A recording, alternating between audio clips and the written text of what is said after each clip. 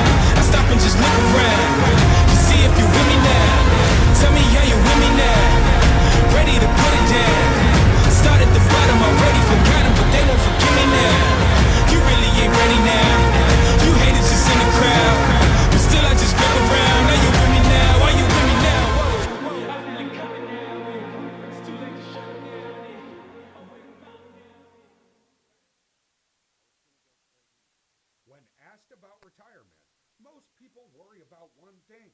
Do I have enough money? Am I going to be okay? But there are more things to consider, like inflation, taxes, and when should you take Social Security? We at Drake and Associates want to help. Visit us at wealthwisconsin.com for a list of upcoming classes or to schedule a complimentary consultation and learn how you could retire happy and worry-free. That's wealthwisconsin.com.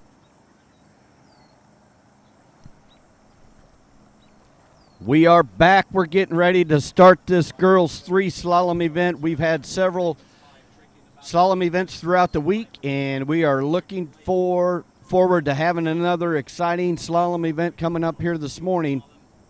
This girls 3 event, we're not going to hold back. We're going to let these girls go out there, set some personal best, and determine who's going to be the top 5 on the podium at the end of this event. So, first one on my list, I show Audrey Abelson.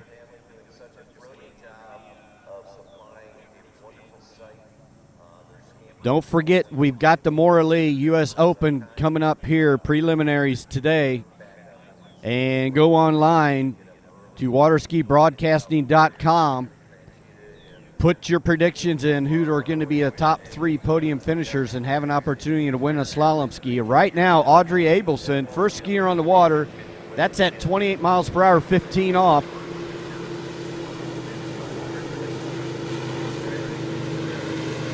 She's going into a slight headwind. Right now, we probably got around a 5-mile-an-hour southwest wind. And Audrey waking up with a complete opening pass here of 6 buoys. First skier in this girls 3 event. Here we got our 0 off replay footage. That's covered all week. Pass after pass after pass. We're going to provide you with replays, and then also as we get rolling here, we're going to periodically show you an updated leaderboard so that we can keep you up to date, live, no delays, with the Waterski Broadcasting Company's coverage of the 79th Goode National Waterski Tournament. That's sponsored by the Liquid Edge, your Correct Craft and Mastercraft boat dealer out of Farmer City, Illinois. Check them out on their website. And we appreciate their donation. Without that, we would not be able to be sitting here providing coverage to you, whether you're in your house, in your hotel, on the phone in the car. Passengers only, of course. No drivers need to be having the webcast as they're driving down the road.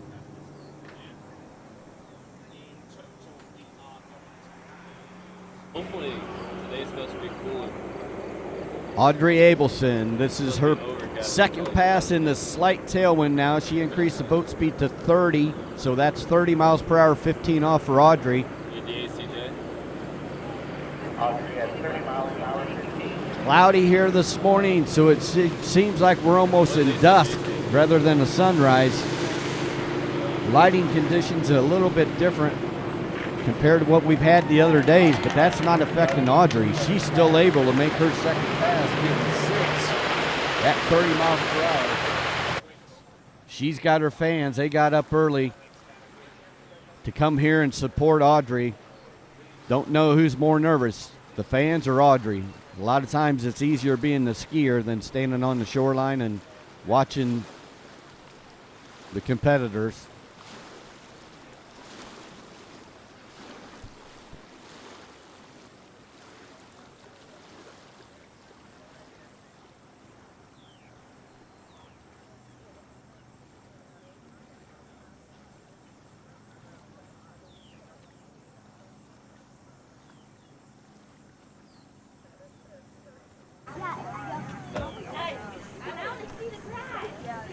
See a little bit of breeze blowing over there in the trees. That's the east side of Lake 1, the Slalom Lake. I'm Troy Zellner bringing you coverage over with the Men 5 tricks right now is Tony Lightfoot. Get your tab set on your computer so you can bounce back and forth, or get multiple monitors so you can watch both lakes at the same time. Right now, Audrey Abelson, this is pass number 3 for her, scrambling a little bit going into 2 and falling around 2 ball, looking like 1 1/2 at 32 miles per hour. Your new leader, or current leader right now, Audrey Abelson.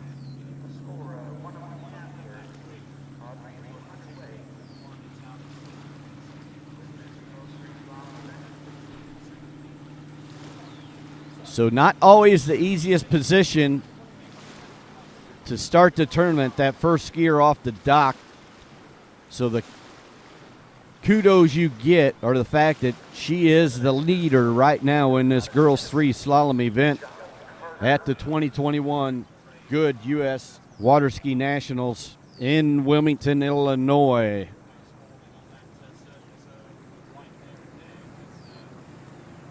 We had another bad storm roll through. This has been a very unusual week around here, but when you get the high humidity, the high dew points, you never know really what's going to happen. But we've seen a little bit of everything this week. Earlier in the week, Sunday, when the tournament started, people were walking around with long sleeves on. Now, last 2 days, we've had heat advisories. So that unstable line of fronts moving through here has been not very welcoming for us. That's not what we had in mind and prayed for, but it is what it is, and we got to continue to get these skiers on the dock, get them on the water, so we can decide who the national champions are going to be throughout the week. Working into the Morley U.S. Open, preliminaries are going to be today in all 3 events. That's going to be very exciting, so make sure you stay with the continued coverage being brought to you by the Waterski Broadcasting Company here in Wilmington, Illinois. It's going to get very exciting. I left early. Tony Lightfoot covered the girls 5 slalom event for me yesterday afternoon. I went over and drove some practice to help out the local club, and we were practicing until 9:30 last night under the lights. Tonight we're going to have under the lights practice for the men and women jump. So things are ramping up, heating up, cranking it up, intensity level. You can feel it. It's different knowing all these pros are getting here. They are here in town and getting excited to present you that U.S. Open that has not been a part of the U.S. Nationals for several years. But that's going to start today with the preliminaries rounds. But now, before we can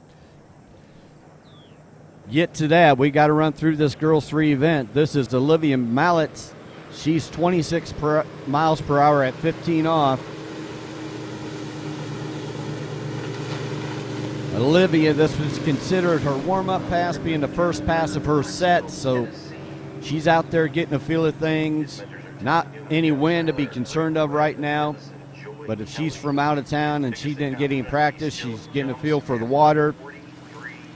Of course, the water temperature, the water texture, the lake depth, all those playing factors on how the ski reacts. So that skier's got to make some adjustments to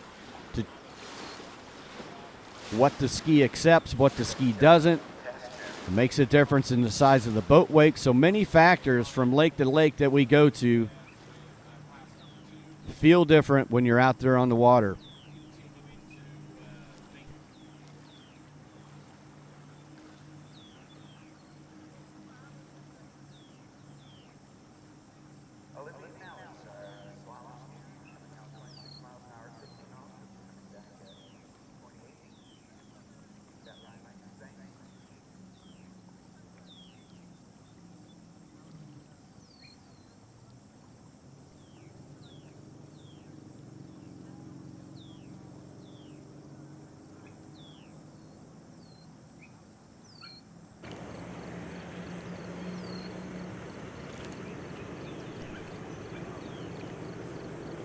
Olivia Mallett coming in from the south. This is her second pass in this set.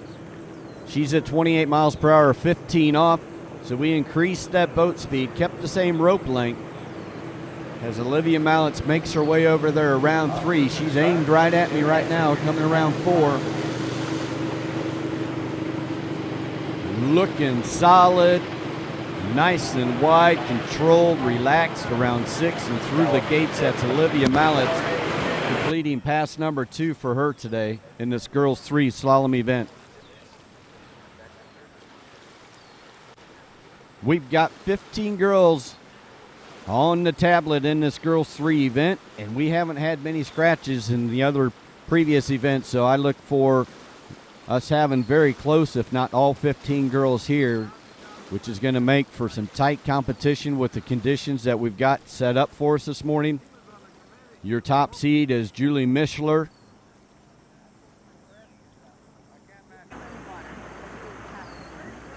Julie's a Midwest skier, so she's familiar with this Water Edge Estate site, which could or could not be an advantage for her, but several skiers in front of her, because we're early on in this girls 3 event.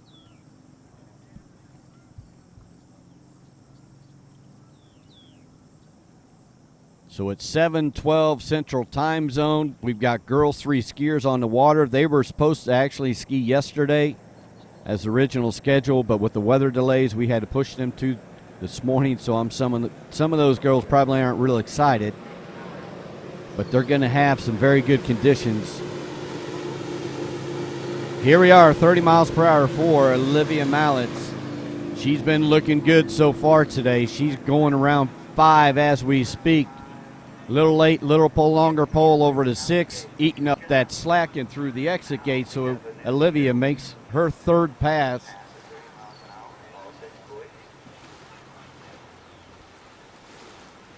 Getting closer to your current leader, Audrey Abelson. Audrey's got 1 1/2 at 32 miles per hour. So with Olivia starting at 26, now running 30, she's going to be coming back at 32 miles per hour to challenge that leader, Audrey Abelson.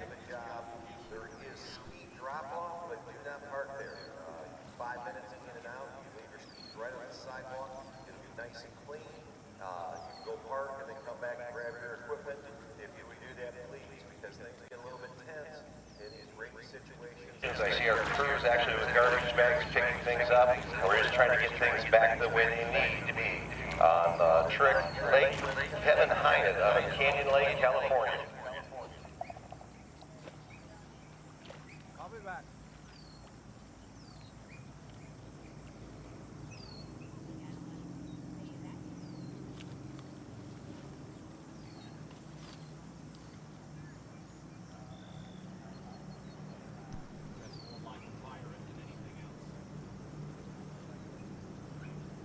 Here we go, 32 miles per hour. This is the money pass early on in this girls 3 event. Oh, and going down around 1. Tight turn there around 1. Looks like she just overturned that a little bit, unable to hold on to the handle and ski out of 1. Let's see, we're looking at our 0 off replay here for Olivia Mallet. Yeah, that ski just gets a little deep. She drops her shoulder, loses that handle around 1 ball. So Olivia, she's going to have 1/2 at 32 miles per hour for her score this morning at the 79th Goode Waterski National Championships. Your title sponsor is Goode Carbon Industries. Updated leaderboard on the screen right now. Audrey Abelson, 1 1/2 at 32 miles per hour. Olivia Mallet's behind her with 1/2 at 32. Next, coming up on the dock, we've got Lydia Tim, and then she's going to be following Lydia is Lauren Adamczyk.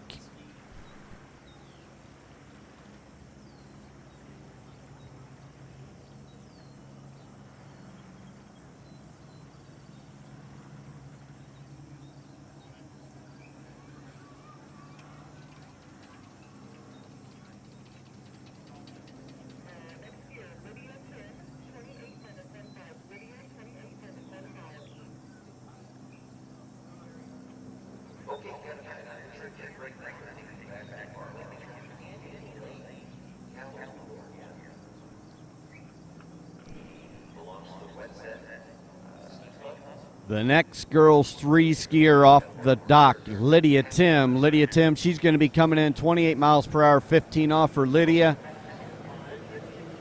She is a Minnesota girl.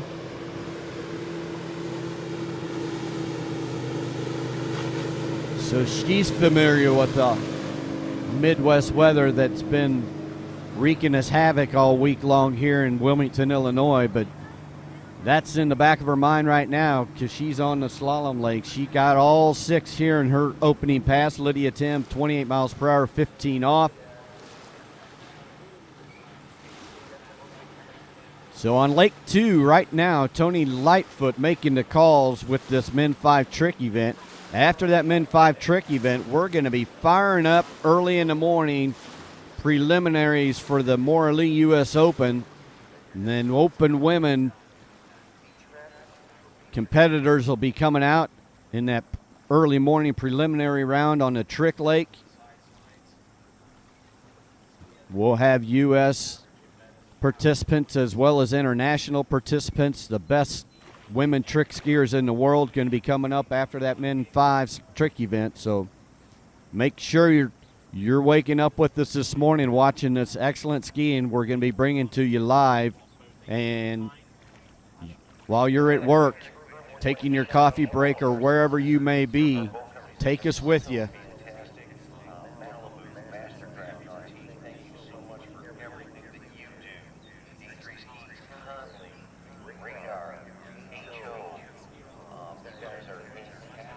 Lydia Tim, she's making her way from the south going north. This is her second pass this morning in this girls 3 slalom event. She's got that Mastercraft going 30 miles per hour now. Rope length still at 15 off. Nice, smooth skiing. The conditions could not be better. It's mirror out there. These girls checking their hair as they're rounding the buoys, looking at the reflection. Around 6 ball and through the gates right there, Lydia Tim completing that 30 miles per hour, 15 off for her. A little bit of slack there out of 1 ball, but not enough to make her body change in any way, shape, or form. She's still strong all the way through that pass around 5 there, heading over to 6. Completing 30 miles per hour. We'll see more than likely she's going to increase that boat speed 1 more time or 2 more times, as if we want to get to the top speed in this event for girls 3. I'm going to double check here real quickly.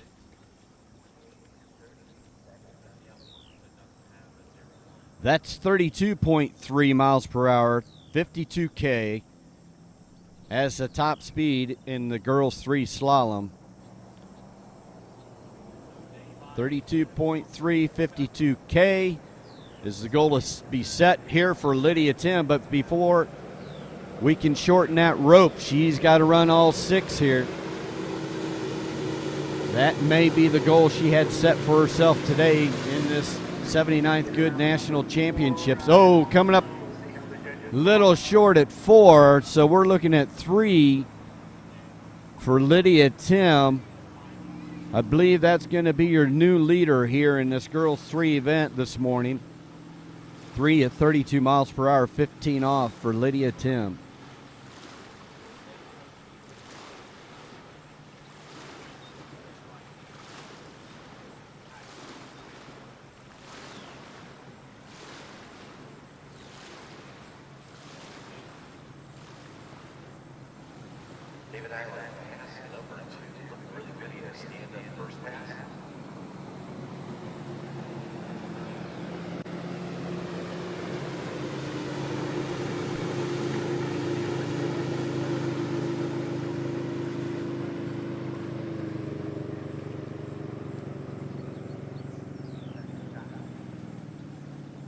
Updated leaderboard right now on the water coming on the lake. Lydia Tim, 3 at 15 off, 32 miles per hour. In second, Audrey Abelson. And third, Olivia Mallets. Our next 3 skiers on the running order are Lauren Adamczyk, Kendall Tompkins, and Katie Schultz. Your next 3 skiers on the list here in this girls 3 slalom event. We are at Water's Edge Estates, Wilmington, Illinois. The Waterski Broadcasting Company bringing you this webcast coverage, powered by many of us here. 3 different nationalities, small group of people working endlessly many hours throughout the week here, providing this broadcast worldwide from Wilmington, Illinois to you wherever you may be.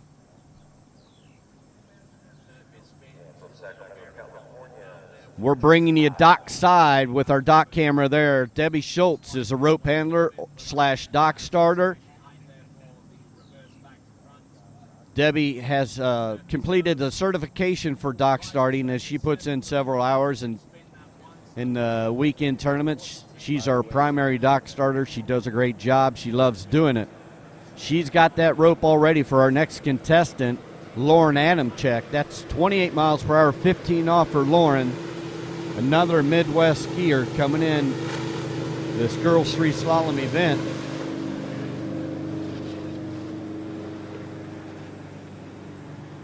Lauren looking good and sound and solid on that D3 Evo, exiting the gates on pass number 1.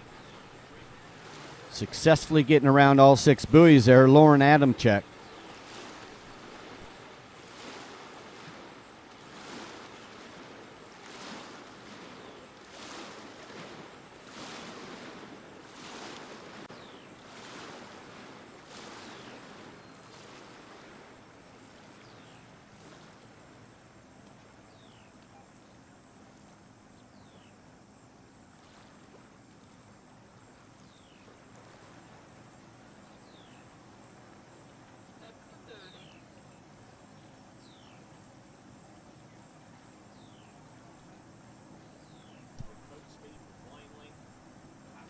Right now, Lauren Adamczyk sitting in the water. She completed pass number 1. She has an option to increase the boat speed or shorten the rope or both. She gets 40 seconds after each pass to determine what she wants for the next pass. She communicates with the boat driver and boat judge, and then they will make the changes that they need to make to accommodate what Lauren Adamczyk would like to do. Lauren here at pass number 2.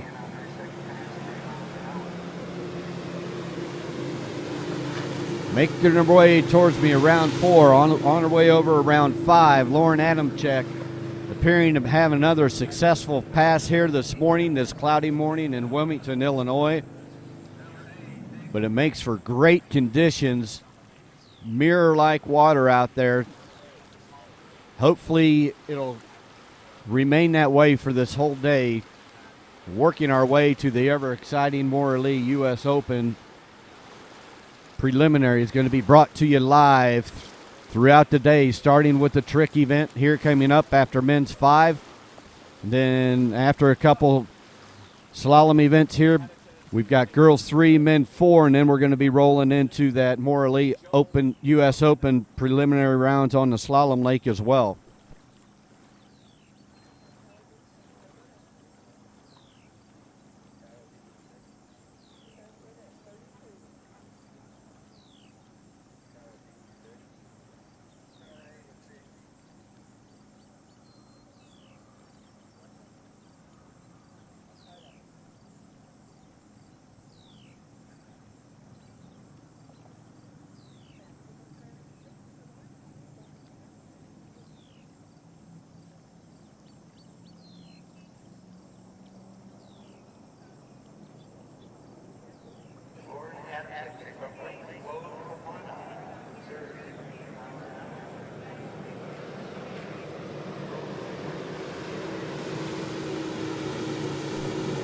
Here we go, 32 miles per hour. That's the max speed in this girls 3 event. We've got Lauren Adamczyk still making her way down the lake. Around 5, she's going over to 6. Early on here, your first skier completing 32 miles per hour, the max speed in girls 3, Lauren Adamczyk. So unless I miss something, we're going to be taking that rope in the boat. We're going to take it off the red loop, bring it in, hook it on the orange loop. That's going to be 22 off. Your new leader in girls 3, Lauren Adamchek. 4th skier off the dock in girls 3, and we're going to be cutting the rope. So just as every other slalom event we've had brought to you this earlier in the week, throughout the week at the 79th U.S. Nationals. Awesome skiing. Even early out, we're cutting rope.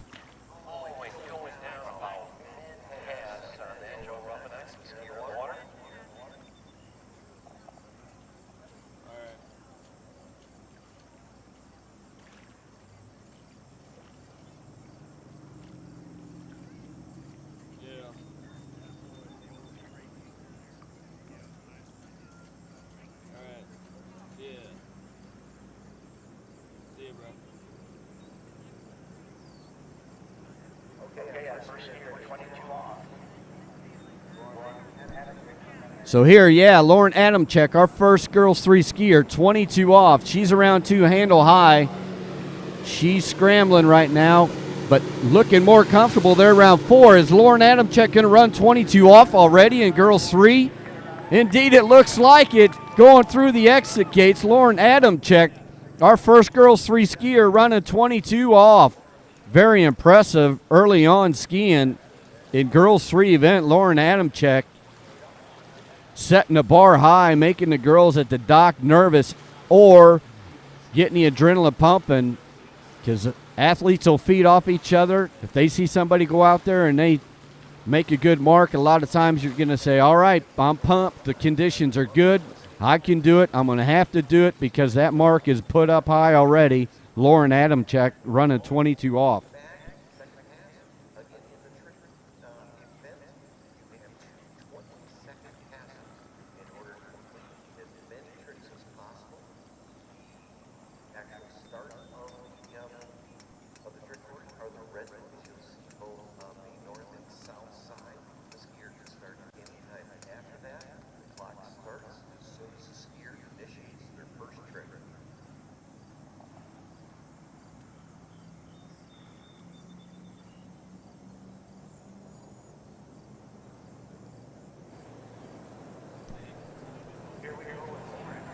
Putting more pressure on. The girls at the dock yet to go. Lauren Adamchek at 28 off. She gets around 1 ball. Pull forward going across the wakes of 2, but still able to get around 2 short of 3. All right, we're going to have a very happy Lauren Adamchek running 2 at 28 off, taking the lead. Soundly, Lauren Adamchek. Skiing fabulous. I know the Adamchek family, so whenever they walk by, I'm going to see what her personal best is. But I'm thinking this has got to be at it or better than what she has skied before. So updating the leaderboard, Lauren Adamchek with 2 at 28 off. Now in second, Lydia Tim. In third, Audrey Abelson. In fourth place right now, Olivia Mallets. And we're going to have Kendall Topkins. She's on the dock. She just seen Lauren Adamchek turn up the temperature here on Lake 1 in Wilmington, Illinois, early out in this girls 3 slalom event.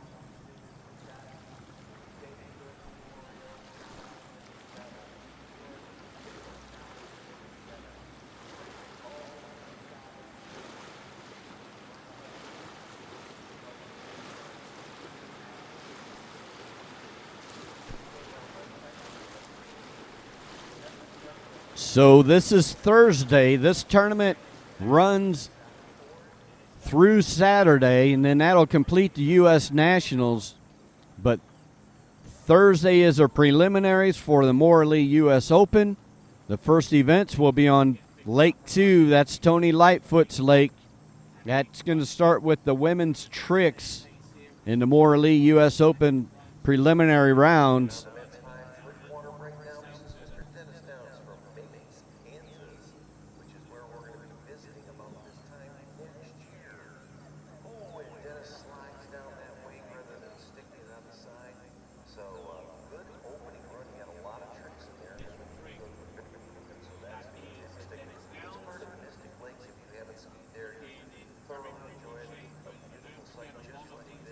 So dockside, you see these next few competitors in this girls 3 event getting themselves ready. They seen Lauren Adamchek go out there and run 2 at 28 off.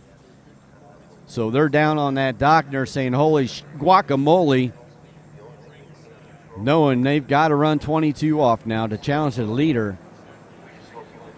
Starting at max speed 22 off, Kendall Tompkins. Let's see if Kendall can get through this warm-up pass. That's the max speed. She's at 22 off. She's charging hard, trying to take the lead from Lauren Adamchek. Looking good there around 5, making her way over to 6.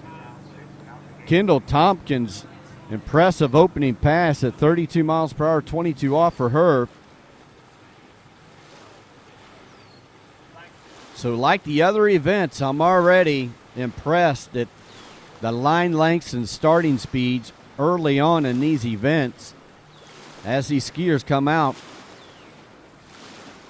up for the challenge here at the 79th Goode Waterski Nationals.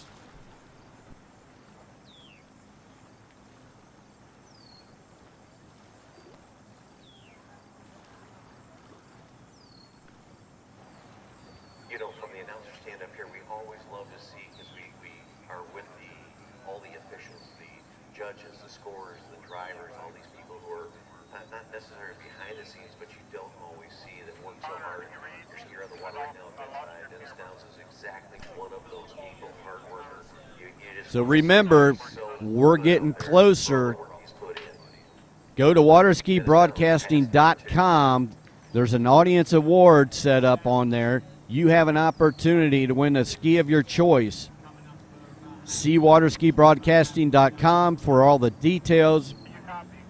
But very basic, if you go in and you guess the top 3 podium spots in each event with the men's slalom, women's slalom, you guess that correctly, you're going to have an opportunity for a D3 ski of choice or Conley ski of choice, depending upon which one you win. So 28 off already. This is pass number 2 for Kendall Tompkins. 2 is your mark. She just took the new lead. That is 22 off. So I stand to be corrected. We'll get you updated here. We'll confirm with the boat and the officials to exactly what speed and line length Kendall's at on the water. Let me check that out for you. I'll be right back.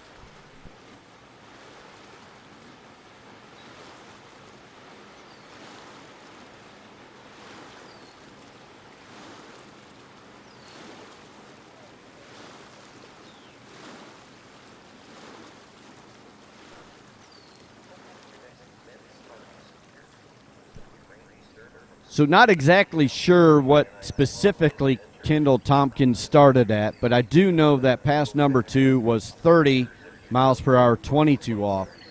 So that was not 28 off, and it was not taking a lead from Lauren Adamchek. She's got to run this next pass, which most likely is going to be that 32 miles per hour max speed girls 3 at 22 off.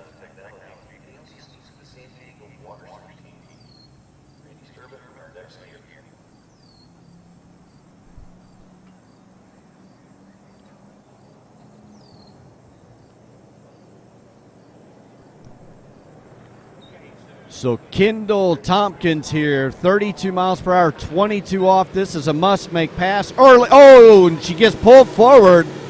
Somehow she's able to control herself enough and not go out the front. That could have been a nasty spill, but Kendall was able to maintain and keep control. Let's watch this. Exciting. Unfortunate, but exciting for the audience. Getting pulled forward. Back foot coming out, and she's still able to have enough core strength to maintain, control what she's got. Keeping herself safe and not getting hurt. That could have been a wicked spill, but Kendall Tompkins going into books here with 1/2 at 22 off. Not enough to take the lead, but it will be enough to change our leaderboard.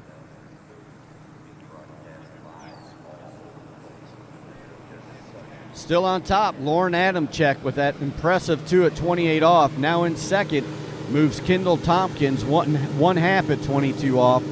Third is Lydia Tim, 3 at 15 off. Fourth, Audrey Abelson, 1 at 15 off. And in fifth, Olivia Mallets, 1 half at 15 off. Now make note, that's your top 5 skiers. Your first 5 girls, 3 off the dock. Every single one of those girls have scores in the maximum boat speed. So, wow, this is some hot skiing. Very impressive. Your first 5 girls in their max boat speed. Not something you see all the time with the first 5 contestants off the dock. But it is what we've got here in girls 3 this morning. Looking dockside, you see them exchanging ropes. You see our next skier on the dock. She's got a D3 Evo on her foot. She's an Illinois skier, and that's Katie Schultz.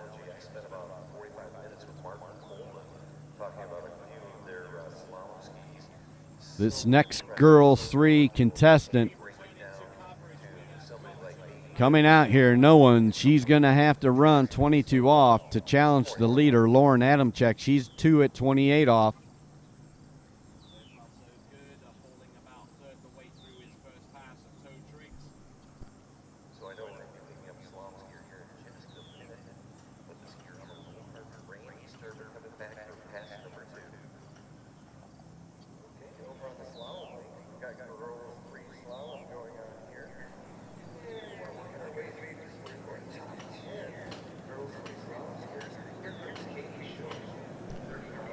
Coming in right now, her warm-up pass, Katie Schultz, starting at 30 miles per hour, 15 off for Katie. She is an Illinois skier. She's been here several times, kind of an advantage for her here. Making her way from 5 over to 6. Through those exit gates, Katie Schultz warming up at 30 miles per hour, 15 off, as she does a back to set herself up for the entry gates there.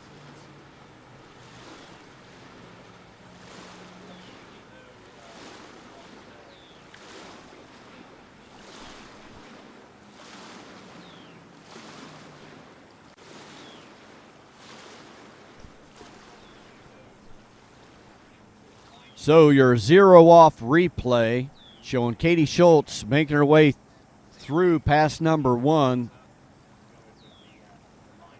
You're watching webcast provided by the Waterski Broadcasting Company, sponsored by the Liquid Edge out of Farmer City, Illinois. Liquid Edge, your Mastercraft and Correct Craft dealer here in Central Illinois, but they've got a website. They sell not only boats, they sell ski lessons, they sell ski products.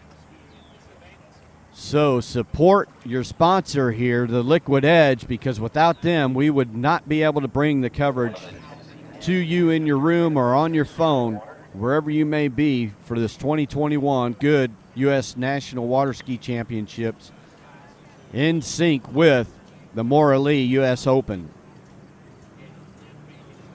Pass number 2, coming in towards the gates. That timing for a good number 1's Katie Schultz. She's out around number 2. She as well is at this max boat speed, 32 in girls 3. Coming around 5, a little down course. She's going to make her way around 6, though, and through the gates, successfully running at 32 miles per hour, 15 off. Katie Schultz. So now we're going to drop her at the north end. They are going to have that boat judge unhook the red loop, bring it into the orange loop. That's going to be 22 off for Katie Schultz.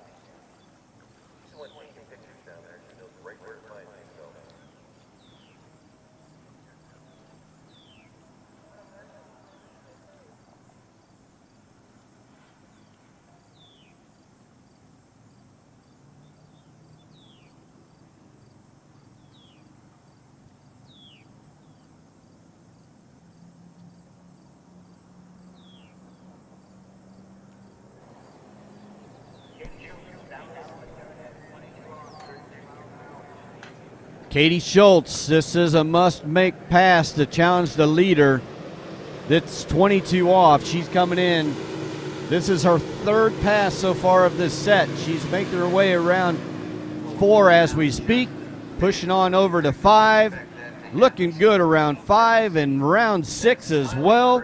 Through the gates, 22 off, a sigh of relief from Katie Schultz making that orange loop. You can see in the 0 off replay, Katie getting a good 1 ball there, setting herself up to complete the pass. That 22 off must make pass now in this girls 3 event. Still leading the event, we've got Lauren Adamczyk. She ran 2 at 28 off. Now we're shortening the rope to 28 off. And if I think I said 2 at 28 off for Lauren, that's what she has in the lead right now. Katie's going to be coming back in at 28 off. So Katie has to get part of 3 to take the lead from Lauren Adamczyk, her fellow Midwest skier.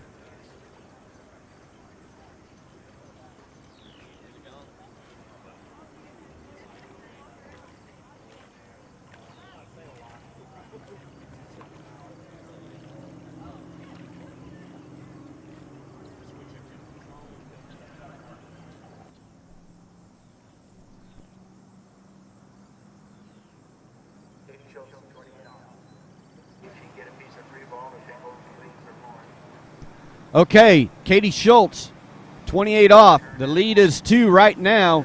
Slack rope. Oh, and a hard fall. She's sliding across the water, crossing the wakes, losing control. Katie Schultz still has a smile on her face. That's very good skiing for Katie. I'm not sure if that's going to be a complete 1 or if it'll be 1/2. She did have the handle at the wakes. So I'm going to call it 1 at 28 off, but we'll confirm it. Short of taking a lead from Lauren Adamczyk. So yes, a complete 1 for Katie Schultz. That puts her in second. Lauren Adamczyk still retaining the lead. Hanging on there, 3rd place Kendall Tompkins. 4th is Lydia Tim. 5th, Audrey Abelson. So I just stopped Lauren Adamczyk's dad as he was walking down the shoreline, and earlier on, I thought, well, that has to be close to a personal best for Lauren Adamczyk with that 2 at 28 off. And he's like, yeah, you're right. She has never ran 22 off in a tournament. She's ran it in practice, but not in a tournament. And what a better place to do it than at a National Waterski Championships. And then, by the way, increase it with 2 more buoys at 28 off. So that's your mark to beat here in this girls 3 slalom event. We're going to be bringing out our number 7 skier off the dock. We've got a total of 15, so we're nearing halfway through this girls 3 event. It's going to be Marguerite Rux coming up next on the running order here at Waters Edge Estates in Wilmington, Illinois. She's going to be coming in 28 miles per hour, 15 off as her starting speed of choice. Pass number 1, Marguerite Ruck.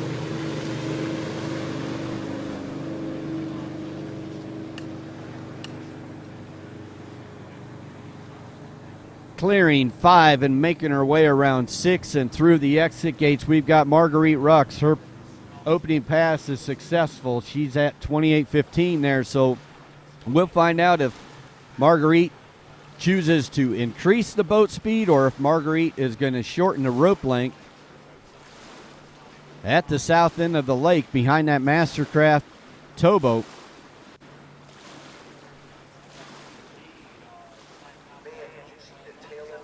So I'm Troy Zellner. I'm on your slalom lake. Tony Lightfoot over on the trick lake. He's calling Men 5 tricks as we speak. After that Men 5 trick event will be the Morley U.S. Open. First round, the preliminary rounds and open women tricks. That's going to be the first event of the U.S. Open. Tony will be bringing that coverage to you live, so make sure you get yourself set up, whether you're clicking back and forth with one tab to another. Don't forget to add Waterski results as an additional tab so you can find live scoring results as well. Pass number 2. Now we're at 30 miles per hour is Marguerite Rux. She's looking to run this pass so she can get to 32, the max speed for girls 3 slalom. Marguerite, nice bent knees, solid control through that whole pass, making herself exit through those gates, completing pass number 2, Marguerite Rux. That was 30 miles per hour, 15 off.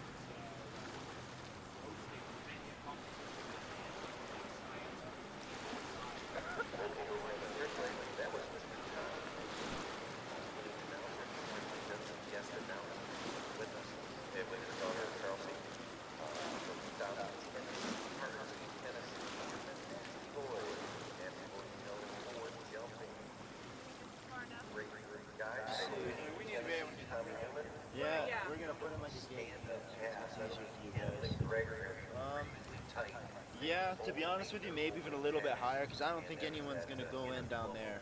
Right here? Yeah, yeah, that should be good.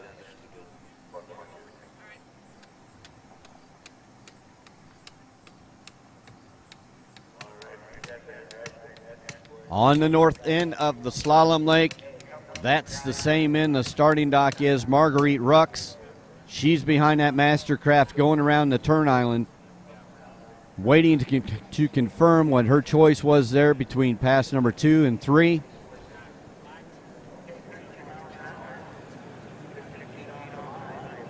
This is max speed 32 miles per hour. We're still at 15 off. Marguerite Rux, she's got to make this pass in the next to be able to challenge the leader.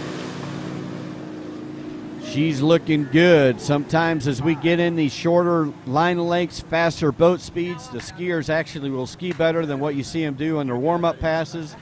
That being the case here with Marguerite, she successfully runs that 15 off, knowing that she's got to run this next pass 22 off to challenge the leader, Lauren Adamczyk, who's got 2 at 28 off.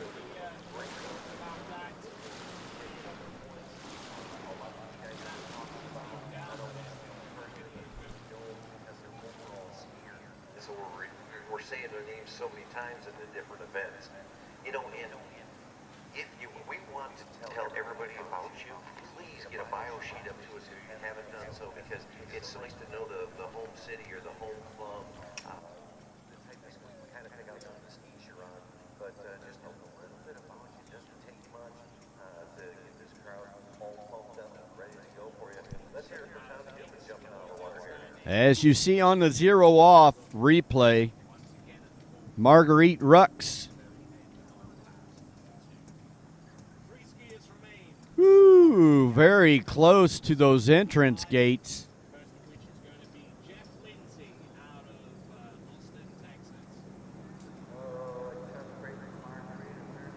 And they're skiing her back to the dock. So apparently those gates Marguerite needs to go through. She unfortunately missed them. So that pass there is obsolete because you've got to enter through the mandatory red gates at the beginning of the pass as well as at the end. So Marguerite scoring 0 at 32 miles per hour, or equivalent of 6 at 30 miles per hour at 15 off. So your top 5 remaining the same right now. Audrey Abelson in 5th, Lydia Tim in 4th, Kendall Tompkins 3rd, Katie Schultz 2nd. Still holding on to the lead, Lauren Adamczyk with that 2 at 28 off. Lauren was your 4th skier off the dock. We have a total of 15 on the list. So going out, setting their personal best, setting the mark for the remaining girls here in this girls 3 event. Lauren Adamczyk.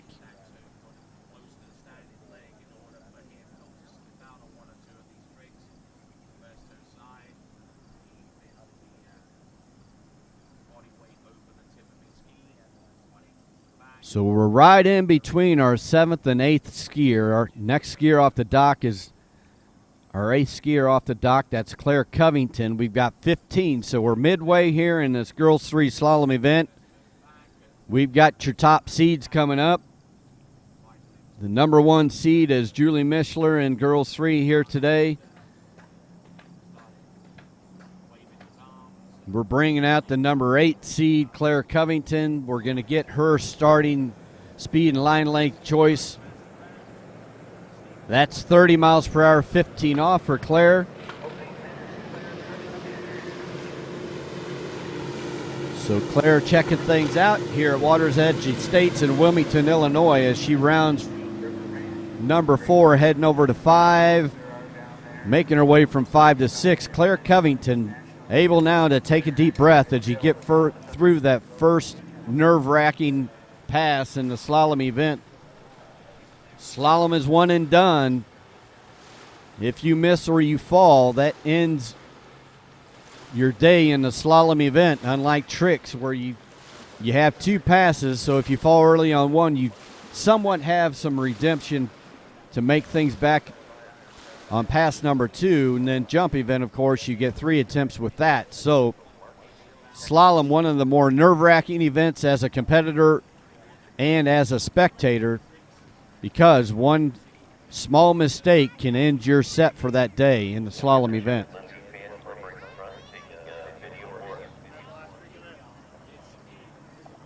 That's not being the case for Claire Covington.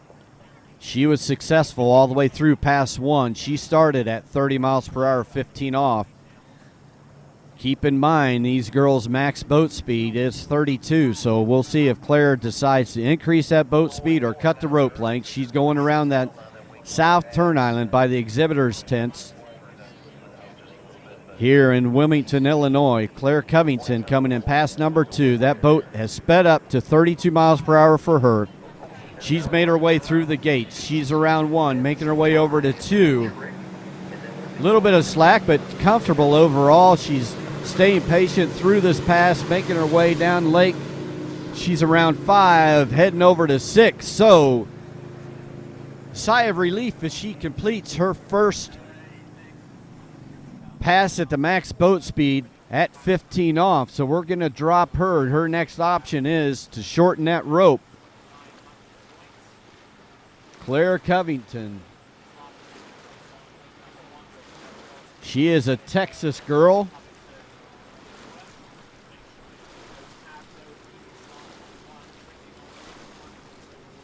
I've got Dad standing in front of me about 15 yards away, Donnie Covington. Hard for him to stand in one place. As a parent, you're nothing but full of nerves. Your nerves are actually probably worse than the skier on the water. It's hard to understand until you're one of those parents, but all you parents listening in, you know exactly what I'm talking about. You go down to the dock and you're trying to keep your competitor, your child, calm, cool, and collected, but inside you're a ball of nerves. You're ready. You got goosebumps. You got emotions all over the spectrum.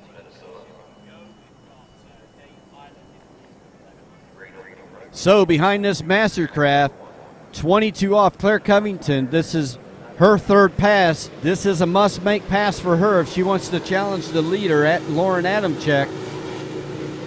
1 buoy at a time here for Claire in these great conditions at Water's Edge Estate. She's around 5, a little narrow. She's got to pull long to get around 6. She looks to get around 6 through the gates, but we're going to wait to make it official. It appears that she got it, but let's wait and see what the officials say.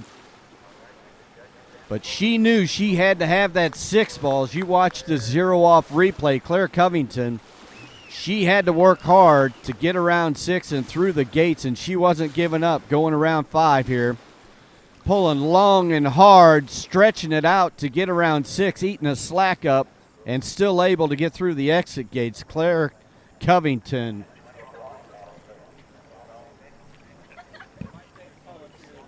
So let's set the stage. She's going to be coming back 28 off. Our current leader, Lauren Adamczyk, she's got 2 buoys. So Claire knows now she's got to get part of 3 to take the lead from Lauren Adamczyk.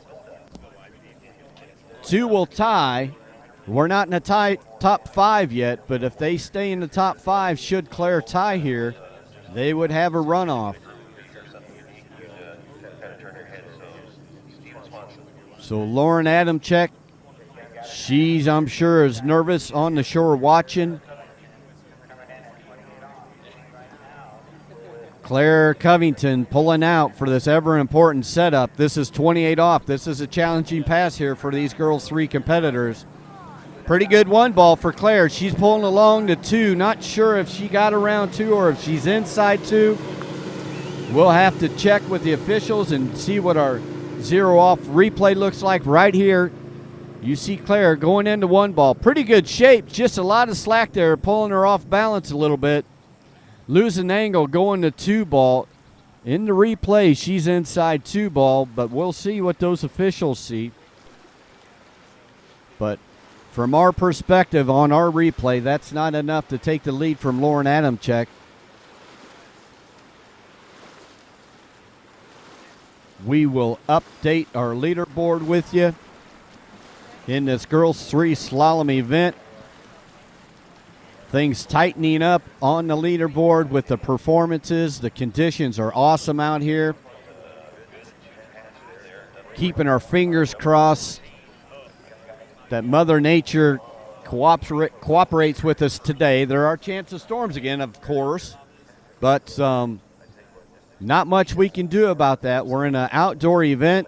We cannot put it in a dome, even though we talk about it quite a bit. We wish that we could somehow have water skiing in a dome or an enclosed atmosphere, but that's simply not the case, at least as of yet. Maybe some billionaires got it in mind to try and set up water skiing in a dome of some sort, but I guarantee it's not going to come out of the pockets of Troy Zellner, or probably not even Tony Lightfoot, the most popular announcer in water skiing.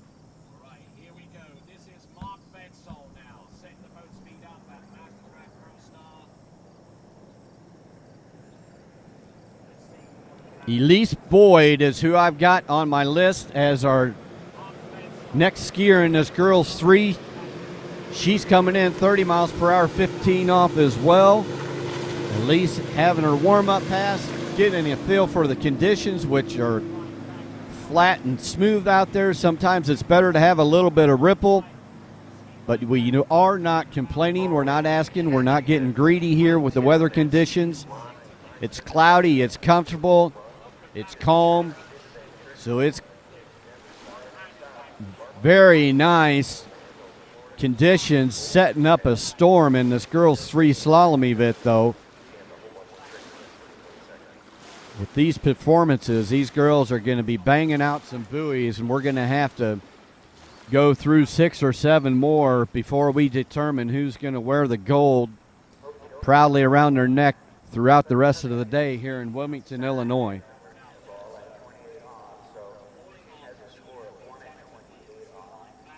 So Elise Boyd, she is now at the south end of the lake. She's going to tell that boat crew, I want to cut the line or I want to speed up.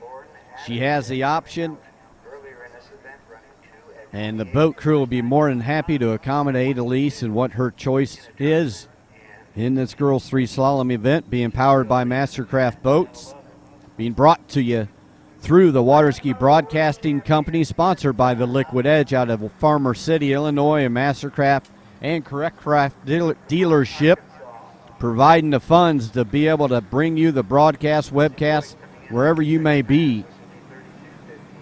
32 miles per hour right now, 15 off Elise Boyd, looking over at 3 ball, rounding 3 ball. Now she's looking over 4, making her way down the lake. A little bit of bobble, but nothing to be concerned about. Going from 5 to 6, easy around 6 and through the gates. She completes that top speed 15 off pass, so we're going to drop her at the north end and then shorten that rope most likely to 22 off. That's orange loop.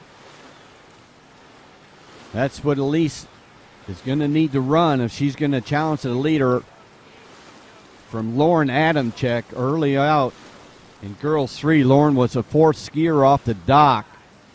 We are now on our 9th skier on the list out of 15. That's Elise Boyd.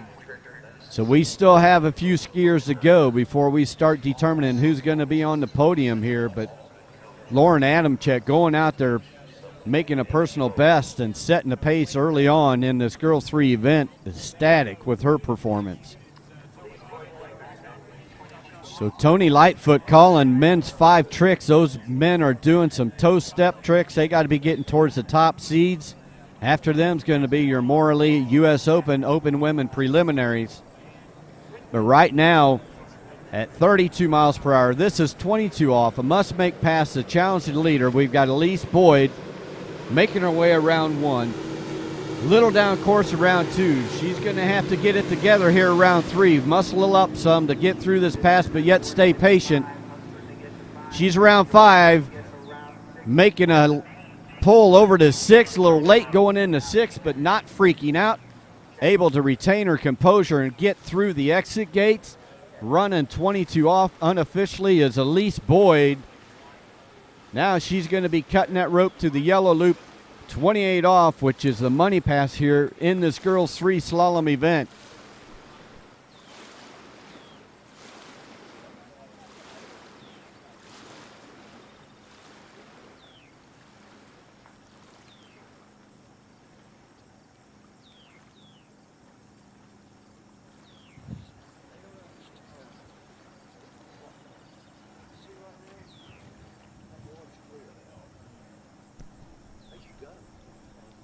All right, so I hope you guys got yourself set up here watching the broadcast between 2 different lakes running simultaneously live, no delays. You've got me, Troy Zellner, bringing you the slalom lake. That's Lake 1. On your tab, you've got Tony Lightfoot. He's calling Lake 2. That's the trick lake right now this morning. We wrapped up the men's 5 trick event. We've got our first Morley U.S. Open competitor going to be coming out in the women's trick preliminaries over there. But right now at the money pass, Elise Boyd, she's around 2 ball. Can she eat that slack up and get to the wakes? She needed a full buoy there at 2 ball to tie the lead. Kind of just riding around 2, not getting to the gates. Down course slack at 1 ball, no angle going to 2, but she's still able to get around 2. Now, had she turned that ski to the right and ate up the slack and got to the wakes before that next set of boat gates, she would have tied your leader, but that's not the case. So 1 1/2 there for Elise Boyd at 28 off, going to change the leaderboard, but able to still remain on top. You see there, Lauren Adamczyk.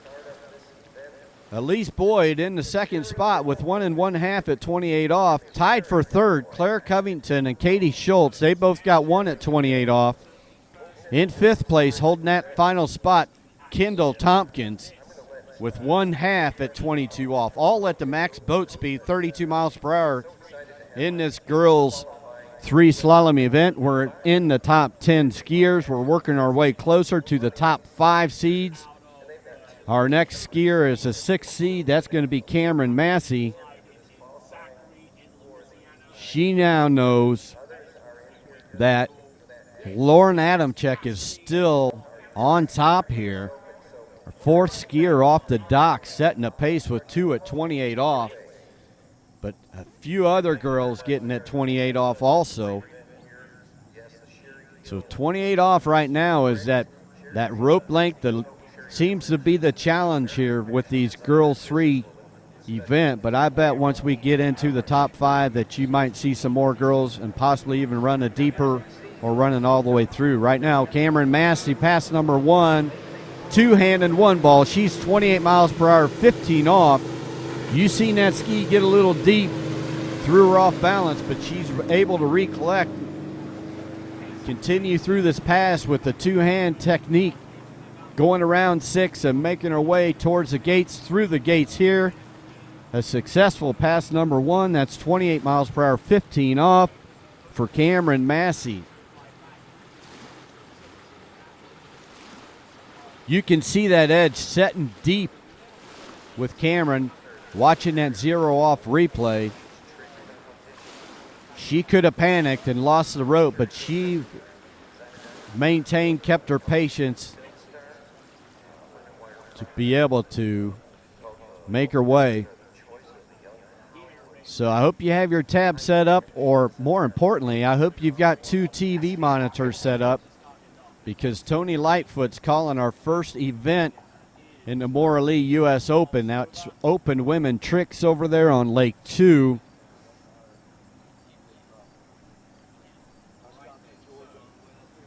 Maura Lee, the title sponsor over there, the U.S. Open first round preliminaries. Maura Lee, they are a global brand of wedding dresses, our title sponsor for the U.S. Open.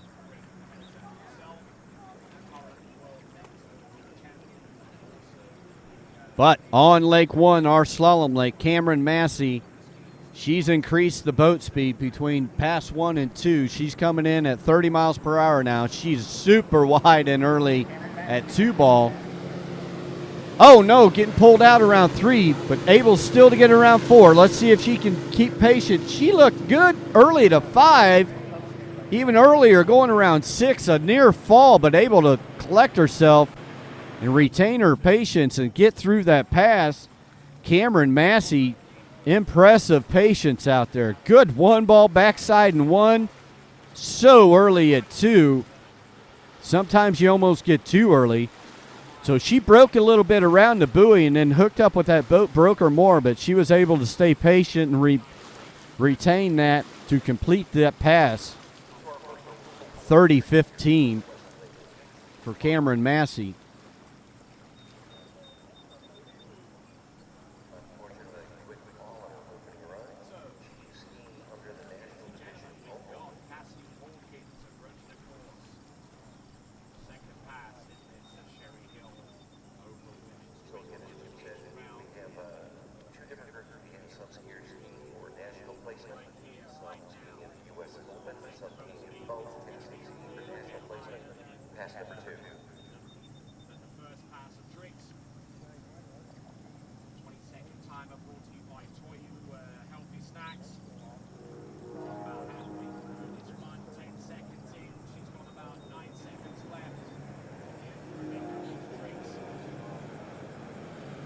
Pass number 3, Cameron Massey. She's at max 32 miles per hour, still at 15 off.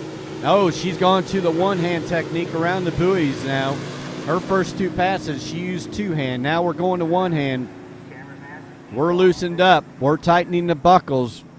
We're reaching more around the buoys. It works for her. She's got around all 6. That was 32-15 for her.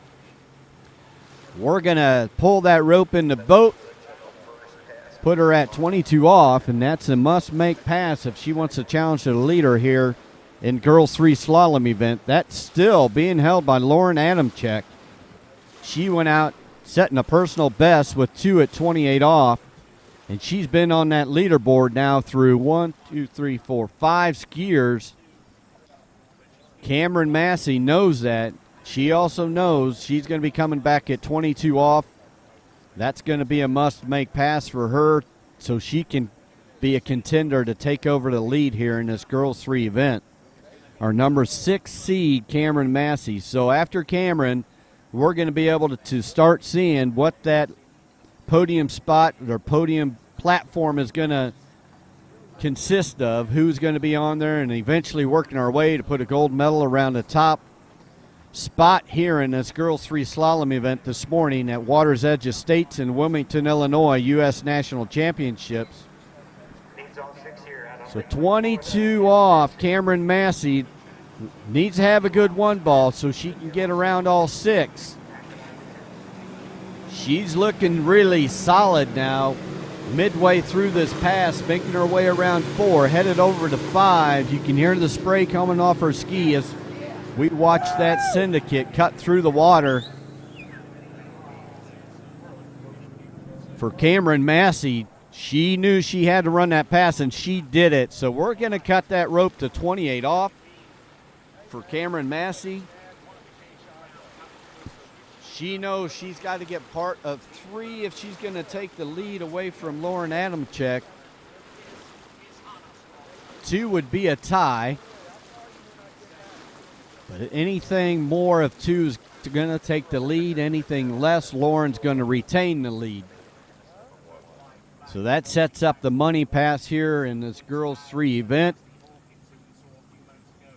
Spectacular tricking going on over there on Lake 2 in your Morley U.S. Open preliminary rounds of Open Women Sherry Hill trick event. Your top skiers in the world showing up in Illinois to earn their way into the finals. They've got to be in the top 5 spots here in the coming out of the preliminary round. So on this slalom lake, Cameron Massey, she's already around 2, making her way over to 3. Any part of 3, she takes the lead. Unofficially, that's the case. She's still skiing, though. She's around 4, heading to 5. Wheelies out of 5 a little bit, but still able to make a hard pull, and over there around 6. I thought it might be the case that somebody's going to need to run 28 off in this girls 3 event, and that's the case right there. Cameron Massey, number 6 seed, running 28 off, taking the lead here in this girls 3 event. So now the 28 off, all of a sudden, just like that, is your must-make pass in this girls 3 event. These girls are up at it earlier than what they may want to be, but they're out there skiing, impressing all of us here shoreside, website side, roadside, wherever you may be. These girls 3, they've got the sleep knocked out of their eyes because they're running 28 off now.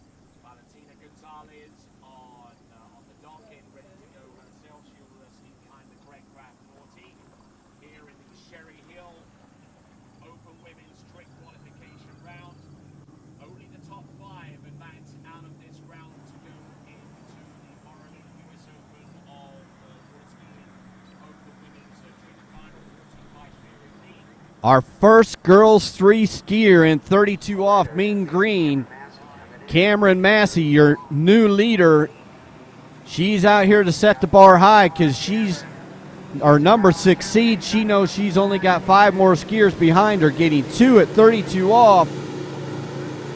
That's the new mark for these top 5 girls 3 skiers coming up at us shortly. 2 at 32 off by Cameron Massey. She's changing up the leaderboard, taking the lead by a complete pass from Lauren Adamczyk. Still impressive. 4th skier off the dock is Lauren. She ran 2 at 28 off, held it for that whole time.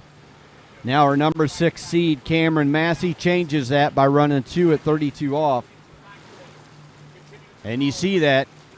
Cameron and Lauren in 1st and 2nd. Now in 3rd place, we've got Elise Boyd with 1 1/2 at 28 off.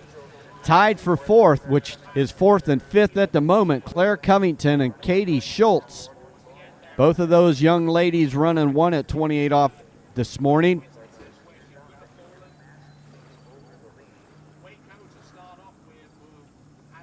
But things, you thought they were hot before, they're really going to get hotter now. We're heating it up because we're entering our top 5 seeds in this girls 3 event. So we're going to start determining podium placement, medal placements here in this girls 3 event. Once we complete the girls 3 event, we're going to men's 4 slalom.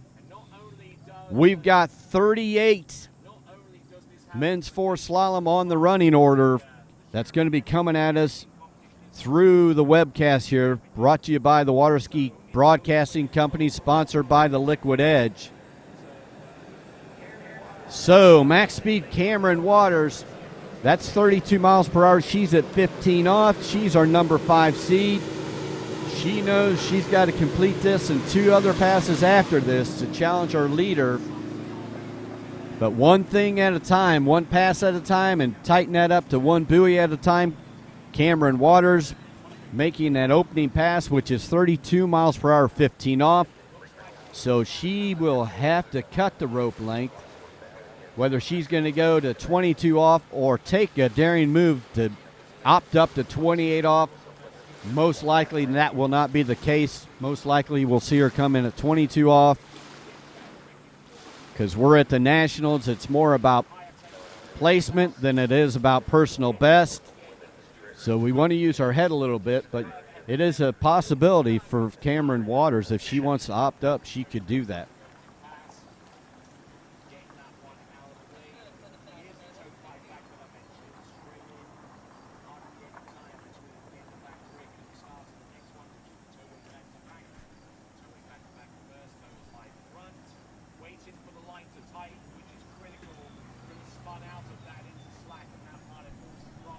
Cameron Waters, a Team Florida skier on the lake. She's the 5th seed in this girls 3 event. Cameron Massey just went out before her and took the lead with 2 at 32 off. So that's the mark Cameron Waters has in front of her. But like I said earlier, one pass at a time. Don't get ahead of the ball game. This is 22 off. Oh, and getting pulled out of position. Taking a hard hit to the midsection after she came around 2 ball, getting pulled forward and taking that hit right at the boat wakes. We'll watch it here in slow motion, 0 off replay. Cameron Waters just getting pulled forward. Oh, and chest first into the wakes. We got the towboat turning around. They're going to double check her and make sure she's all right. She's swimming back to the shoreline. She seems to be all right from my perspective, but it's okay to double check anyway. So Cameron Waters, your 5th seed, going down earlier than what she anticipated with 1 1/2 at 22 off. Not enough to put her in the top 5. So Cameron Massey with the lead right now, 2 at 32 off, guarantee the 5th spot or better at the podium. Still sitting in 2nd place, Lauren Adamczyk. Now we've got Elise Boyd in 3rd and still tied for 4th and place. That's 4th and 5th spots right now between Claire Covington and Katie Schultz.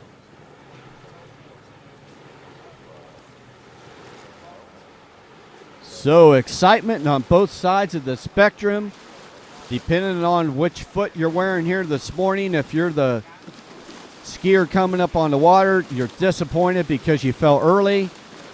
Or if you're the leader, you kind of take a deep breath. You want all the competitors to do their top performances, but it's Nationals and we're skiing for placement.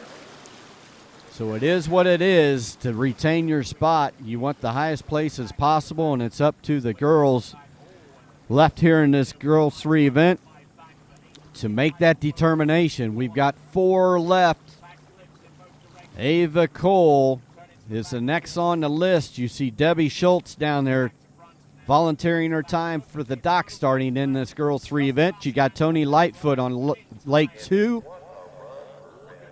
He's calling your Sherry Hill Open Women Preliminary Tricks event. Title sponsor in this Maura Lee U.S. Open preliminary rounds is Maura Lee, a wedding dress company. Sherry Hill, another dress company, is your sponsor for the Open Women Tricks, though. International skiers as well as national skiers. Top 5 move on to the finals. That'll take place tomorrow afternoon. Focus back on the slalom lake right now. Ava Cole, she's coming out 30 miles per hour, 15 off. Ava feeling things out here, testing the waters, if you will, on her opening pass. 2 miles per hour slow of the max boat speed in this girls 3 event, which is 32 if you do the addition. Able to get around 6 and through the gates at 15 off, 30 miles per hour. That's Ava Cole completing pass number 1.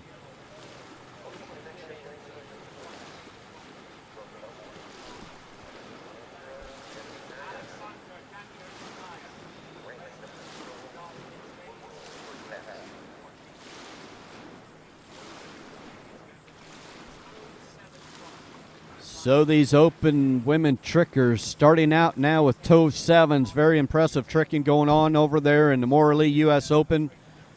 Sherry Hill preliminary rounds and open women's tricks. Put your right eye on the trick lake. Put your left eye on the slalom lake.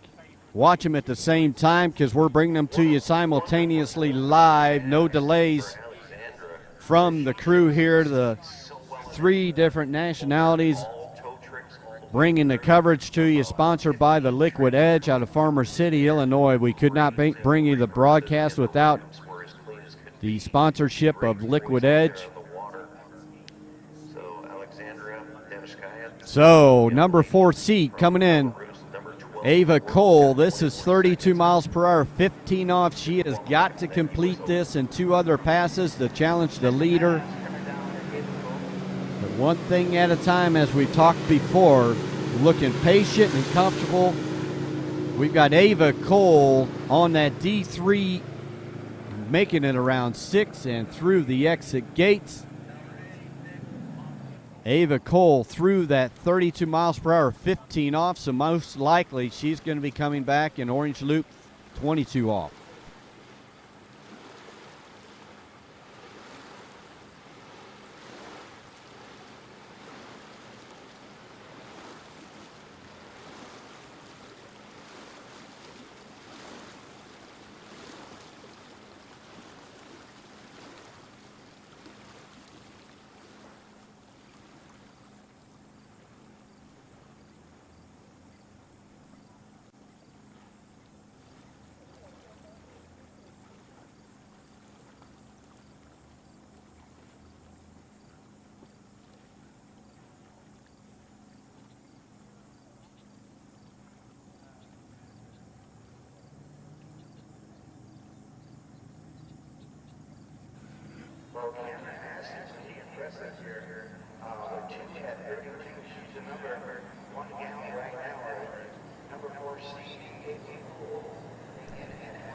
Ava Cole, this is 22 off. This is her 3rd pass. She has to make this in 28 off the next pass, but one buoy at a time.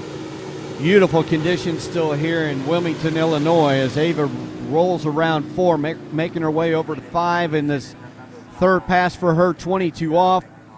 And around 6, popping that ski out of the water, still able to get through the gates. Ava Cole.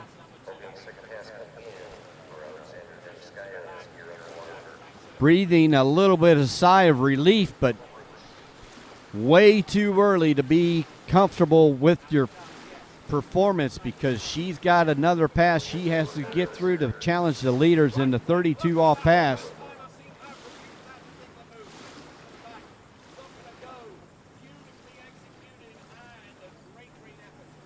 Well, it looked like a back to back, slid out and caught the back end of it is towards the end of her run. So Alexandra Deniskaya has got her numbers in for the United States Open. That'll bring up her So standing in front of me, we have another set of anxious parents and fans of these girls 3 contestants. They're specifically watching Ava Cole. She's our number 4 seed. She has gotten through 22 off. So now we're going to be bringing her back at the must-make pass yellow loop. That's 28 off for her. Because your current leader, Cameron Massey, has 2 at 32 off, we're in the top 5 seeds. This is your number 4 seed. 28 off, getting pulled forward there over to 3. Unable to come out of 3. So 2.5 at 28 off there for Ava Cole is going to be her final score in this girls 3 event. That will change the leaderboard. Actually, that's going to tie Lauren Adamczyk. No, it's not, because that's 2 1/2 for Ava Cole. So that eliminates that possibility of a tie. So Ava Cole, 2 1/2 at 28 off. You can see with the 0 off replay.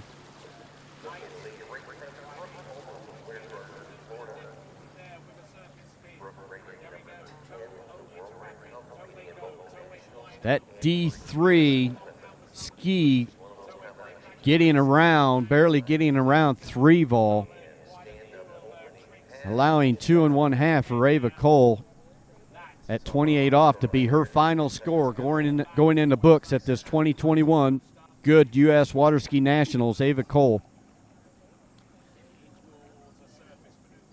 That puts her in second place, still on top. Cameron Massey, 2 at 32 off. Still in third, our fourth girl off the dock, Lauren Adamczyk, 2 at 28 off. In fourth now, Elise Boyd, and we have a fifth place tie between Claire Covington, Katie Schultz. So 3 skiers left on my list. 2 spots there are locked up for a podium. 3 skiers left. They know they need to better get part of 3 at 32 off to take the lead from Cameron Massey. On my list coming up next, Cameron Davis. She's already in the course. Making her way down the lake here with her warm-up pass. Cameron Davis on that D3 ski as well. Wide and very early there, round 6. Cameron Davis, your number 3 seed.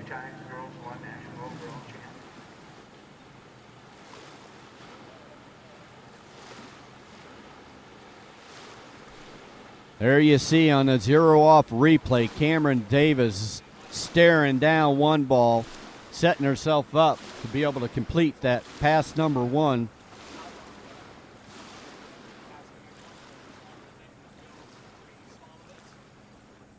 This event powered by Mastercraft Boats.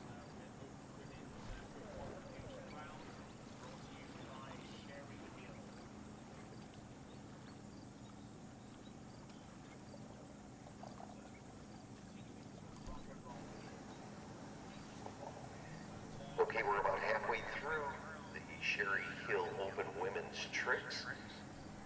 Want a little bit about the... On Lake 2, Tony Lightfoot still making the call on this Morley U.S. Open preliminary round Open Women Trick sponsored by Sherry Hill. They're about halfway through that event over there. We're over halfway through. We're in the top seeds. Our number 3 seed on the water right now at 30 miles per hour, 15 off.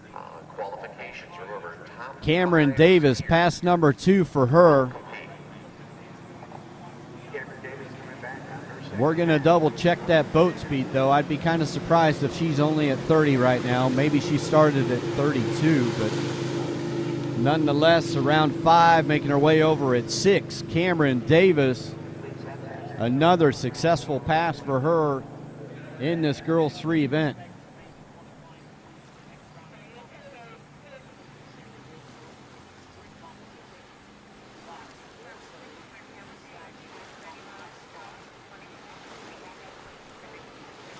So you got Brooke Baldwin over on Lake 2 doing her flip pass in that Morley U.S. Open preliminary rounds in the Open Women Sherry Hill Trick event. Top 5 of those women go into the finals. The finals will start in the Morley U.S. Open tomorrow around 5 o'clock.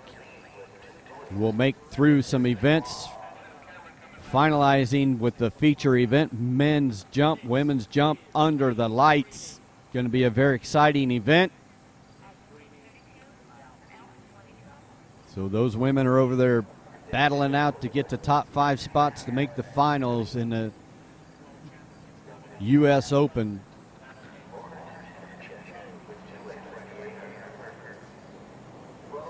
On this lake, we've got Cameron Davis. This is 22 off. Her 3rd pass, she knows she's got to make this, and as well as the next pass. She's riding at D3. She's got a little bit of slack going on here on 1 and 2, but she's calmed down here in the second half of the pass. She's making her way from 5 over to 6. Cameron Davis completing the 22 off. That's going to allow that towboat to stop down at the south end of the lake. Cut that rope to 28 off. Now this 28 off yellow loop is a must-make pass here, since Cameron Massey, your current leader, has got 2 at 32 off. putting a high mark, setting that bar high for these top seeds in the girls 3 event. Founded in 1953 in New York City, the Moore League brand started in 1953 as a family business. Okay, we had a video review for Ava Cole with the officials. That changes her score from 2.5 to 2 at 28 off. And if I'm correct, yes. Let's look at this leaderboard now. That is a tie for second spot right now between Ava Cole and Lauren Adamczyk. So, building up some suspense, we may get a runoff in this girls 3, but we've got Cameron Davis on the water. She's our number 3 seed at 28 off. She knows she has to run this past to challenge the leader. Right now, she took that second place tie, bumped it down to third. She's still working to get through this pass so she can challenge the leader spot and maybe bump that down and put herself at that number 1 spot. Getting through the 28 off, knew she needed to, taking away to being number 3 seed and running all those buoys at 28 off, Cameron Davis.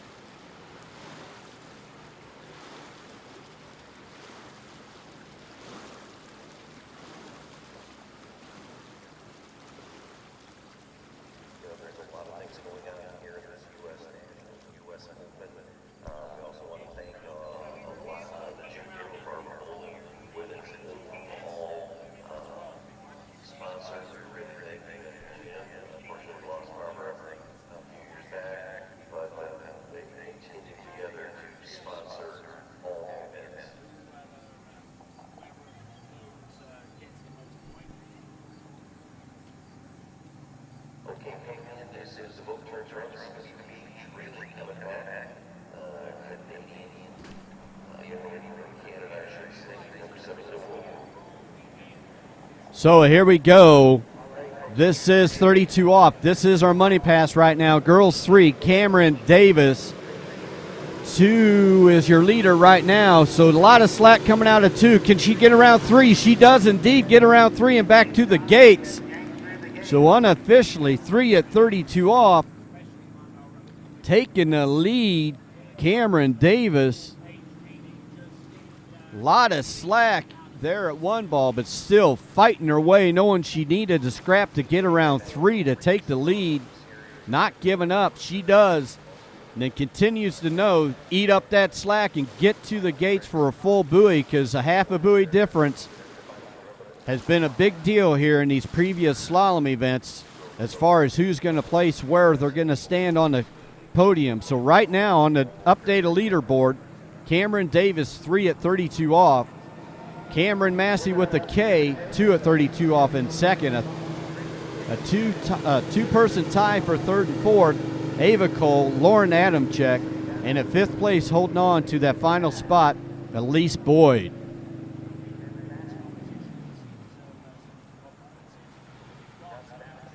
So 2 skiers left. 2 more spots to be determined on the podium. Will it change or will it remain the same? These top 2 seeds have the weight of being the top 2 seeds in this girls 3 event. There's pressure behind that. It's often nice to know what the mark that was set by the previous girls, but then also that can work at you, eat at you a little bit, make your nerves tend to jump a little bit higher, or does it set that adrenaline to let you know the conditions are quite awesome here in Wilmington, Illinois this morning. Girls are skiing very well. I see them. I'm going to go out there. I've got more confidence knowing that the conditions are good, knowing that the other girls are skiing well, so I should be able to go out and show what I've got able to do in this girls 3 slalom event.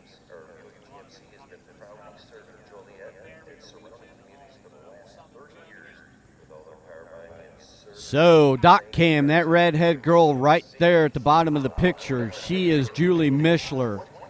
She's a Midwest skier and their top seed in girls 3. But before it's Julie's opportunity to come out on the water. You've got Zoe Carpenter. She's your number 2 seed in this girls 3 event. So getting down to the wire, starting at 30 miles per hour, 28 off as the rope length. First girl we've seen to start at the 28 off rope length. She's 2 miles per hour below the max speed, but still yellow loop off the dock. Able to get around all 6 buoys and through those gates. Zoe Carpenter completing pass number 1.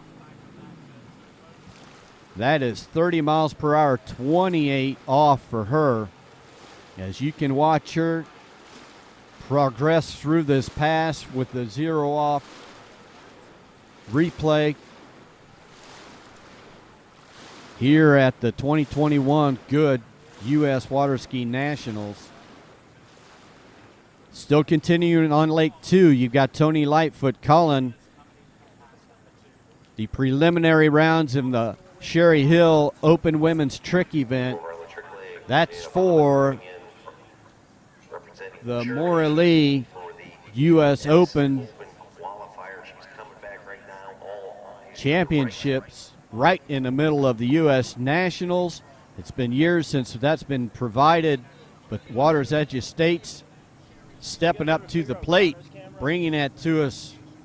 Did you figure out Connor's camera? We're in their flips now over there. But back to the slalom monitor. This is max speed 28 off, a must-make pass for Zoe Carpenter if she's going to challenge the leader. Beautiful conditions, glass water, no bounce back. These girls have the conditions, and they're showing us they can do it here early in the morning in this girls 3 slalom event. That's your number 2 seed, making her way around 6 and through the gates, and that's 28 off, doing what she had to do if she wanted to challenge a leader by running 28 off, Zoe Carpenter.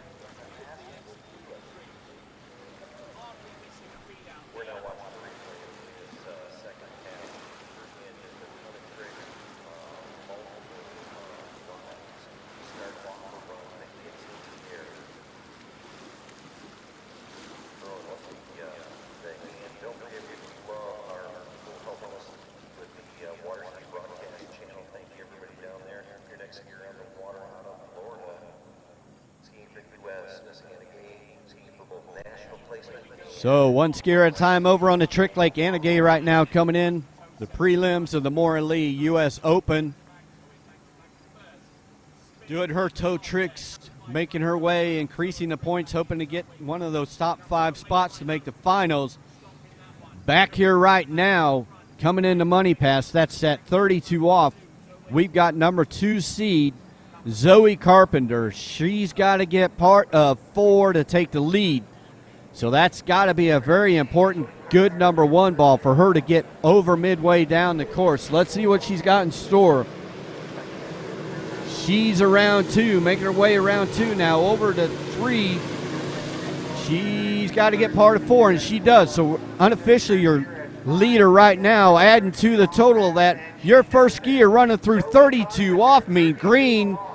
Zoe Carpenter not only taking the lead, but running that 32 off, putting the bar high for our top seed sitting down at the dock, Julie Mishler. Now Julie knows she's got to run 32 off because Zoe Carpenter just went out and did that to set the pace for these final 2 spots to be determined on the podium. Zoe Carpenter now in the lead, can do no worse than second place.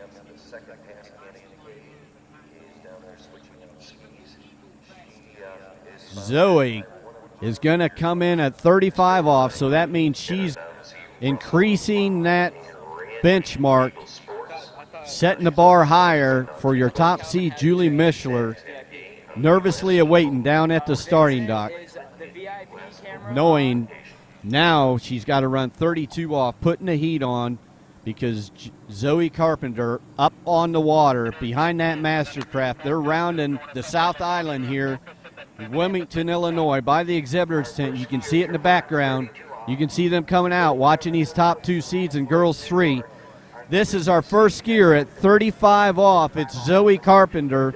Let's see what kind of one ball she gets here. Oh, really nice one ball early to 2. Little pulled out at 2, but still able to get around 3. She should be able to get around 4, and she does. A lot of slack at 4. So taking the hit and standing up, setting the bar high. Very impressive. Zoe Carpenter running 4 at 35 off. Changing up the leaderboard and putting the heat on high for your top seed, Julie Mishler, in this girls 3 event. Wow. Every event, I just get more and more impressed. I guess I have low expectations. I hate to say it.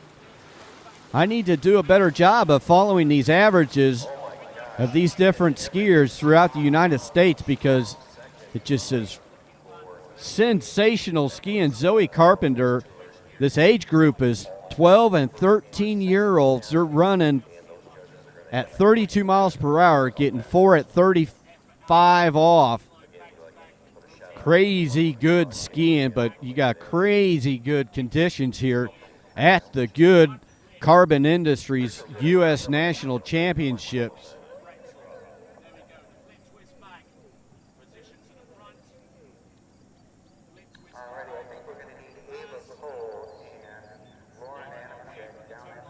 So let's take a deep breath here. We've got anxious, nervous Julie Mishler fans on the shoreline, knowing that, oh boy, Zoe Carpenter just went out and ran 4 at 35 off. But on the water now, Julie Mishler, top speed, 22 off, getting through what normally is a very nerve-wracking opening pass at the Nationals, but when you're top seed, it's even more nerve-wracking, a lot more pressure wearing that belt. But coming out looking calm, cool, and collected through pass number 1, Julie Mishler completing 22 off.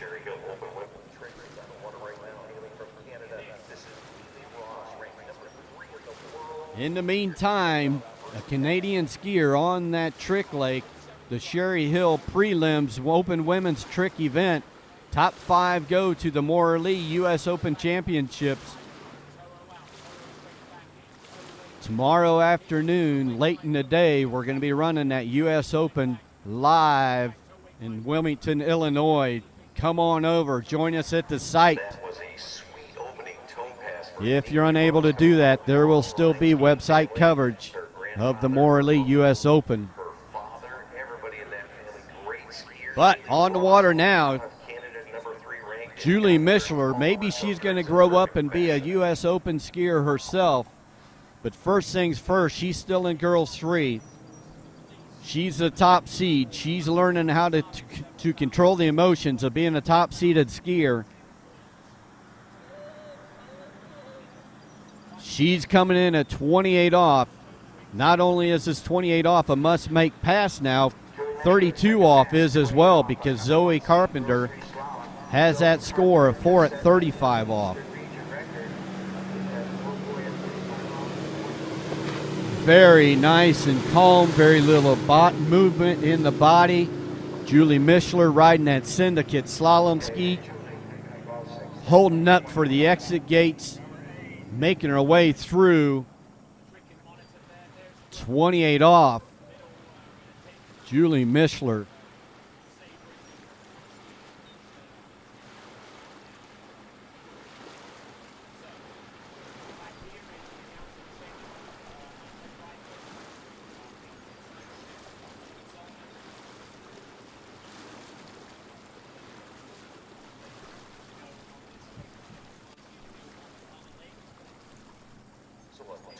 So we got the sun starting to peek out, warming up the air temperature here in Wilmington, Illinois.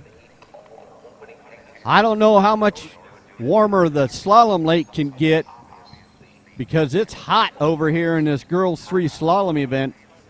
Zoe Carpenter running 4 at 35 off, your current leader. She's the number 2 seed holding that spot, can do no worse than silver. She put the heat on Julie Mishler, who is on the water. This is Julie's pass number 3. This is going to be 32 off for Julie Mishler. Must make pass. One buoy at a time. Oh, breaking the waist a little bit around one ball. Can she regain her composure? She knows she's got to stay patient. Don't get anxious. Don't force the ski around. Make one thing happen at a time. She gets around 5, making her way over around 6. Able to handle the pressure. Run at 32 off. Julie Mishler, your Midwest skier. So far, so good for her. A little sigh of relief as she gets through that must-make pass 32 off, but she cannot let off the gas because she's got to get more than halfway through 35 off to win the gold here in this girls 3 event. So the lead right now is Zoe Carpenter, 4 at 35 off. Right now in the water behind the Mastercraft top seed, Julie Mishler, shortening that rope from 32 off to 35 off. That's the money pass. The even more difficult part is she's got to get part of 5 to win. That's a tall order. 4 will tie. Anything more will win. Anything less will be second place. So, Julie Mishler up on the water, rounding the South Island, telling herself, let's go, you got this, let's do this. Very important start here, 12 meters, 35 off. Julie Mishler working her way through the entrance gates. What happens at 1 ball? Little stand up at 1 ball. She's still able to get around 2 ball, slack at 2 ball. Still able to get around 3. She's got to get around 4 to tie. She's going to stand up, hit the slack. And she fist pumps because she knows she just tied for the lead. We're going to have a runoff here between these two girls. In girls 3, your top 2 seeds, Zoe Carpenter and Julie Mishler, bringing it down the lake. Both girls getting 4 at 35 off. Spectacular skiing. Excitement here. First event of the day on the slalom lake. With a tie in first place, definitely going to be a runoff between Zoe Carpenter and Julie Mishler. Yet to determine who's going to be the gold medalist and who's going to be the silver medalist, who's going to stand on top of the podium, who's going to stand in second place.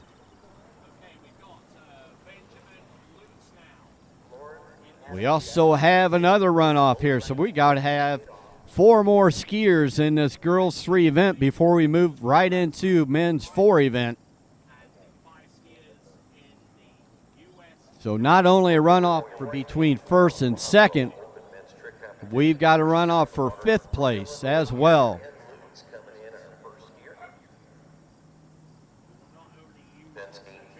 Tony Lightfoot has completed the Open Women Cherry Hill prelims over there on Lake 2. Top 5 women going to move into the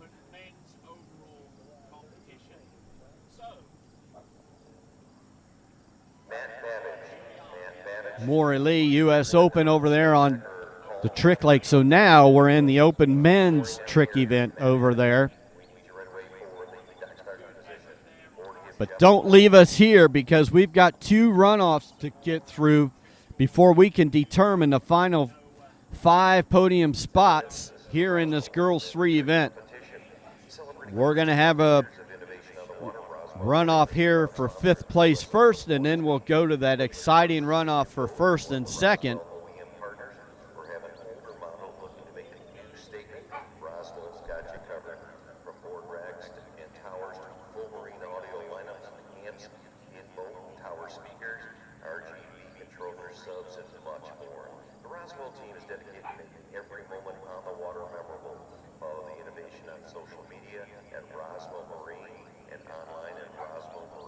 So keep in mind the runoff starting speed and rope length is 1 pass back from where they finished. So we're only going 1 pass back, so they'll be coming off the dock.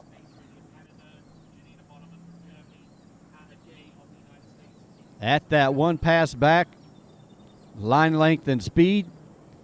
Which first off here, Lauren Adamczyk, keep in mind, she's been sitting for a long time. She was our 4th skier off the dock here. She's coming out cold. This is max boat speed, 32 miles per hour, 22 off. She looks a little scrappy, but still making her way. Oh, getting excited. They're going to 5. Keep in mind, she had never ran 22 off before in a tournament. She looks disappointed. No reason to be, because she went out earlier, set a personal best, put herself in a spot for the podium. Still, this is 4.5 now for Lauren at 22 off. At 22 off, that's the mark that Ava Cole is going to have to beat to take the 5th place spot. So Ava Cole will be coming out 22 off the dock. She was our 4th seed, so it's just been a little while since she skied. Kind of an edge, if you will, over Lauren Adamczyk, who was a 4th skier off the dock.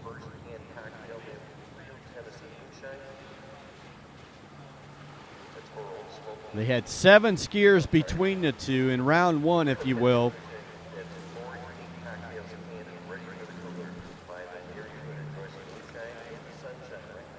So we'll see to determine our 5th place podium spot medal taker between Ava Cole and Lauren Adamczyk. Lauren got 4 1/2.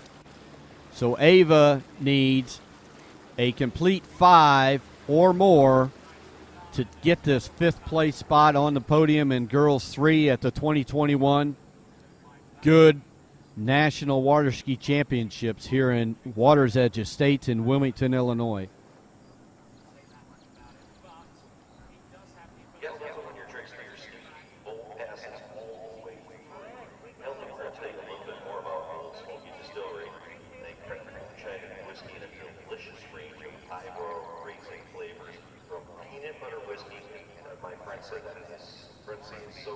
So between this girls 3 event, men's 4 event, and the open skiers, we've got 102 skiers slated on the list to run through on the slalom lake today. A long day coming up, but it's very, very exciting start.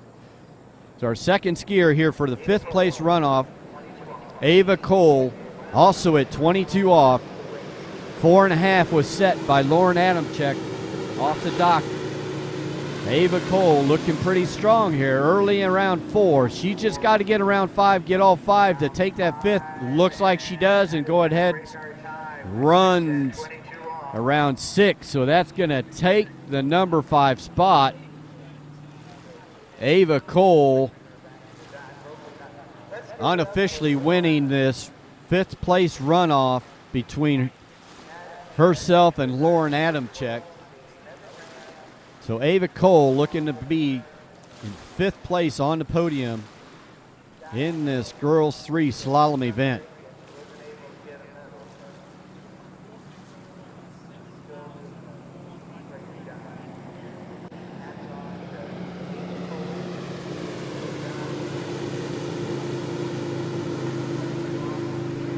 So leaving our and completing our 5th place runoff, that's going to bring us into our 1st place runoff.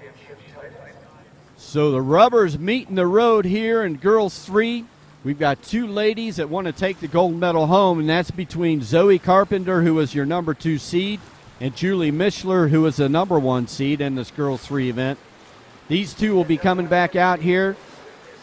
They last skied 4 at 35 off, so we're going to come off the dock cold at 32 off. Most max boat speed 32 miles per hour. Both these ladies will start the same speed and same rope length in this 1st place runoff in the Goode U.S. National 2021 Championships.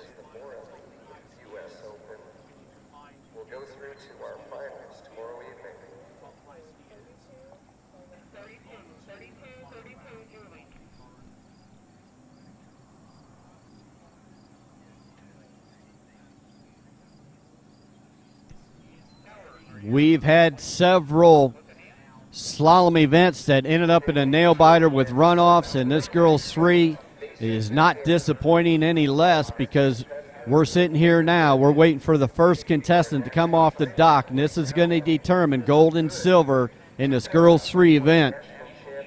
Let's see who we got first. Do you want to be the first one off the dock, set the pace, or do you want to be the second one off the dock to see what you've got to do?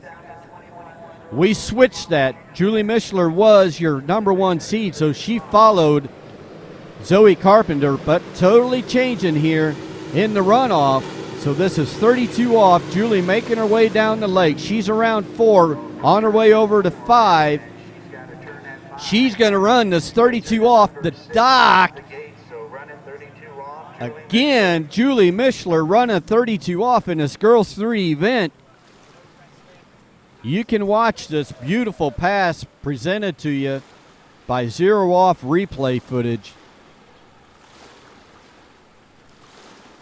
Julie Mishler stepping to the plate, ringing the doorbell.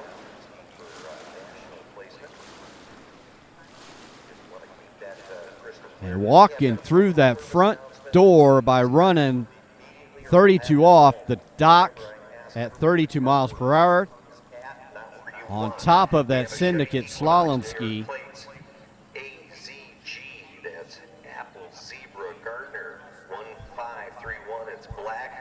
So these two girls each ran 4 at 35 off to earn this spot in the runoff for first place. You think the parents and the nerves were intense the first round. Wait until you stand in the feet, in the shoes of a parent during the first place runoff. Right now, 35 off, Julie Mishler. She's putting the pressure on. Zoe Carpenter standing down the dock watching. This is 35 off. She's around 2. A lot of slack out of 2. Still able to get around 3. She's going to eat it up and stand short of 4.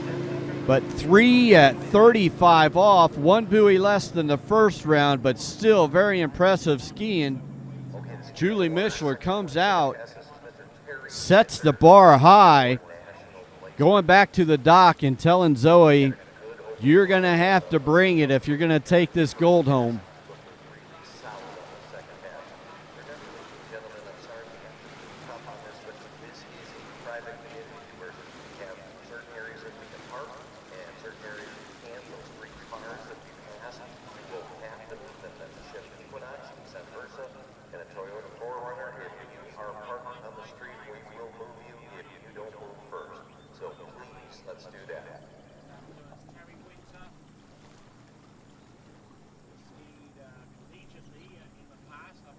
So what could be the final skier in this girls 3 event, because we could still have another tie, and if we have another tie, we're going to put them back out there. Once we complete and decide who's going to wear the gold here in girls 3, we're going to move right into men's 4. We've got several men's 4 skier before we start the preliminary rounds in the Morley U.S. Open Championships. We're going to have 38 skiers on the running list for men's 4.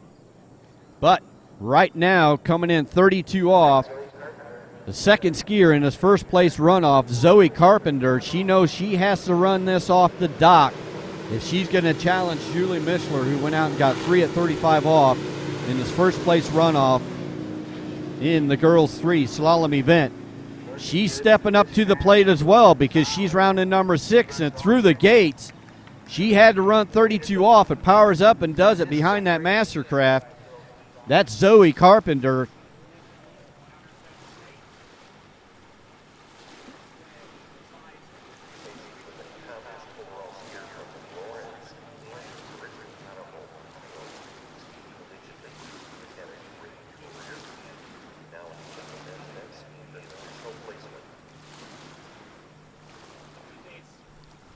So you see on the zero off replay, Zoe Carpenter making her way all the way down the lake, pulling out and shortening that rope to this 35 off in the first place runoff in girls 3 slalom event.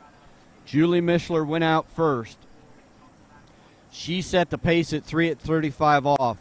Earlier in the event, Zoe Carpenter was first. She went out at 4 at 35 off. Julie answered the bell. She ran 4 at 35, bringing them into this runoff. So Julie Mishler set the pace in the runoff, 3 at 35 off. So we're going to see how Zoe Carpenter holds up to the pressure now. This is 35 off. She's got to get part of 4. Oh, not able to come out of run 1 ball, get to 2. So Julie Mishler, your top seed, is going to be the 2021 Goode U.S. Waterski Nationals Girls 3 Slalom Champion. Very exciting finish there in this Girls 3 event. You see Julie Mishler taking first place. In second, Zoe Carpenter. That puts Cameron Davis in third, Cameron Massey in fourth, and Ava Cole in fifth place. To wrap up this Girls 3 Slalom event, we're going to take a short break, and then we'll be bringing you the next 38 skiers in the Men 4 event.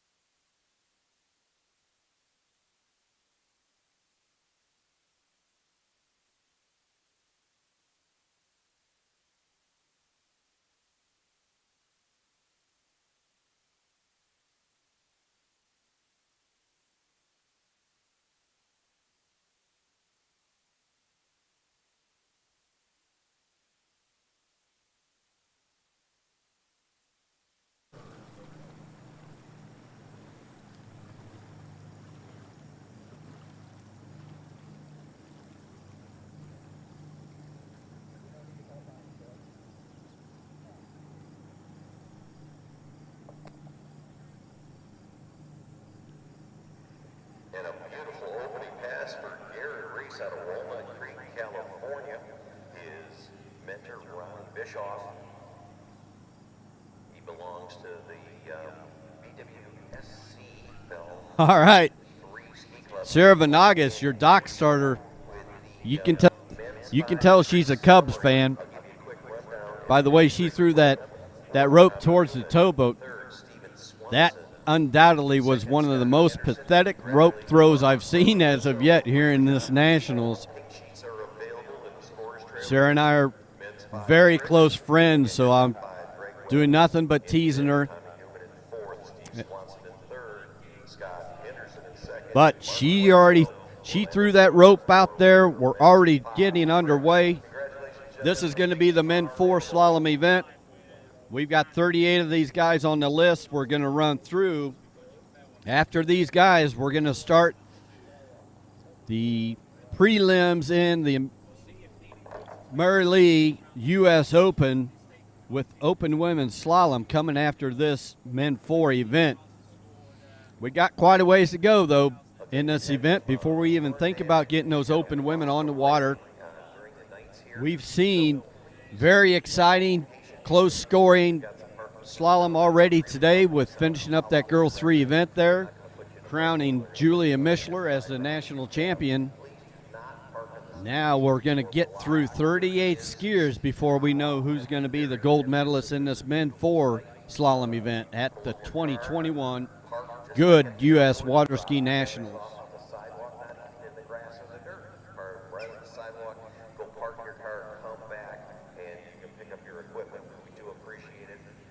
Make sure you go online, waterskibroadcasting.com. Put your bid in for an opportunity to win a D3 slalom ski or a Conley slalom ski of choice by making your predictions of the 3 podium spots in the men's slalom during the U.S. Open and as well as the women's slalom U.S. Open. If you predict those 3 spots specifically, you will win a ski of choice. Go on waterskibroadcasting.com, get the details, put your bid in to win a free slalom ski.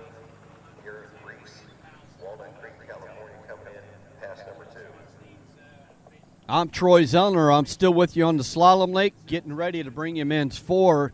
Tony Lightfoot, he's over calling open men tricks in Lake 2, so set it up. Tab from tab include water ski results. On your TVs, get 2 monitors. If you don't have 2, go find one, go buy one, go borrow one.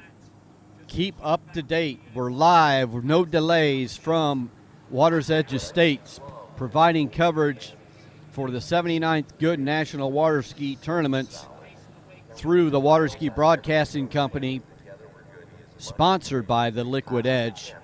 The Liquid Edge in Farmer City, Illinois, that is a Mastercraft and Craft boat dealer, not only selling boats, but providing lessons as well as ski equipment. So go online, order some products, buy a boat, support these important people because their donation allows us to bring this coverage to you. We've got a men's 4 on the water at 24 miles per hour long line, Jason Barrage.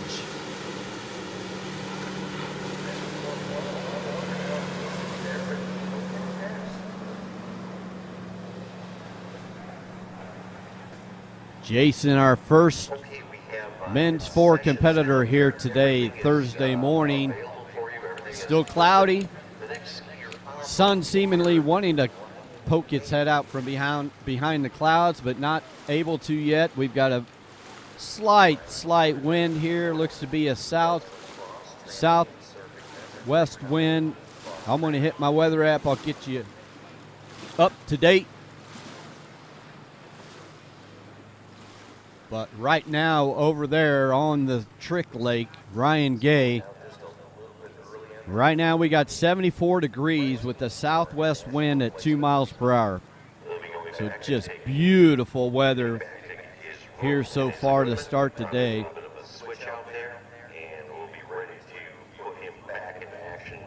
We've got some serious storms south of us, but they're heading to the east, so that should not affect us. They're far enough south, we shouldn't get any wind out of it, so hopefully we'll just keep knocking on the door that Mother Nature continues to give us good weather here today, because we've got a lot of skiing to get through. We've got very exciting prelims with the Mora Lee U.S. Open prelims going on right now is the men's trick event on Lake 2.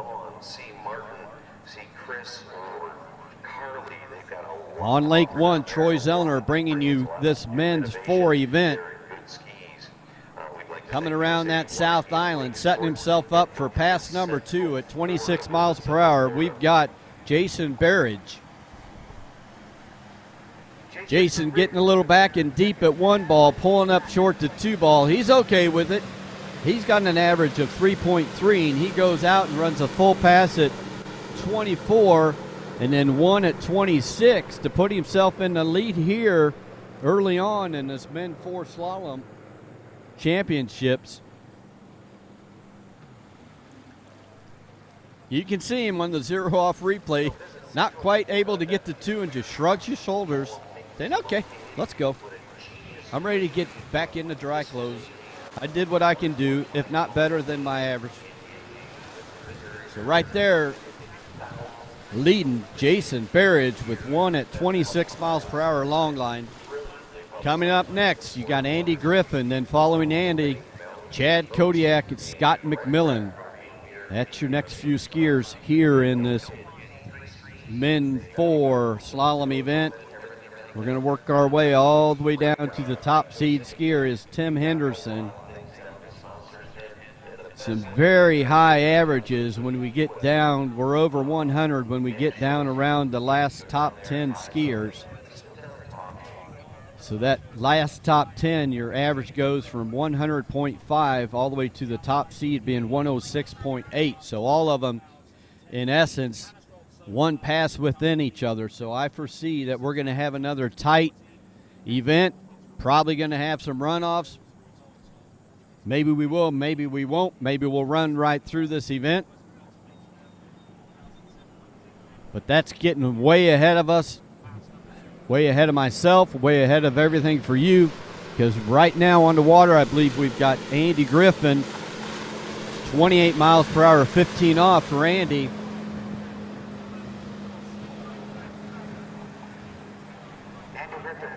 Going around 5, headed over to 6. Mr. Andy Griffin completing pass number 1. I've been monitoring throughout this championships. I have seen more skiers make their first pass than ever.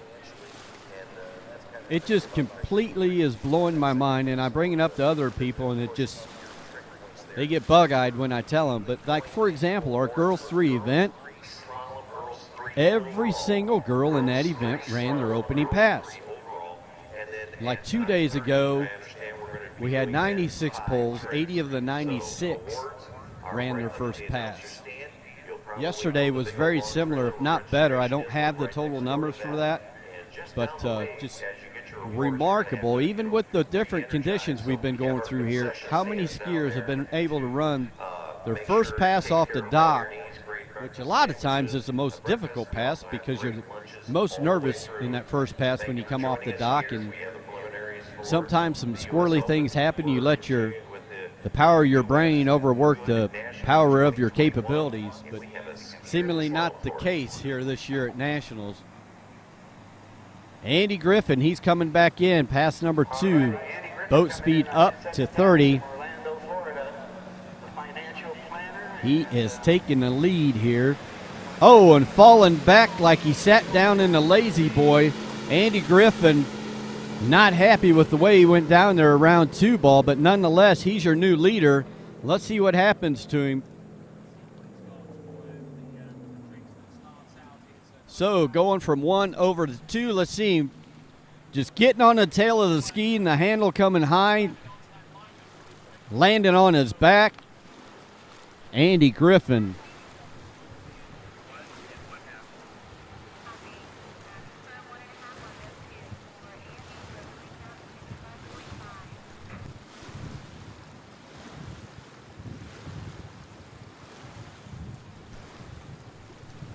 Here's your Goode Industries USA Waterski updated wake running board.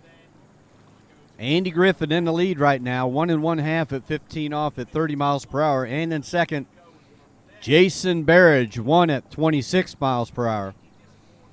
Next skier on the water is Chad Kodiak. Chad being an Illinois resident, living not too far from here. Very familiar with the Water's Edge Estates here in Wilmington, Illinois, will be Chad Kodiak.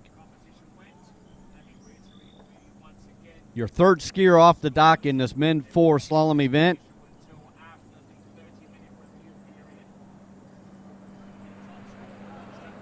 Chad's going to be coming in at 32 miles per hour, 15 off. You hear a lot of people on the shoreline cheering for Chad. Normally that's the case when you get a Kodiak on the shoreline. They're very supportive of each other. So Chad making his way through nervous pass number 1, heading over and around 6. He's going through the exit gates with the fist pump of relief. Making pass 1 behind that ski nautique is Chad Kodiak.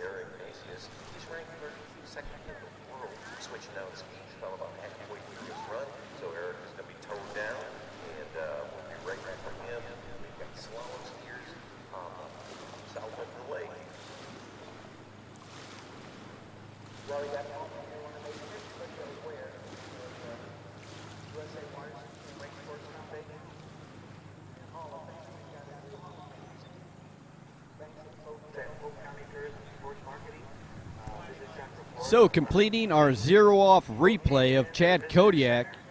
They're tightening the rope down there behind that Correct Craft ski nautique. They're at the south end of the lake. They're at the same end of the lake where the exhibitors tent is. So as you come into the Water's Edge Estates property, go ahead and visit that exhibitors tent. Support the sponsors that make it capable for us to bring you the U.S. Nationals. If we don't support those people, they cannot support us. Right now, 34 miles per hour. Chad Kodiak still at 15 off. Men 4, max boat speed is 34. So if he runs this, we're going to be shortening. Pulled out between 3 and 4, but able to get around 4. Still fighting around 5. I bet you'll get a fist pump as he goes through the gates. And you do. Chad Kodiak, our first guy in men's 4 to run the max speed, 34 miles per hour. So we're going to set him down again. And this time they'll be cutting that rope to make it shorter and more difficult. Things come up faster. The shorter the ropes get.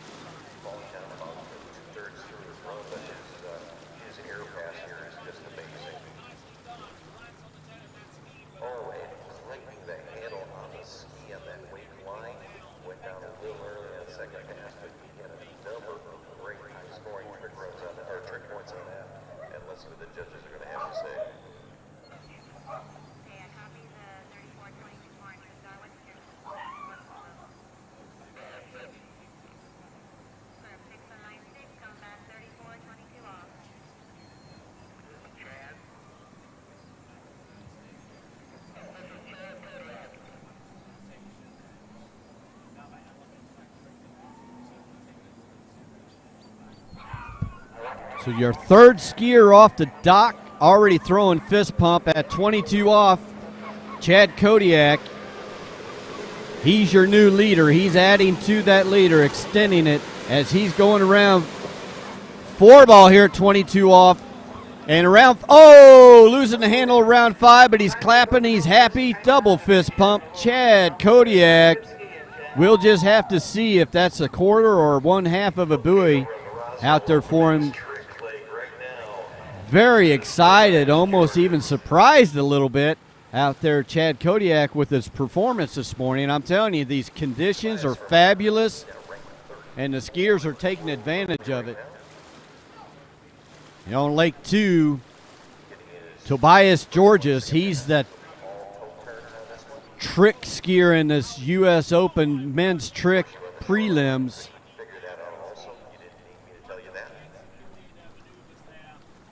So the replay there showing the excitement of Chad Kodiak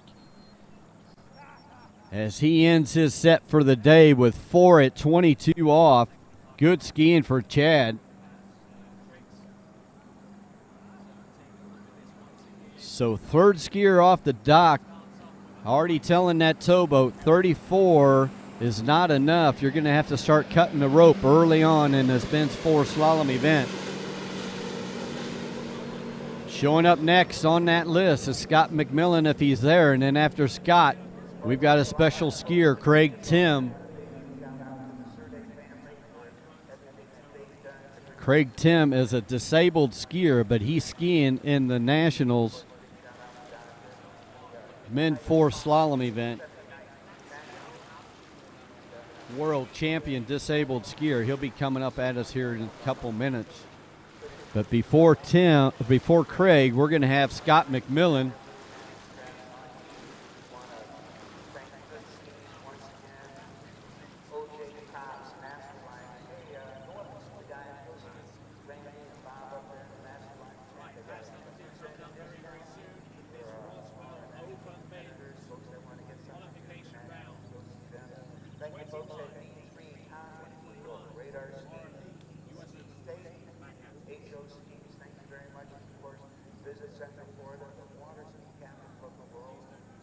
Celebrating the 100th year anniversary of Waterski World Champions in 1922. Got this thing going, and Lake Tipton in Minnesota. Up on the water, starting dock is at the north end of the lakes here at Water's Edge Estates in Wilmington, Illinois. Coming in for pass number 1, Scott McMillan, choosing a boat speed of 32 miles per hour and a rope length of 15 off. Better known as 32.15 around the water skiers at frequent tournaments. Scott McMillan around 5, making his way over towards 6, and he's around 6, exiting those must-make mandatory exit gates here in the Men 4 Slalom event. Answering the call by completing his opening pass, Scott McMillan now has the option of increasing the boat speed or shortening the rope length. Oh, very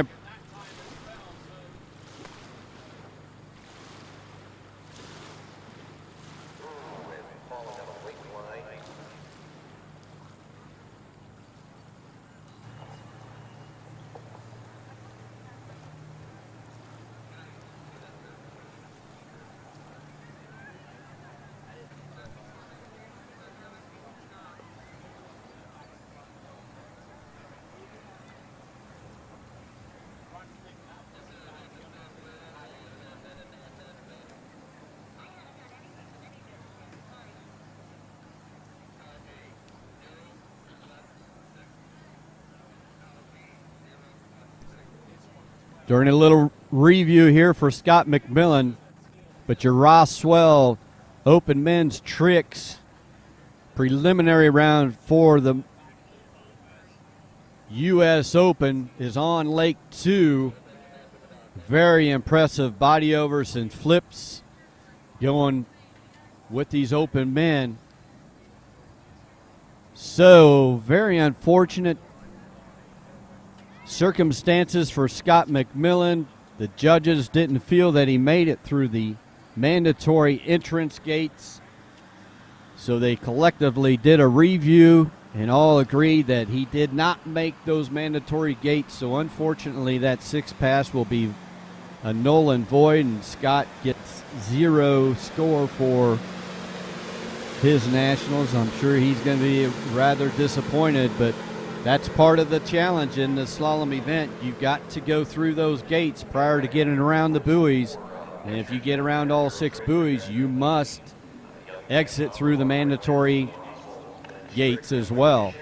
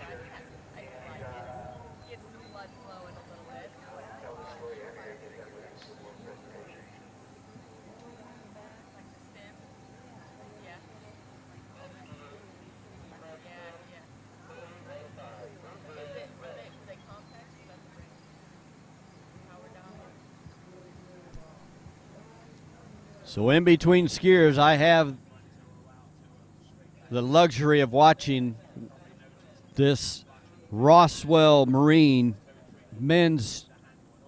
open men's trick prelims. Top 5 skiers are going to go in, be qualified for the Morley U.S. Open, which is going to take place tomorrow evening around 5 o'clock. These guys are very impressive, so get yourself 2 monitors set up because we're in the men's 4 event. I don't want you to leave us either. I'm Troy Zellner making the call on the Slalom Lake. That's Tony Lightfoot on the Trick Lake. On the water, you see him, Craig Tim. Notice his right arm area. He does not have a right arm, so he's got an apparatus that connects to his upper body and then holds on to the handle as Craig making his way smoothly around every buoy on his opening pass. A world champion in the disabled event out here skiing in our regular U.S. Nationals, making his contentions, putting the mark up there, showing us all what he can do, very impressively so. Craig Tim, a Midwest skier from Minnesota.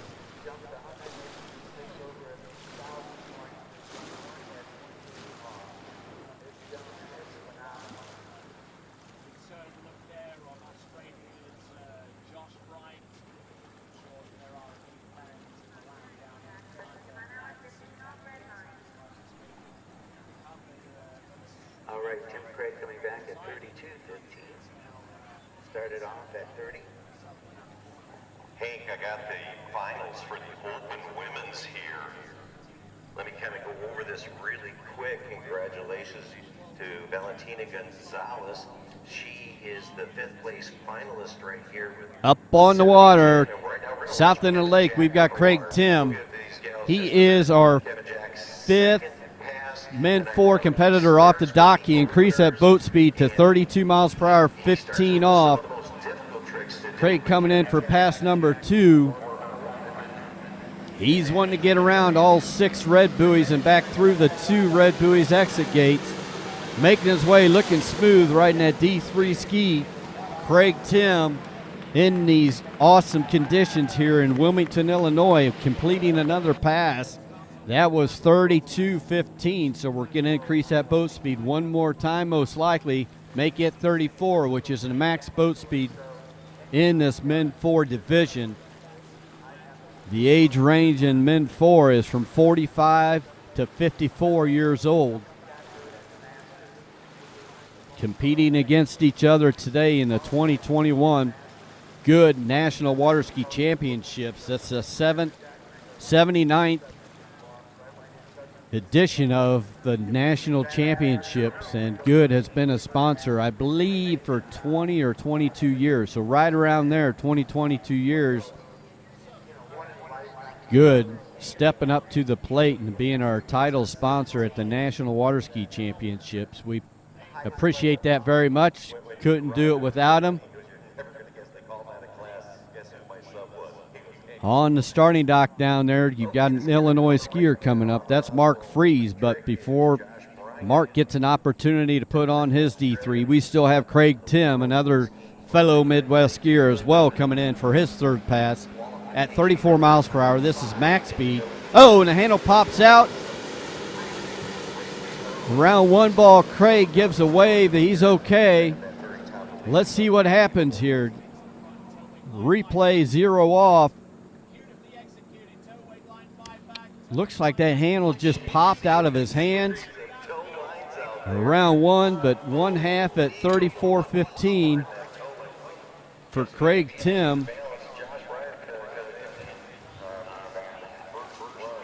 Going in the scorebook for the 2021 Goode Nationals, 1/2 at 34.15 for Craig Tim.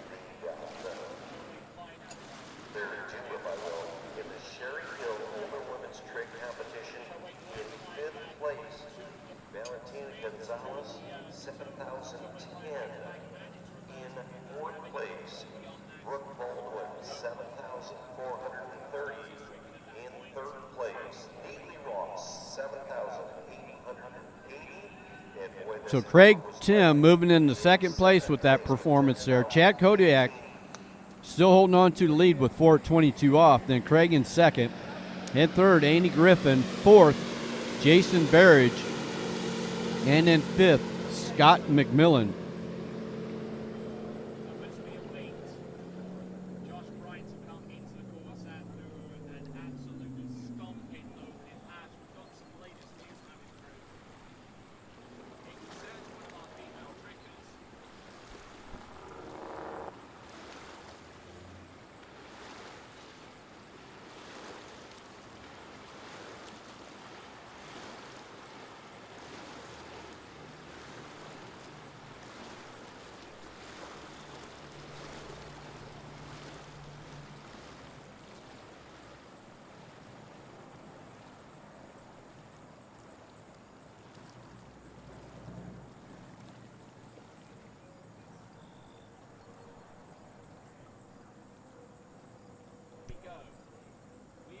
So I just overheard Tony Lightfoot announcing one of your Sherry Hill Open Women trick prelim ladies has a pending European trick record from her performance here this morning. So I've been announcing the conditions are good, they're great, and the skiing is even better. So pending European record at a U.S. Open. So on the water, Mark Fries.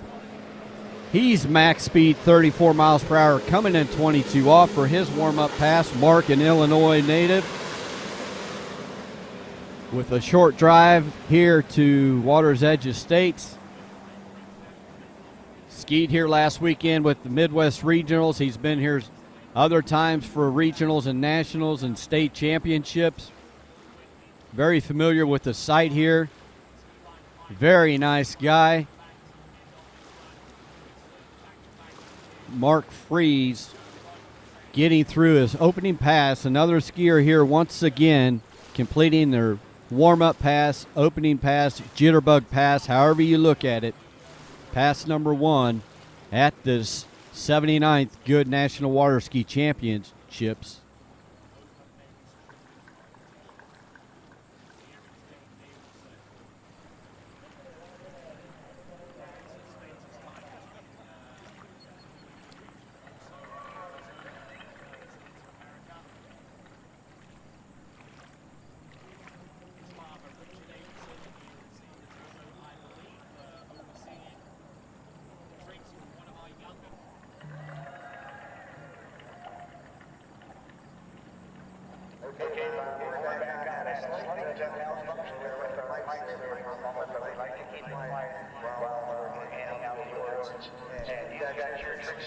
Mark Fries coming back in, pass number two behind that ski nautique. He is at 28 off. Our first men four competitors at this 28 off pass. He's setting the bar, setting the pace, if you will, for the remaining skiers. On the tail, they're coming around three. Muscles around four. He's around five, pulling his way over top of six, popping the handle. We'll have to see what the officials call that score to be for Mark Fries.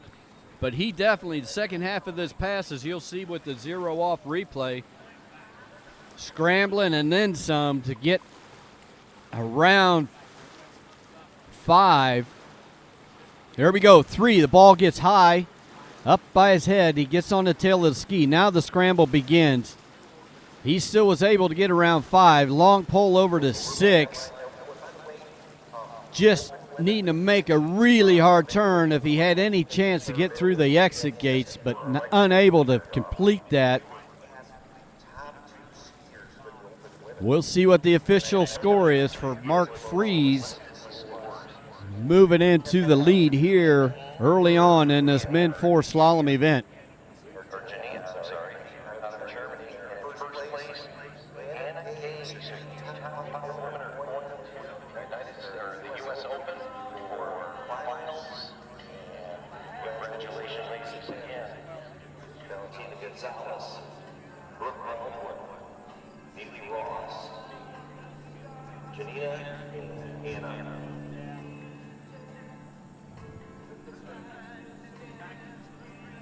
Here we go, next competitor in the men four slalom event.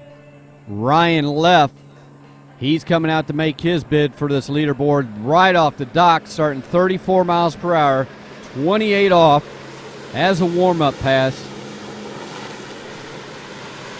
He completes this pass. It's going to move him right into the lead. He's riding a Goode ski, your title sponsor here at the U.S. Nationals. And he does. Ryan Leff opening up with a 28 off warm-up pass.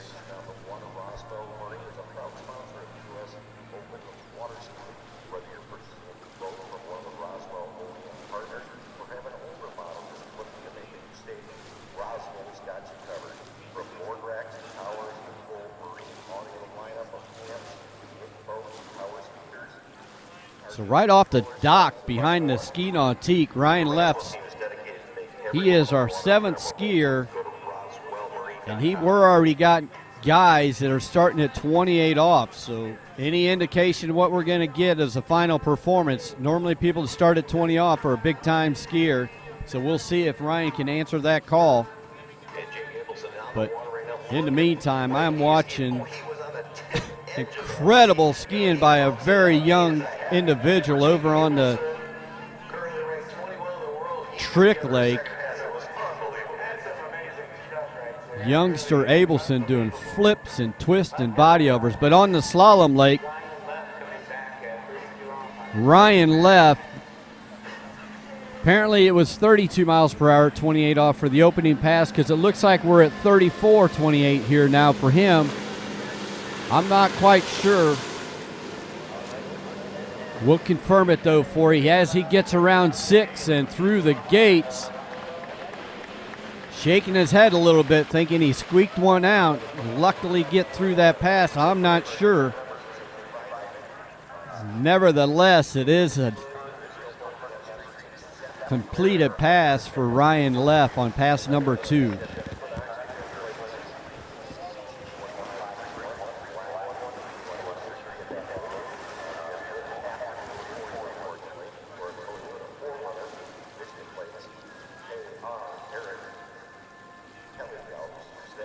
Looking down there, I don't know if Jim Powell is blessing the next skier or exactly what that is, but he's your chief announcer. He's on the dock next, but right now still on the lake, Ryan Leff. That was 32 off, pass number 2, so taking the lead, Ryan Leff by running 32 off. That means he's going to be coming in at 35 off. So our 7th skier off the dock, already in 35 off in this men's 4 event. Ryan Leff. Nice tight line at 1. He's coming out of 2 ball pretty handily. He's still, and deep around 3 ball. Unable to get around 3 completely to get a full 3, so it's going to be 2.5 at 35 off for your new leader here, Ryan Leff. So getting midway, just short of midway early on this Men 4 event, and 35 off. Some impressive skiing already.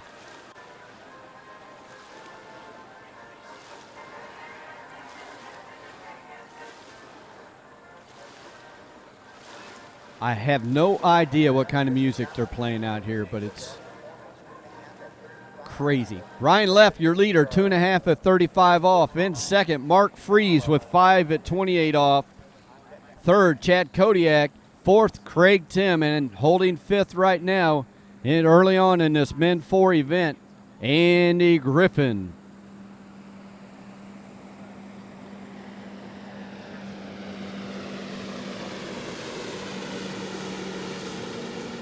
So the announcers control what music is played up above there. They're up in the crow's nest. We're down roadside, lake level side here. The next skier on the dock is the chief announcer, Jim Powell. So I think these guys I made a comment about the music. I think they've got something up their sleeve, as their chief announcer is going to be next on the water here in this men's 4 event. I was thinking you'd be saving me about all the way down that way. You can see Jim. He's chatting and laughing with the boat crew, so there must be something up between this. I'll see if I can get the background to it.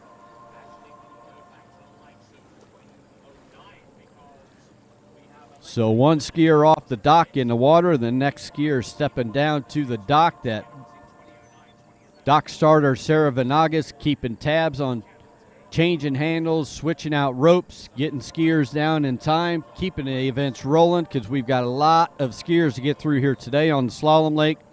We had to move girls 3 onto this lake from yesterday afternoon because of weather delays. Good thing that we did that early, because the girls 5 event that was finishing up here last night, it was almost dark when they got done. So Jim Powell, he's starting out 32 miles per hour, 28 off.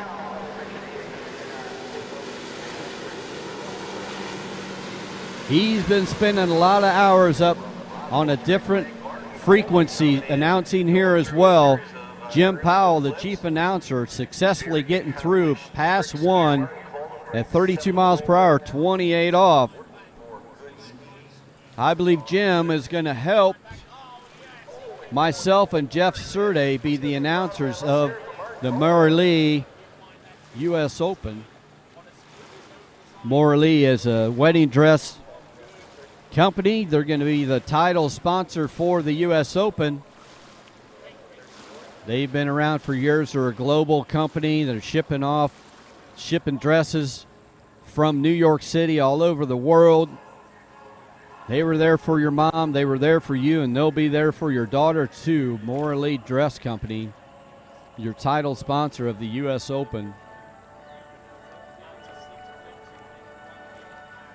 So Morley being the title sponsor of the U.S. Open. Now what we've got going on there, being announced by Tony Lightfoot, is the sponsored trick event in the prelims. Roswell Marine, they're the proud sponsor of the U.S. or the men's U.S. Open trick event. Back on the slalom lake, we've got Jim Powell. This is his second pass. He increased the boat speed to 34 miles per hour. We're still at 28 off. That's the yellow loop. Jim's got to get through a few more passes to chase our leader. But he's color coordinated. He's got yellow bottom skis, got yellow gloves. He's got the yellow on the pylon.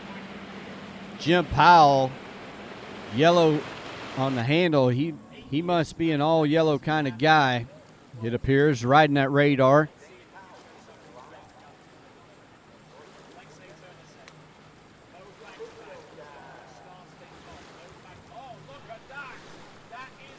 My word, what a trick event going on. These guys, these flips, it used to seem like they'd barely get off the water, but now these guys are got to be 4 or 5 feet in the air off the water doing these flips. Get it set up. You got to get 2 monitors, because today on each lake we're running prelims of the Morley U.S. Open. You don't want to miss any of these pro skiers. We've got the top skiers in the world. They're at us. They're bringing it home. We've got the conditions. We've already got a pending European national trick record that was set earlier in the Sherry Hill U.S. Open preliminary women's tricks. So hot skiing going on, records being set. Back to the slalom lake. Jim Powell, this is 32 off. He needs all 6 of this if he wants to get into the money pass to take the lead away in this Men 4 slalom event. Oh, coming in a little narrow there at 4 ball, hitting the buoy, ski bouncing out. You can see him. He's waving his hand convincingly that he's okay.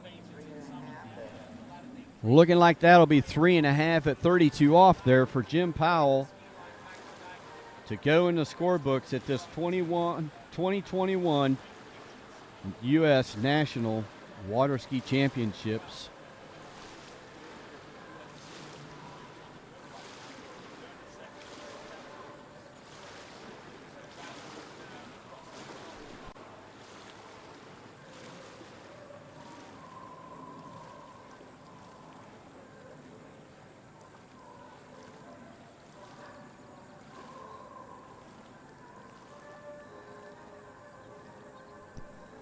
Updated leaderboard. We're in the men's 4 slalom event. On top, 2.5 at 35 off, sits Ryan Leff. In second, James Powell there with 3 1/2 at 32 off.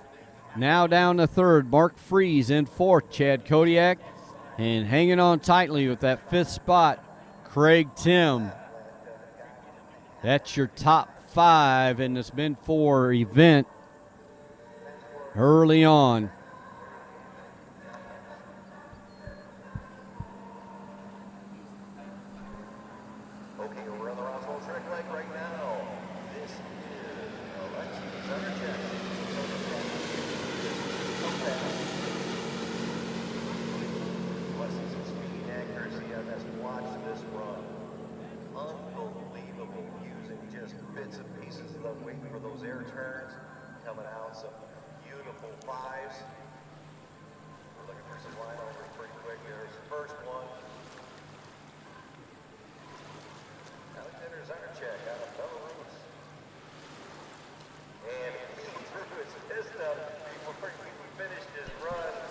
Dockside once again, you can see Sarah Vanagas. Apparently she sharpened up her rope throwing skills. That was a perfect strike there into the boat.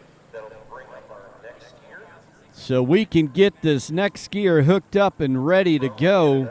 On my list, that shows to be Gary Janzig. Once we get confirmation from that Nautique, we'll send that information to you. We'll display it on the screen. We'll show the skier's name in the bottom left, their rope and line length and speed on the top left as they come in for their first pass here. The 2021 Goode U.S. National Waterski Championships. So 34 miles per hour, max speed 22 off. Gary Janzig.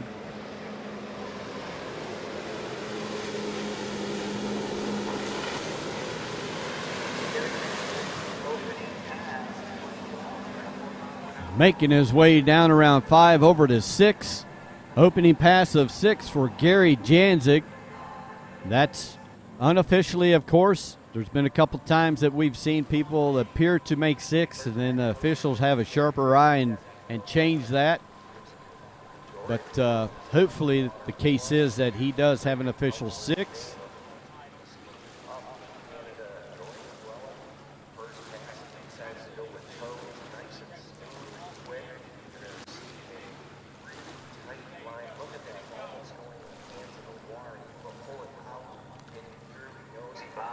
But still, he got just about everything into that run. He lost about a second on that fallback. Well, Bob, he's definitely one of the top overall men skiers in the world. He's going to be one of the contenders for that world overall championship. It's going to take place at the Jack Rapids Sunset Lake second week in October. And this is a great warm-up tournament for all these skiers with this U.S. Open being held here at So each in between passes on the slalom lakes, these boats stop for 40 seconds. The same for every skier. That allows the boat crew to get caught up. It allows the skier to catch their breath, make the decision what their next pass is going to be. Right now, 34 miles per hour, 28 off.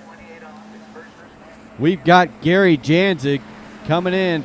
Pass number 2 for him, making his way down the lake. He's around 5, making his way over to 6. Gary Janzig successful around 6. They're going through the exit gates. 28 off for him. Staying alive here to try and take the lead in this Men 4 Championships. Right now, Ryan Leff holds that spot with 2.5 at 35 off. So Gary Janzig.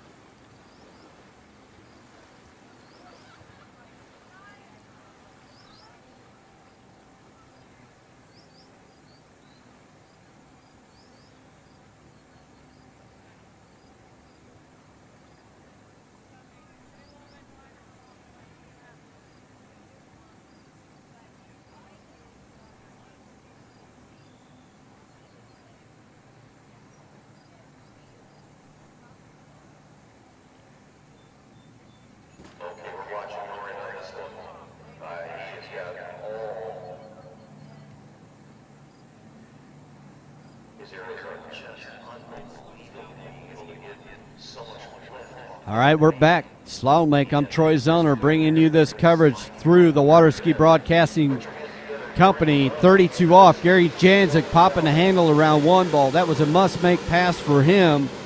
Unable to come out of one ball to complete that pass, though, with 1/2 at 32 off. Gary Janzik.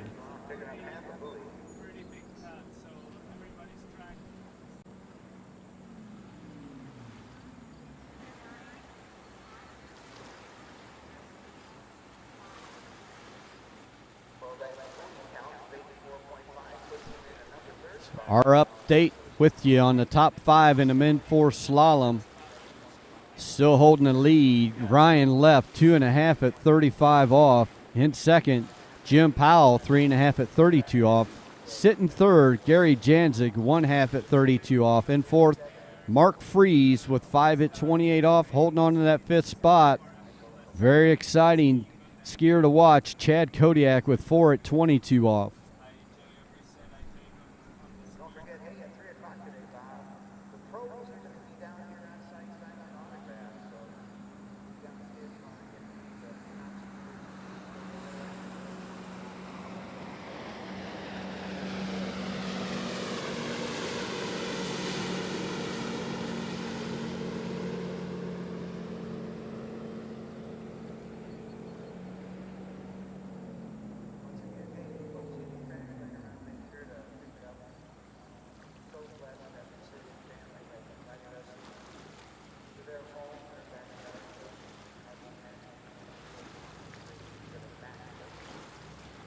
Here's somebody here right now out of Santa Rosa area, Mr. Adam Picos, coming in for pass number 1.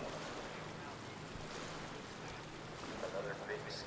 So a very exciting day here. We've got Martin Coleman. He came into the booth for an interview. He's one of the U.S. Open competitors over in the trick event. Actually, he's an overall competitor here this week. So honor to have the presence of these pro skiers on site, as well as given the opportunity to do interviews so we can learn more about them other than just what we see on the lake.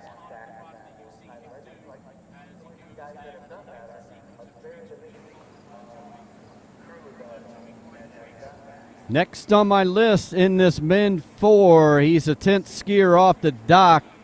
His name's Mike Alessi. No, he is not the professional dirt bike rider. He's a water skier. He's coming in 34 miles per hour, 28 off. Mike Alessi trying to continue the streak of individuals making their opening pass here in Wilmington, Illinois at the 79th Goode U.S. National Champion Waterski Championships. So, it's just been a long week, folks. Cut me some slack a little bit. I'd appreciate it. Anyway, Mike Alessi riding that D3 ski, completing pass number 1 for him. He started at 28 off, so he knows he's got to get through a few passes to challenge the leader. Currently still sitting atop with 2.5 at 35 off, Ryan left.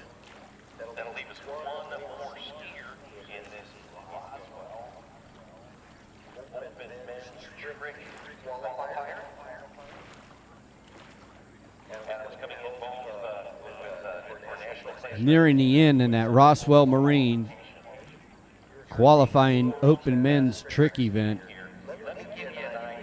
trying to advance, being one of the top 5 skiers to make the finals in the Morley U.S. Open. Sounds like they're getting down to the top 2 in that event, but right now still on the lake. This is his second pass, getting on the tail of the ski, unable to get enough angle to get around 2 ball, so short of 2 ball. Mike Alessi, I believe that was 32 off, just getting on the tail, and you see that ski go straight at 2, and he's unable to get it out and around 2. So ending his day there, 1 at 32 off, Mike Alessi.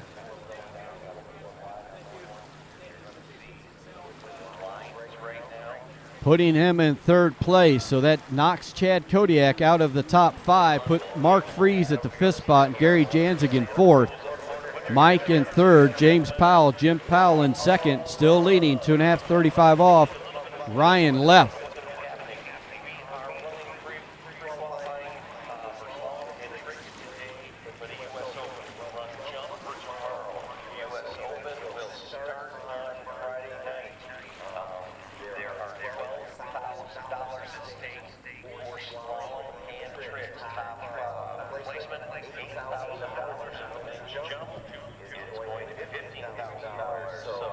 So you can see our leaderboard and our next coming skiers, Kurt Rotman and Chad Kidwell, next 2 skiers on that list.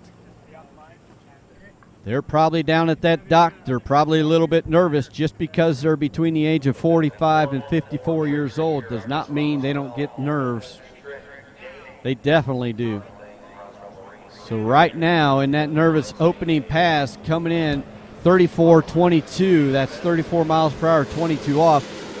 Kurt Rotman, knowing that he's got to get 3 at 35 off to take the lead. Squeaking through that opening pass is Kurt Rotman.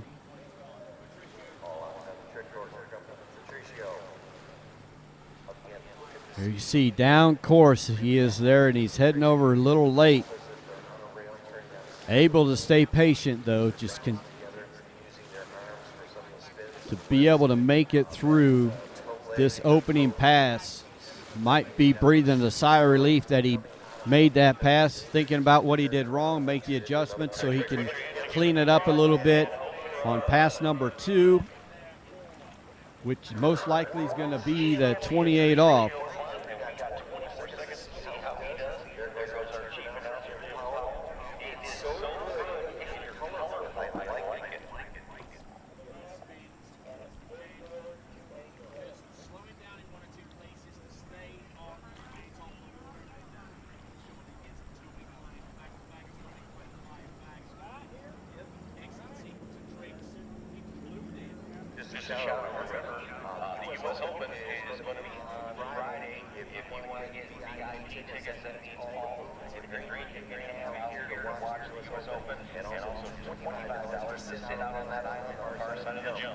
Kurt Rotman, this is pass number 2 for him. 28 off. Must make pass and then the next pass. He looks cleaner this pass. Oh, as I say that, he gets stretched out. Little down course around 5. He tried to hook that turn a little bit too much, creating some slack and then pulling him out of shape. No angle, not enough angle to get out around 6. So that's going to be 5 at 28 off going in the scorebook for this Nationals for Kurt Rotman.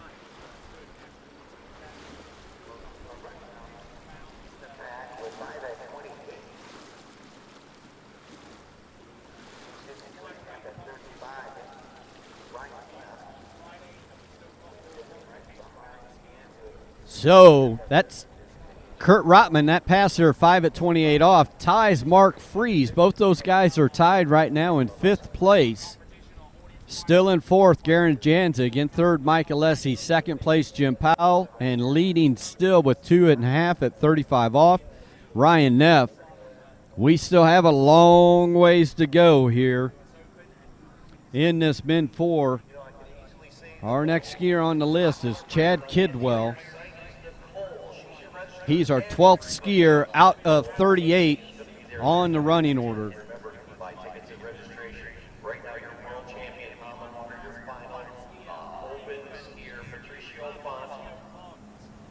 Coming in pass number 2, this is the hand pass. 34 miles per hour, 22 off. Chad Kidwell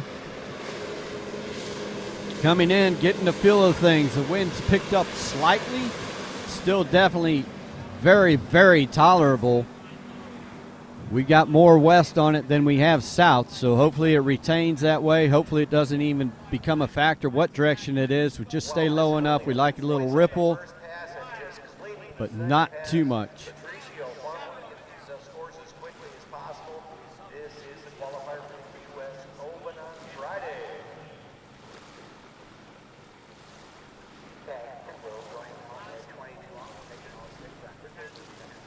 So your 0 off replay there showing Chad Kidwell completing his 22 off pass behind that ski nautique, his opening pass, pass number 1.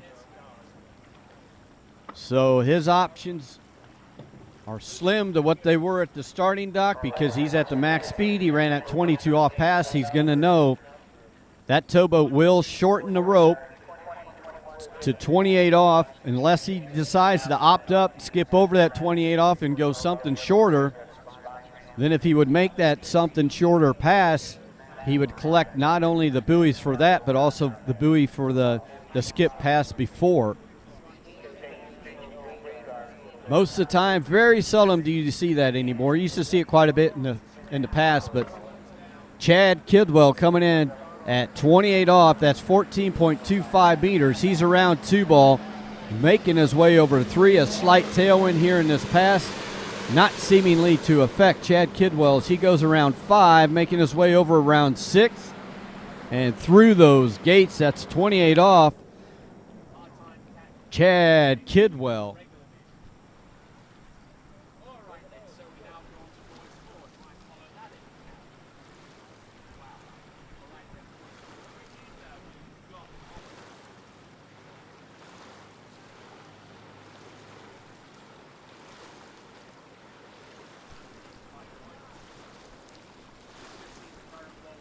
So over on the Trick Lake, Lake 2, you got Tony Lightfoot making the calls over there. We've completed the preliminary rounds of the Trick event, setting the stage for the Morley U.S. Open finals, top 5 trickers. Once we get those results back, we'll pass those along to you.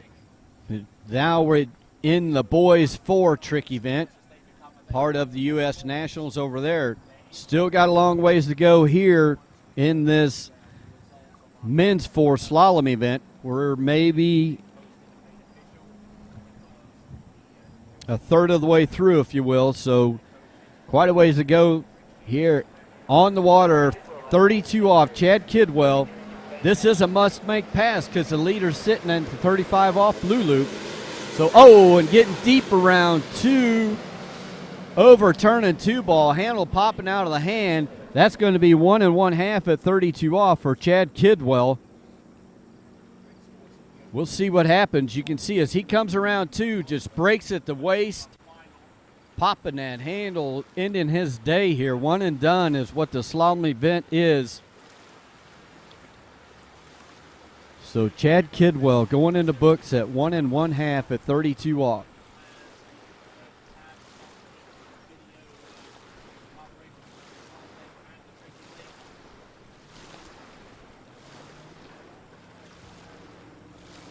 In 5th place right now, we've got Gary Janzig. In 4th, Mike Alessi. Chad Kidwell just put himself in the 3rd spot with that 1 1/2 at 32 off. Still in 2nd, Jim Powell with 3 1/2 at 32 off. And your leader holding on tight, Ryan Left with 2 1/2 at 35 off for himself.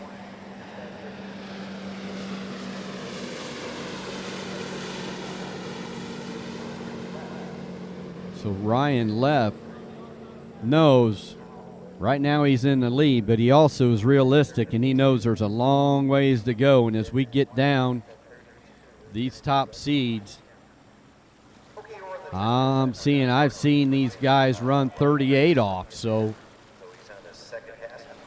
still fun to be on the leaderboard right now, but to think that 2 1/2 at 35 off will win the events, not going to likely happen, or even place on the top 5, but still great skiing. I'm not taking anything away from that.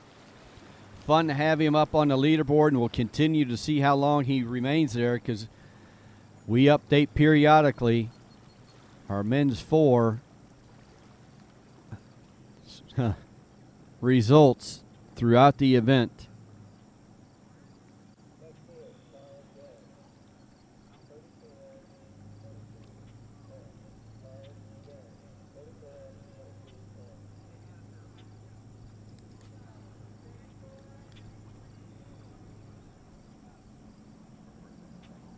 On the trick lane, we have Mr. Greg Terry from LaGrange, Georgia, coming in first. So our next competitor, 13th off the dock at 34 miles per hour, 22 off, Charles Gaharin.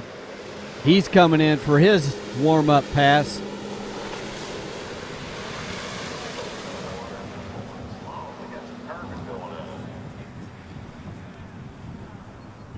This men's 4 event, they range from 45 to 54 years old.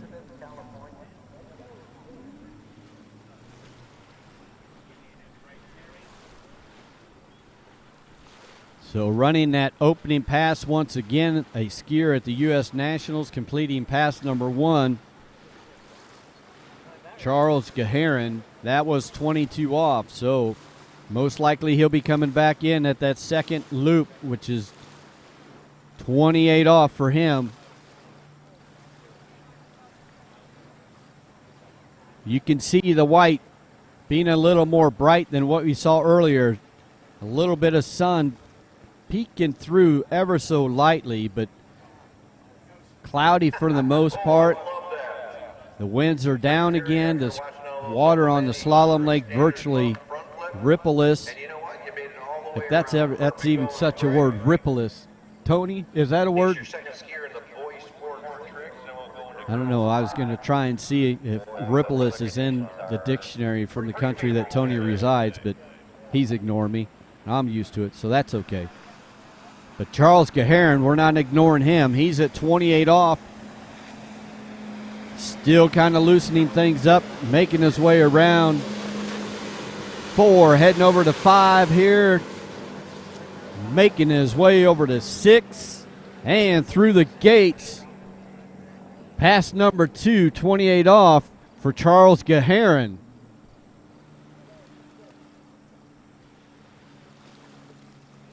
As we get another celebrity in our Waterski Broadcasting Company's announcing booth, one of the top trick skiers over on the preliminaries to try and qualify top 5 skiers for the Morley U.S. Open. Sponsored event, Roswell Marine for the men's tricks. We got Patio Font. Except that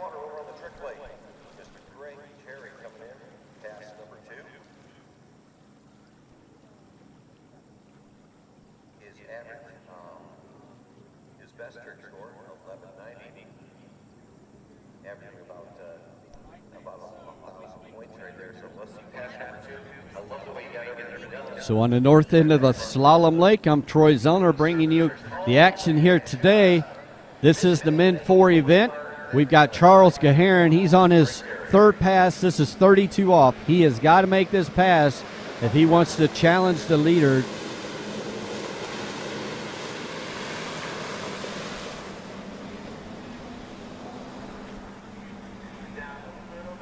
Oh, coming up deep out of 5, getting inside of 6. Unable to run this 32 off. I'm going to say it's 5 at 32 off for Charles Gaharin.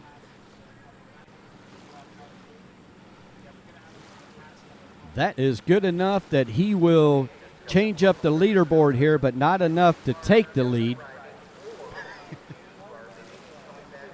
So another trick skier here in the booth doing interviews.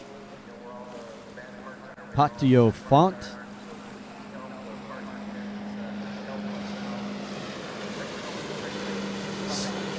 Leaderboard changes. Still leading though. Ryan left. Now in second. You just seen Charles Gaharin run 5 at 32 off. 3rd place with Jim Powell. 4th, Chad Kidwell. And 5th place, Mike Alessi.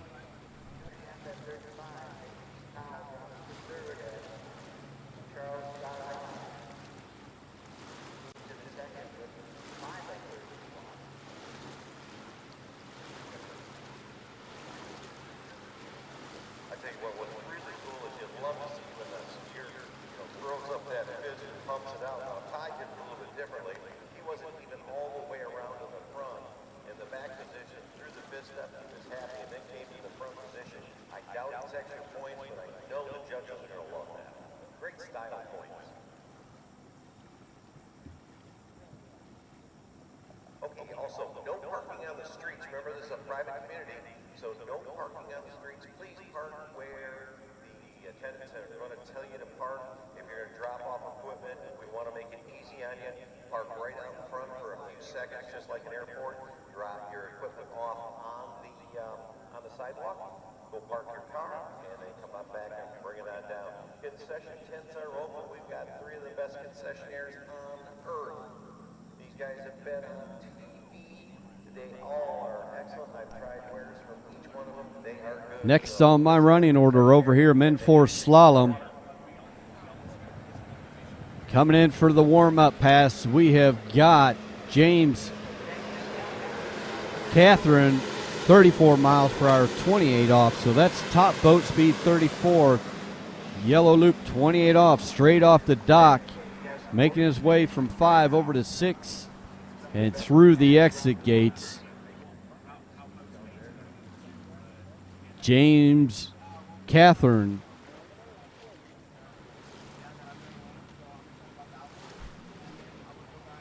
Still got an interview going here on Lake 2, so hopefully you got your things set up at home. 2 different screens. You can hear interviews. You can still watch slalom as Patio Font is in here talking with Tony Lightfoot in regards to his trick pass and goals set for this week.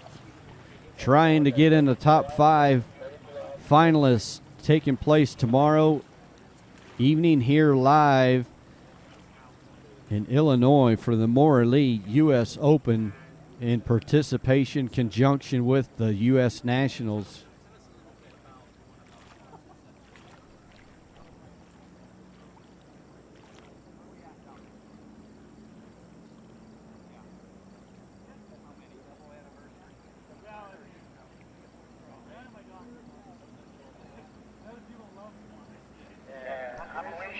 Okay, 32 off, must make pass. We got James Cawthorn.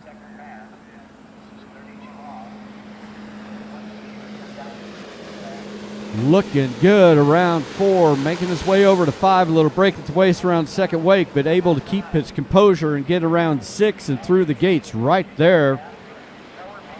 James Cawthorn, I believe that was 32 off for him.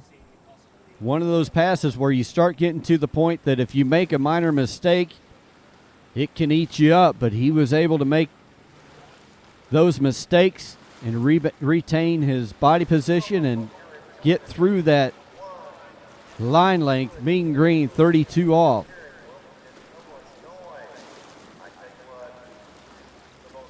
He's happy. You see the fist pump as he gets ready to swing out wide of that ski nautique so they can cut the rope length one more time for him. James Cawthorn.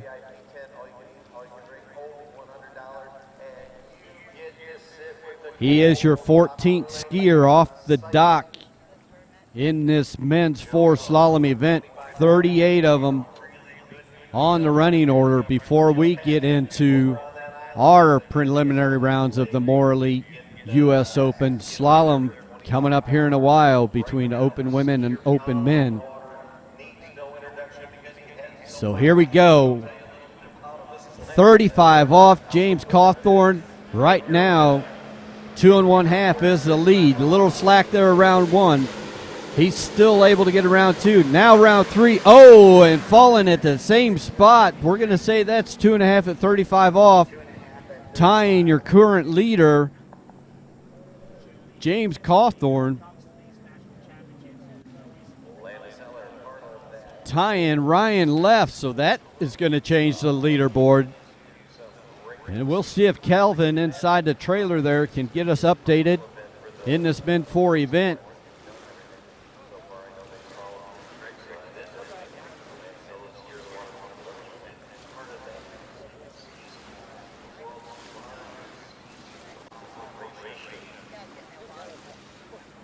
So yes, now a tie for the lead between James Cawthorn and Ryan Leff. Both those skiers 2 1/2 at 35 off.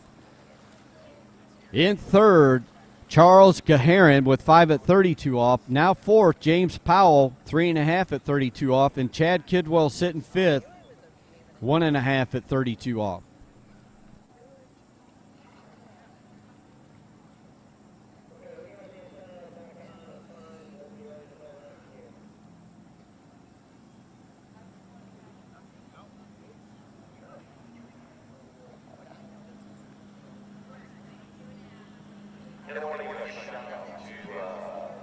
Tricker's head down there. They have so many cool items, new products.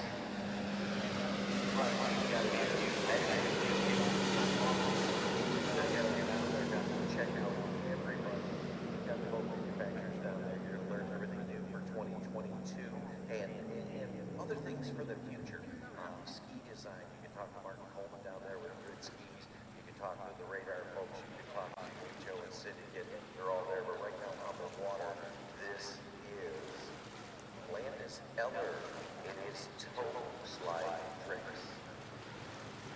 Well, this will be the kind of sponsor of our 2021 National Championships. I want to welcome everybody to Water's Edge and invite you to come check out the permanent floor of my husband. You get a hat. Every night on the whole crew up there.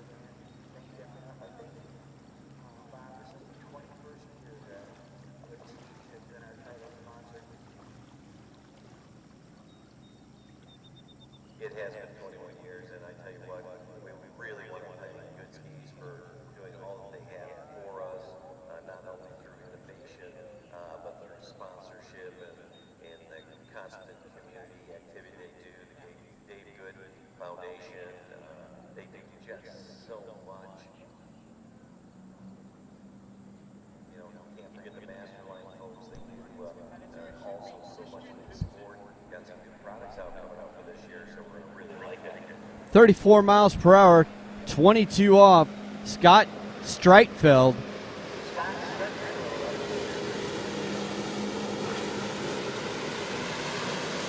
Max boat speed 22 off for him to warm up, get a feel for the water. Making his way around 5 over to 6. Scott Streitfeld or Stretfield, I'm not sure what the proper pronunciation is. But if you know Scott, you know who he is. If you don't know Scott, I don't think it really probably matters to you whether I'm pronouncing it correctly or not. I'm not trying to sound rude. But that's kind of where we stand, and I'm not the best guy with names. I'll be the first to admit it. So Scott getting through the opening pass there, 22 off. He's sitting at the south end of the lake.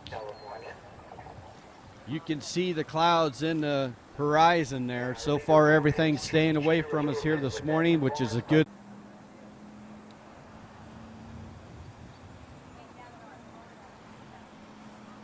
Second pass coming up right now, David Meinhardt. Start off on the yellow loop, 28 off. Ooh, good looking start here.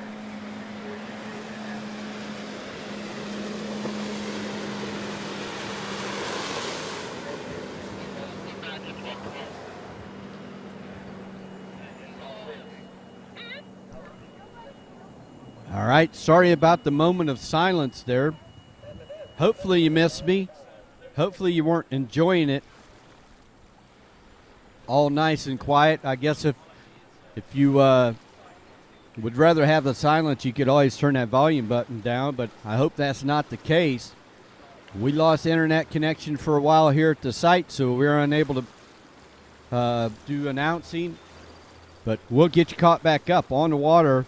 David Meinhardt, he started at 34 miles per hour, 28 off, ran that opening pass. Now he just came back and ran 32 off, so he's going to put his bid in to see if he can't take the lead from Kirby Wetzel, the skier before him, who ran 3 at 35 off. I was just saying the Wi-Fi's still not working.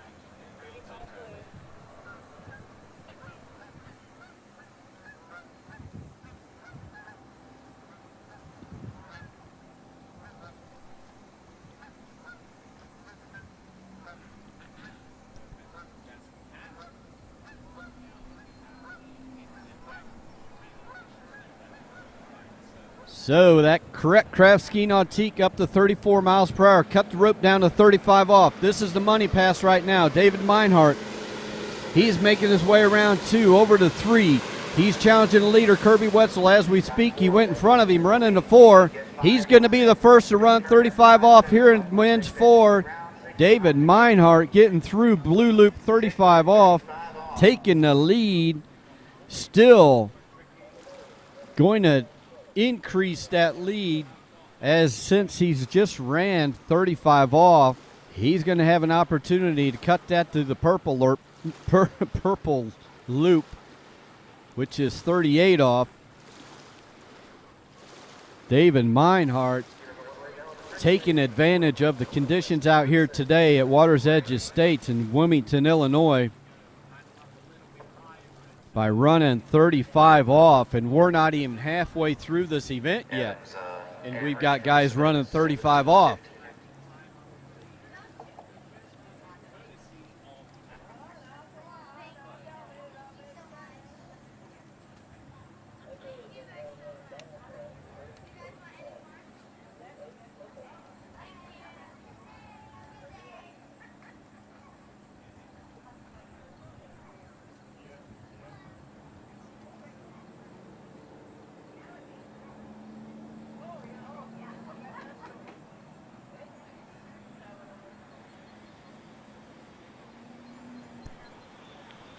So here we go. Currently your new leader, David Meinhardt. He's at 38 off, the first skier in Men 4. Oh, what a one ball. Wide and early to 2, almost too early. Breaks at the waist on his way to 3. So 2 at 38 off. David Meinhardt. Watch the 0 off replay. Look how early he's going to be here using that Conley ski. Look at that very early going into 2 ball, but just unable to stay patient and maintain it to get out in the round 3 ball. But your new leader, David Meinhardt, with 2 at 38 off. So an updated leaderboard there, 2 at 38 off. David Meinhardt now in second. Kirby Wetzel, 3 at 35 off. Tie for third, James Cawthorn, Ryan Leff, both 2.5 at 35 off. Holding on to that 5th spot, Scott Streitfeld, 1 at 35 off. Alrighty, with 98 total boys. So you lost us for a little while, unfortunately, because we lost internet connection out here. So coming up here in the next couple skiers, they're going to do a towboat. Not a towboat change, but a driver official change in the towboat, and then officials on the shoreline as well. What we're going to do is go back and we'll replay or show you the passes that we missed during that short break. We want to get all the people covered that we possibly can, so we'll make that back up to you. On the water now, Peter Dahl. Peter is the TC, or the technical controller here at the Nationals, at 28 off, 34 miles per hour for his opening wishes here in the Men 4 Slalom event. Getting through that pass successfully, opening pass 28 off, so we're going to cut that rope for him to mean green.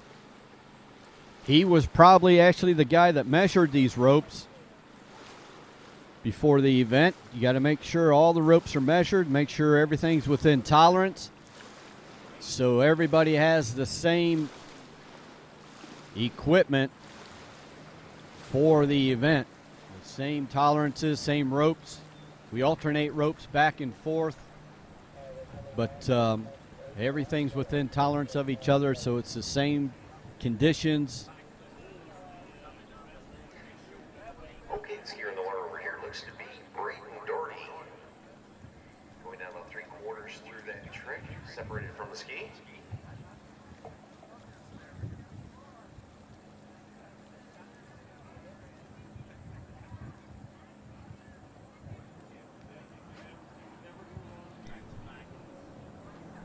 So, I've been wrong before. You've heard me saying I'll be wrong again. Once again, my apologies. I had incorrectly announced Peter Dahl starting. He started 22 off, so now this is going to be 28 off for Peter Dahl, your Minnesota skier, Midwest region skier. Making his way down the lake, round 4, skeets. Bouncing a little bit, coming around 4, but able to maintain and get through the exit gates at 28 off is Peter Dahl.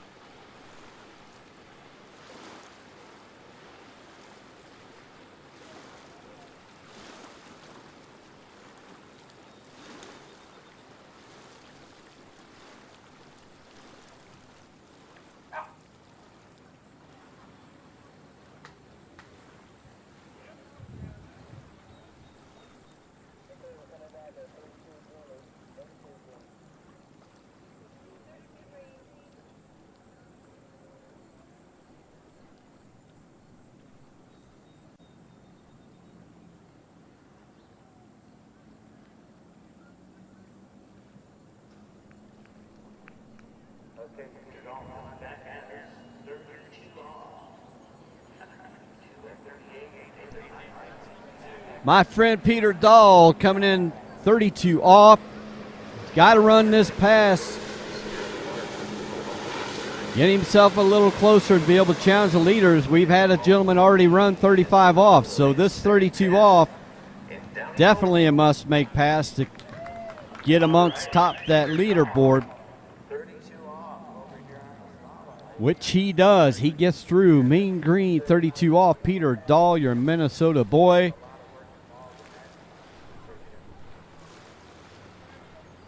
Looking good on the 0 off replay. Peter staying nice and still as he gets around the buoys and completes that 32 off Mean Green pass.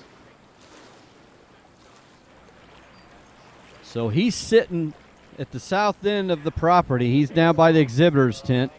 He might be glancing in there and see if they got any gloves or a new jacket or equipment that he may want to buy. Pick up a boat around the South Turn Island and while he's at it, bring it back to the starting dock with him. But the leader, David Meinhardt, went out, ran this pass 35 off before Peter, and picked up another 2 buoys at 38 off to be your current leader. So if Peter wants to take the lead from David Meinhardt, he's got to run this 35 off pass, which the first part of that is having the proper timing through the gates to get a good 1 ball.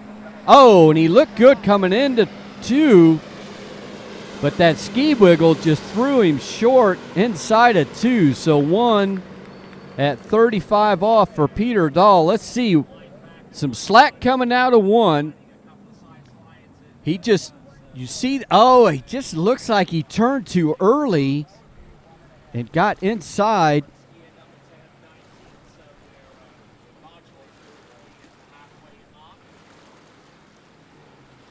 Inside of 2 there, Peter Dahl. We'll confirm what the scores are from our officials here.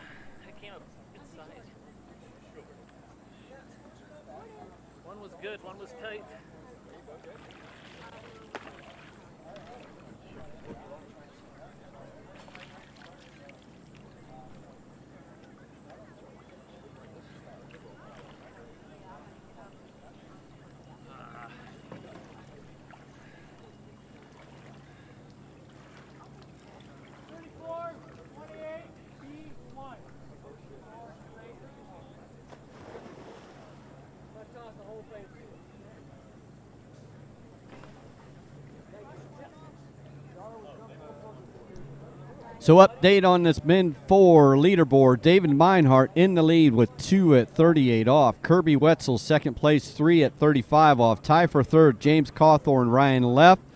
Now we got a tie for fifth between Peter Dahl and Scott Strathfeld. Both of those gentlemen having 1 at 35 off. So things definitely tightening up as we slowly approach midway here in this Men 4 event. When we get to that spot, they will take that correct craft and fuel it up, get a different driver and judge. We'll change out judges on the shoreline as well, and then pick up and run the second half of this Men's 4 Slalom event.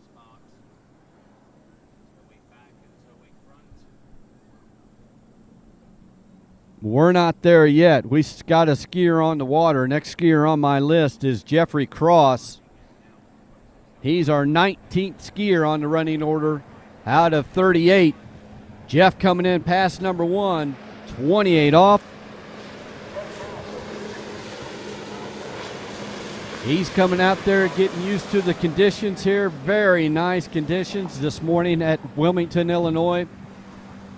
keeping our fingers crossed that everything will remain the same that we've had so far today, all the way through the day, because we've got our U.S. Open preliminary rounds coming up on this slalom lake shortly after this Men 4 event.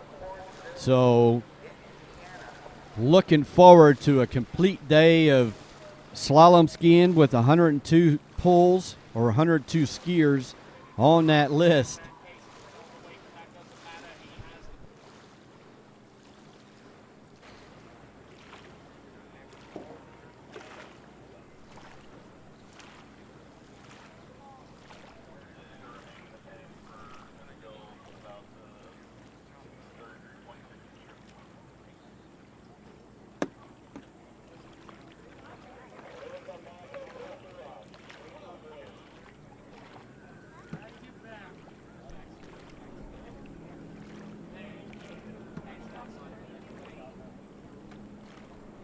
So Jeff Cross making his way back in, lining up that ski nautique.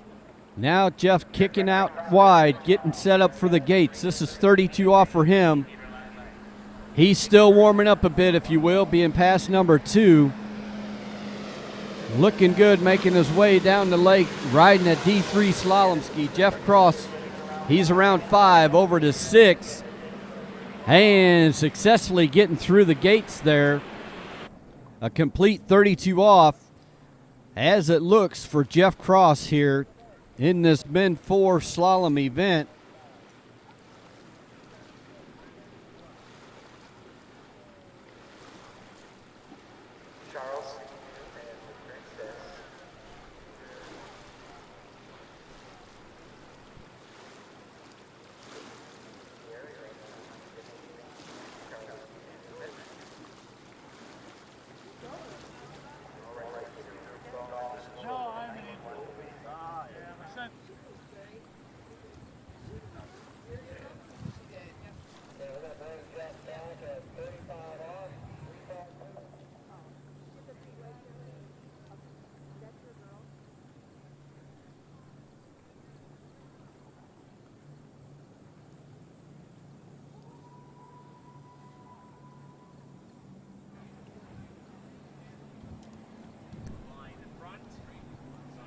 All right, 35 off. This is a must-make pass for Jeff Cross to challenge the leader.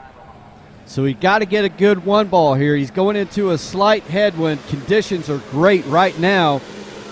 He had a good start going. He's got his son on the shoreline cheering him on. He's still making his way. He's scrambling now, though. Oh, a good turn at 5 ball, able to get out around 6 and run the 35 off. Jeff Cross not giving up, getting around 6 and through the gates at 35 off.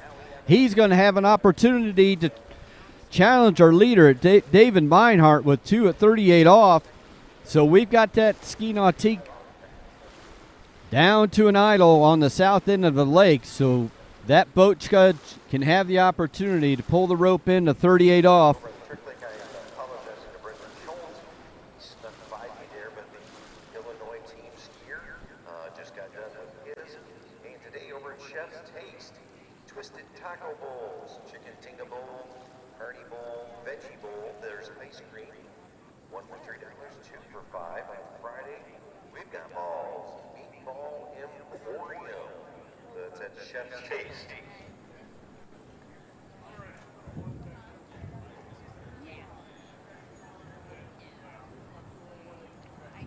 Oh no, look at our updated leaderboard.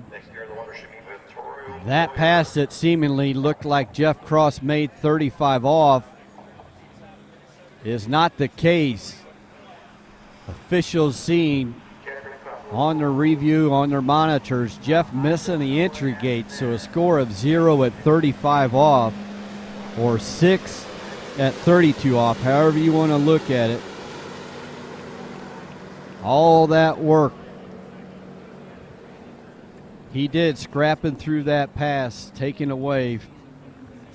Since he missed those entry gates, he gets 0 for that pass. Jeffrey Cross, that puts him in 7th place.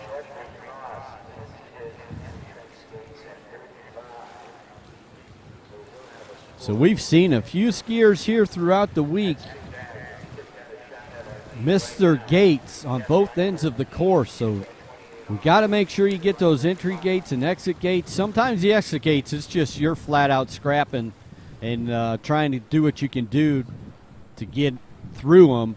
Those entry gates, a lot of times it's anxiety, it's nerves, trying to hold back, starting too early. But we're going to be halfway through this men's 4 event.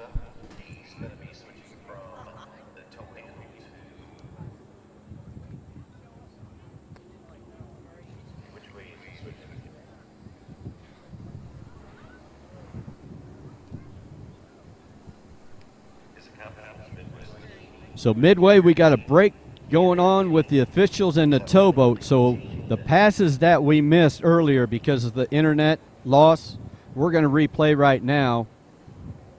And the first pass you're going to see is 3 skiers back, Scott Streitfeld. This pass is going to show him coming in at 28 off.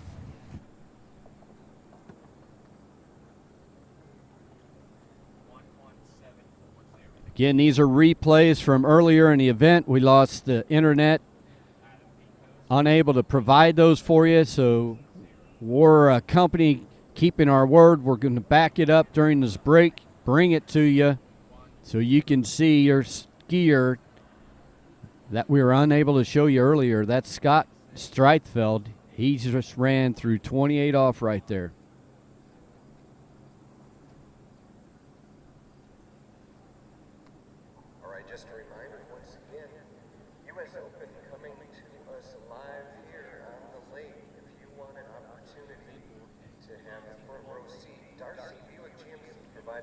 Right now you see Scott coming in. This is 32 off pass.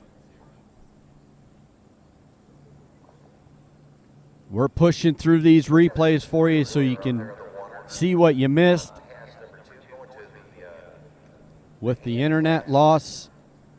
So we're going to fast forward and get through these relatively quickly. So that's Scott. He ran 32 off there. So then they'll shorten that rope down there at the south end of the lake for Scott. And then turn around and bring him back at 35 off.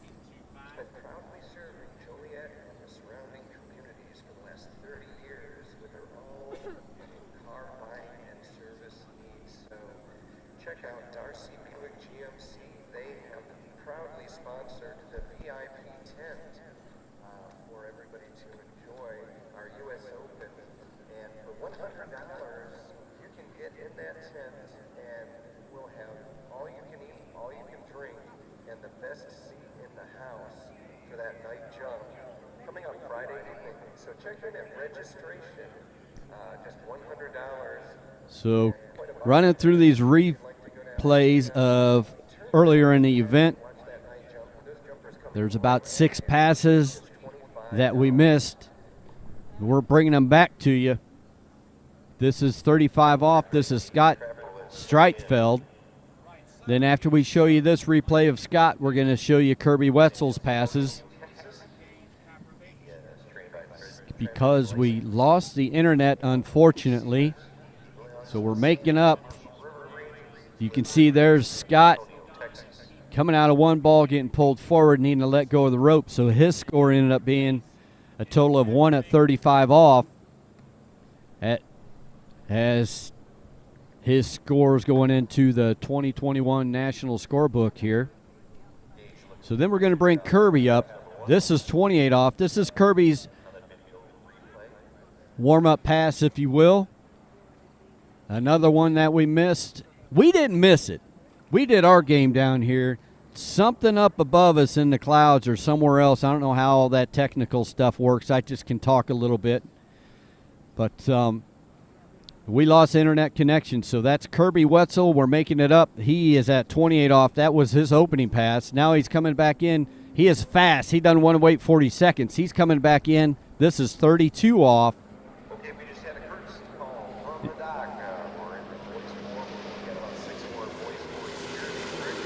So at this point, Kirby's making his way through 32 off.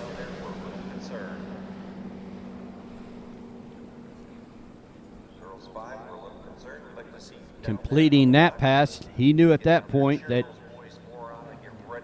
to challenge the leader, he was going to have to make 32 off. So this is the money pass at this point, 35 off. In this pass, you see Kirby coming around 2. He knew he had to get 3 to take over the lead. And that point, he did what he needed to do to take over the lead. That's 35 off. So there's your makeup passes, unfortunately, when we were off the air between those two skiers. And then now we're nearing the end of this break. They've got the correct craft fueled up. Officials changed out. Currently, if you look deep in that screen, you'll be seeing a boat coming towards you. That's the official towboat here for this Men 4 slalom event, running that simulation pass, and then we'll get back underway to get you the top half of this Men 4 slalom event. Right now, we're very tight, very close on the leaderboard. We've got Scott Benner. He's going to be the next skier off the dock on my list. He is number 19 out of 38, so right there at that midpoint. And then we're going to end up rolling through, and eventually we're going to crown a 2021 Men 4 U.S. National Champion today at the conclusion of that Men 4 event. Then once we get through this Men 4 event, we're going to move right into the preliminary rounds of the Morley U.S. Open, starting with the Open Women Slalom prelims. All that's coming to you. You're sitting at home. It's free. We've got another lake going as we speak. Tony Lightfoot's calling that lake. That's the Trick Jump Lake. We're still in the Trick events.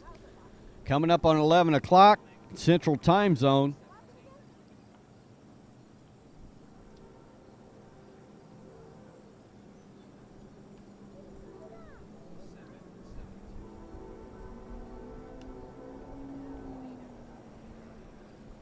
So here we go. Ski Nautique up on top of the water, 34 miles per hour, 28 off. Scott Boehner, pass number 1, warming up at 28 off, making his way down the lake into the slight headwind. He's coming over to 5, makes it around 5, making his way over to 6 there. Scott Boehner, successful opening pass for him. Another individual making the opening pass today.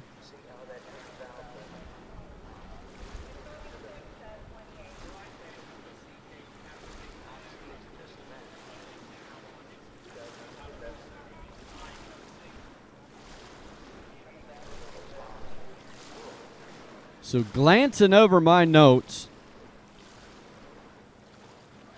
I keep track of what these skiers do, what their starting speed is, and what their final buoy count with the rope length. Scott Boehner is our 35th slalom skier off the dock today. 34 out of 35 skiers so far today have ran their opening pass. And that one person technically ran their opening pass as well, but missed the entrance gates on the opening pass. So officially it's a 0, but that skier did run 6 buoys. So here we go. Good skiing, bringing, at 32 off. Unfortunate fall around 1 there. Scott Boehner falling around 1 at 32 off, so that's going to be 1/2 at 32 off for Scott. Let's see what happens here. He was coming. He had a good start into the buoy, and I think he just got excited, tried to do a little too much, unable to hold on to the handle. Scott Boehner, that result is 1/2 at 32 off for him.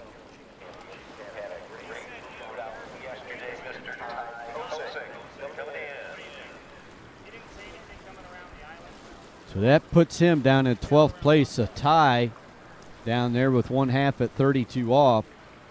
Your leader still, 2 at 38 off, David Meinhardt. In second, Kirby Wetzel, tied for third. James Cawthorn and Ryan Leff, and then a tie for 5th even between Peter Dahl and Scott Streitfeld. So very close scores here. We're midway in this Men 4 event.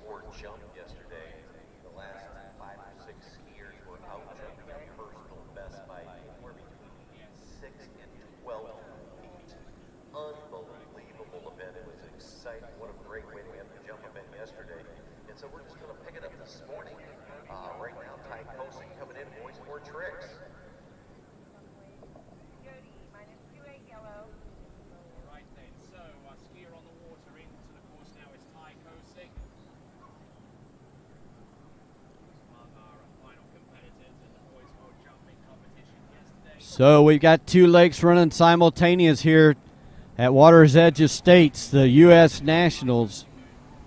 Get your tab set up. I'm Troy Zellner, bringing you the slalom lake. Right now, Jody Johnson, 28 off.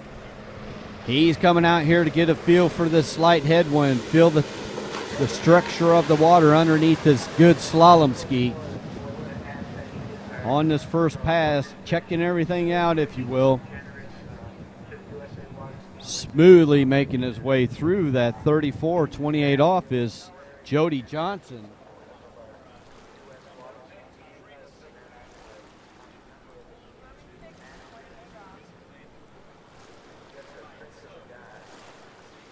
Looking very relaxed out there, Jody Johnson.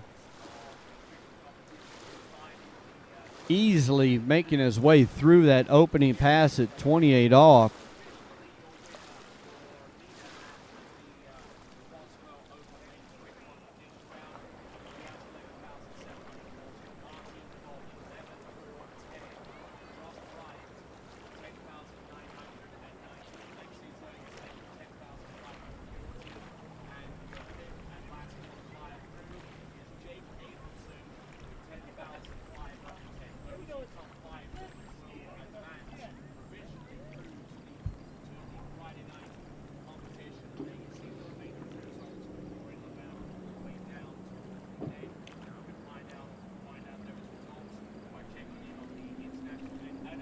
All right, RPM's revving up behind the ski nautique. Holding on to the handle, we've got Jody Johnson. This is 28 off for him. He's got to continue to get one buoy after another if he's going to get up into 38 off to challenge the leader.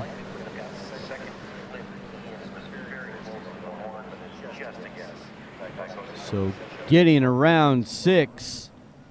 That's actually 32 off is Jody Johnson.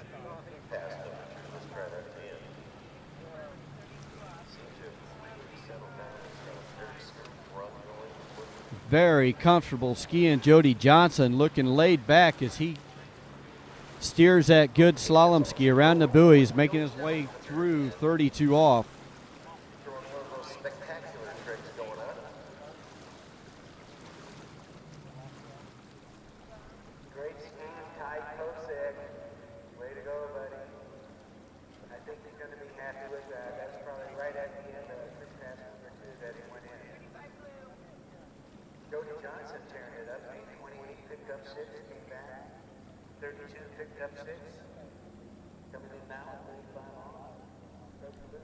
So the Waterski Broadcasting Company putting together 3 different nationalities to bring you this webcast throughout the week at the U.S. Nationals as well as the Morley U.S. Open.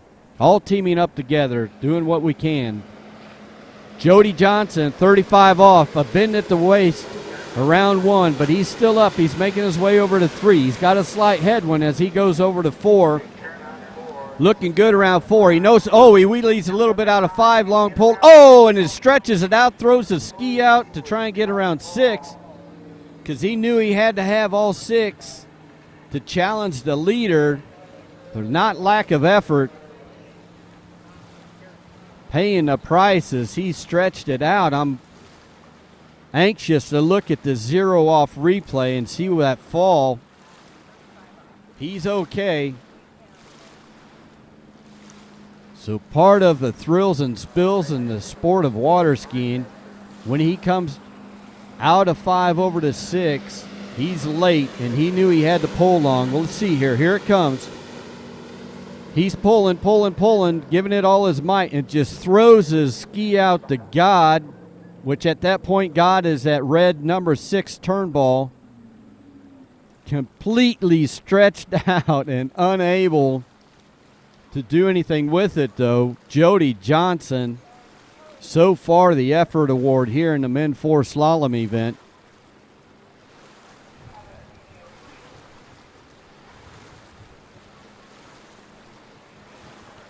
That's going to be enough to change up the leaderboard, though. I don't know that we'll have time to show you that here in between skiers. They're trying to move as quickly as they can between the skiers. And watching that slow-mo entertaining fall by Jody Johnson just will not allow us to do that. But we will get you caught up whenever we have the opportunity. Maybe now, maybe after the next skier. But unofficially, I'm writing down 5 at 35 off there for Jody Johnson. Our 21st skier in this Men's 4 event.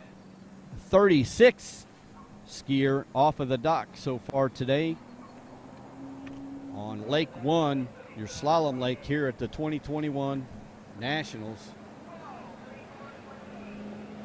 At 28 off, 34 miles per hour, we have Paul. I butchered this name yesterday. He must have a kid in this event. At 34-28 off. Paul Zazodsky. I think that's how I said it. I'm sure it's incorrect.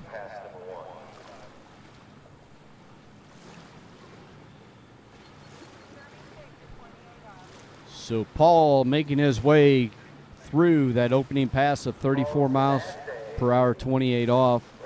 And that means we're going to shorten the rope to 32 off for Paul.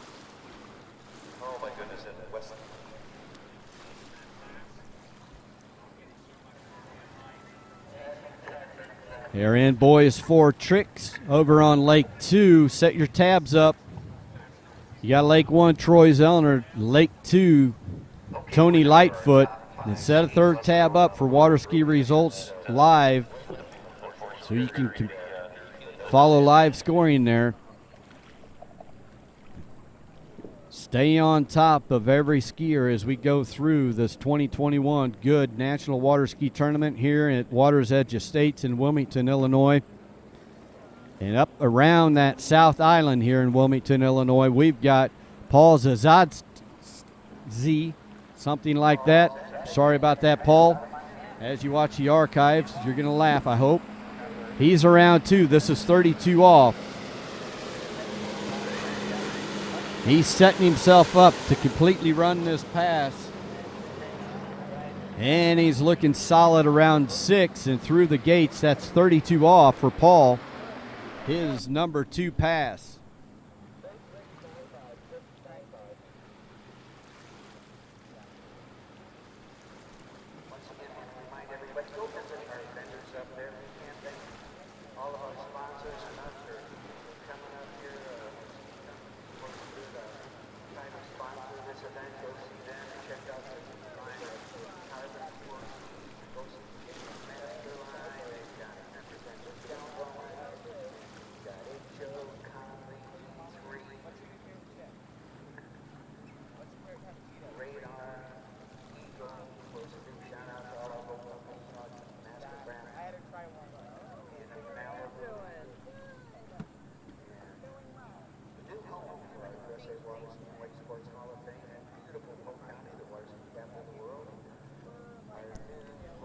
Zazodsky. Paul coming in, pass number 3. This is 35 off. He must run this pass if he wants to challenge the leader to get into 38 off. So a little bit of a head. Oh, and he's getting pulled out at 2 ball. He looked pretty good going into 2 ball, and then a bobble there coming out of it. You can see it doesn't take much if you get pulled out at 35 off to end your day. So a little bit of slack coming around 1. Not bad, though, but 2, just getting broke forward at the waist, no angle to be able to get around 3 ball. So 2 at 35 off here for Paul to go in the scorebook for this 79th U.S. National Championships.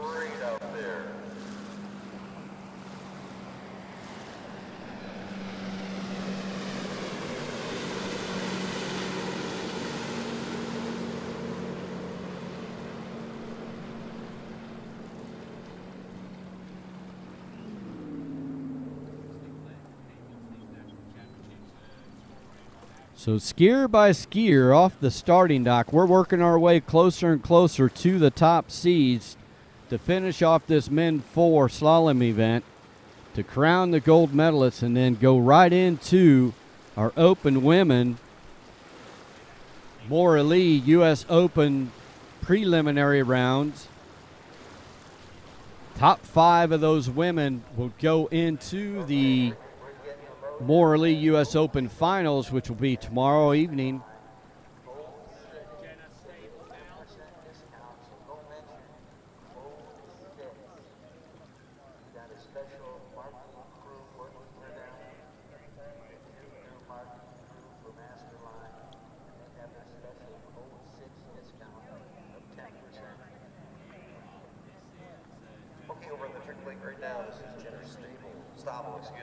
From Chico, California, number 4C.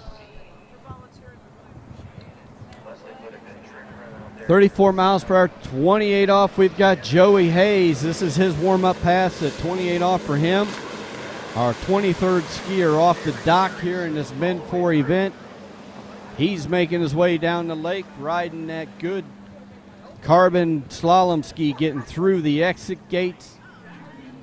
Joey Hayes passed number 1, and he is going to pull out right side of that, driver's side of that Correct Craft boat to let that boat judge know what his next pass is going to be. He has the option of choosing the rope. Most of the time, the most popular choice is to go to the next shorter line length and work your way shorter and shorter by making 6 buoys on each pass. And the person with most buoys at your shortest line length adds up to a highest total buoy count, and that crowns your gold medalist in the Men 4 slalom event. We got a long ways before we decide who that's going to be here today at the 2021 Goode U.S. National Waterski Championships in this Men 4 slalom event.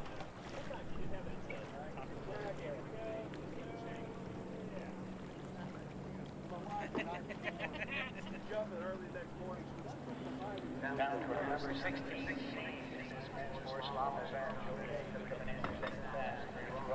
32 off, otherwise known as Mean Green. We've got Joey Hayes. Pass number 2 for him. So this is still kind of a secondary warm-up pass, if you will. Most of the time people will get through to their most challenging pass. It'll be about the 3rd or 4th pass of the set, so they can get a feel for things, but not ski too many passes and get themselves too tired and not have the strength at their most challenging pass. So a lot of times you'll see the skiers setting themselves up for the 3rd or 4th pass to be their most challenging pass in the slalom event. So Joey Hayes, if we're going by that strategy, he started 28 off, so he's thinking he knows he's got to run 35 off, so that probably is the goal in the back of the books for him, to run this 35 off. Coming up next with a little bit of a headwind, which will enable him to come back in at 38 off and challenge the leader, David Meinhardt, who sits with 2 at 38 off. Yeah, and by the way, I don't know if you want to let Kelvin know, but I still do not have tally. So if it seems like I'm doing something weird, that's why. And right now on the water, hailing from Lakeland, Florida, of business development, surfing Goode, Mr. Connor Walsh, mentors with Ryan McGee, and works with Kevin Jack also, and Blair Boyd. Already coming at us, Joey Hayes, 35 off, a must-make pass to challenge the leader. Oh, dropping forward and to the right. losing the handle around 2 ball, getting 1 1/2 at 35 off. Joey Hayes is going to go in the scorebooks at 1 1/2, 35 off here at the 79th Goode Waterski Nationals at Waters Edge Estates in Wilmington, Illinois.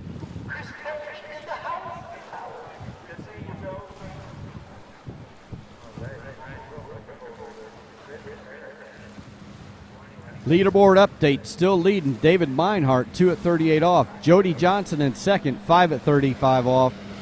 Kirby Wetzel sitting in third, 3 at 35 off. Tie for fourth, James Cawthorn, Ryan Leff, 2 1/2 at 35 off. That's your current top 5 skiers here in this Men 4 slalom event.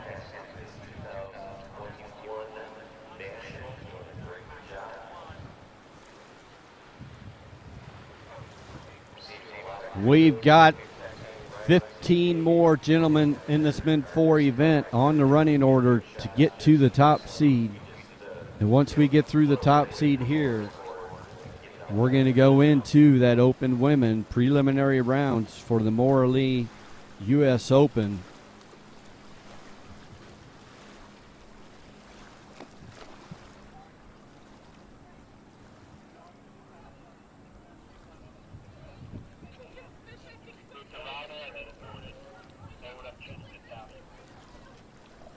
Okay, gotcha. Connex is raised.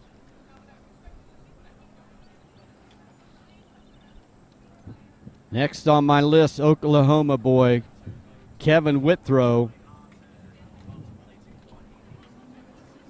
He's going to let that towboat know what he wants his starting speed and line length parameters to be for his warm-up pass. It looks like 28 off there for Kevin Withrow. Pass number 1. Checking things out. Kevin is an overall skier as well. The Withrow family of water skiers, they have children out here skiing this week as well as a wife. They're already done. Now they're out watching dad and husband make his opportunity for the bid at the gold medal here in this Men 4 national event.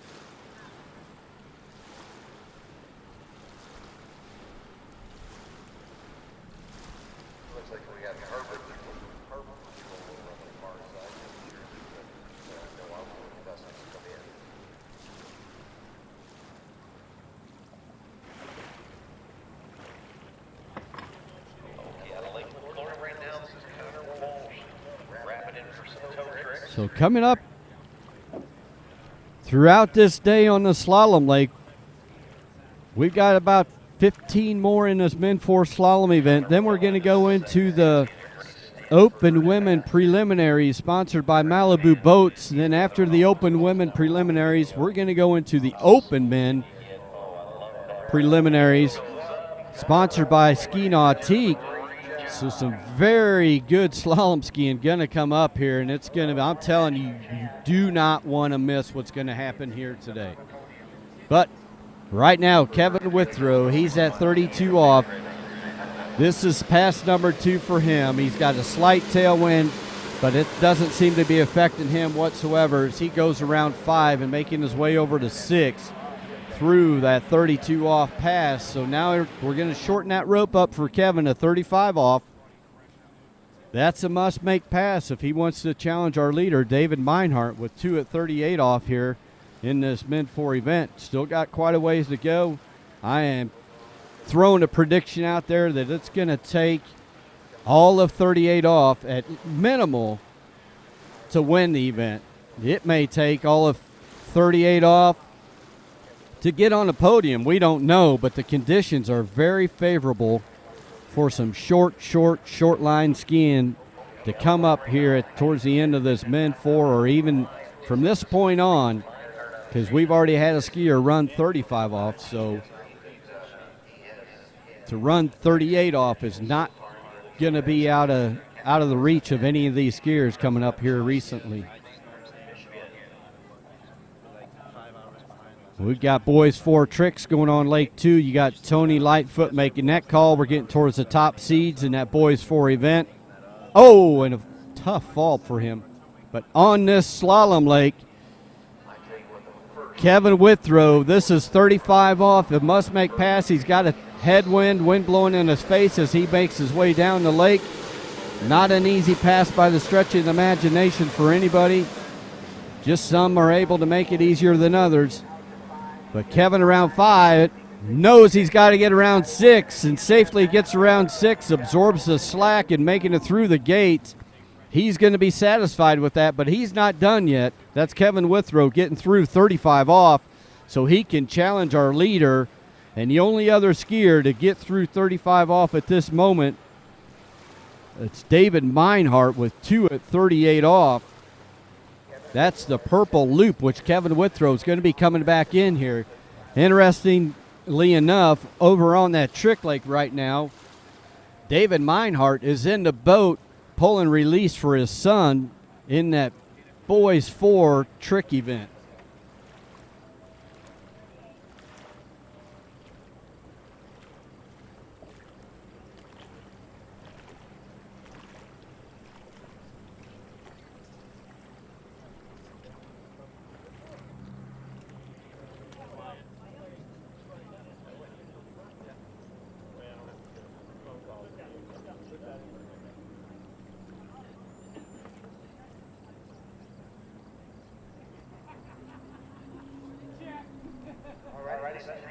All right, we got the throttle in that correct craft, throwing to the floor, pulling Kevin Withrow here, 38 off. 2 is the lead, so part of 3 is going to put Kevin in the lead.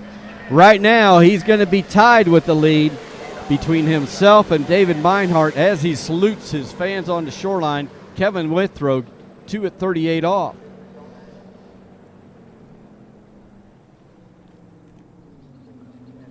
So, bear in mind, our running order here, it tallies 38 men's 4 slalom skiers. It's a seeded list, so what that means is our 38th skier has the highest average of all these other 37 skiers in front of him.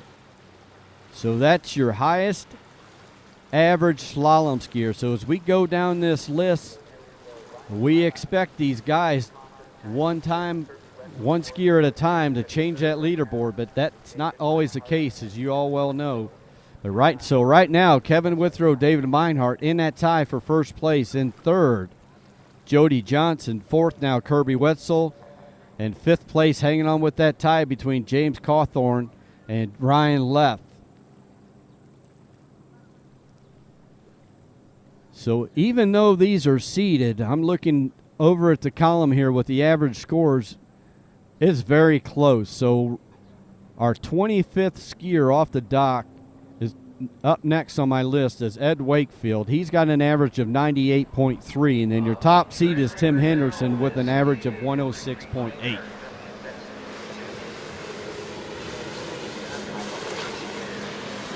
Right now, Michigan skier Ed Wakefield, he's riding a good carbon graphite slalom ski, and he's making his way through his opening pass. He was here last weekend at the Midwest Regionals, so he's familiar with the site, as we have seen other guys coming through earlier in the day.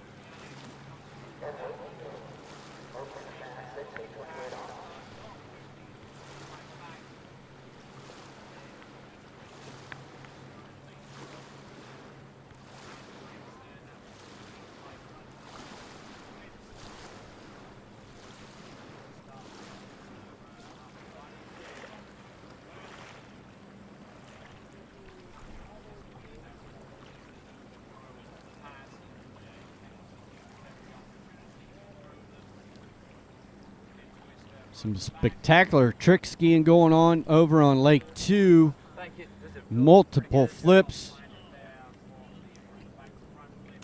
The young Meinhardt man. Flip after flip after flip.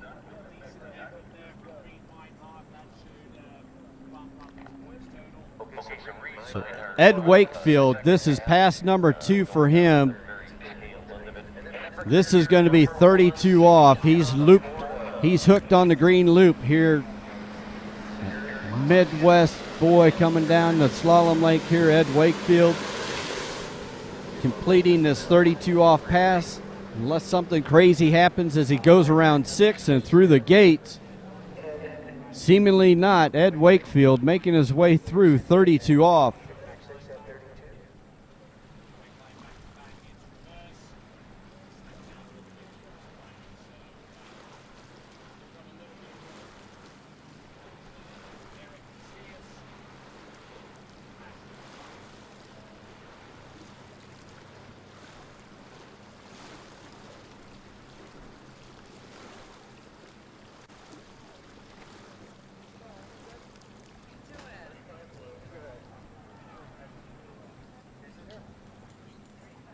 Upon completion of your 0 off replay of Ed Wakefield pass number 2, 32 off, we're looking at that towboat that's down by the starting dock, but it's not a different skier. It's still Ed Wakefield. He's going to be coming back in at 35 off.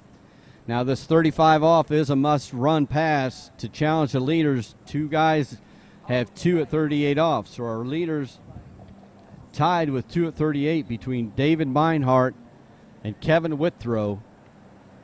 So Ed Wakefield coming in 35 off. He's got to run this pass, which means he needs to have a good number 1. Not bad, a little bit of slack, but nothing to get panicked about. He's still around 3, heading over to 4 now. And a little slack at 4, but just stay patient around 5 and do enough to get yourself around 6 so you can exit through those mandatory gates and get your complete 6 and continue on. Ed Wakefield runs 35 off, which is going to set him up to be able to challenge these leaders. Kevin Withrow and Dave Meinhardt, both with 2 at 38 off. So as long as Ed gets part of 3, he's going to be the new leader. But he knows he's got a lot of guys still down there at the starting dock. So he is going to need to set the bar high if he wants to get a podium spot. Now I'm predicting it's going to take a full 38 off pass, and I would say probably even to get on the podium. I know that may sound crazy, but I've been underestimating some of these other events. The skiing's been spectacular, even battling through some of the weather patterns coming through that haven't been favorable. We still have had some very impressive slalom skiing up here in Illinois, where we have more jumpers born than we do slalom skiers, but just to show, slalom skiing up here can be very competitive. So 38 off, he stood up a little bit, a lot of slack around 1. We'll see what the officials call there, whether he got around 2 or if he was inside of 2. Our 0 off replay is going to help us determine that. So there, you see all that slack. The whole rope was damn near in the water. Ed's pulling his guts out. He's trying, oh, boy, if I was an official, I would probably give him that buoy.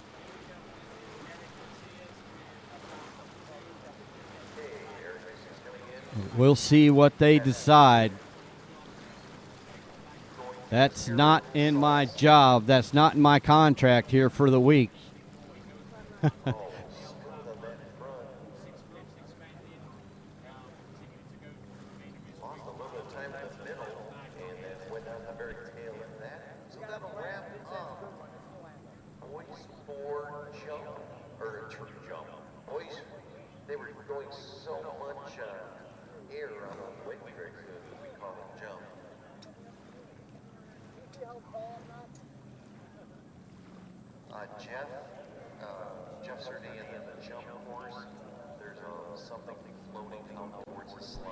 So I took a short walk. About 15 feet behind me is the shore judge over here, and I heard on the officials' radio confirmation Ed Wakefield 1 1/2 at 35 off for him. That brings our next skier, John Cowley. He's coming in opening pass here, warming things up. It looks like 28 off as he's riding that good slalom ski. Getting through his opening pass of 28 off, John Cowley. getting a feel of the water, the wind, the conditions here in Illinois.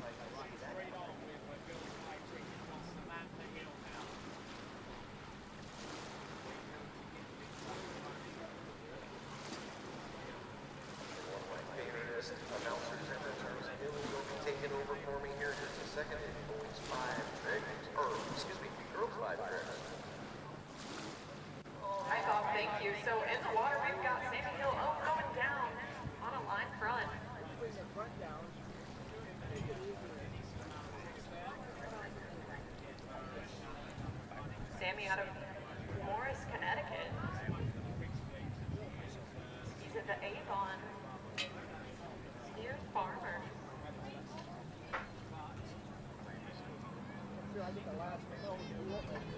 Old Farm Skiers, thank you for the correction. Here we go. We've got that Ski Nautique powering up. They rounded that OJ Props Island down there in the south end. Now this is 32 off for John Cowley. He's coming around 1, making his way over to 2. He knows he's got to make this and get all the way through 35 off to challenge the leaders and put the bar higher. But one thing at a time, John Cowley getting around 6 and through the exit gates, opening up, keeping his opportunity available so he can continue to ski on, getting closer and closer and closer to our leaders.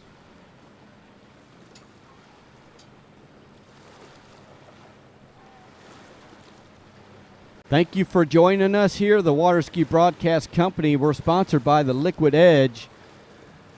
Their sponsorship allows the webcast being available, providing all the coverage live to you, no delays. 2 lakes simultaneously at a time. Get 2 monitors set up. You can, in your right eye, you can watch the jump trick lake being called by Tony Lightfoot. In left eye, watch the slalom lake here being called by Troy Zellner. And we're happy to be able to present you with all the awesome camera work, footage, switchboard operations going on inside the trailer. Help support the Waterski Broadcasting Company by supporting the Liquid Edge, our sponsor here for this 2021 webcast, coming to you live right now. Live 35 off, must run past John Cowley. He is around 2. He's got that good slalom ski. Edge change, making his way down course. A little late going into 4, but he's over around 5, powering his way over to 6, and around 6 he's got it. From my perspective, but we've seen that before, and that be changed. John Cowley completing 35 off. He's going to have the opportunity to take a poke at our leaders here with the tie between Kevin Withrow and David Meinhardt. Both those gentlemen, the only other 2 guys to run 35 off so far in this Men 4 event, and they're sitting with 2 at 38 off.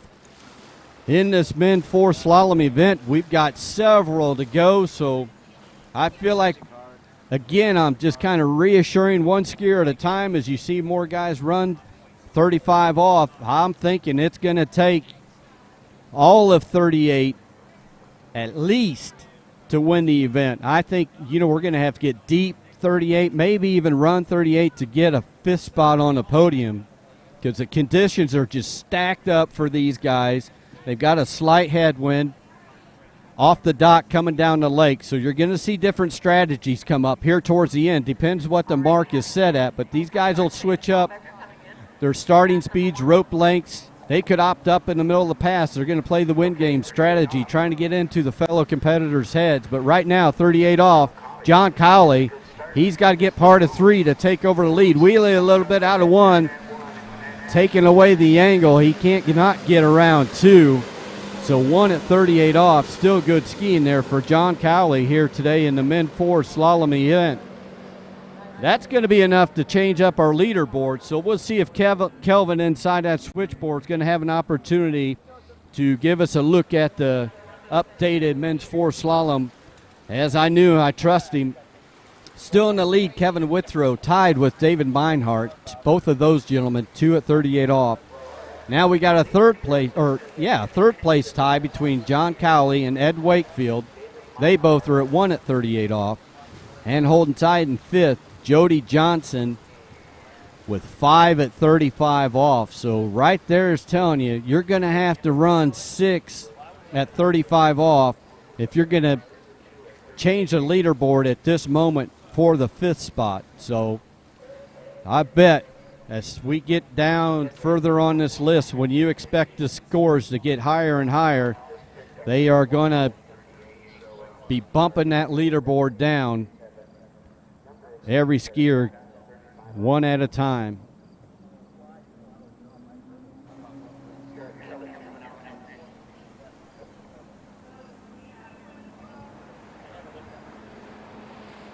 Wow, first skier off the dock, right at mean green, 32 off, 34 miles per hour. Eric Kelly, not afraid of mean green as a warm-up pass. He's going around 5 over to 6. Our first skier starting at 32 off, Eric Kelly jumping right in the short line, straight off the dock.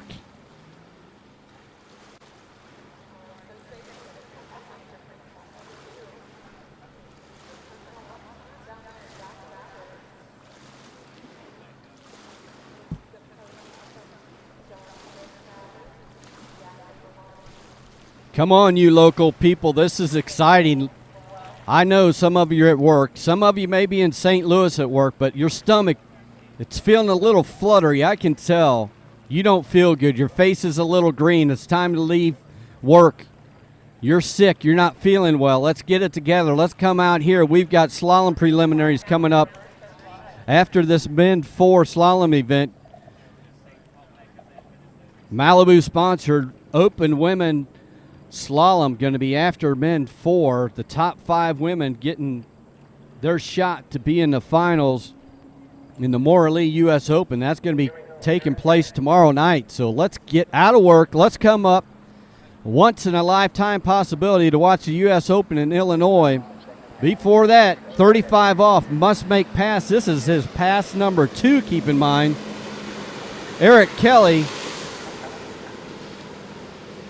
staying patient with not a perfectly smooth pass, but good enough to get through the exit gates and run that 35 off.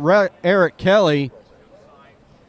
Let's see here. I missed the first couple buoys, but yeah, you see him throw that shoulder back. It's really kind of better to keep a straight stack as you come across the wakes there and get more leverage behind the boat.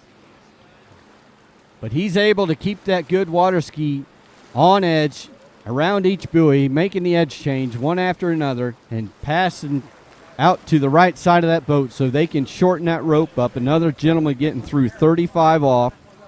Going to take a poke at these leaders in the 38 off rope length. That tie still on top, 2 at 38 off between David Meinhardt and Kevin Withrow. And right now sitting in second place is John Cowley. He's got 1 at 38 off. So catching his breath right now. Well, he's better have his breath caught because he's up on the water. He's rounding that North Island. That Correct Craft Ski Nautique's lined up through the center of the gates. Eric Kelly, this is 38 off. Your lead is 2, so part of 3 will be a new leader if Eric can get there. Oh, a banger of a 1 ball. Now he's around 2 ball. He got stretched out. Stretched out just enough to take enough angle away. Prevents him from going more directly across the ski lake. Points the ski right at 3 ball, which makes it very difficult to get out around the buoy. So look here. As that slack comes out, man, was he deep. He's just stretched out in a bad pulling position, which keeps him from getting out around 3 ball. But now a 3-way tie over here in this Men 4 event. 3 gentlemen with 2 at 38 off for the 3-way tie. So that's going to be your first 3 spots in the leaderboard. That'll push whoever was in 5th prior to Eric out of medal contention.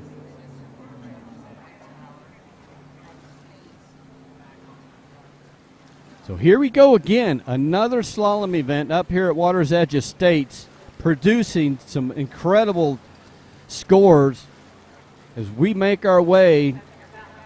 There you see open skiers up and down the berm. We're here roadside.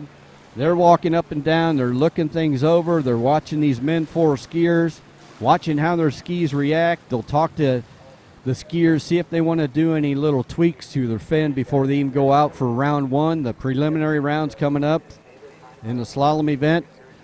So things are getting very exciting here on Lake 1. Setting up to be an explosive day on the slalom lake as well as on the trick jump lake, because we're still tricking over there, but then once we get done with tricks, the famous Tony Lightfoot will start calling some jumping, and we've got some boys 4 jumping, I know for sure, plus the open men, open women prelims. Stick with us, get 2 monitors set up. You're not going to want to miss anything.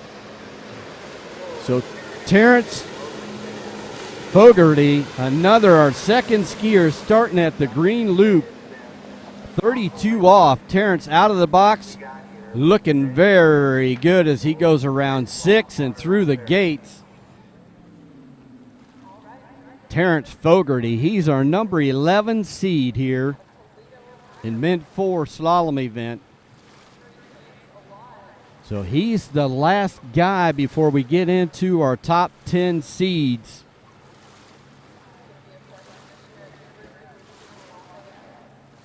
Got some big names looking down this list coming up to us. You don't want to go nowhere. This is a slalom event. If you got to leave work and go to lunch, look us up on your phone. We're on the Waterski Broadcasting Company. I'm on the slalom lake.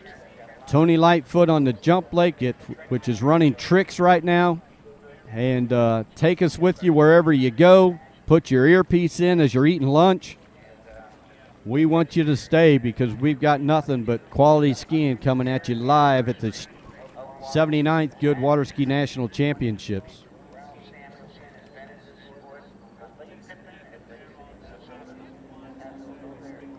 So completing his warm-up pass at 32 off, coming at you live right now, 30.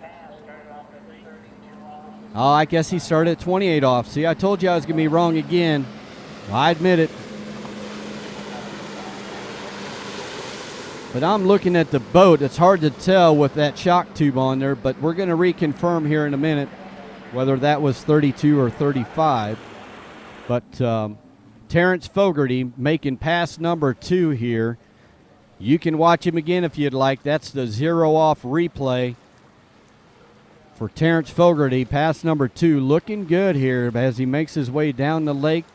That's a slight tailwind, nothing really to be, not enough wind to really be concerned about. So yeah, to confirm the starting speed, Terrence did start at 32 off, so that there was our tailwind, 35 off. A little bit of wind that we've got, but it's still enough to call it a tailwind. So that's going to set Terry up here for the headwind 38 off. He knows we've got 3 guys tied with 2 at 38 off in this event. So if he wants to get part of 3, but I'm willing to bet you with him being an 11 seed, at one point in his life he's ran 38 off. If he hasn't, wouldn't this be the best time for him to come out and run for the first time ever 38 off in a tournament? But I'm just totally throwing that out there. I know nothing, but I'm just setting up the suspense right now. This is 38 off. Terrence, he's around 3. Oh, losing the handle around 3. That's 2 1/2 for Terrence Fogarty. Upset. He knew he had something going there on this 38 off pass. Nice tight rope, good 2 ball, a little bit of slack there, but he's still able to maintain. He gets himself around 3, but anxious and pushing that ski a little too hard, causing that overturn and the handle to pop out. Around 3 ball there. Terrence Fogarty, unofficially 2.5 at 38 off, your new leader, pushing this 3-way tie of 2 at 38 off down to 2nd, 3rd, and 4th place. So there you see it. Eric Kelly swimming in, your new leader, 2.5 at 38 off. 3-way tie for 2nd, Kevin Withrow, David Meinhardt, John Cowley, all with 1 at 38 off. So that leaves another spot. I missed the last one, I'm sorry. But that's new update for your leaders here. Long ways to go. It's your top 10 seeds.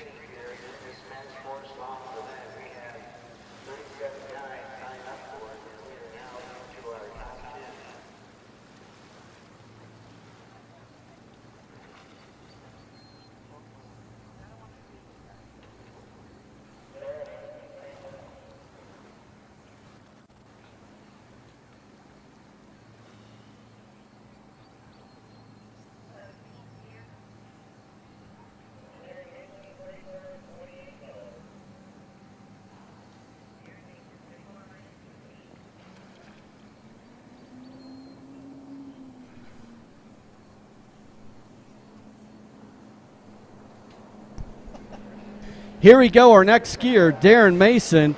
He's starting 28 off, 34 miles per hour. He's got to make some passes here if he's going to challenge the leader who just went out, Terrence Fogarty. He's got 2.5 at 28 off. So, a pleasant surprise in joining me here. We got John Travers. Yeah, thanks. Just got in town last night. Looks like the weather's holding up pretty good today, so a few more hours and we get to the open women, after the men 4, then into the open men. So hopefully this weather can hold off and we can have a good afternoon.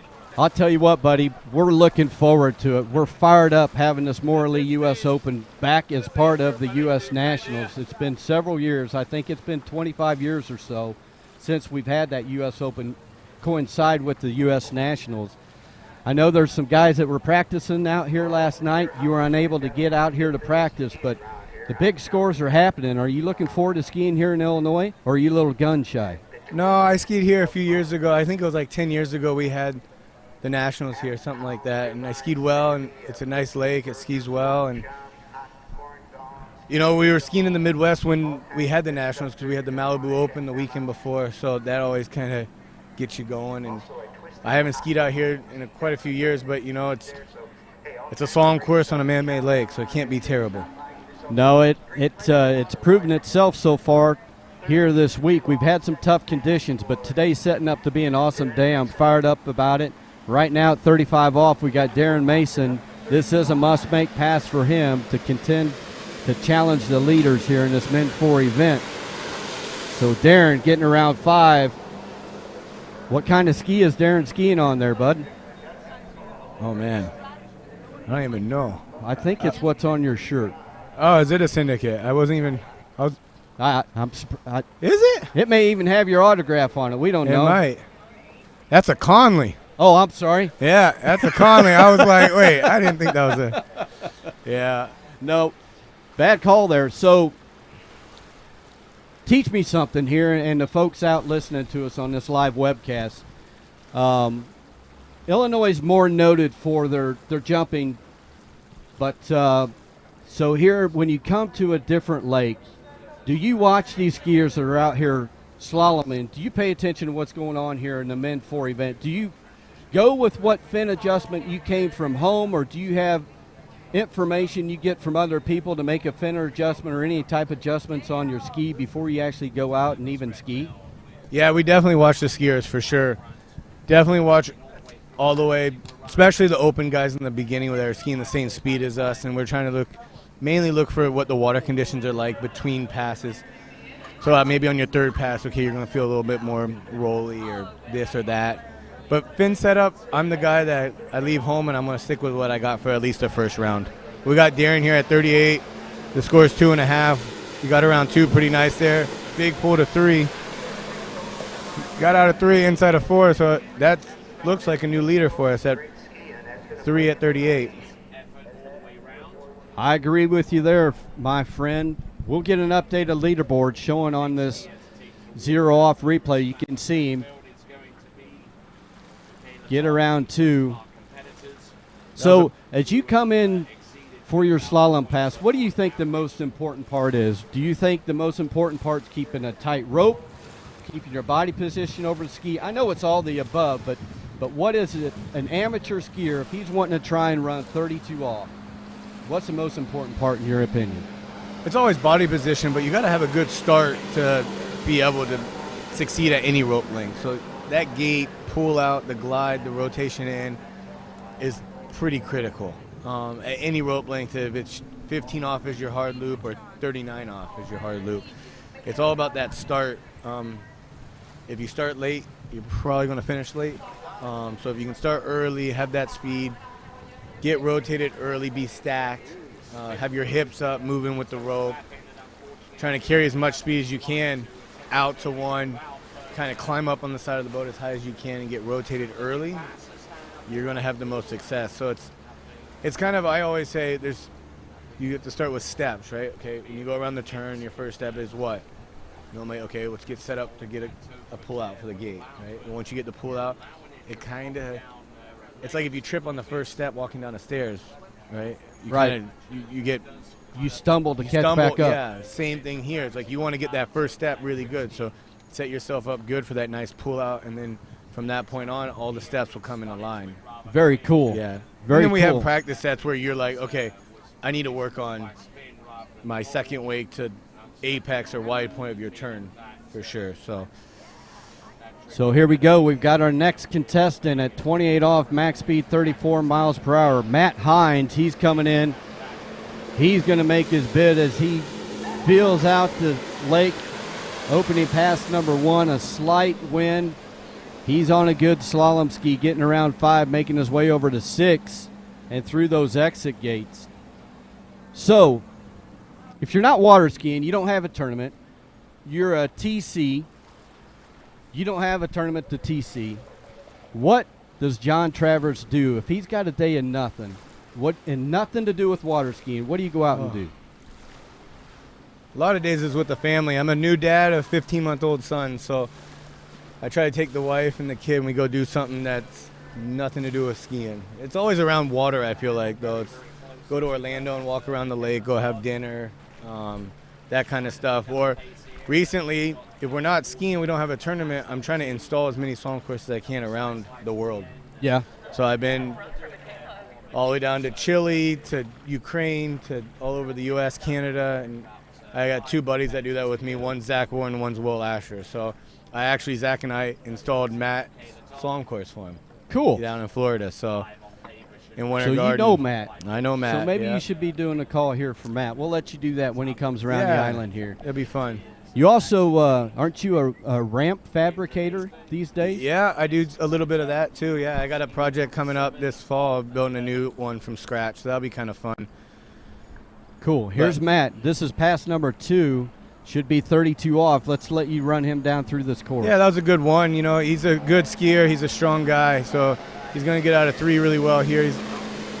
I'm sure his best is into that deep 38 or even shorter, so I'm sure he's just feeling it out right now, just trying to get that rhythm and those steps in order.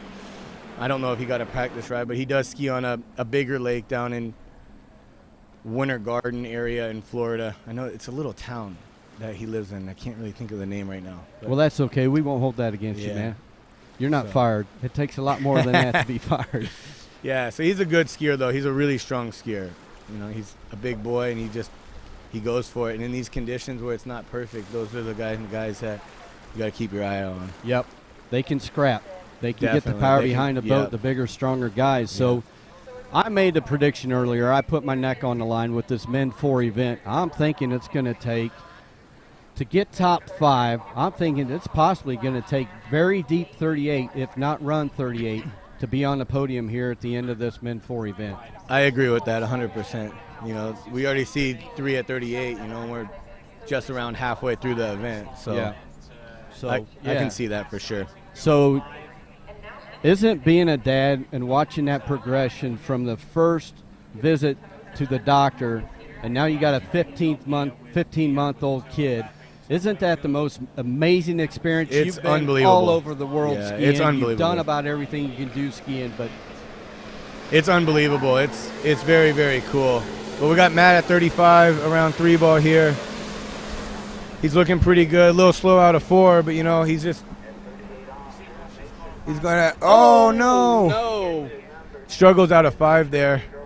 Onside turn, I believe, and just kind of maybe got a little bit separated there out of 4 into 5 and just couldn't hold on to that pull out of 5. Right foot forward skier, sorry. Coming Oh, in that that's offside okay. You're tournament. still here. You're not fired yet, dude. So, yeah, we'll watch him. So that was 35 off if I'm thinking right. He comes up 4 there, loses some angle being too far on the back of the ski on that Goode, then just trying to crunch it around 5 ball, but unable to get around 6 and hold on. So Matt completing his bid here at the 2021 Goode National Waterski Tournament with the score of 5 at 35 off. So still atop the board is Darren Mason, 3 at 38 off. In second, Terrence Fogarty, 2.5 at 38 off. Three-way tie for third between Eric Kelly, Kevin Withrow, and David Meinhardt. All those gentlemen with 2 at 38 off. And then you look down that board there, even after that, you've got a two-way tie for 6th place. Every single skier here is in 38 off. Do you golf at all? Very little. Very little. I got a lot of buddies that golf. I just feel like being a slalom skier, golfing's pretty hard on your body. Seriously? Yeah, just What- a lot I mean, of is twisting that- on the lower back. Oh, I- so oh- it's a physical thing. It's not about the amount of alcohol No. that you got to drink when you're on the golf course. Is that what you're saying? Yeah, it's definitely, for me, fighting lower back stuff for many years now, it's definitely the golfing. I love it. I got golf clubs. I golf as much as I can, but lately I've been trying to take it easy just to try to stay focused on skiing and just try to be as strong as I can when I'm skiing. Well, yeah, let's face it. The bottom line is you want to be able to pick your kid up, right? 100%. I can ski for I can golf as long as I can think of. I want to be competitive in skiing Yeah, when I good can. for you. So 34-28. Our next contestant on the water, Michael Aurora, is my guess at that last name. Nonetheless, he's out here getting a feel for his warm-up pass in these conditions. The water depth, the water texture. So that leads me into another technical question for you. You talked about Matt skiing on a bigger lake. Then these lakes here, they're in the depth of around 8 to 10 feet.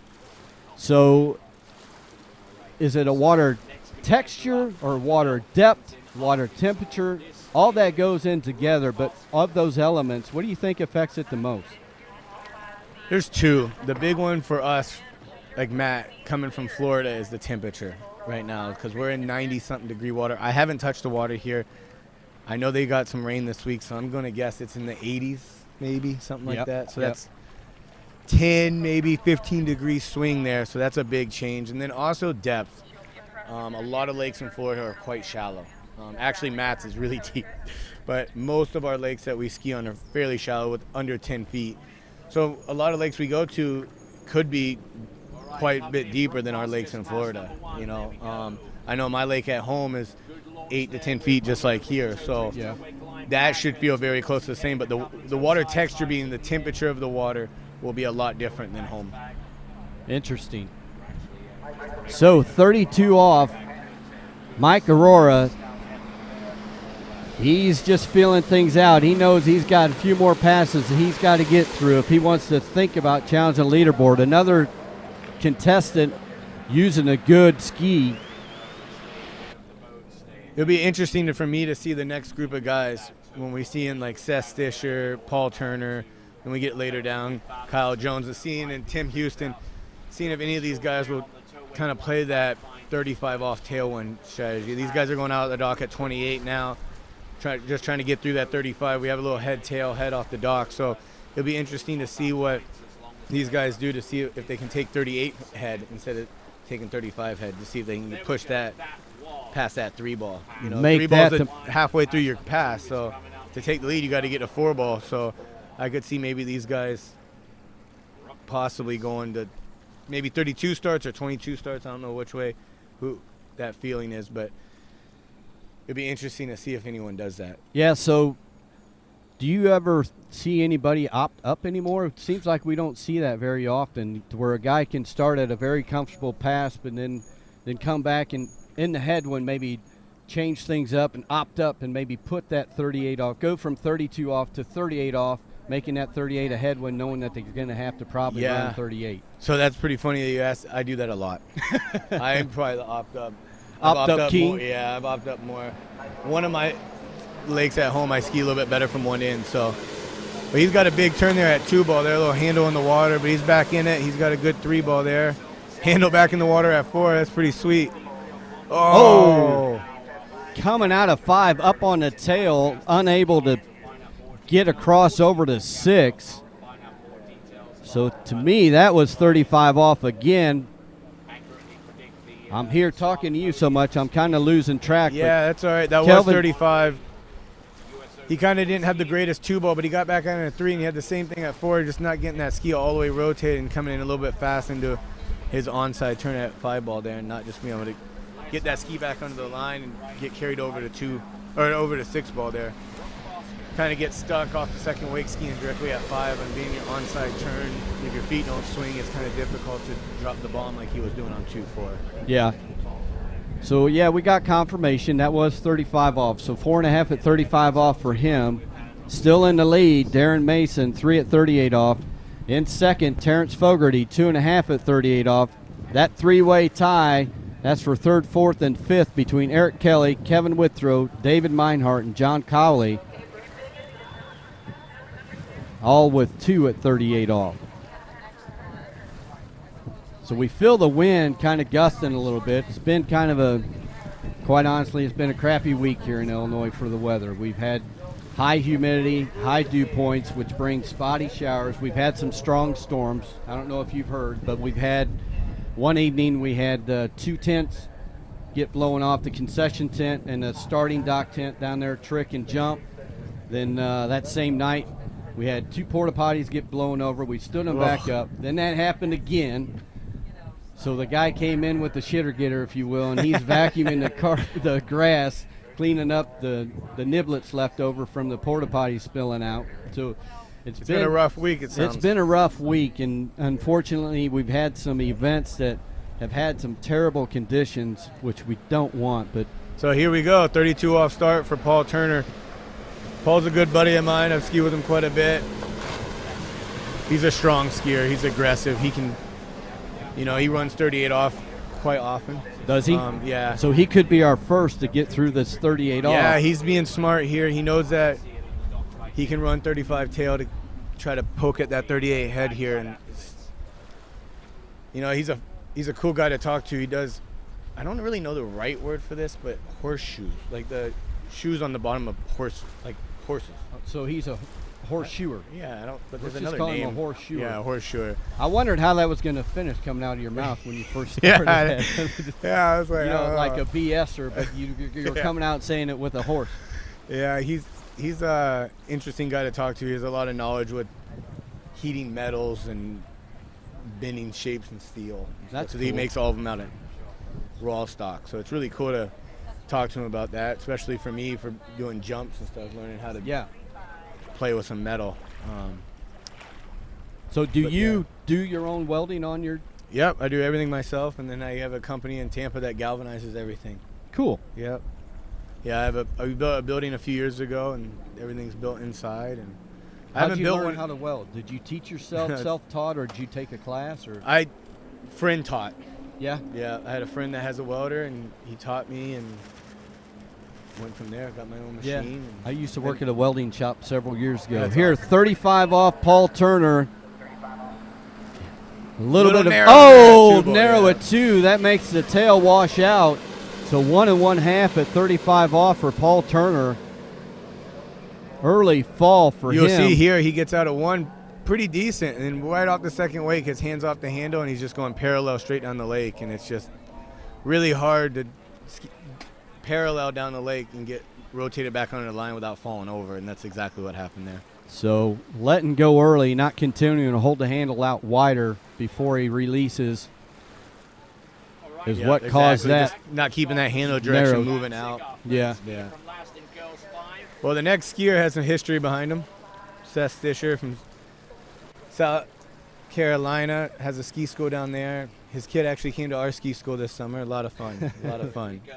Got a lot of energy, and it's just been a fun summer with all the kids skiing and getting ready for this weekend, you know. And Seth is a great guy. I remember skiing with him on the junior teams back in the day, getting a little bit of coaching from him. And he's just been a guy that kind of in my era looked up to a lot. Yeah, you know? cool. Good family guy, always been really nice, always been there for us as a kids, you know.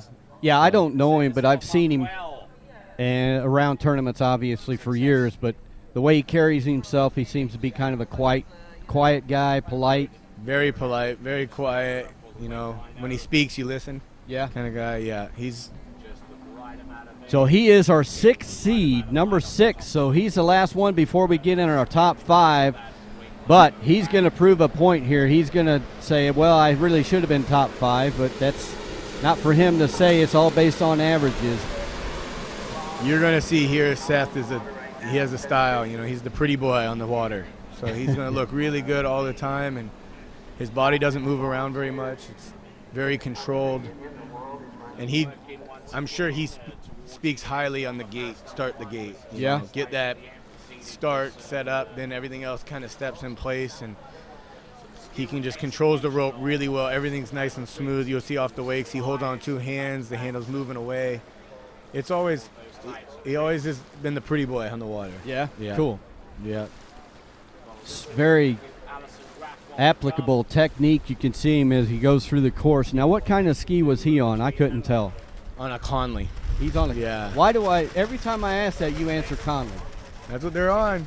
You know. What's? Don't you have any pull with these guys that say, hey, why don't you try a syndicate? Yeah, I'm sure they all have, but like Seth is one of the designers at Conley. So, oh, okay. Yeah. So he works for Conley. He's on the Conley team. So that's why he's on Conley.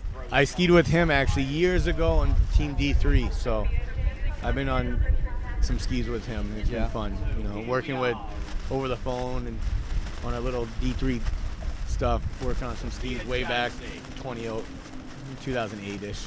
Cool. It was fun. So let's see. Let's get caught up here. Yeah, Pass number 2, 35 off. He started off. at 32. Pretty good out of 1 there. Decent too. Yeah, he's got it. He's looking pretty easy here. He's just taking it easy. That wind's pushing him down the course, so he's just trying to either out of 5. He's just trying to be cautious and just trying to stay behind the line, you know. Maintain what he got started, try not freak out and try to do any more. Yep. Just, hey, let's run this late. Let's just try to keep the line tight as much as possible. Yeah. So you can feel the wind sitting up here on the berm. It's definitely picking up, and this actually happened in the women's 4 event earlier in the week where the top 5 seeds got some very unfortunate wind, and actually, if I remember right, and I know it was at least 3, maybe 4 of those women did not run their opening pass. Yeah, that's sad. Yeah, and it was unfortunate. It's just we're in an outdoor sporting event. You know, how do you make that call? When it's too much, we don't know. But so these top guys here. When we all started this sport, we knew it's an outside event. We knew that we were going to get fortunate and unfortunate at times. Yep. And, you know, I've been all around the world skiing, and, you know, I would run my first pass and it starts hailing. Like in Canada, it starts hailing. No kidding. We got to stop. Like, I can't ski in hail. I can ski in rain. I can't ski in hail. So. No kidding. That would hurt. Yeah. So, but here comes Seth back at 38. Top score is 3 at 38. And let's see what he can do here. He's strong headwind here. He's got a good one. He's really slow out of 2. Let's see if he can hammer this 3 ball. He's back in it.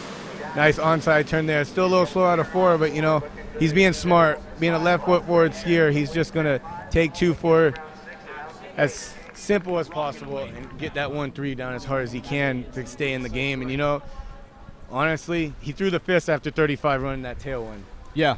So he's knew. Pretty stoked right now. Yeah, he knew that that may have been his most challenging pass of yet, running 35 tailwind the way this wind's picking up. And I know if Seth's smart, he's going to work on here to be he's for sure he's going to try to get a good gate, get a good one, be slow out of 2 so he doesn't blow out, because on a lefty that's what can happen. And then he's going to try to get a full 3 at 38. And if he can get a full, or 39, if he can get a full 3 at 39, that's a big score in this wind. Yeah, because let's face it, if somebody's sitting at 1 or 2, you can come in, you can kind of take a half lazy one ball to get to, but when you start getting 3 and beyond, you got to have that one ball is way more. You got to have a really good gate and a good one. The rope's way shorter in the buoy now, so you got to be aggressive on the gate. You can't play around, but I'm gonna go cautious on the gate. No, you won't get outside of. You might get outside of 1, but you're not gonna get over 2. Yeah. So we're gonna see Seth come in at 39 off and a pretty strong tailwind here, and we'll see what he can do here on the gate and out of 1. Pretty critical here. I know he's thinking 3. He does it. He gets out of 1 really well. He's going to be cautious. 2, it looked like almost too early, maybe. That's the big thing. Yeah, that's a big thing of coming off the wakes into 2-4 as a lefty, getting your hand off the handle too early. It pulls him right to it. Yeah, it just pulls you in, and I call it parallel because you get pulled inside and you get ran straight at the buoy. Then you lose all line control.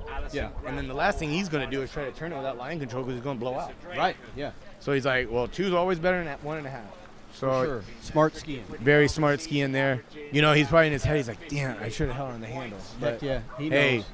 First skier to get through 38, 2 at 39, that's a really big score here. And it's not going to get,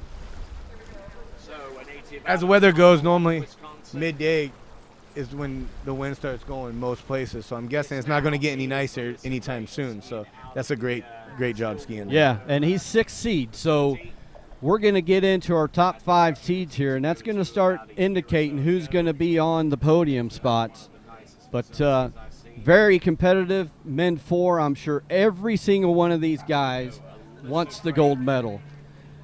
So every single one of these guys, even though they're 45 to 54 years old, they know if they go out there and they set a mark at 2.5 at 30 or 2 at 39 off, them guys down at the dock, either A, they're going to be nervous and let their mind get the best of them, or B, they're going to get stoked.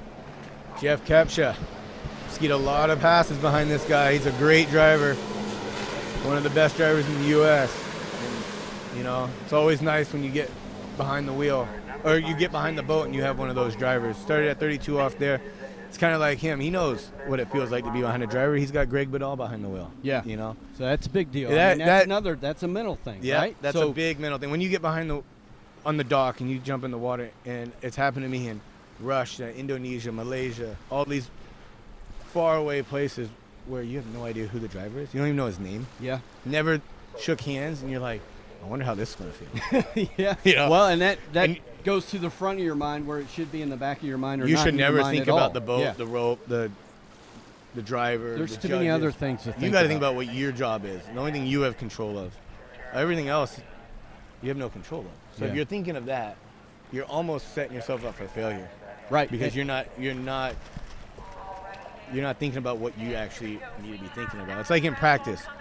You don't think about anything except your skiing in practice because most of the time you're at your home site. You got your home driver. You got your home boat, rope, everything. So you know how All everything's supposed to settings feel. figured out. Everything's there. You're just thinking about what do I need to do. Technique. Then, technique. What am I working on? Whatever. And then we go to the tournaments. And if you don't know the person, then that goes straight to the front and then skiing second, and that's a terrible thing. But we got Jeff at 35 you off. Can't do that. Yeah. Try not Any to. caliper. Yeah. You know, doesn't matter if you're a 15 off skier or a 41 off skier. Your hard pass is your hard pass. So Jeff made that pass look pretty easy. Yeah, so another one. Let's see if he's excited about that. Not the He's fist focused. bump, but I'm sure he's probably focused. a bit of a sigh of relief there getting through that 35 tail. Yeah, and Seth was stoked because he was the first one to do it. We saw 2 other guys try to do 35 tail, and they fell before 2 ball. So that brings up another question for you. A couple to my mind, actually, but sitting at the dock and you see Seth run it, that kind of puts you at ease a little bit because you know that you can do it. Feels weird sitting at the dock. It feels windy, but then you see somebody else do it. You know you can do it. Right. We always say this. If the first skier out the dock goes out there and kills it, the rest of the field's going to kill it. If he goes off the dock and he doesn't do as well, a lot of skiers could possibly not ski as well as they can until one guy goes out there and kills it again, and then you'll see the rest of the group follow again. Yeah, it's crazy how often that you see that, and especially in jump. You see it a lot in jump and in open men slalom. Yep. You feed off each other's You emotions. feed big time. You know, one So guy it's goes a up. mental game. Is there anything you can do other than ski in those conditions or those set of circumstances to help kind of train that strongest muscle in your body, being your brain? Right now, 38 off. It's windy. It brought up a gust here, so we'll see if this helps or hurts. Oh, that was a big weird tube. Getting way forward, coming across the wakes, he had to either let go of the rope or eat the front of the ski, and he elects wisely to let go of that rope. It's really hard when it's this choppy to maintain that speed. Yeah. You know, 38 offs right at the buoy length of getting out to the buoy with the rope being as long as the rope's about shorter than the buoy width, so it's pretty critical to keep your speed. And honestly, a lot of times people will say tailwinds are easier when you're skiing the best you can. When you're at home, you know all the steps are there, your own boat, your own rope, your own driver, all that. You know that tailwinds can be easier because it's easier to maintain your speed. A lot of people go back to default when you go to a tournament. Well, headwind's easier because I can pull along. I don't have to be on time. I don't have to do everything perfect because it's a new place. Yeah. You know, there's a lot of things. New driver, new boat, new ropes. You know, conditions might not be perfect like today. And it was just really difficult for Jeff there to keep his speed. You can see he was a bit slow on the gate, so he didn't get rotated really that well. So he kind of pulled along to one. And it's doable. Right. But it's much easier when you have that speed. And I'm a guy that I'm running 39 tail sometimes can be easier than headwind just because I don't have to make the speed. The speed's already there. I just need to control it. And when you have a headwind, you got to make the speed and then control it. Yeah. So it's a lot more work. Plus the chop of the water is different. Very different. You don't feel anything. Right. In a tail. And then when you get in a headwind, your teeth are chattering. You're just like, spray of the boats in your face. There's a lot of stuff going on. Yep. So it's when it gets more than 5 miles an hour, the tailwinds can become easier at some point. Yeah. Yeah. Of course, at some point, it's going to get harder. But if you control it right, some passes, your tailwind 35, like Jeff there, was much nicer start and through the pass than he had a gate at 38. You know? Yeah. So I'm sure there's some amateurs out there breathing a sigh of relief here in John Travers. Talk about the mental game, the mental strategies, the pros and cons of what you everyone think has the same problems. Yeah. Everyone has the same problems. So 32 off right now, Kyle Jones.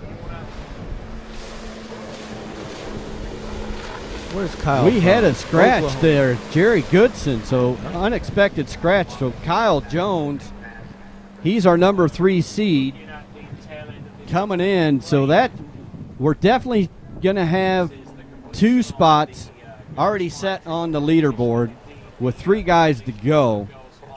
So that 2 at 39 off with Seth Stitcher. That's a hard one. Yeah. So with Seth, he's sitting among top of the leaderboard right now. He's going to do no worse than 4th place. He set the bar high, especially with these wind conditions, adjusting around. So it's windy out there. You know, it's not. This isn't an easy wind to ski in. Head tails at 10 to 15 miles an hour is never easy. Some of these guys might have never even skied here in their life. Yeah. You know, some guys can't get away early enough to get a practice ride because of work or whatever. So and then they're at the challenge of, well, I can't really start at 28 because I really need 38 head. I don't want 38 tail when I got to run it.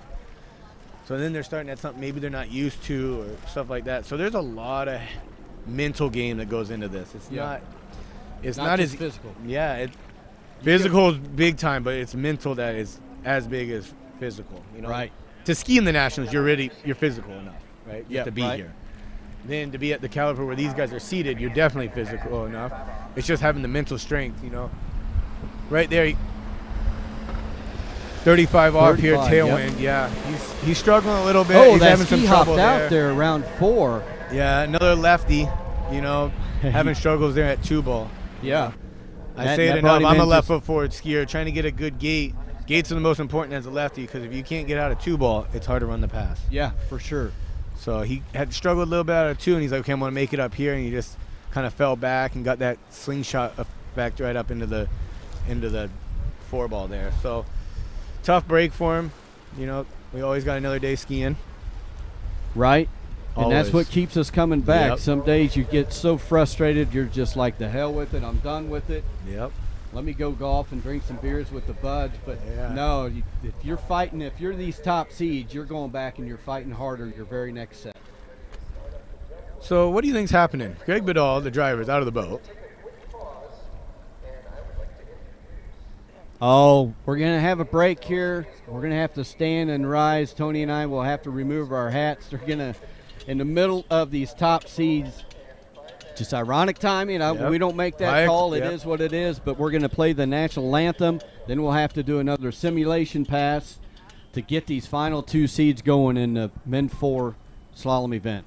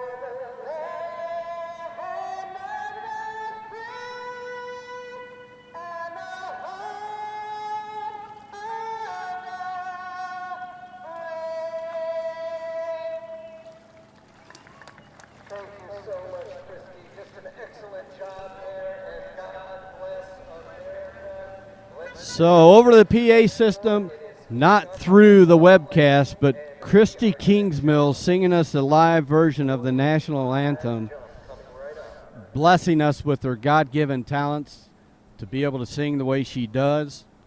I do know why that was played when it was played, when she sang it when she did, because, Tony, you must be between Trick and Jump over there on Lake 2. Yeah, so we're between Trick and Jump on Lake 2.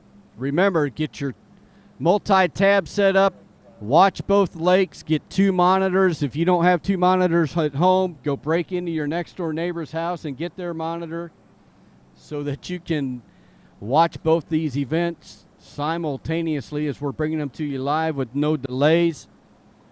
So still honored to have a special guest here in the announcing booth, John Travers.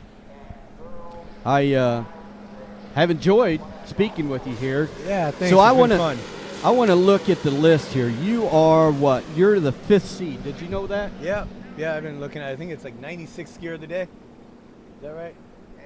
98 skier. I've been telling everyone I'm 96. Well, that's a lot of rides. Everybody. Then. Yeah. I think my brother told me 96, or maybe told me 98. Yeah, we'll blame it on Chris. Yeah. So he's not here to defend himself. He's somewhere actually. So top 5. Yeah. You know, your 5th seed, your goal is to go set the mark for those final 4 guys, right? So let me throw you to a different scenario. Okay. This top, I'm not sure. I haven't kept track since as well as I should have since we started talking together here, but let's throw you in a runoff position. Okay, you're tied for 1st. Yep. Let's say you're at the World Championships. You're tied for 1st. Does John Travers want to go 1st off the dock, or does John Travers want to go 2nd? Always 1st. Always 1st. You're the guy who wants to set that pace. Yeah, I always feel like you're going to have your wins and loses on those no matter where you are. And I always feel like I have a bigger chance to go out there and set the mark and put the pressure on the other skier. Yeah. Than me trying to get the pressure put on myself to go ski. Yep. There's some times that, like this year, I'm fortunate enough the Worlds are at my house. So that one might be different. I know that lake better than anyone in the world. Right. So I might be able to say, hey, actually, whoever that skier is, but we really normally it's a coin toss. Right. So you but don't if have I that got, choice. But yeah, if you had that. if I got second, I'd be like, okay, it's not that. It could be way worse. Yeah. You know, Yeah. I'm already here. You know? I actually, when I was still competing, Tony Lightfoot made a call when I won the men's 3 jump title down in Texas. And I don't know if Tony remembers that, but I was either 6th or 7th seed that year. And I always kind of liked that spot because you're going before the top 5. There's less pressure, but you know in the back of your mind, at any given day, you can put those jumps out there and you can make those guys nervous. And, for sure. That's 100%. You and I are thinking the same. I like to set So the we pace. got Mark here at 32 off, doing the same thing I think the last 4 guys have done, trying to get that 38 headwind. So Mark Johnson is that skier on the water. If I think I'm right, I think Mark Johnson's a Midwest skier. I'm not positive, but I think I remember him as being a Midwest skier. So he might have a I'm little bad upper with hand. names. Me, I'm bad with names, but good with As a matter spaces. of fact, I'm looking at. I've got to call yeah. this open stuff, right? You can just call her Sasha. Just Sasha. thank you. Yeah. I lost sleep I will last night. murder I her woke name. up 2:30 in the morning. I couldn't get back to sleep because I was worried about. My wife's from Belarus. She would kill me if she hears me, but it's hard for me to pronounce some of those names. So there you go. Yeah, it just rolls out of his mouth. Yeah. I remember when I started dating my wife, Natalia. She had a knee injury, and I had to take her to the hospital. And they said, "How do you spell her last name?" And I went, "Oh no!" No. And I couldn't I'm in spell trouble. it. That's worse So than I went for- home that night, and I made my password of my computer Natalia Bernikova. So I had to learn her last name. That's awesome. Yeah. Mark Johnson, pass number 2. It seems like the wind's let up slightly here. Yeah, it's not as gusty, for sure. I would still say it's pretty strong. 35 off, he gets out of 2-ball really well there. Little strange movement there out of 3, but he's still in this pass really good. So, oh no! Tailing out at 5. Holy cow. Man, Big that was- turn of events in this Men 4 slalom. That's going to be 5 at 35 off for him. You'll see in this tailwind out of 1-3 his onside turn. He's allowing his feet to get really far in front of him and his shoulders go really far back. And it's just hard when you get later and later and you're trying to push harder and harder to get across, that it's kind of right there at the end of that. man. His feet get really shot out in front of him and his Yeah. handle comes up high. It's kind of hard to recover out of that, and that's a sad thing to see because he looked good. Yeah, He looked really good. He had it going, and he's going to the dock a bit shocked. But there again, did that little extra delay affect what his mental game was going on down there with the national anthem? He may have been jacked up, and then they said, hold on a second. Exactly. We got 2-3 minutes. You're going to have to hold off. But the brain is the strongest muscle in the body, and it can play havoc. And I'm jumping to a conclusion there probably, but look at all that. We're going to have a runoff. We're definitely going to have a runoff because that's For at fifth least place. that For at fifth least place please- spot. yep. 4 guys tied. Eric Kelly and Jeff Kepsha. But the next skier is Top seed. Yeah. Henderson. Tim Henderson. East skier, I believe. He's starting at mean green, 32 off as well. He might be coming into the water a little concerned after watching the skier in front of him pull up short at 35 off. But again, we got gusty winds hitting us right now. He looks really good. He's really stacked, really tall on his ski. Light, moves across the wakes really well. So I think this 35 off, how good he ran that 32, 35 is not going to be a problem for him. So looking ahead, I notice a name in that 4-way tie that's going to be for at least 5th. David Meinhardt. He was a 17th skier off the dock. He was our first Men 4 skier to run the 35 off blue loop and get 2 at 38 off. Wow. to still be in that four-way tie. So 17 skier off the dock, 38 total. So he's cold, right? So he's going to have to come at 35 off. Headwind maybe helping him. Yep. You slow things down a little bit, better than coming off at a 35 tailwind. That's a long time. It is. That's a long time. I've done where I've had a score at like 2 at 41, and I had to wait maybe 8 skiers. But 17 skiers? That's a long time. Like, his stuff's dry. His stuff's dry. He may have even gone and grabbed the sandwich. Yeah. You know, and like who knows? I've never had to do a sandwich. runoff where I went back to my stuff and it's dry. Yeah. You know, that. So here we go, a determining factor. Getting down in this men's 4 event. This is our top seed, Tim Henderson. This is 35 off. Tailwind. We've seen last skier struggle with it, but I do think there's less wind. He's looking good. He's looking really good. Yeah, I mean, super wide and early there at 6 ball, running 35 tailwind. So setting himself up, knowing that he's going to have to run 38. This is the next pass. Must make 38 off. So we'll see the pressure of being top seed. Do you ever let that get to you? Is there a difference between 5th seed and top seed? 100%. Yeah.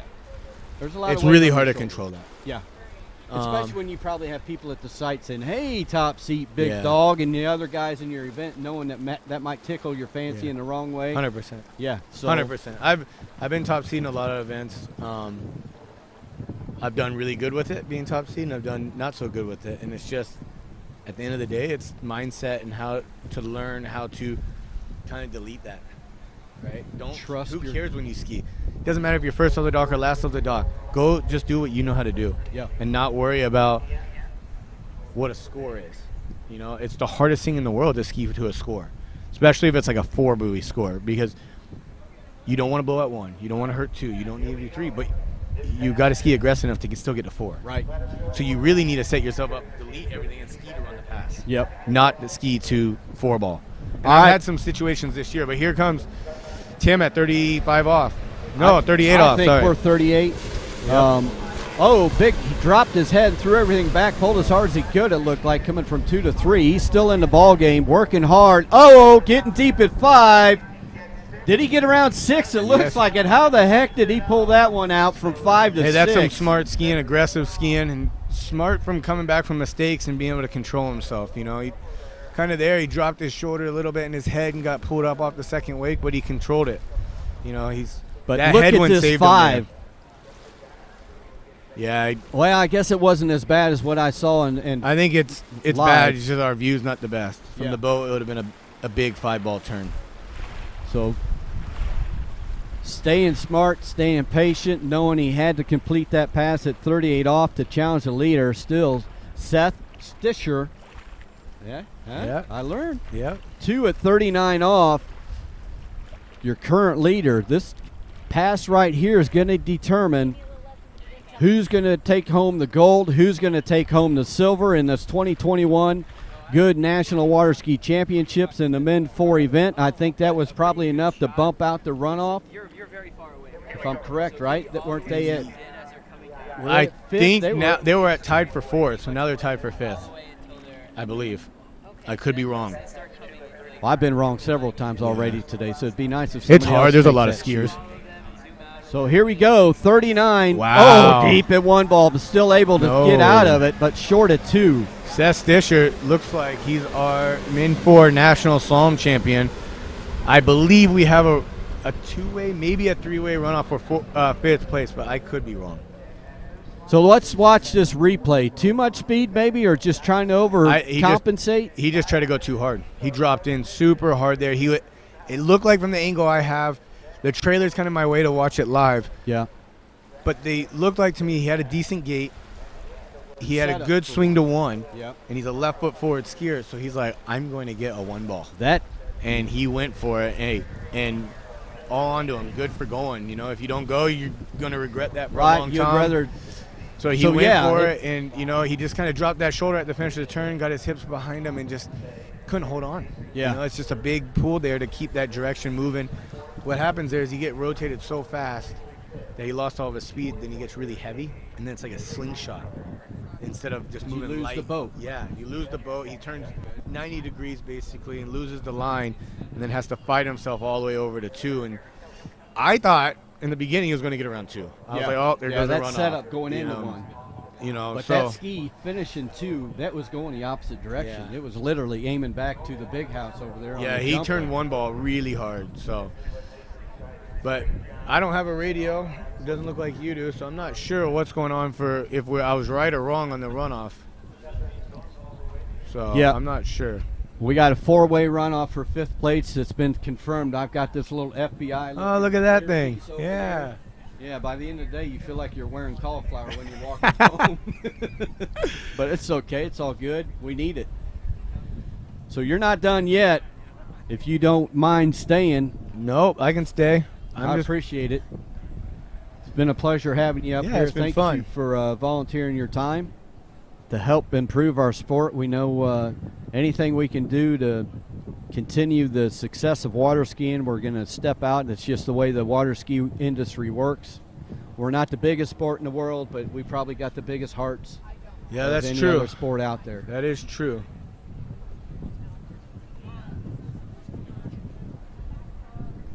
So don't get your hopes up. That's not our lunch.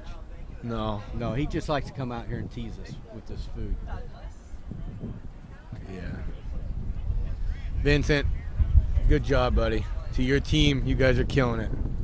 It's fun traveling and getting to watch the tournament. Then we're not here, and all the people at home, my parents, my wife, everyone, your parents even. It's cool. It's really fun. So I'm looking over to the southwest. We've got some darker colored clouds over that direction. You can see the big American flag over there on the lull. It's blowing a little harder. So storms in the area. I'll pull up my weather app, see what the radar says, but that's definitely a reason why we're feeling the different wind conditions that we're feeling right now. Well, I can say one thing. If we saw those colored flags in Florida, I think we'd be packing up right away. Yeah? Yeah, it would get pretty nasty. I don't know what it is up here, but I've been here 1 year, and we had nationals here 2 years in a row. Do you remember those years? Yes, sir. I don't remember exactly the year it was, but those 2 years, 1 year, I skied, and I had to go in a runoff. And between when I skied, actually, I'm so full of it. When we were just talking about waiting 17 skiers, yeah, I had to wait like 3 hours. Because of rain delay? Rain delay, and the lake came up. They had to go raise all the buoys. It was a big nightmare. Oh, was that that wasn't Nationals. Was that the U.S. Open or something like No, that was Nationals Malibu here. Open? Well, it was right after Malibu Open. It was here, Nationals. And I think it was Parrish and I or Nate and I in a runoff. And we got down to the dock, and we're like, hey, do you want to start at the rope length longer than we're supposed to? And he's like, yeah. I'm like, thank you. So we kind of cheated the system there just because of the fact that the conditions changed tremendously. The water height came up. They had to raise the buoys. Temperature of the air changed like 15 degrees. It was crazy. And we were just trying to put a show on. Yeah. You know, that's just trying to make it look fun, you know, trying to keep the sport going, you know. Okay. Falling around 1 ball in a runoff. Yeah. But it looks like we're going to do a simulation pass here and then come back and pick up. They probably have a random draw. So we'll see what the random draw is here in a minute.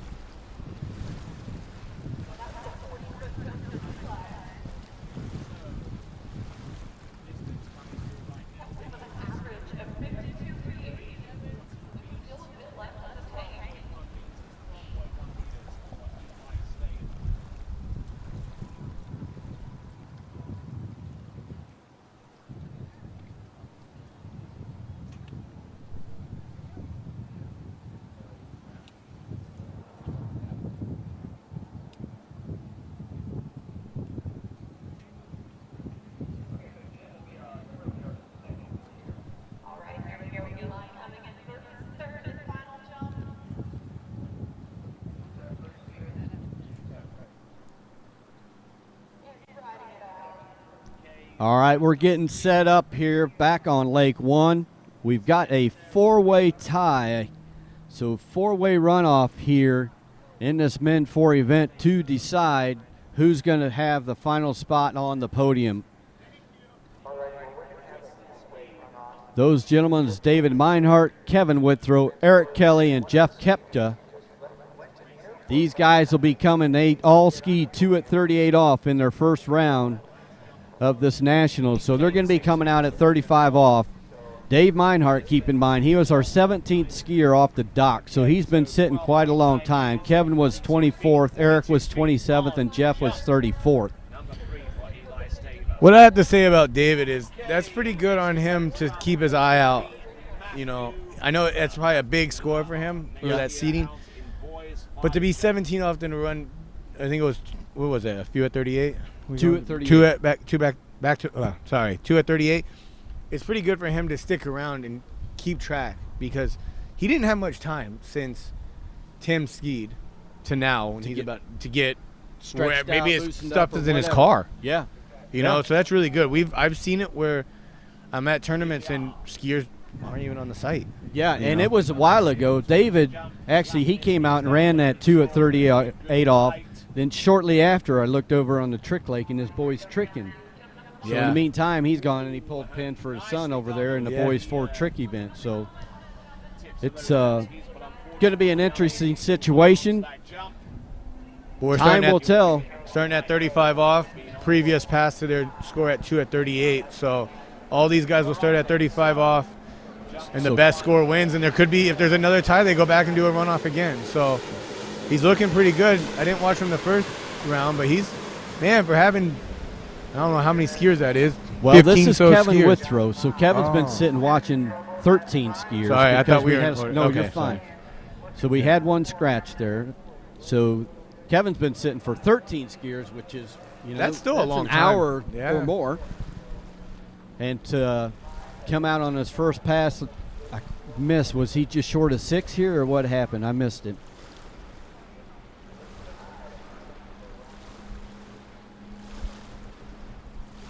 Oh, he's a little bit late. He's a little down course there, but 5 ball, not bad. Got compressed there at the finish at 5. Taking all the angle away, not able to get over close enough to get around 6. So right now, that score of 5 buoys, your first skier of 4 off the dock in this 5th place runoff in the Men 4 Slalom event, Kevin Withrow. Looks like the second skier is going to be Jeff Kepcha, I believe. I don't know. I was hoping you would recognize him. Looks like Jeff to me. Oh, David Meinhardt. Oh. So here we go. Man. David Meinhardt, we've been talking about a little bit. We don't want to run it into the ground, but it is a big deal to be sitting as long as he was. He's going to have to come out at 35 off.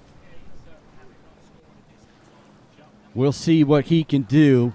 He's got to get par to 6, so he's going to come in. He knows he needs to set up that ever-important pull-out through the gates. And number 1, like you've been mentioning. The hardest part in a runoff is that most people aren't used to taking a break and then going back out at a decently short line length. Yeah. So it's about getting a good start, but attacking.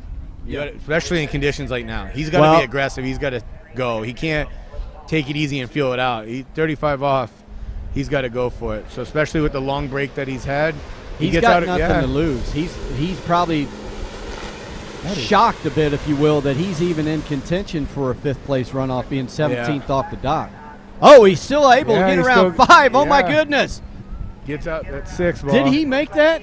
He made it. It looked like, for me, I kind of stood up. I didn't watch the screen that time. It looked like he got around 5. So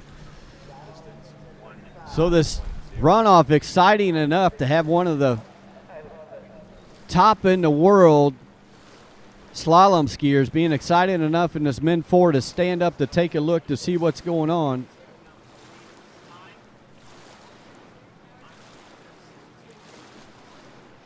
Wow, long pull just squeaking around 6 ball. 35 off.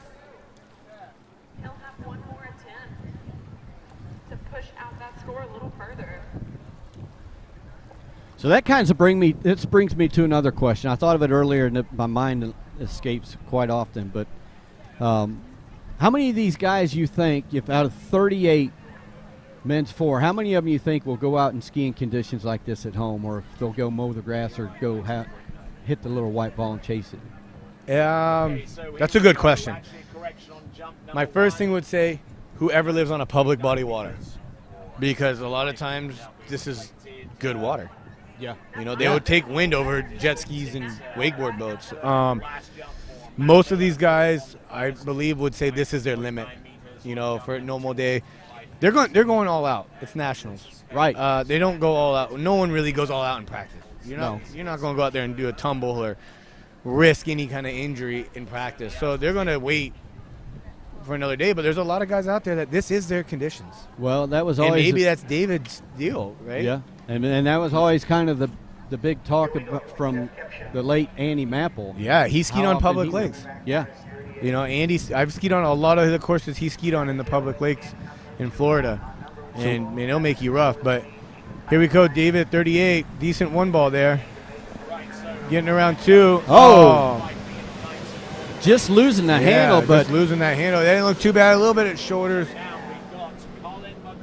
Very impressive skiing, sitting as long as he did on the shoreline to come out and equal what he skied originally in this event, showing that 2 at 38 wasn't just luck for him earlier. He comes out and backs it up with another 2 at 38 off, David Meinhardt.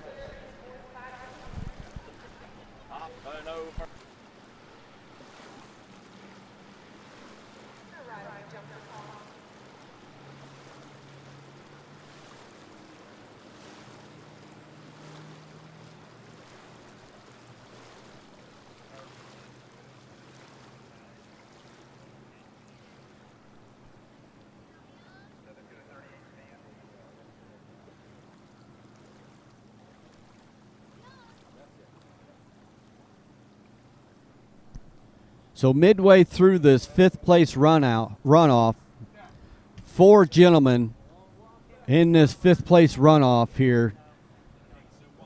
Halfway through that, David Meinhardt has set the pace with 2 at 38 off. So that's saying these next 2 guys sitting down at the dock awaiting their turn, they know they've got to run 35 off cold into this wind that's developed here in the late part of the Men 4 slalom event. So I got the Men 4 slalom champion here beside me, Seth Stisher. How was it out there, bud?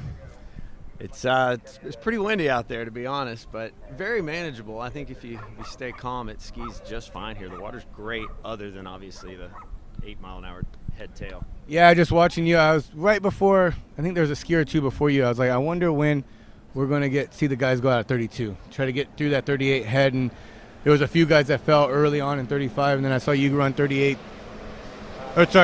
tail, and then you threw that little fifth, and I'm like, you know, he just took it easy, he's feeling it out. I don't know if you got the practice or not, but like, it looks easy in a way, but the wind is what's really challenging, especially on your body. Yeah, the wind's gusting a little bit, and yeah, I haven't skied in a week, by the way, because I've been here with Conley the whole week. But to be honest, I was wondering if anybody was going to push it down the lake at 39, and then I would have maybe tried a 38 tail, whether I had to opt up or not. But obviously, when I got there, it wasn't necessary, and it worked out. But I did gear up at the end because I saw Tim. I was afraid he was going to get a 2 as well. And I thought, well, at least we get to go out and ski again, but that didn't happen. Yeah, I thought as a left foot forward skier, I've been talking a lot about it, just getting that good gait in that 1, and he went for it at 1. Yeah. He was trying to get the 3 ball, you know, and that's good on him for going for it. So congratulations, man. Good skiing, and cheers. Appreciate you. Yeah. Thanks for doing what you guys are doing. No problem. All right. Opening pass, Jeff Kepcha. He brought it out. He ran that 35 off, knowing that he had to run it now. He knows David Meinhardt went out in front of him here in this 4-way runoff. He got 2 at 38. So in this wind, wherever important 1 ball, he's got to come in. He can't be lackadaisical 1 to be able to get around 3. Yeah, Jeff, I know Jeff, he's a good skier. I believe in the first time he skied today when he ran that 2, he wanted to get a lot more. Yeah. So this is the opportunity to put that big score out there that he wanted to do in the first round when he ran that 2. So let's see what he can do here. He has to be smart on this gate, and let's see what he can do. So the redemption pass, John's thinking for Jeff Kepcha. Right now he's retied. Can he get part of 3? Ooh, I don't know. Oh, what a nice fall, though, to end it off. But I don't know. I'm not good enough to see that, to make the call. That view is hard. That's very difficult. But we're announcing, so we don't have to be too concerned about that. We're watching a 0-off slow-mo replay. We're going to try and see if he could get around. Oh, the boat's in the way. Yeah, that boat's in the way. But the release of the binding, pitching him out the front. It's a good system. You want a boot that's going to protect you. Yeah. Even though that looks like a hard fall, it's better than tearing a knee up or breaking a leg or doing Achilles or anything that can be silly. It looks like he drops the handle quite early. I never see the buoy. No, I don't either. It's very difficult to see the buoy from this angle. So it'll be interesting to what the judges say here. Here's a different angle. That's a zoomed out angle. It's going to be difficult. So we'll see. I'll take a quick walk over here and see if I can get a confirmation. Well, John got up to do that. He's young. He's in better shape than I am. I'm just sitting here thinking I want this to get over so I can go get my cheeseburger. No, I'm just kidding.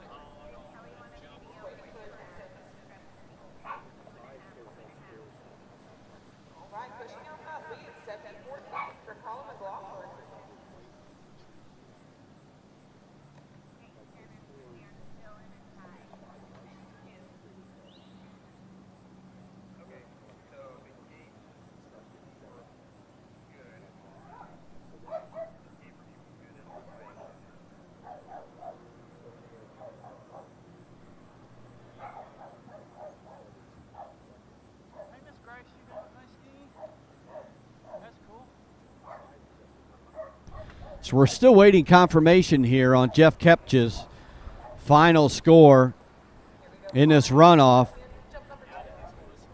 Very hard to see from our perspective whether he got around 3-ball or not.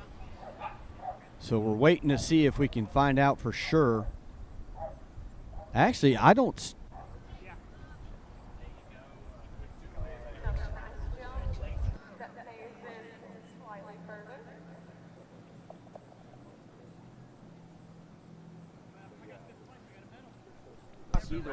So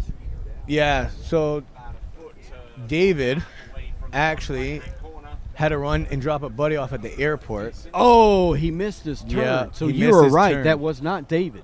Yeah, so that would have been Eric Kelly? Yeah, I think so. So I'm a little confused. I think Jeff Kepcha ran 2 at 38, and I believe that was not Jeff. That was Kelly that ran 2 at 38. So we're sitting at another tie. Yes, another tie, 2 at 38.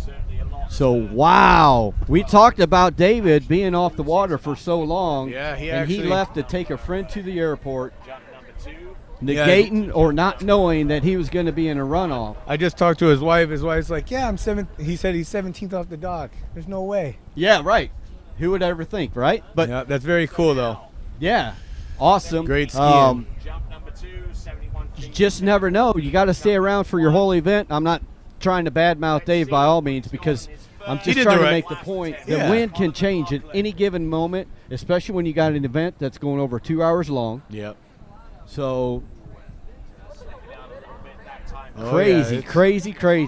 So I think we're going to have another runoff here to determine 5th place in this Men 4 event, and that's going to be between Eric Kelly and Jeff Kepcha. I believe so. Yeah, so they both ran 2 at 38 off. I'm kind of confused with seeing dockside footage with the dock cam. I don't see a skier. I see different looking officials, like the U.S. Open officials are down there. Yeah, they're about to get ready for U.S. Open. So after this is done, we go to U.S. Open. There will be another runoff, I believe, but I think what they're waiting on is two things. They're waiting for the athletes to get back to the dog. Okay. And then the second thing, they're probably doing a random draw. And the random draw normally comes from the tower with the chief judge. Gotcha. All right, so that gives me a second here. Yeah, I would think we would have a few minutes. You know, I think I saw Jeff ski to the far shoreline. So who knows? If he was walking that way, he's got a long walk. Well, normally I would just jump back in the water and the boat come get me. Exactly. I don't want to get more tired if I got to ski again. So. Yeah, so, you know, maybe one of the local people or golf cart, an official on a golf cart, exactly where I was going, will go over and get him picked up.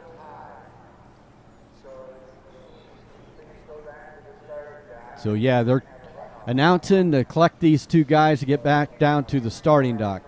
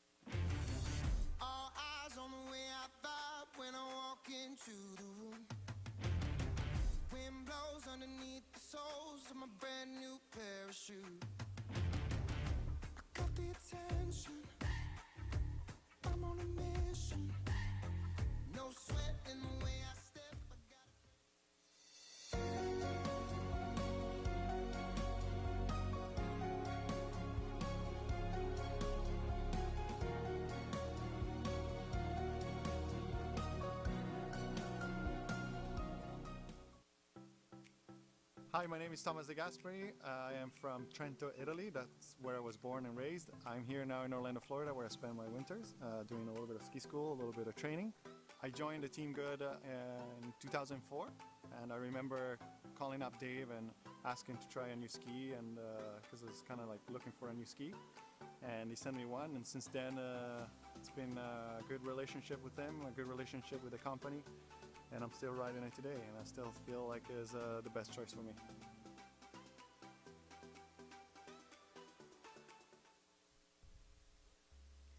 The Liquid Edge offers sales and service on Mastercraft and Nautique boats. We are located on our own private 35-acre ski lake in Farmer City, Illinois. Our fully stocked pro shop accommodates the needs of every 3, 2, or single event skier. We carry a wide variety of ski brands, including HO, Syndicate, D3, Radar, and Connolly. We hope you're enjoying their webcast and come visit us soon.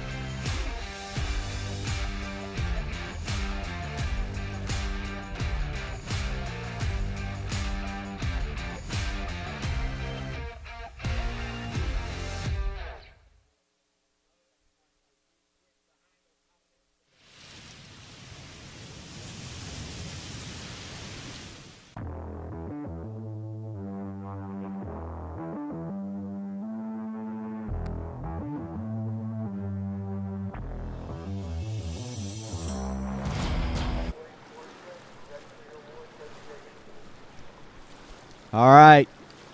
Still, in the honor of the presence of none other than John Travers, he's sticking around. He's got a couple guys waiting for him for quite a while down in the parking lot. They're wanting to get back to the hotel so they can rest and relax before your big event comes up later in the day here.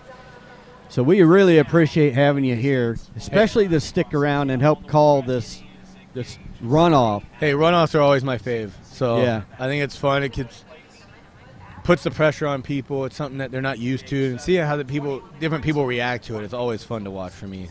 You know, cool. You're at a pro level, at these levels, we're not a way of used to it, but you're figuring there's going to be a runoff. But in these divisions, you never know, and these guys are sticking it out. You know, this is Jeff's third set of the day, and he's 38 off. It's saying, I'm not sure 100%. They might have went to that, so there's not as many ties. But if that's 38, that's a good score. That's better than what he did. Yeah, that's 2.5. That's 2.5.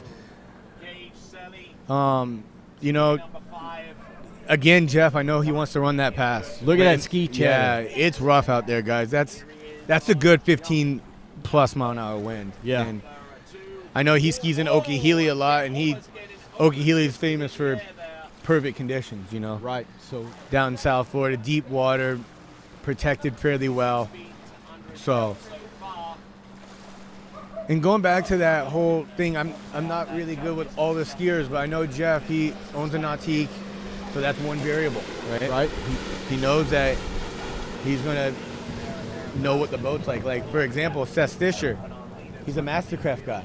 If he doesn't have a friend with a Nautique, that's a variable that he doesn't know how it could feel. Yeah, well, I mean, because there's obviously people that water ski, but the people that don't, hopefully tuning in to our coverage here, there's a huge difference between boat wakes from one manufacturer to the other. Totally. Not only the width, the height, the turbulence, the stiffness, and all that's a variable, and that's all. It doesn't matter. It doesn't make a big difference on your earlier passes or even on your harder passes. It's a big difference when you get in trouble, what your body does to react. So if you get in trouble and you got to move around the ski to get back into position and you hit a harder wake than you used to, and you're already out of position, that's when we can get in bigger trouble. Right. But if you're used to different wakes and different things, or you're comfortable with it. Like I'm a nautique athlete, and I ski a lot behind other boats for a reason. So I'm used to, when I go to a tournament with another boat, I'm used to it. Well, you I'm can't ready. get spoiled. Because You when can't. you get out of your elements, you got to know what to do. You have to know what other boats and what other ropes and what other thing else. But we have Eric Kelly here at, I believe, 38 off. Gets out a 2-ball. He's going to stand up coming here. into 3-ball better. There Yep. you go. That's our 5th place. So there you go. Says we're done. I'm pretty happy. So that wraps up here. We'll get a look at our. You know, final look. Eric was the 27th skier in the division, and we had how many? 37 actually. Yeah, 37. So he went up 10. He went up 5 spots off his ranking. That's amazing. Awesome. That's so great. Let me show you something here, real quick, before we go to break. Before this Open Women event. Yesterday, or 2 days ago, we had 96 poles on the slalom lake. 80 of those 96 poles ran their opening pass. Wow. That was rough water, right? Well, I think it's impressive. Sorry. What did you just say? 80 of 96 So, yep, ran okay. their opening Yeah, pass, that's great. a total 6 buoy count. Yep, awesome. So here today, so far, even after the wind changes, we've had one on that page.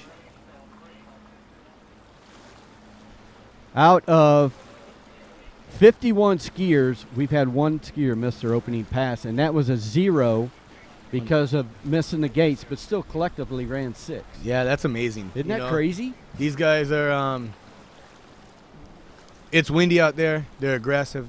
They're attacking, and that's the whole thing. You know, when it's perfect conditions and you know all your variables really well, you can go out there and ski pretty, I would say. Mhm. Calm, easy. But when it's rough like this, you got to attack. And we're looking like we're going into the Open Women Division. The first skier is Jennifer Lapointe. And if anyone knows anything about skiing, you know Jennifer. You know, been she's around a great for a skier. long time.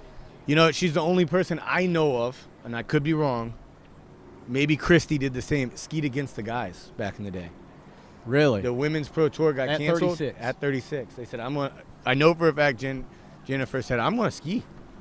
I was born to do this. I'm going to ski. Ran? No, I don't. You know, yeah. I think back then, actually, not to say anyone's ages, but I think the rope lengths were different than today. You know, when they switched, they were like different rope lengths. So, Really? Yeah. I don't remember that. I could be wrong on that too, but I Well, know she you're did ski. You're a guy on top of the technical part. I'm not. I'm on today's technical part. So, well, thank you guys for having me. I appreciate it. I'm going to get ready to try my best out there, you know, and hopefully I'm the 98th skier of the day. Now 90, how many we have? A few scratches, maybe 96 now, something like that. Yeah. Skier of the day. That's a lot of skiing for one day for a lake. So hopefully we don't get too many more delays. Hopefully we don't get any rain. Hopefully this weather just blows through and it gets nice so we can have some good performance skiing. Yeah. I totally hope you're correct there. And it was up and down yesterday. It came up for a while, and then it went back down. So hopefully that's the case, and we sure appreciate all the time. You spent a lot more time than what a professional athlete might sit down at the table and converse, and I'm sure our audience appreciates it. And I'm sure you made some new fans in the time that you were sitting here showing that you care about the sport and sharing your secrets somewhat with the water ski. Yeah, and if anyone out there that's listening has any questions, hit me up on social media, Instagram. It's just John Travers. Hit me up, send me a message. I'll try to get back to you as soon as I can on anything you guys have about skiing, life, whatever. It'll be my honor to talk to you guys all. So thank you again for everything. I will be back. I'll be back talking. Good luck to you today, and we look forward to watching you. Thank you. Hey, by the way, just go kick some ass, will you? I'll try my best, buddy. All right, Thank man. you. Thanks.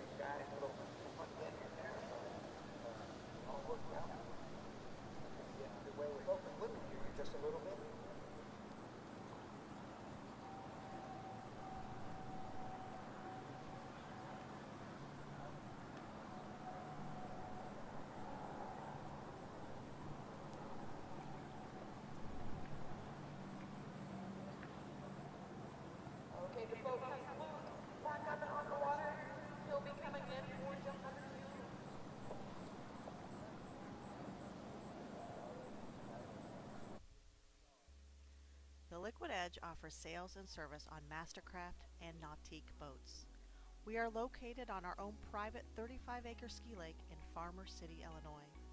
Our fully stocked pro shop accommodates the needs of every 3, 2, or single event skier. We carry a wide variety of ski brands including HO, Syndicate, D3, Radar, and Connolly. We hope you're enjoying their webcast and come visit us soon.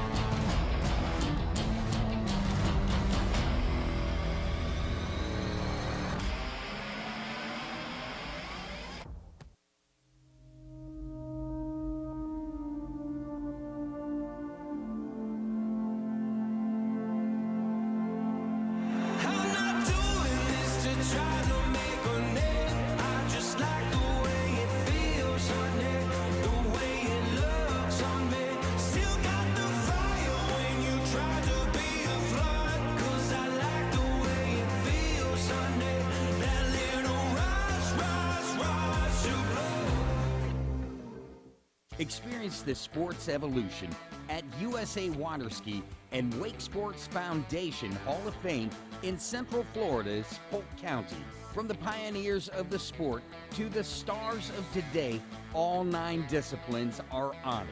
It's the most comprehensive and fun-filled tribute to the people and the sport we love. Located inside the Central Florida Visitor Information Center in Davenport, Florida, the Hall of Fame is open 8 a.m. to 5 p.m. 7 days a week.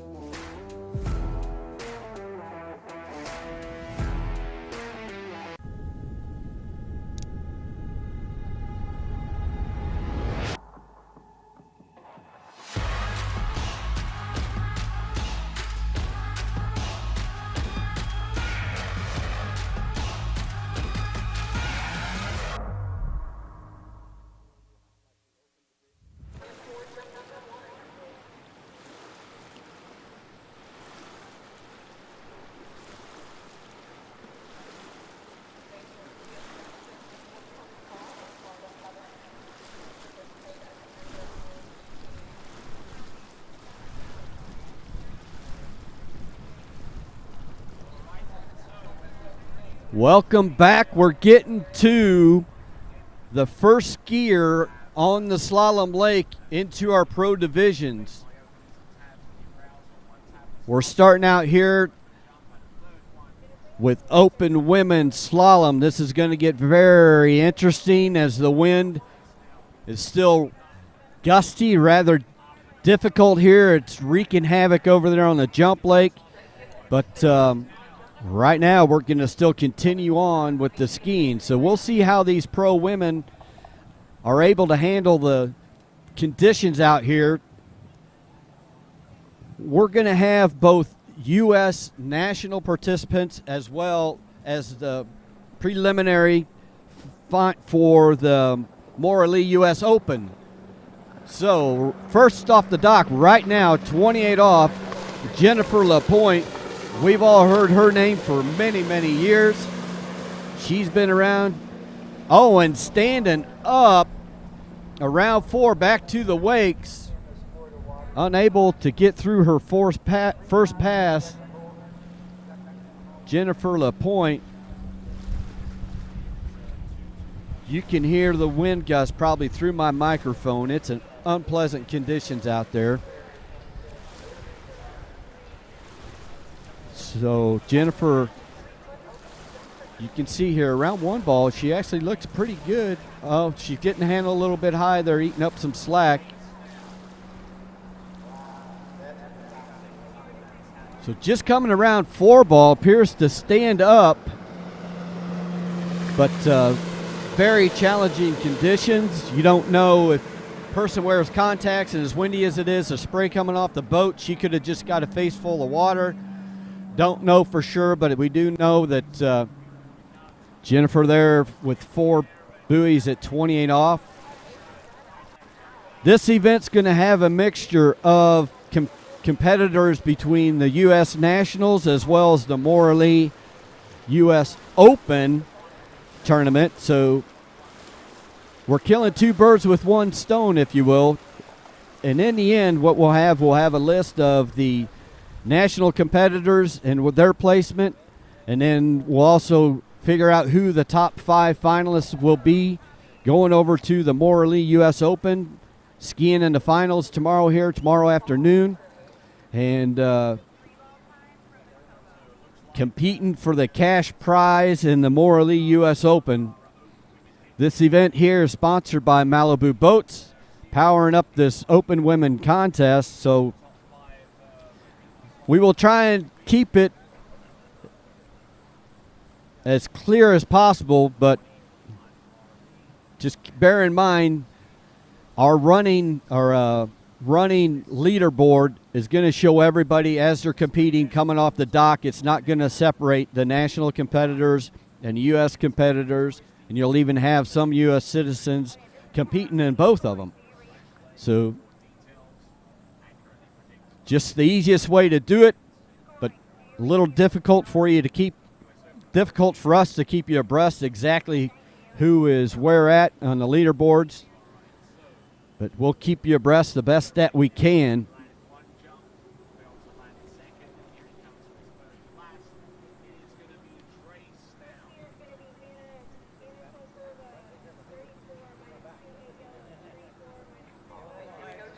So our first skier, Jennifer LaPointe, she was going out there competing in only the U.S. Nationals. This second skier is out here to make her spot to try and get into the finals of the Moralee U.S. Open, wearing a bib. Hannah Straltsova, she's coming in to check out these conditions, see if she can power through the wind and make it technically sound to get through this opening pass. She also starting at 34 miles per hour, 28. Making her way around 4 there, working on over to 5. She's able to get around 5 and over to 6. So, yes, Hannah Straltsova making her first pass, throwing her bid in, trying to get qualified. One of the top 5 finalists here in this Malibu Open Women preliminary finals, or preliminary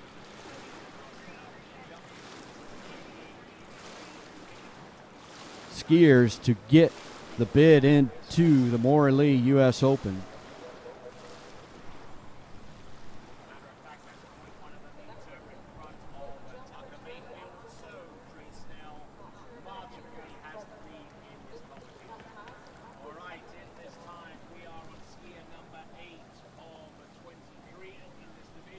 So we're streaming live both lakes simultaneously. You've got Troy Zellner here on Lake 1. That is a slalom lake. We are running your Open Women's Slalom event. Over on the jump lake, you've got Tony Lightfoot. He's calling the boys 5 jump event. These guys struggling a little bit with the wind over there off the jump ramp as well on the slalom lake. Very tough conditions right now. Hopefully Mother Nature chills out somewhat throughout the day here. But Hannah Strautsova, pass number 2 for her. This is 32 off tailwind. Let's see how she can handle this. Oh, and tailing out at 3 ball. Hannah Strautsova, so that is going to be 2 1/2 at 32 off for her.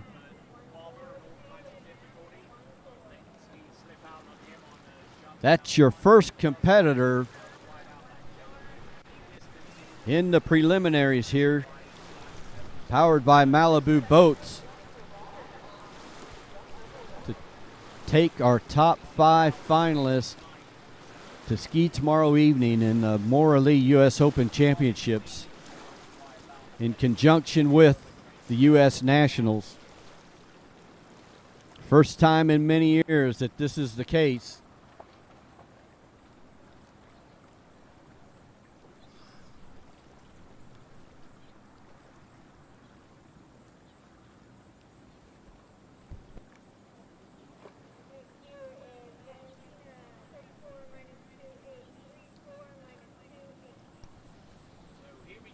So in the water, our next contestant here in the open women slalom event, Valentina Gonzalez.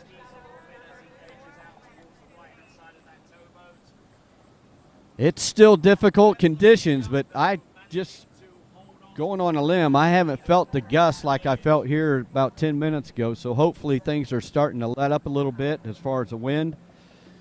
But time will tell there what Mother Nature has in mind. So Valentina Gonzalez, pass number 1, also starting 28 off.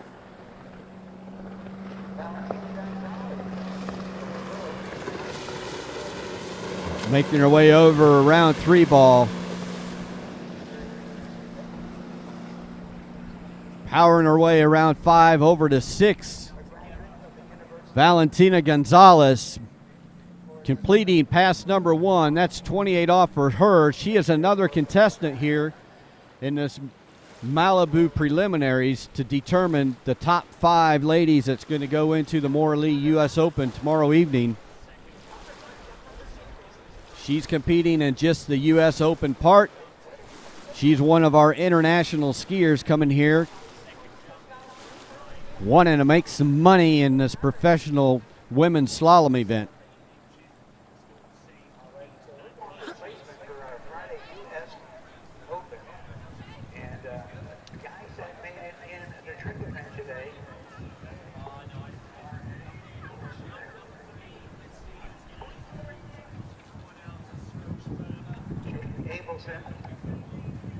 Joshua Bryant, Alexei Zanasek, Joshua Bryant, Martin Coleman, and Patricio Fox.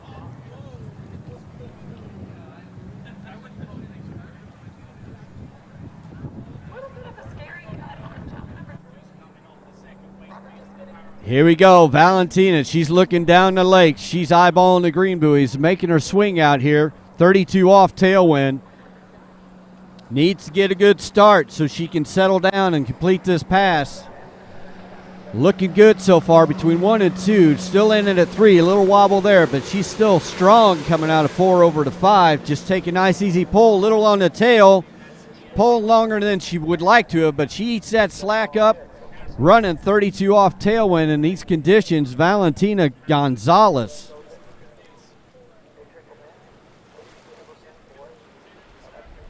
Running 32 off, what normally would be a pretty simple pass for these competitors, but in this tough set of wind conditions,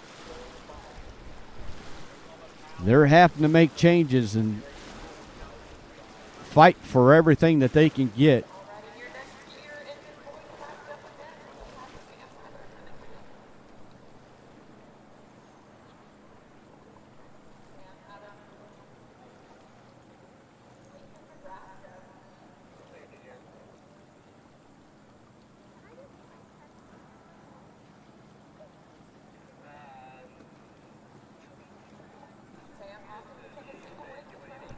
So a pretty smile down there behind the Malibu response is Valentina Gonzalez. She's ran 2 passes. Her goal here is to get to be one of the top 5 skiers in this Malibu prelims to put her bid in to get into the finals tomorrow afternoon, 35 off. She looks like she's flying out there with the wind conditions. She's a round 3 ball, eating up the slack to be able to get that full 3. That could be a big deal as we get down in these conditions. Believe it or not, 3 at 35 off can make a difference rather than 2 or 2.5. So she knew that, being smart.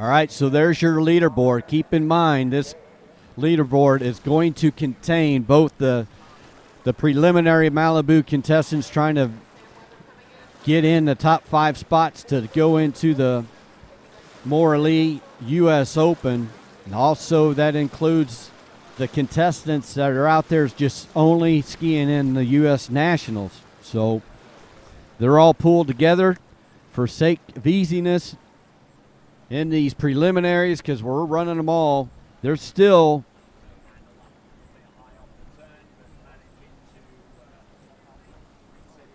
all competing against each other, watching each other, if you would, in a way.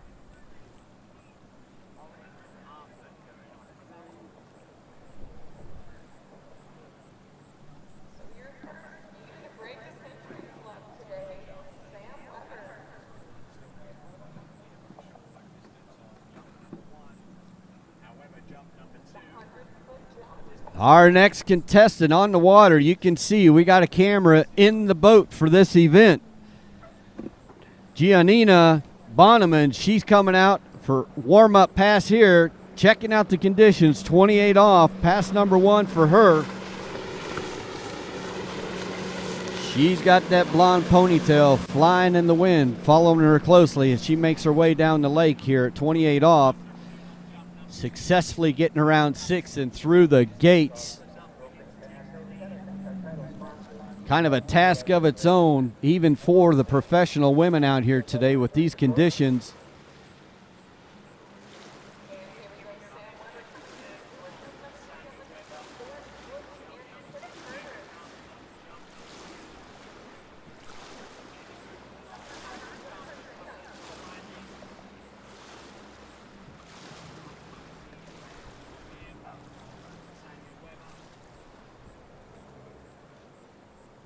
So you're watching your 0 off replay here. We are in the open women slalom events.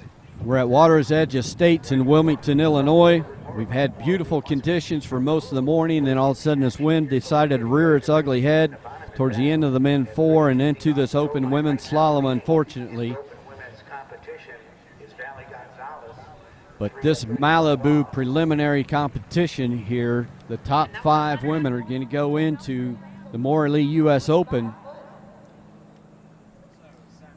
And you also have U.S. citizens intermixed in this running order that are only competing for the U.S. Nationals. And then you also have some gals competing for both.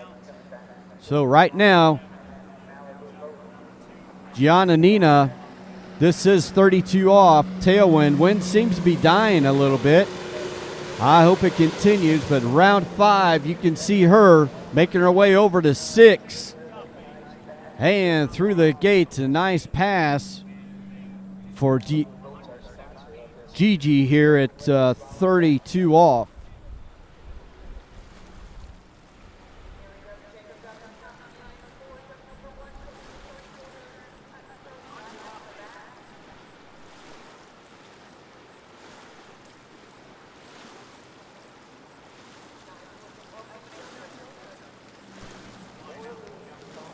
So adding a camera into the system, being brought to you by the Waterski Broadcasting Company, sponsored by the Liquid Edge, allowing us to be able to bring you the webcast. We now have a boat camera. We got a camera guy in the boat following the action, sitting between the boat judge and the driver. Front row for you here in this open women's slalom event. 19 of these ladies out here today competing for different things.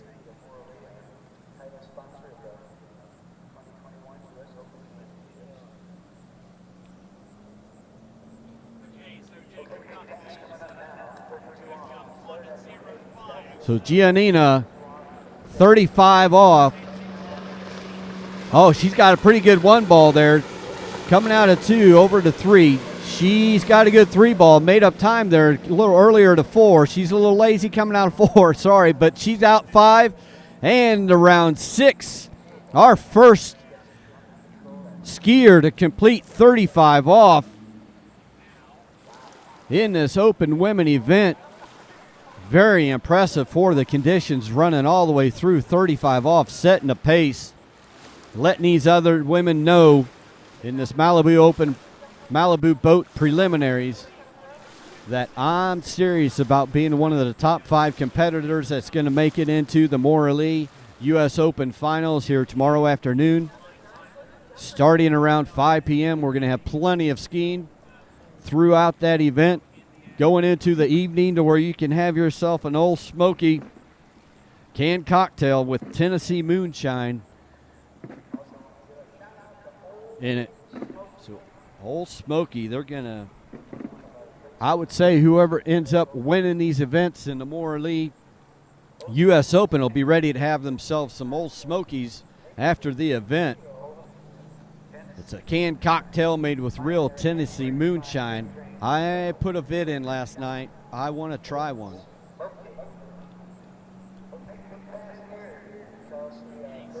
So right now, our first pro skier, 38 off in this open women event.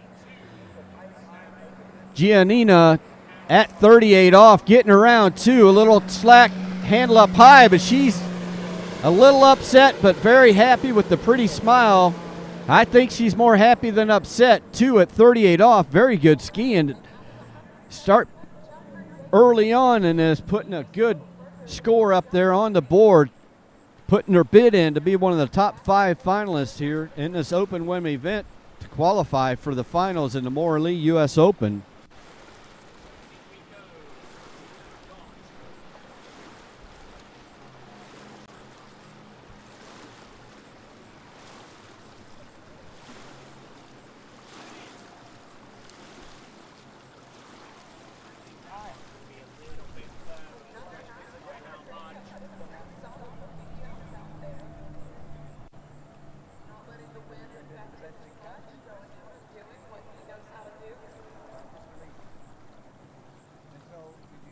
So there's an updated of your leaderboard.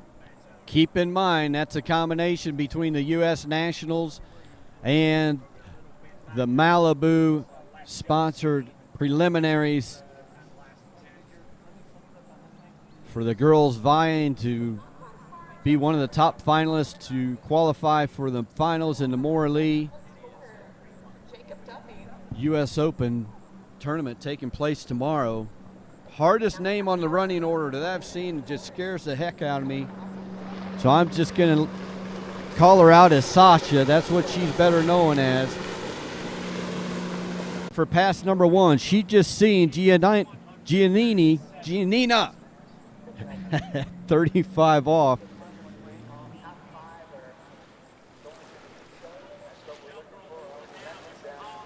Sorry, these names are challenging for a West Central Illinois guy with not much of an education underneath his belt. But nonetheless, we try anyway. So you can see her. She's coming around 6, making that opening pass 28 off. Wind has definitely let up compared to what it was about 15 minutes ago, but I'm not saying that they're great conditions by any stretch of the imagination. It's still rather difficult conditions with the south-southwest winds. Just up and down. Hopefully the storms that have been around us, they've stayed to the south, thankfully, but they've also brought these unpredictable winds being as close as they are.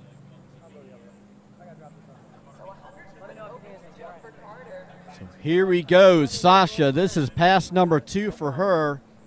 Going to be 32 off. She's going to come in with this tailwind. She knows that she's got to complete this pass and run 35 off to take the lead to put her spot in to qualify for the Mora Lee U.S. Open, wearing that bib. Round 5, making her way over to 6 on the good ski. That's Sasha.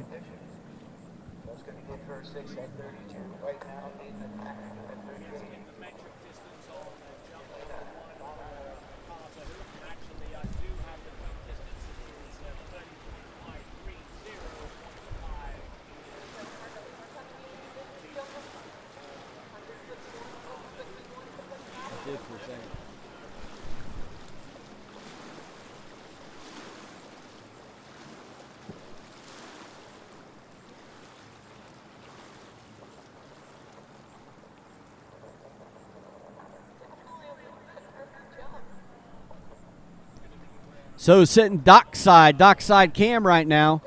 You see Anna Gay getting her preparations ready. Don't forget, go to waterskibroadcasting.com. There's an audience award on there. What it involves basically is you have the opportunity to make a prediction of who the top 3 podium spots are going to be for both the women's slalom event and the men's slalom event in the finals. If you guess those top 3 positions accurately, you have an opportunity to win a D3 slalom ski if you do it for the men, or a Conley slalom ski of choice if you do it for the women. So go to waterskibroadcasting.com, put your bid in, and try and win yourself a slalom ski. Here we go, Sasha. Oh, she was running at 35 off and then a little bit too much there around 5. Making her come up short with the 35 off, so 4 1/2 at 35 off there for Sasha.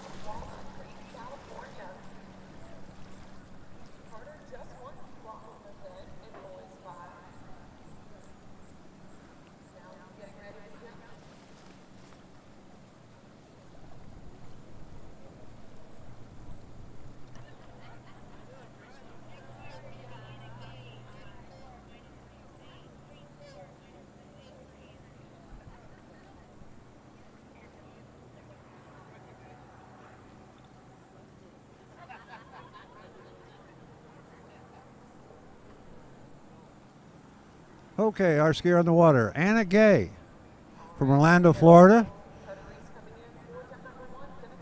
Coming in at 34 miles an hour, 28 off. Most of these ladies are coming in at 28 to the opening pass. Pretty standard for these professional women. Still got a little wind on the water here. Storm south of us. I'm taking over for Troy Zellner. My name is Steve Woodland. And around number 6 and out the gate.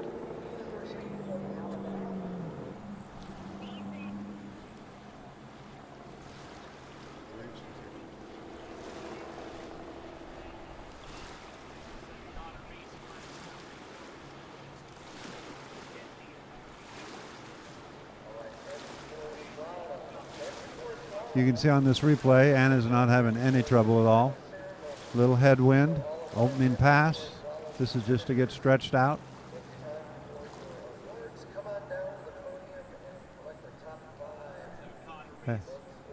As Troy told you, that some of these women are in the U.S. Open anyway.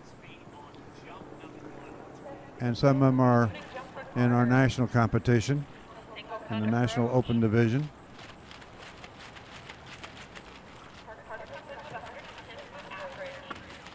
I believe 5 of these women will make the final. We have 19 of these in the preliminaries. Okay. Anna being taken around the South Island.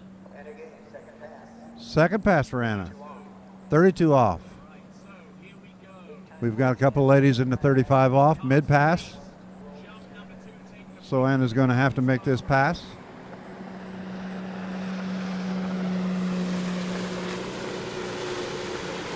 Oh, tailwind got a hold of her, got blown down the course, got a little late.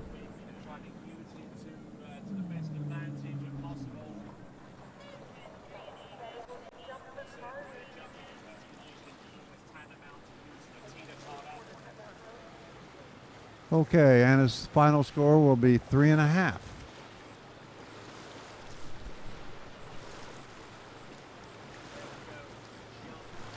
As Troy told you, this wind we're getting from the southwest is up and down. And it's not that gusty in a particular gust, but it's just a lot of wind from the southwest.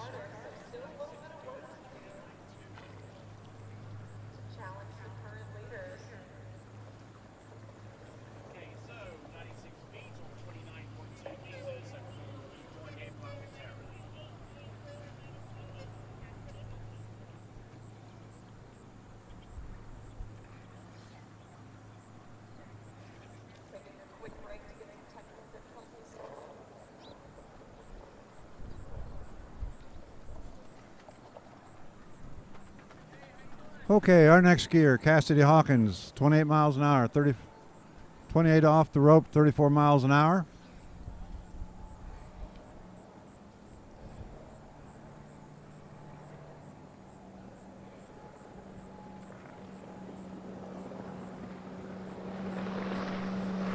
And there's just enough chop on the water that they're having to work a little sooner in these passes than they want to. Usually the nitty-gritty comes about 35, 38 off. But this 32 downwind is giving some of the ladies a little bit of trouble.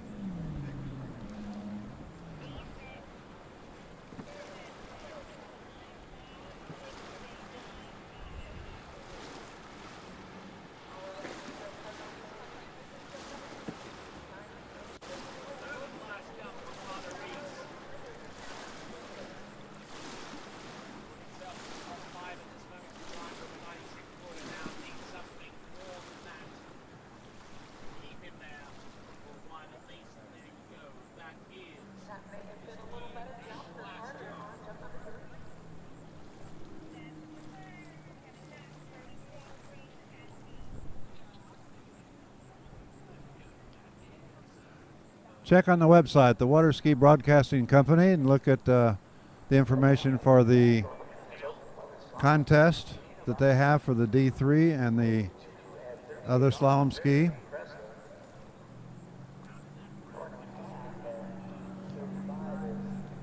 Go online, check out their site. The Waterski Broadcasting Company has been here all week long here at the Nationals. Cassidy Hawkins, pass number 2. This is with that tailwind that the ladies have been having a little bit of trouble with. Oh, you can see now the water is a little bit better. We're between some wind.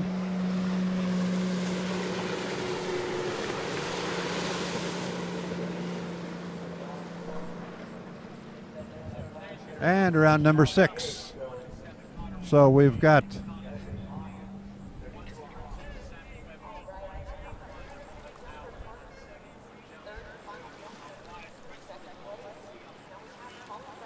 our 4 skier now into 35 off. We've got Valentina with 3 at 35 off, and we've got Sasha 4.5 at 35 off. So we're going to see what Cassidy Hawkins can do. Going to have to get most of the way down this 35 off pass to challenge our leader.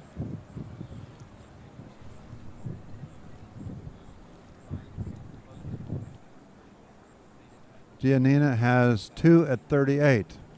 So if Cassidy is going to have any intention of winning this event, she's going to have to make this 35 off pass, and it will be upwind, which is good. Yeah, 35.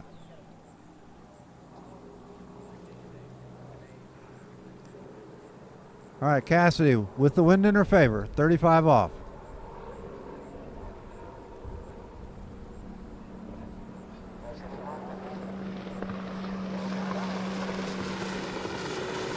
Oh, little trouble around number 2. Gather back together.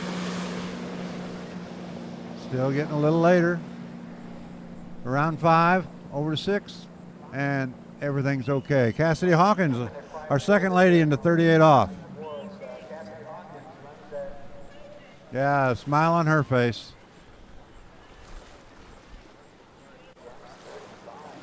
Okay, now when she reminds herself that she's got to come back at 38, she may not have that smile. Got a little behind, but didn't panic.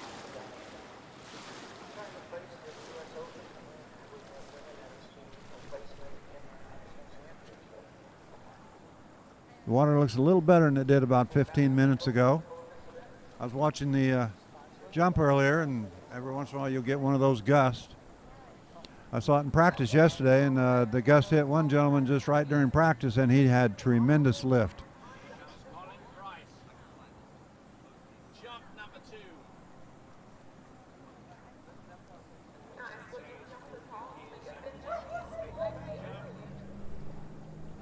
All right, we've got Cassidy up.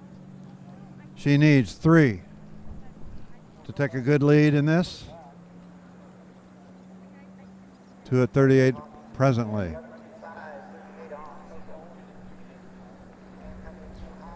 Out wide.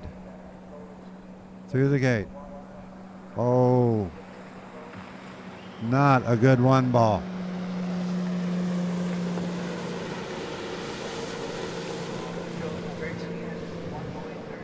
So Cassidy's going to have a score of 1 at 38 off. Puts her in second place at the moment.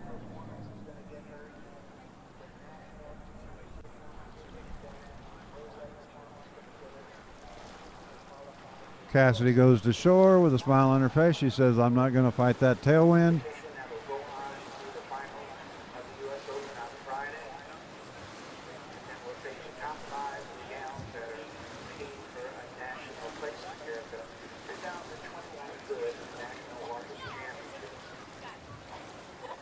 Starting to get quite a crowd here at Wilmington, Illinois, at Water's Edge. And now he's coming in for his 3rd and final attempt. A little bit of work to do if he wants to reach the top spots on the leaderboard right now.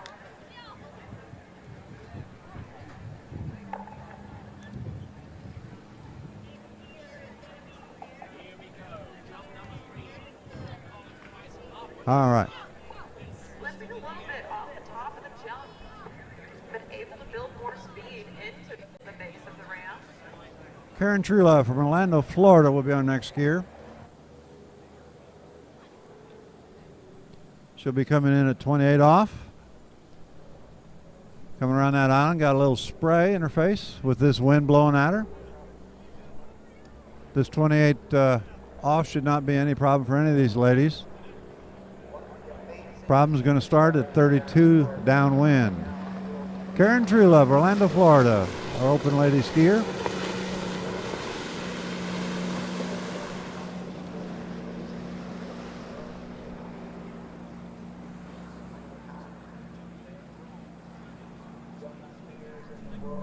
All right, an easy 6 for Karen.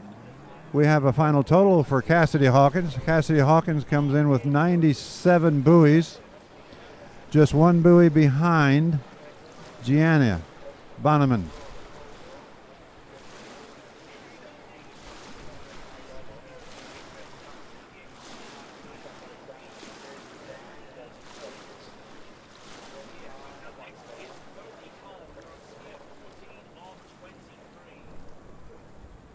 There in that replay you see Karen just waiting on number 6.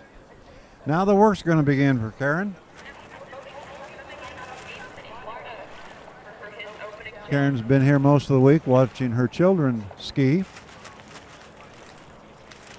Her children have skied in all 3 events here at the Nationals. Karen herself used to be a 3-event skier years ago. Now she's staying with just the slalom event.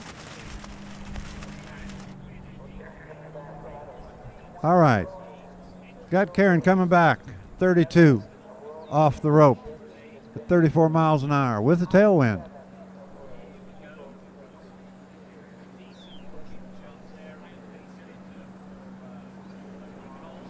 Good one for Karen. Still in great shape. Round 5, get yourself out to 6. And there, through the gate, another person getting into 35 off.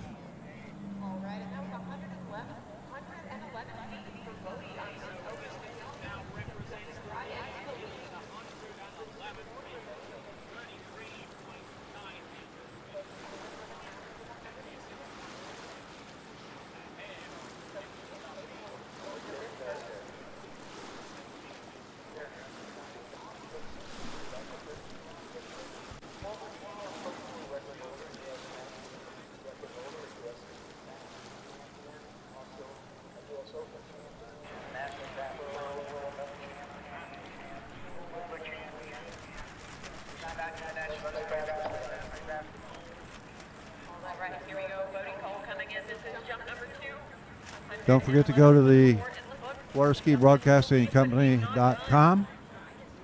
Sign up for the contest. The women can win, if you're a watcher of this event on our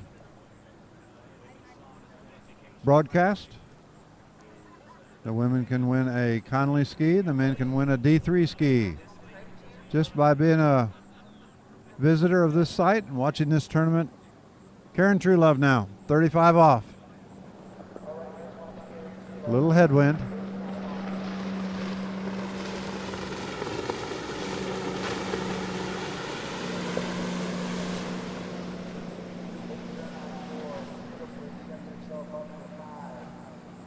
And Karen takes care of all 6 at 35 off. Another one into 38 off.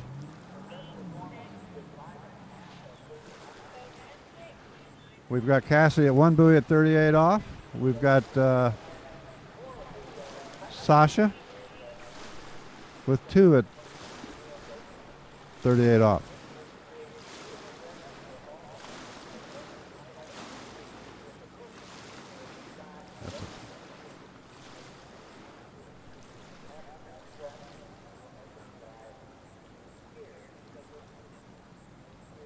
That was Giannini with the 98 buoys rather than Sasha. Sasha had 4.5 at 35 off.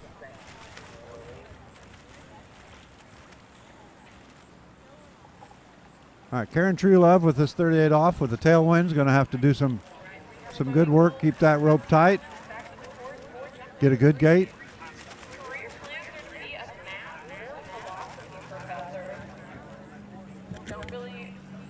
Beautiful side here at Wilmington, Illinois, Northern Illinois.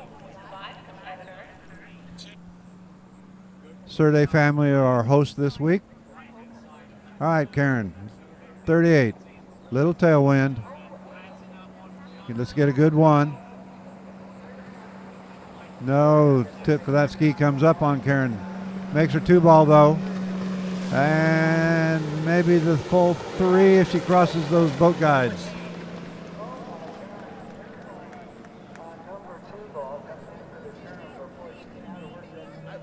So Karen takes the lead, 3 buoys at 38 off.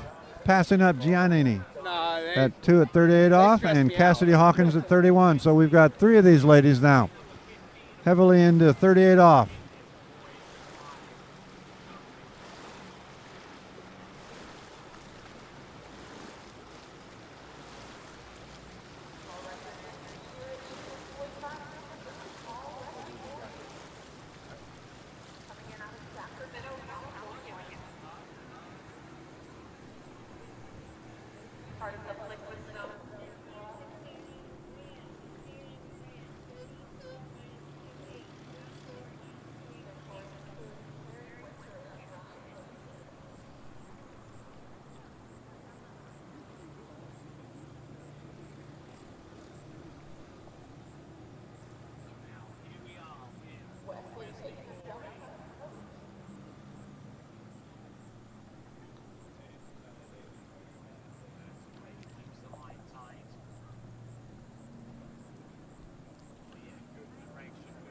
Our next skier, Taryn Grant, 34 miles an hour, 28 off. Going to have to work 3 or 4 passes here to touch the leaders.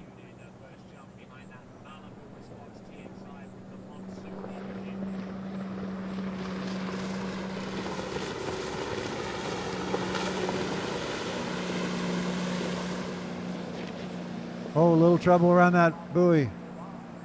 Working hard, staying alive. All right. Taryn gets all 6. Little trouble in the middle of that course. Let's see what happened here. Everything's fine at buoy 1. Didn't get a good angle coming around 2. 3's good still. Oh, broke at the waist around the 4 ball. Got it back together.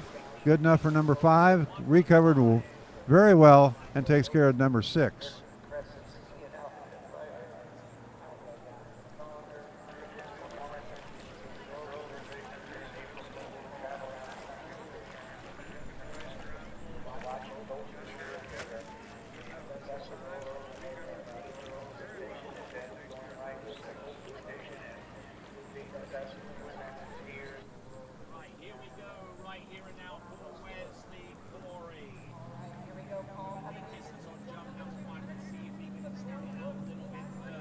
Taryn Grant up and out of the water.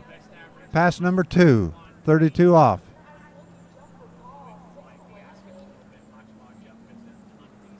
Okay, we want to mention again, we got a tailwind. We got a southwest breeze here in Wilmington at water's edge. Uh-oh, little trouble around 2. Looks back in shape at 3 though. Oh, back on the tail on 4. Round 5, going to have to hustle to 6. Oh, she's got 6 taken care of. Couple little mistakes there, but she held on. Didn't panic.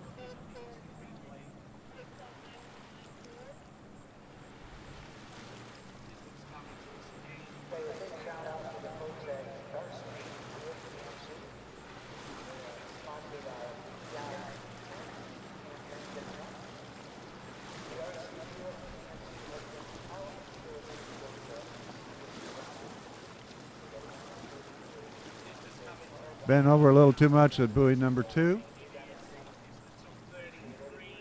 Thank you.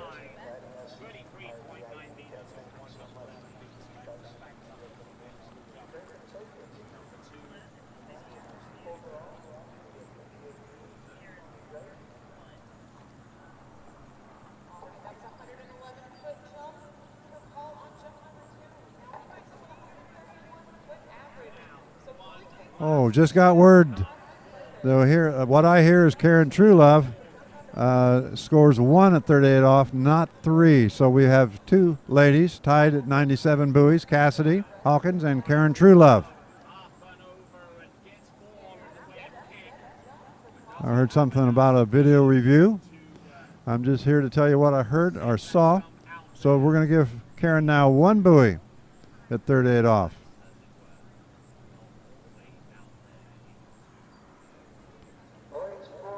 So we have judges in the boat and on each shoreline, and we have video review in the trailers. So sometimes scores are corrected.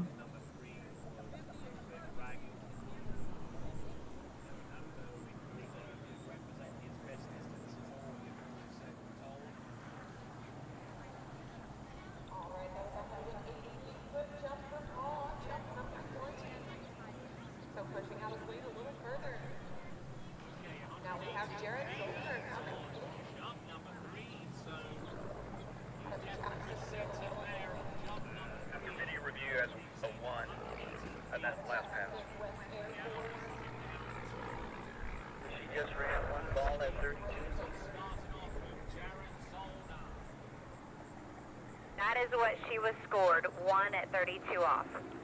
Okay, thank you. I missed that. Okay, thanks so much. Next year is going to be Ali Garcia. Ali Garcia, 28 off. 34 miles per hour, 28 off.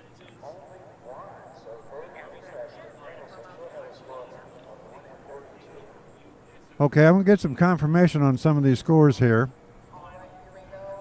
There's a little mix-up on Taryn Grant's score. They're going to give her 1 at 32 off rather than... So something went wrong with that pass that we didn't see. There was a discussion about video review.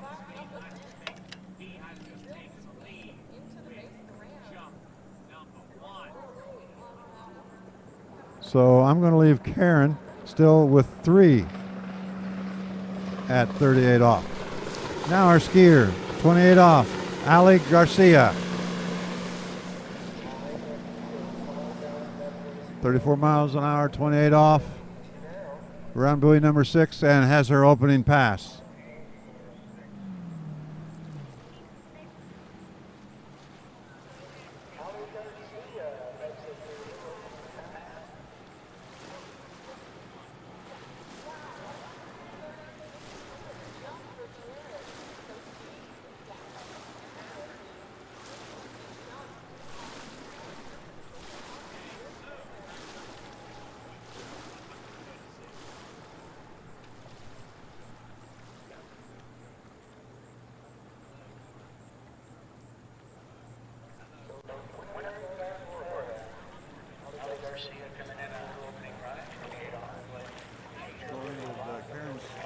Total remain at 99.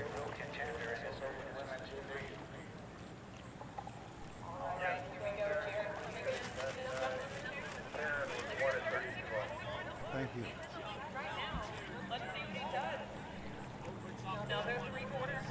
Okay, I got a little clarification here. Karen Truelove did stay at 3 at 38 off for a total of 99 buoys, and Taryn Grant 1 at 32 off. Right now I have Ali Garcia coming back, 32 off. Little tailwind.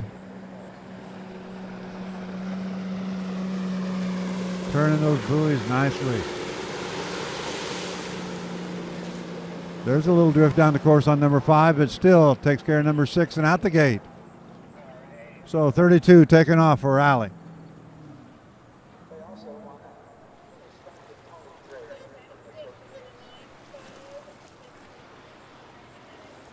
So right now I have Karen Truelove with 99 buoys, Valentina Gonzalez with 98.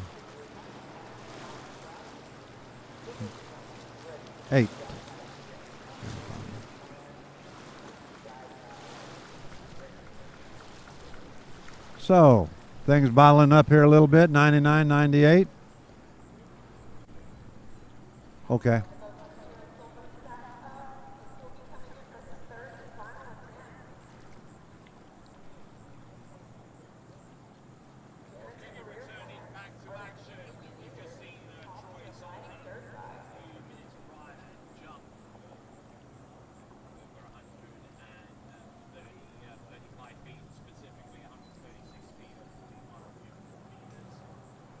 Okay, we've got Ali coming back, 35 off. Ali Garcia.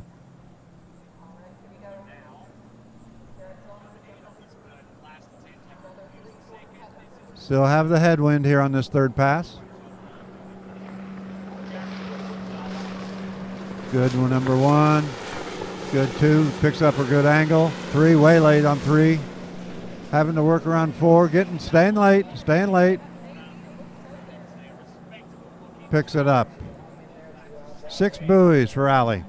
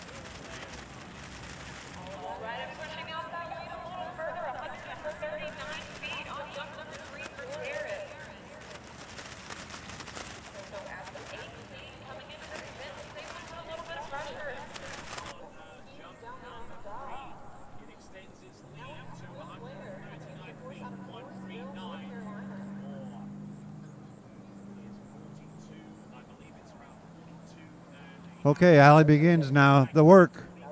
Allie at 38 off with that tailwind. We've got 3 other ladies already into 38 off.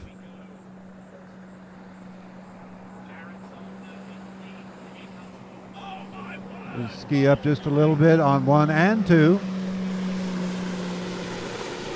And she's going to try to work for the full 3. 3 buoys at 38 off unofficially for Allie Garcia.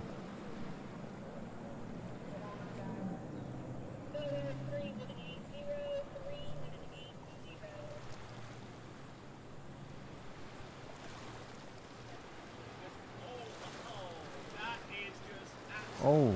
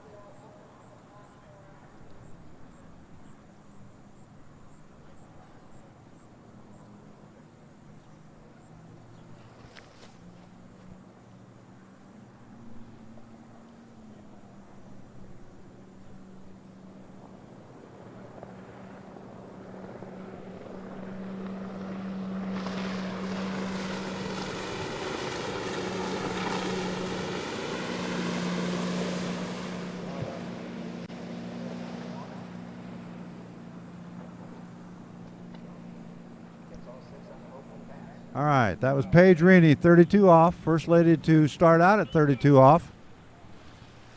All the other ladies have started at 28 off. So that'll change some strategy at 35 and 38.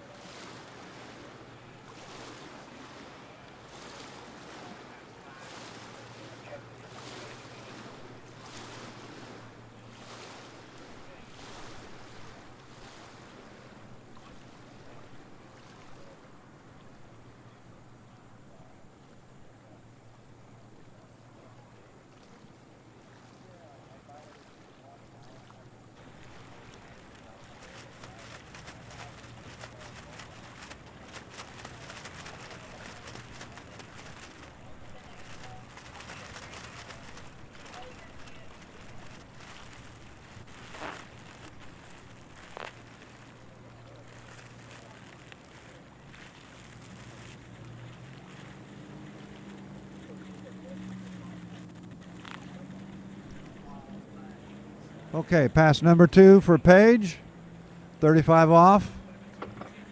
The other ladies have had 35 off with a headwind. She's the first to try it with a tailwind here. Still the wind is working the water.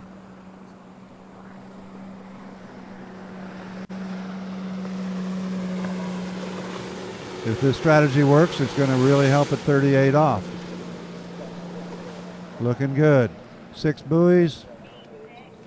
That's going to be a good setup for 38 off. Paige Reaney.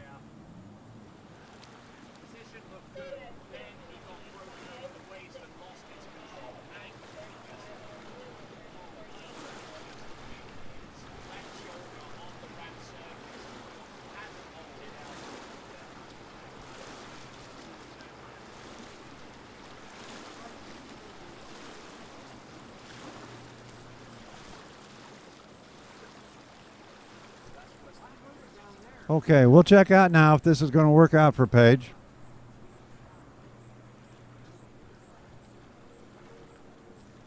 First skier to try the 38 off against the wind. That's going to help her get deeper into this pass, and if she can finish this pass, 39 sounds like a pretty good number.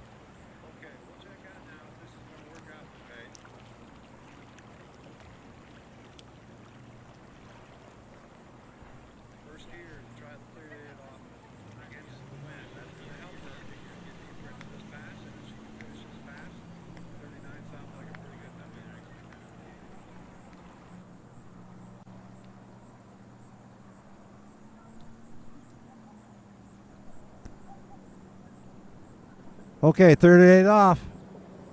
Paige going to take the lead here possibly. Needs 3 buoys to take the lead. Round 2. Tell the headwind's going to, oh, strategy didn't quite work out like we thought.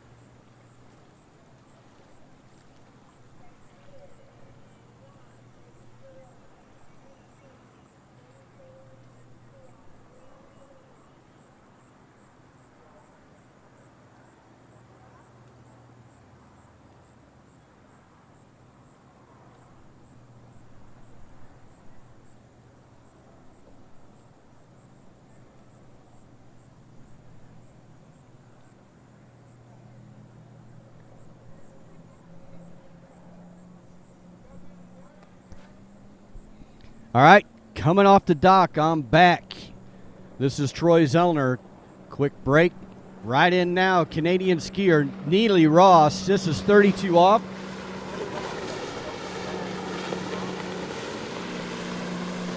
She's making her way down course into this wind. Around 5, making her way over to 6 there. Neely Ross, your Canadian skier.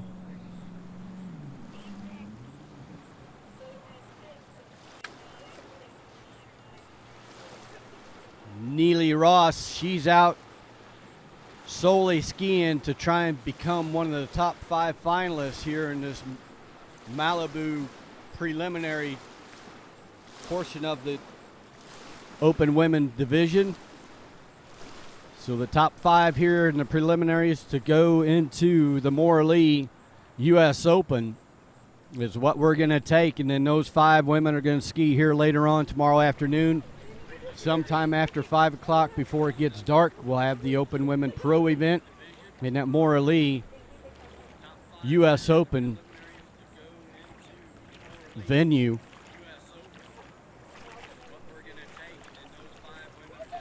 So I was happy that Vince and Tony were able to let me step aside shortly and get a short break and a sandwich and watch my son jump. Very nerve-wracking. And be very safe and solid, and that's exactly what we teach them around Illinois. And then as they progress into the higher jump ramp, they're only safer. So Neely Ross, past 2 here for her. A little bit of slack there coming out of 3. This is going to be 35 off tailwind for her. Completing that pass in the wind, impressive skiing, 35 off, Neely Ross.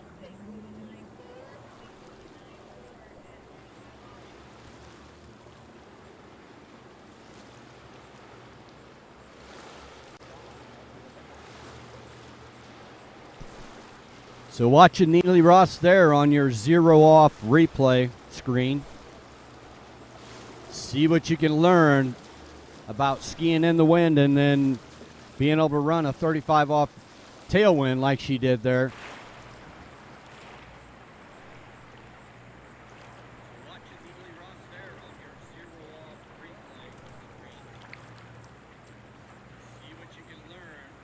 So don't forget Old Smoky. It's a canned cocktail made with Tennessee moonshine. I've yet to have one, but I'm going to have one here before long because I talked to one of the owner's kids here last night. So I got a foot in the door to where I'm going to try one of them babies this week, and I'll let you know. Back on the water, Neely Ross. This is 38 off. She's coming in to the wind on this 38. So she's still around 3 ball. She came out of 2 with a little hiccup. Able to get around 3 and stand up. So another one at that 3 at 38 off mark. Neely Ross.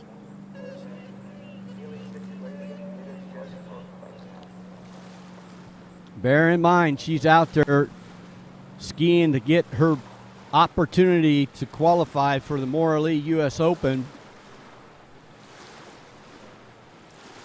Top 5 girls in that Malibu preliminary round will go into the finals of the Morley U.S. Open tomorrow evening.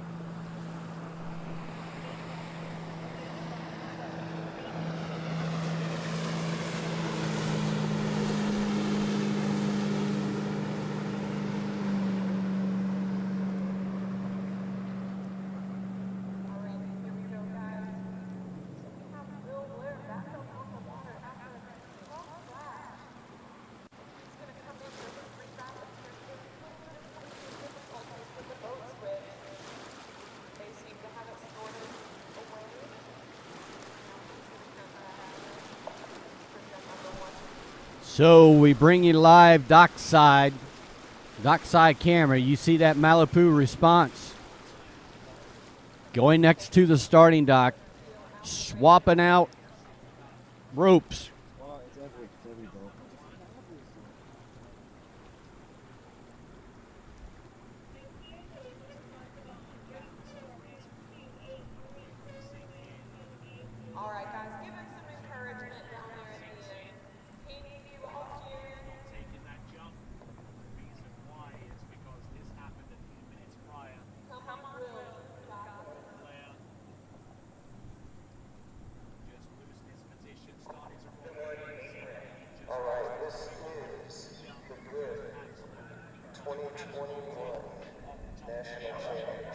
All right, there you see the seriousness, the focus on our next open women's skier. That's Elizabeth Montavon. Elizabeth out here, she's competing for 2 things at once. She's putting a bid in to try and win the U.S. Nationals as well as to be one of the top 5 women to qualify for the Morley U.S. Open.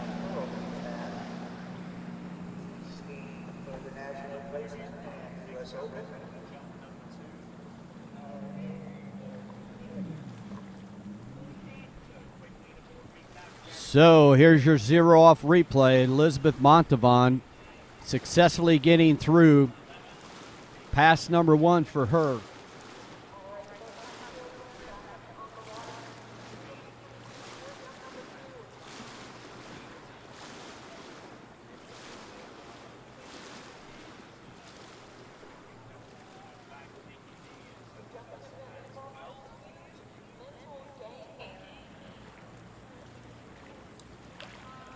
So Elizabeth Montavon, she's a U.S. citizen. She resides down in the Florida area. Originally, she isn't from Illinois. And then the Montavon family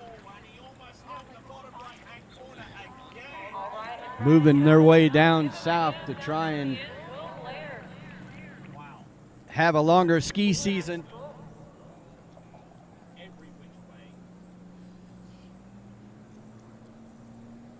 Focusing on her training with slalom now. Originally, she was a experience, probably a national champion record holder. This is 32 off, Elizabeth Montavon.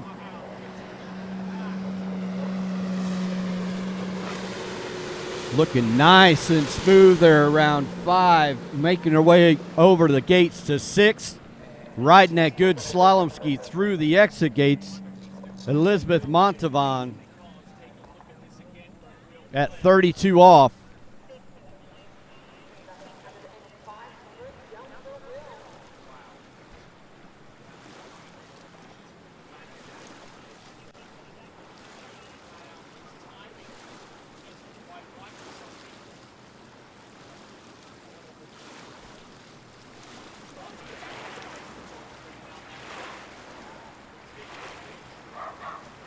So keep in mind, we're running 2 lakes here simultaneously.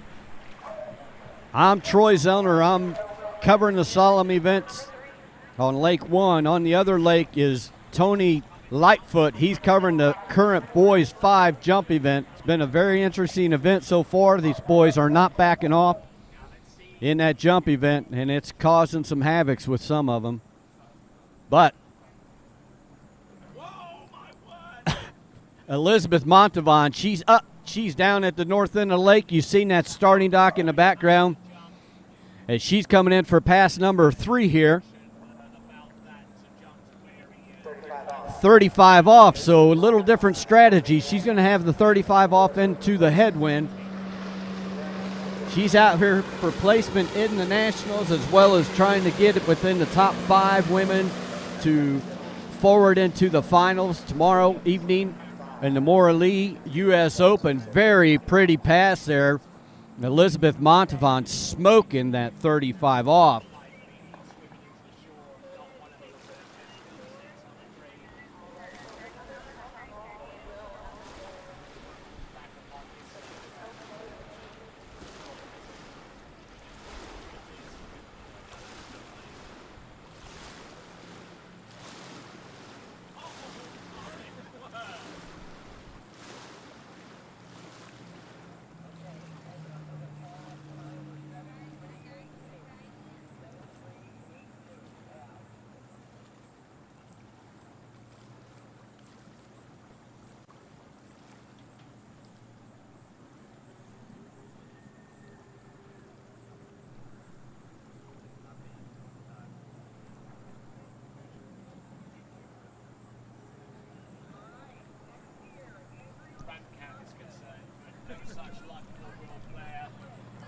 So Elizabeth Montavon, she's behind the Malibu Response, your sponsored boat. You're powered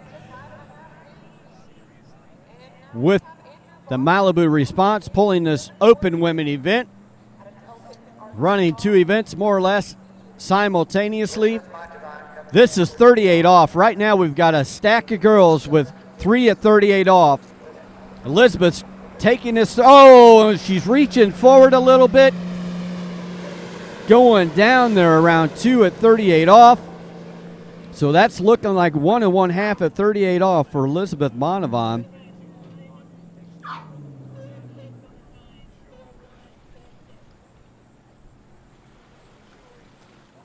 So let's watch her here. Let's see what happens. Pretty good one ball, really. She just came up, let go too early. There's Jan Travers called it earlier. She was parallel then to the lake, releasing that too early, going straight to 2, not having enough width to get out and around 2. So Elizabeth Montavon scoring 1 1/2 at 38 off here. Not going to be enough, I don't think, to get her where she wanted to be as far as in the placement for the U.S. Nationals and or in the 5 finalists to go into the Maura Lee U.S. Open.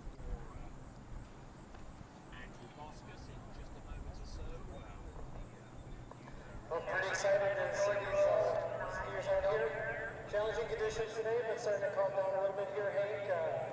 Crowd is rolling in for this Malibu Women's Slalom event. Got a lot of skiers here, Men Slalom later on, and tomorrow the finals, so we're going to be giving autographs to the pros. In the water, you can see from the dockside cam, That's Brooke Baldwin, name you're well aware of, as well as most of these other women skier. Brooke has been hanging out with us here in the Midwest region the last couple summers. She's a pleasure to have, obviously. Pleasure to have around the tournaments, as well as just a down-to-earth, very well known, very competitive in all the international competitions. Brooke Baldwin, she's going to get a taste here of the conditions, get a feel for things on pass number 1.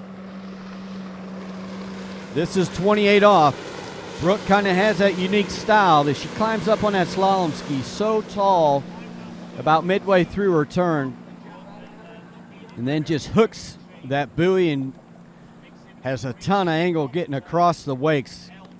So Brooke Baldwin easily clearing pass number 1. So Brooke is our 6th seed. She's a 6th to the end, I should say, in this open women event.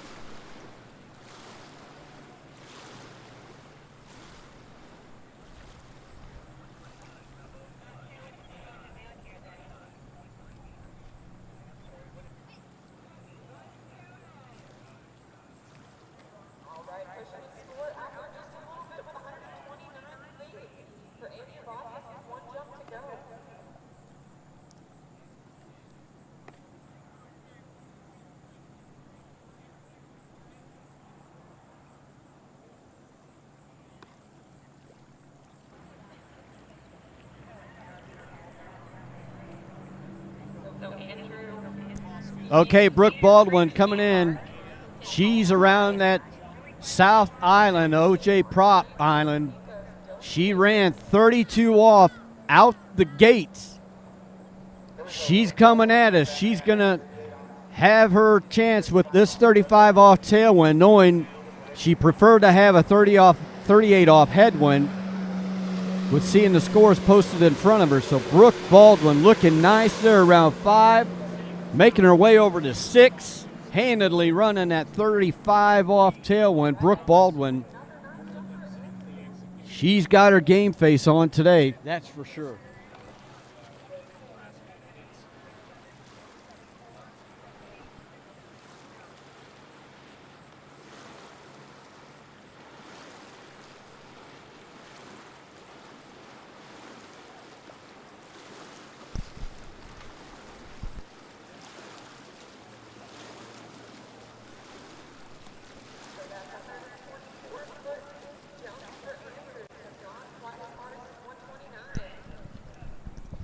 All right, we've got another special guest here in the announcing booth. The Waterski Broadcasting Company is proud to have this gentleman sitting amongst Tony and myself, Troy Zellner. We've got the tournament director, the guy that made all this happen, and especially with the bringing back the Morley U.S. Open involving with the U.S. Nationals, none other than Jeff Surdays here. We're going to have the pleasure of having Jeff bring us up to date, some of the special things that we're going to throw at you throughout this U.S. Open. So, Jeff, what do you think, man? We're underway. We've got a big crowd of people. I got to leave and go down and watch my son. And a lot of people here as Brooke comes in for 38 off.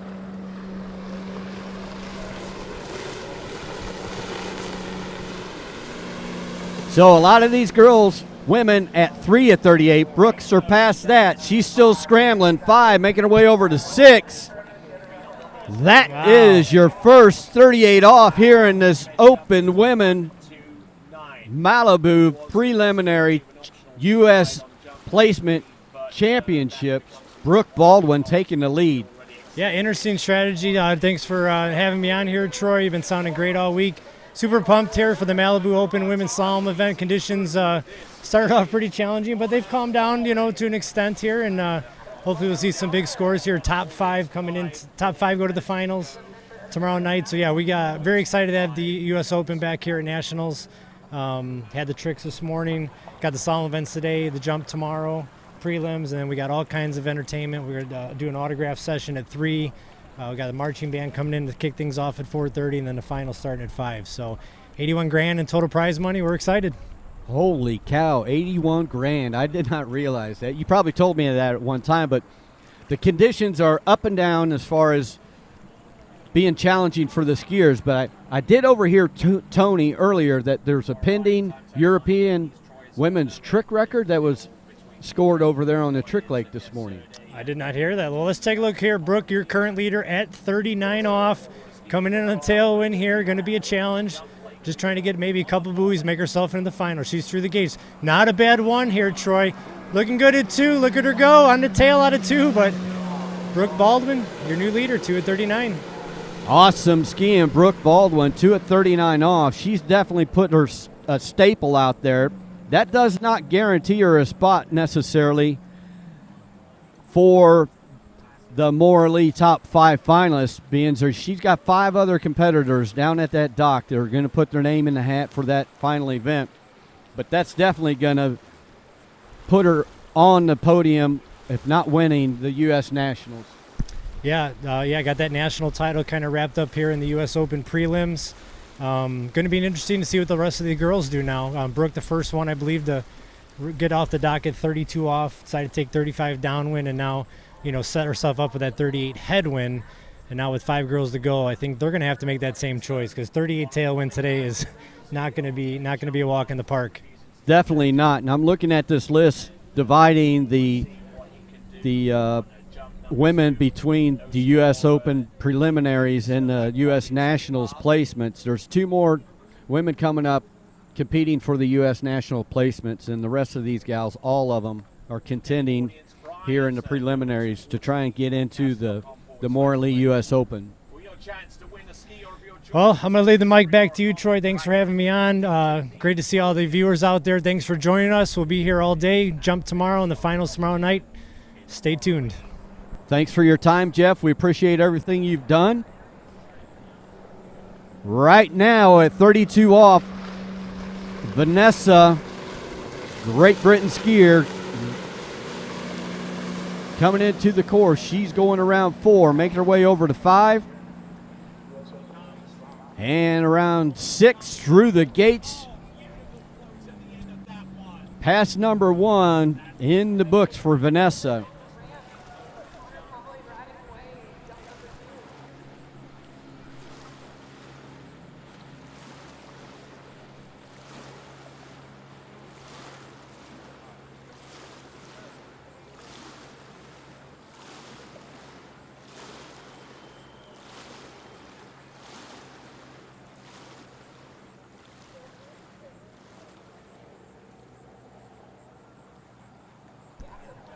So starting at 32 off, she successfully runs that pass. She's going to be coming back at 35 off.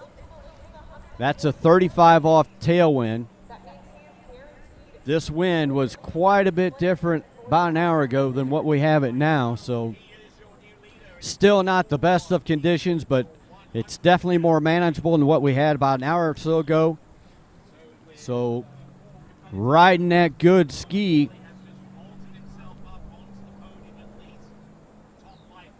is Vanessa.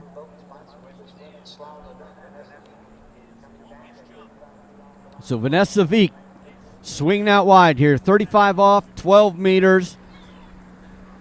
Pushing wind from her back. Good, solid 1 ball. She's around 2. She's well within the possibility of running this pass. Just got to remain patient. And she's going over from 5 to 6. A little drop of the shoulder, almost a lean lock, but around 6 and through the gates. Vanessa Veek running the tailwind, 35 off. You see her swinging up beside that Malibu Response. Giving enough room for that boat to be able to pull that rope in another loop, and that's going to be from 35 off to 38 off for Vanessa Veek.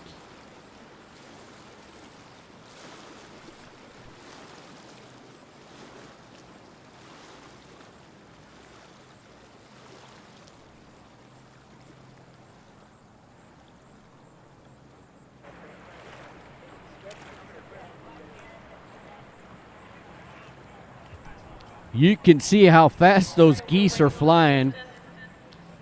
They're going with the wind, and they're just hauling. That's that wind up there where the level they're at. It's behind them, and they're just cruising across the top of the lakes here. Maybe they just want to take a flyby because they know Vanessa Veek just ran 35 off. She's wanting to be one of the top 5 women here in this pro event to be able to ski tomorrow evening in the Morley U.S. Open here. So 38 off. Your last skier, Brooke Baldwin, she ran 38 off. They are competing against each other to be one of the top 5 in the finals tomorrow night in the Morley U.S. Open. She's making her way. This is 38 off from round 5 over to 6. And she completes it. Vanessa Veek, happy she got through that 38 off, knowing she had to do it to challenge her lead and knowing that there's 4 other ladies at Dock very capable of running a 38 off as well. So she stepped up to the plate. She took a big swing and was able to get all the way through that 38 off headwind. Vanessa Veek.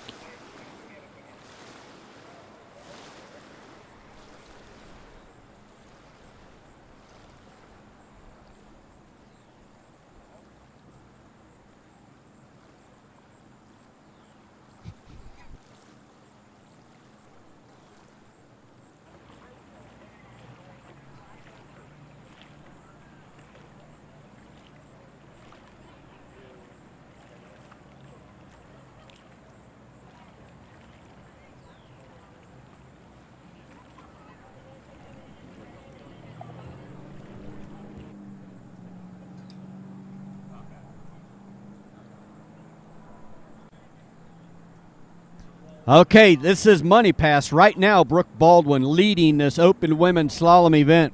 2 at 39 off. We've got Vanessa Veek coming in at 39 off. She wants to change that. We'll see what she does. Oh, a little wheelie at 1 ball. Too far back to get in the angle across the wakes. So coming up short of 2, but still 1 at 39. Right now, that puts her in 2nd place. So she's still within that top 5 to put her into the finals tomorrow night in the Morley U.S. Open. But we're not sure that that's going to be enough because you got 4 strong slalom skiers down at the dock that's going to come out. And you know they're going to come out swinging because they want to be part of those top 5 women here, making it from the Malibu preliminaries so they can compete in the Morley U.S. Open tomorrow evening.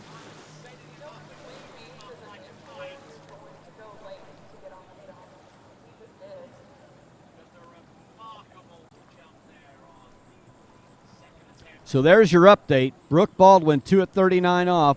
Vanessa Veek, 1 at 39 off. Neely Ross, Paige Reaney, Allie Garcia, Karen Truelove. 4-way tie there, all with 3 at 38 off.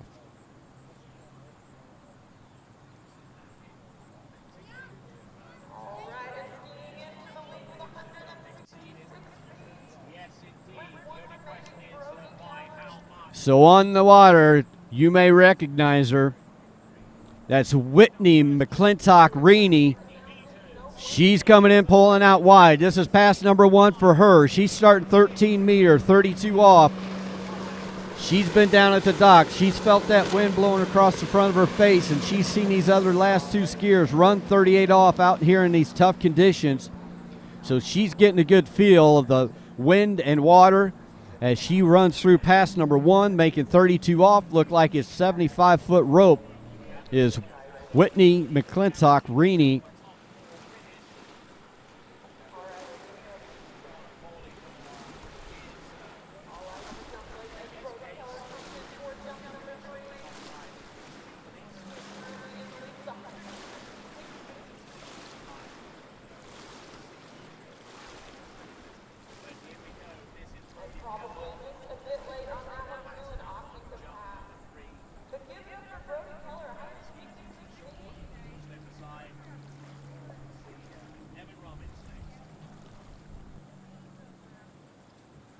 So your 0 off replay there showing Whitney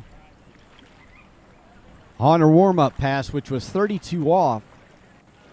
These women come off the dock at 32 off and act like it's another day for them, but goodness gracious, any of us that get on a slalom ski realize that it's not a walk in the park.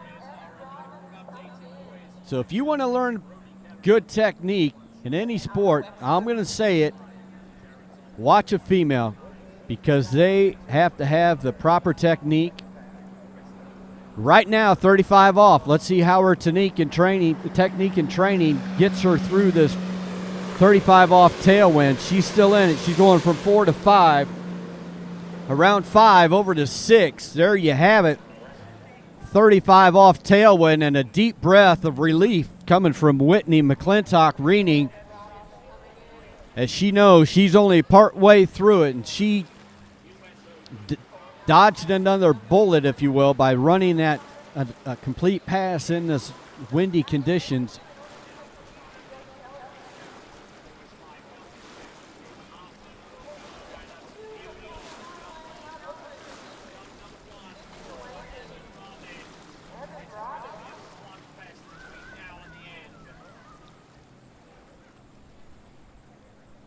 So Whitney getting through that 35 off tailwind, little bobble here and there, but staying patient, not giving up, knowing she's got to run that pass, and as well as she's going to have a 38 off headwind. That is pretty much a must-make pass if you're going to want to get into the top 5 finalists, which is what she's out here for, to have an opportunity to go after that title in the Morley U.S. Open.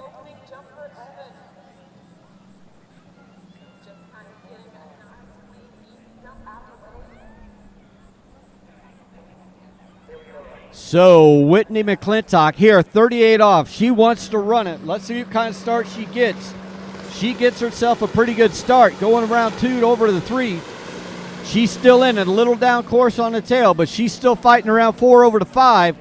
Round 5, making her way over to 6. She does it. She knew she needed it. Whitney McClintock-Reaney getting through 38 off. Now she's going to have an opportunity to challenge these leaders. Right now in the lead is Brooke Baldwin with 2 at 39 off, and closely behind her, Vanessa Veek with 1 at 39 off. So these last few open women skiers, they have really taken the gloves off and started to box it out here in these windy conditions. That just goes to show how bad they want to be able to be one of the top 5 finalists here coming out of the Malibu prelims, so they can compete tomorrow evening in the Maura Lee U.S. Open.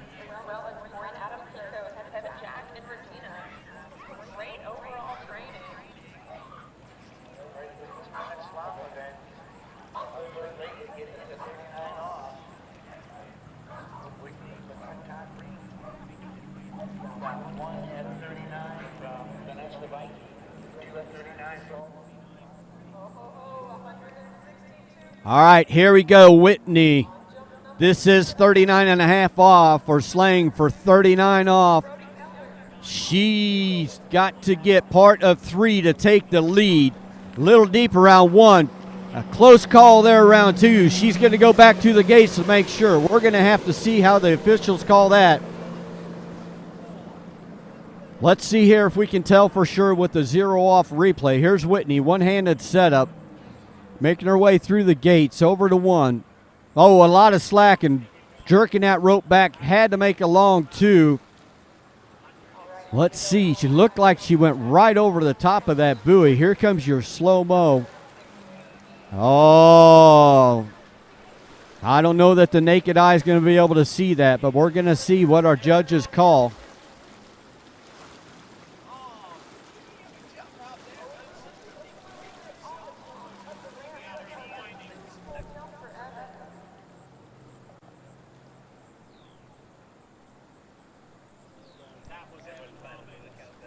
So, as what my eye thought, but I didn't say it out loud, Final score after review, Whitney won at 39 off.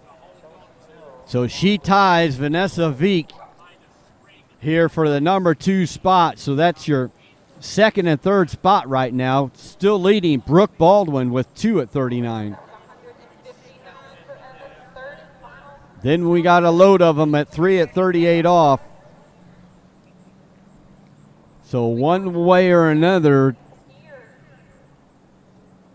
I'm thinking for the Malibu prelims, we may be setting ourselves up for runoffs here. USA skier here, Allie Nicholson. She's coming out. She's competing for placement in the U.S. Nationals, and she's also competing to try and get one of those top 5 spots here in the Malibu prelims that will carry her to tomorrow to be able to ski in the Morley U.S. Open.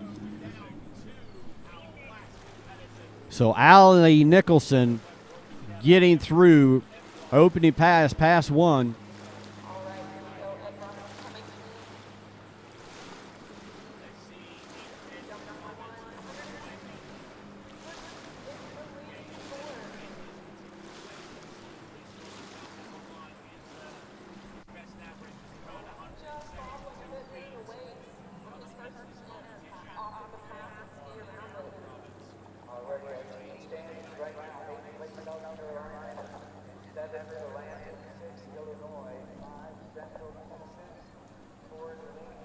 So Allie Nicholson, she's our skier on the water. She's completed pass number 1. They're tightening the rope up there behind the Malibu Response. Your sponsor here for this women's preliminary slalom event, taking 5 women to the Morley U.S. Open cash tournament here tomorrow evening. So this is 35 off. Another skier starting at 32 off, so they can have a 35 off tailwind setting up a 38 off headwind. Allie Nicholson snapping that rope in, and they're around 1. She's on her way over to 2, round 3. Now she's around 4, skiing on that syndicate ski. She'd make John Travers happy from 5 to 6. So Allie Nicholson completing 35 off tailwind.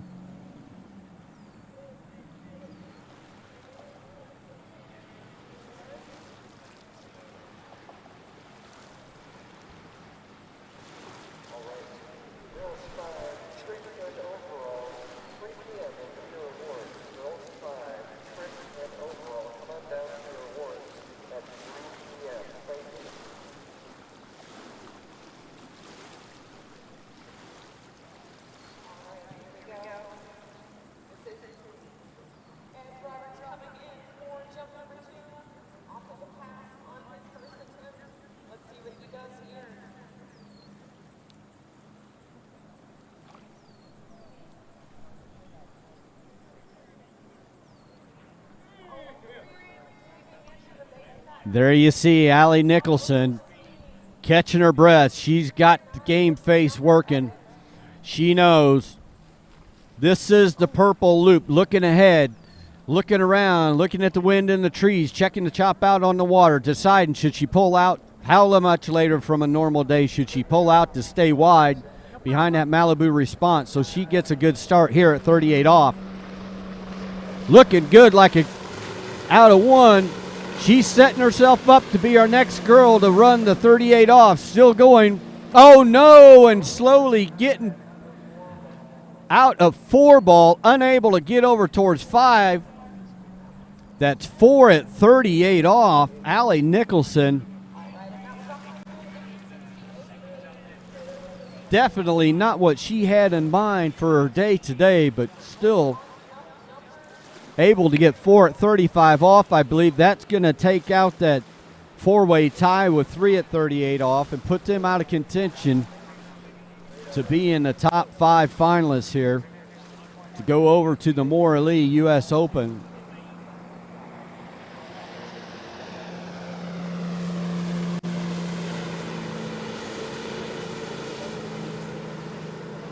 So even that 4 at 38 off, Brooke Baldwin still is a current leader, not only as one of the finalists going to the Morley U.S. Open, That still has Brooke Baldwin in the lead for the title of the U.S. Nationals. So there you have it. Right now, Brooke Baldwin 2 at 39. Whitney and Vanessa both tie in second and third for 1 at 39. Then Allie Nicholson in fourth with 4 at 38. Then we do still have 4 women all scoring 3 at 38 off. So we've got drama going. I know Whitney is a Canadian skier, so that tie for second place has nothing to do with the U.S. Nationals. That only has a count on which 5 finalists are going to go over to the Maura Lee U.S. Open. And to be honest with you, I don't know if that would be a runoff for that, if they just take the top 5, or if they've got to ski it off to know what spot that they're going to run for the running order tomorrow's final events. But that's not for me to settle out or figure out. Chelsea Mills, pass number 1 for Chelsea, American skier. She's at 32 off. She's competing for the U.S. Nationals placement as well as trying to get into the finals there. The finals for the Maura Lee U.S. Open. We've got Chelsea Mills.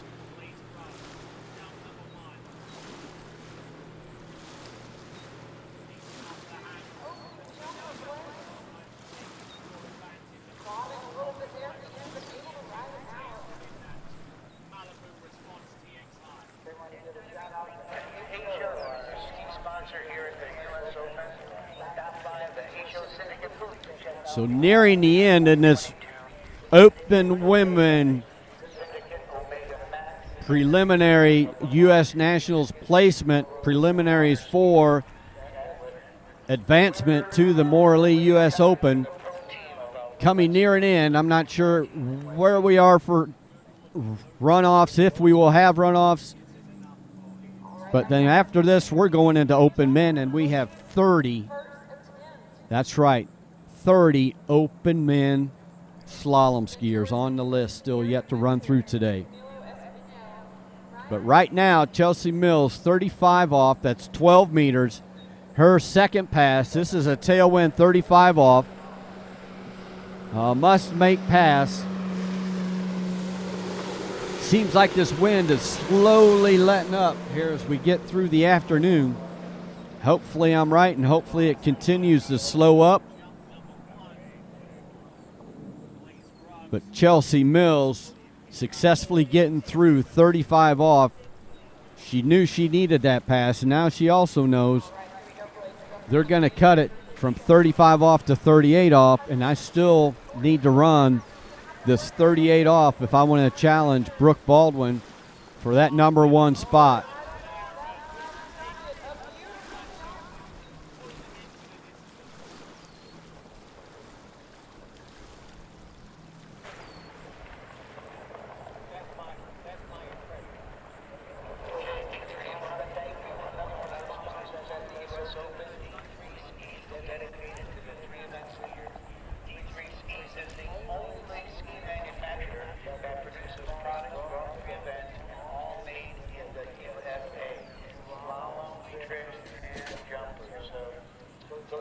So we're waiting for that towboat to spin around the north end of the lake and bring Chelsea Mills back in.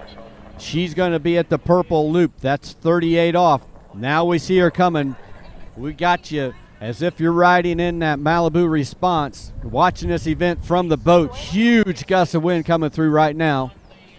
So 38 off, Chelsea Mills. Pretty good 1 ball there. She's going around 2, still working hard to get the 3. Oh, and getting bent out of shape and losing handle as she comes out a 3 ball. Chelsea Mills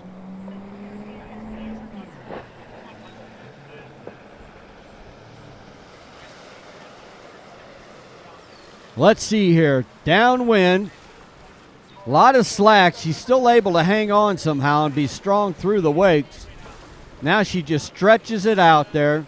I believe that rope, it looks like the rope got underneath the edge of the ski, knocking her off balance and into the water. Chelsea Mills.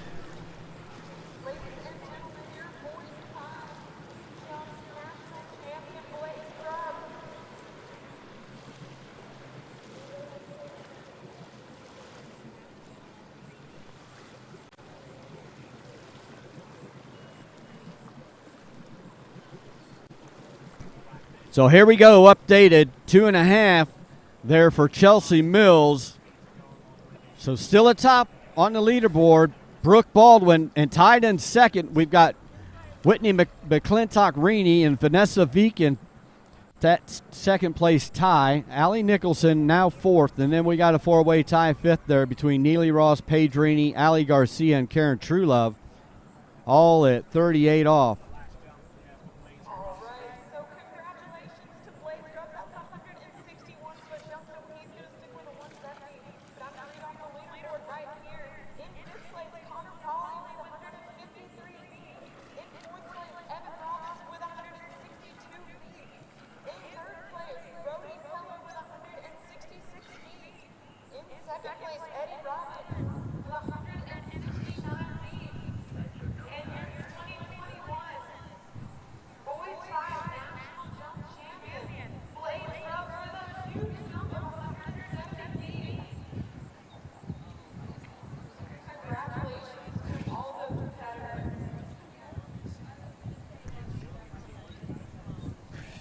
So we got communication from scoring back and forth. It's rather confusing, quite honestly, because we got dual event going on here as we run through all these open women. We've got international skiers. We've got competing for the prelims here, trying to get themselves in as one of the top 5 to be able to compete in the finals in the Morley U.S. Open tomorrow evening. And we also have your U.S. Nationals event running at the same time. So trying to keep all that scoring straight would be virtually impossible for me. So I'm waiting to see what the scoring officials come up with here, so we can determine who's going to be the 5 finalists and then also who's going to be on the placement podium for the U.S. Nationals.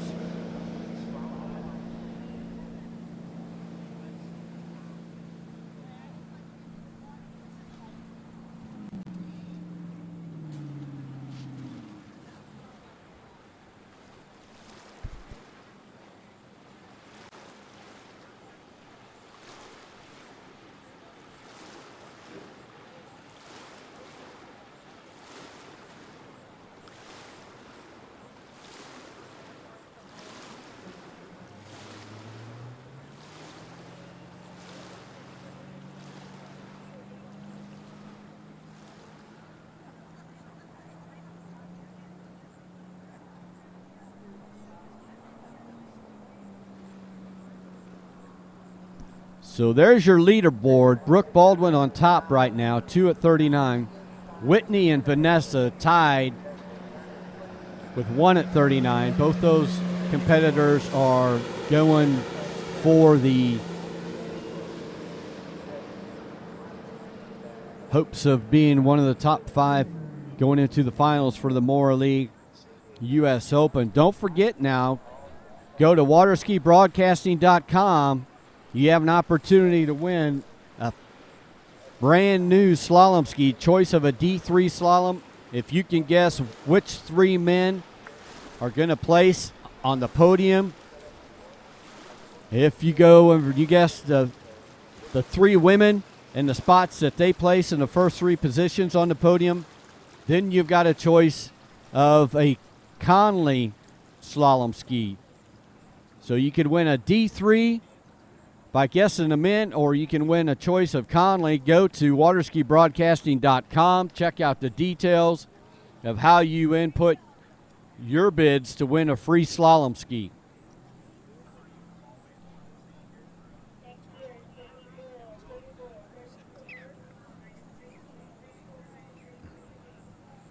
Then if you win that free slalom ski, maybe you want to go out and buy yourself some Old Smoky. That's a canned cocktail made with Tennessee moonshine. They're one of our sponsors here for this pro event. All right, our last skier on the running order at 32 off, Canadian Jamie Bull. She's coming in for her opening pass. She knows that Brooke Baldwin sits atop here with 2 at 39 off.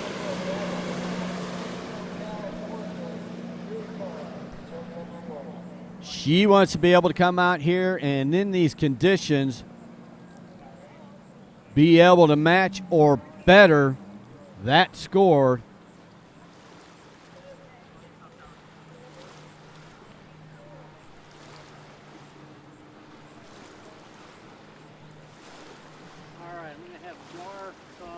So Jamie Bull successfully getting through pass number 1, 32 off with no problem. You see her going through that 0 off replay.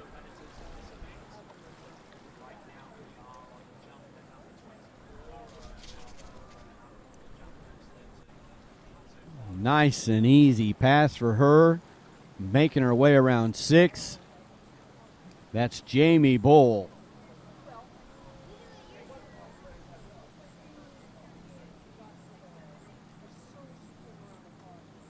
She's Canadian, so she's out here. She knows she wants to get in a 39 off to be able to seal the deal, to be one of the top 5 in this preliminary round to carry her over to the Morley U.S. Open. That'll be happening here tomorrow evening. But first things first, this is 35 off. She's got to make her way through it. She's around 2, making her way over to 3. A little bobble there, 3, but looking good and solid at 4. Just maintain that and get it over to 6 and through the gates. Jamie Bull running that 35 off tailwind.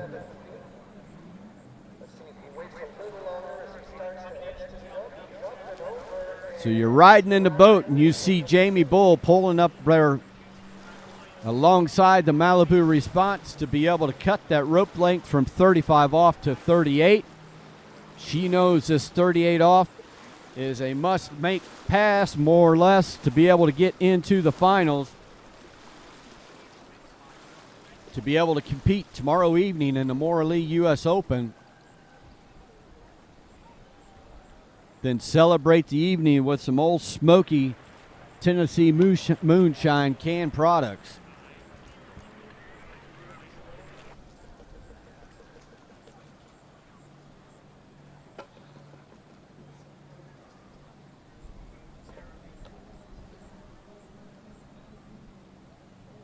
So Jamie getting up around that Malibu Response.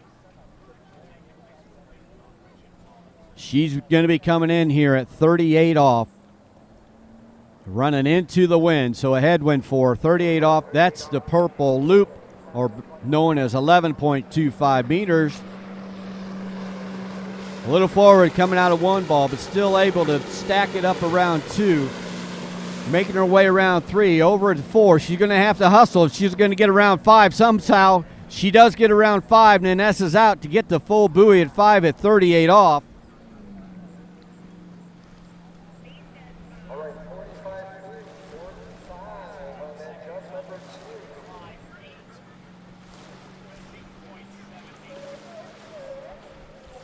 Uh-oh, we got an interesting set of scores being called in here for Jamie Bull. So we're going to have to let the judges settle this thing out. Definitely getting around 4 ball. Over here the question is, does she get around 5 or not? My angle, it appears she does. But my opinion doesn't count for a squat in this event because I'm not an official, so They are the ones that are going to make that final call. As soon as they do, we will let you know whether Jamie Bull's going to have 4 or 5 at 38 off.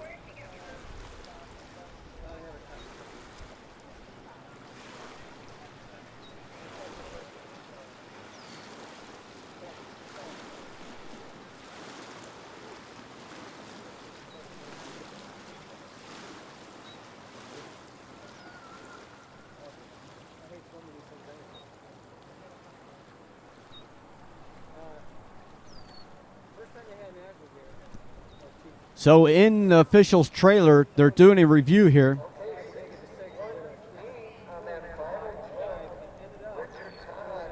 So 4 is the score.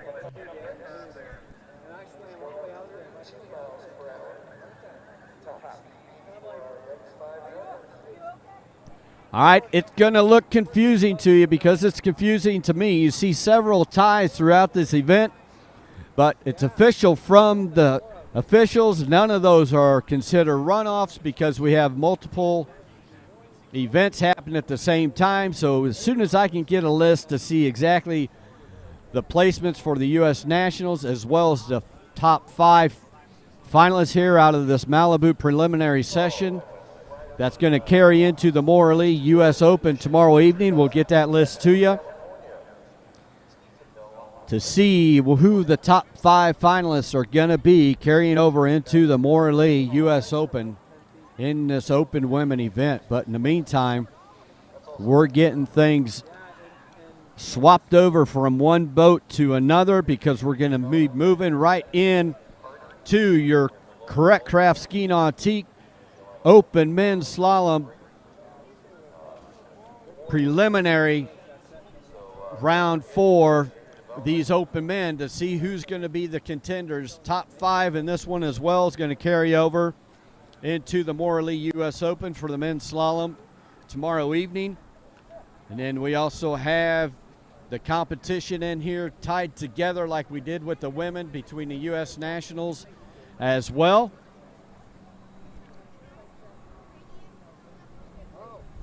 So that's where we be. We will take a short break and come back and bring you the Open Men's Slalom. I saw it when I was over here in my motorhome, and I was about halfway, I'm out of breath. I go, anyway, I get down there. What did you hear that? That's what I heard. And Chris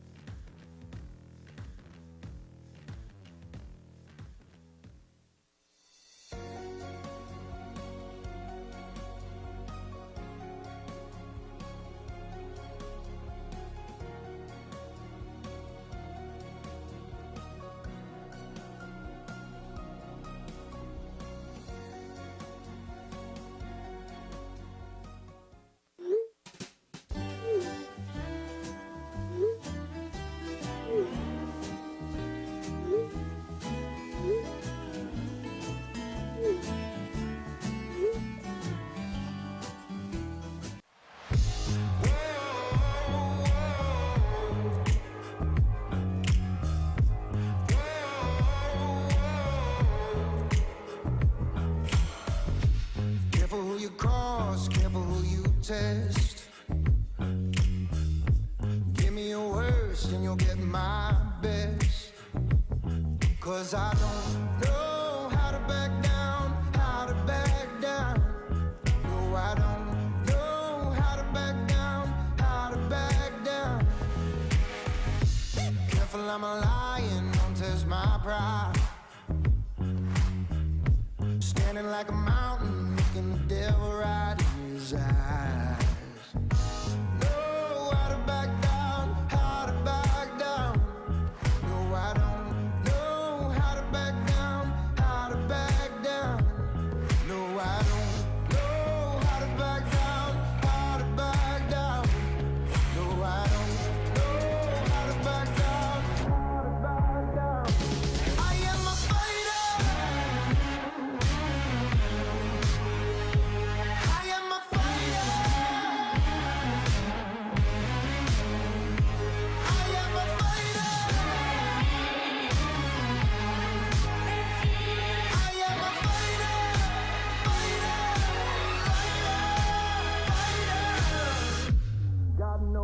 it. I got no.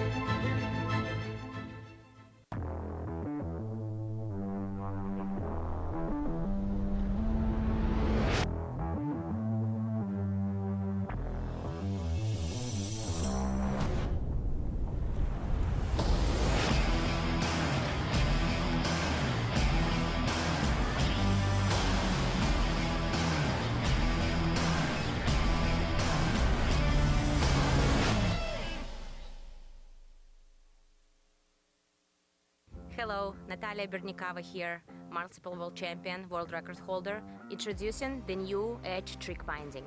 3D printed plate creates for more control and support on the water. Plus this binding is very unique because we have two options. Option 1 with toe clamp and heel clamp dedicated specifically for hands. Option 2 with the releasable plate could be used for hands and toes, and the binding suits for all levels. For the upcoming season, it's time to get on Edge.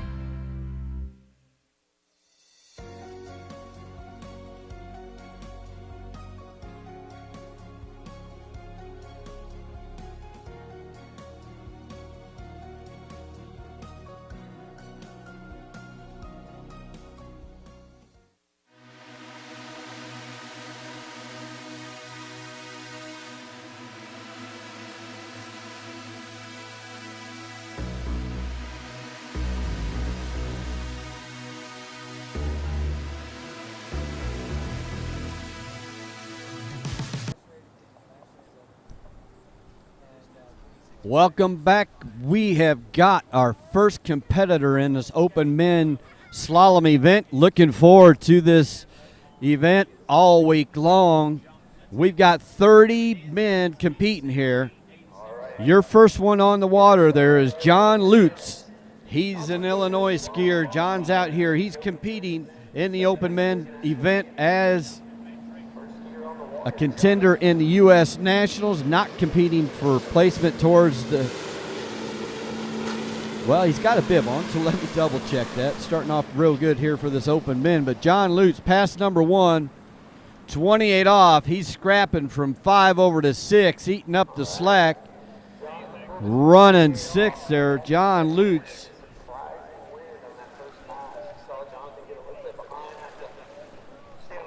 So John Lutz, he's in this open men division as just competing as a national, U.S. national contender for the podium. He's not vying to be one of the top 5 finalists to try and move over to the Morley U.S. Open. So as the same with the women, we've got part of these guys that are only competing for the U.S. Nationals. Part of these gentlemen are only competing for the top 5 spots to move over to the Morley U.S. Open tomorrow. And we've got gentlemen that are competing in both events. So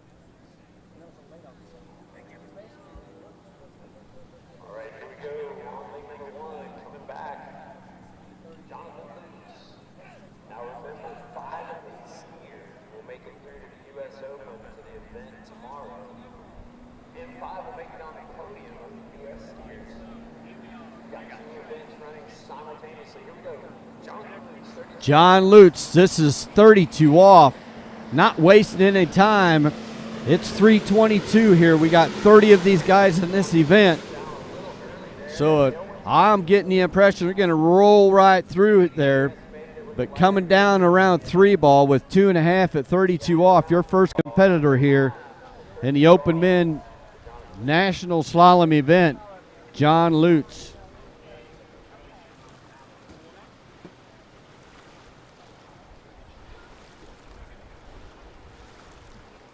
So you see John Lutz there. He's in the lead in this event. You've got Mason Meckler and Reese Garrett, or Garrett Reese, coming up, your next 2 competitors.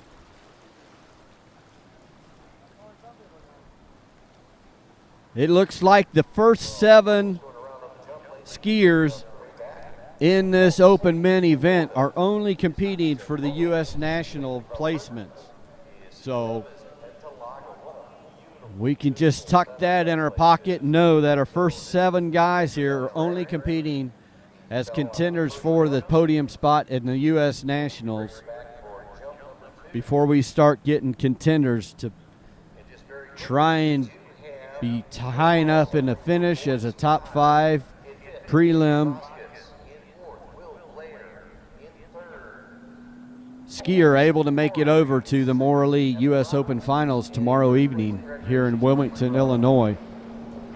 Mason Meckler, he's our next slalom skier on the water in this open men event.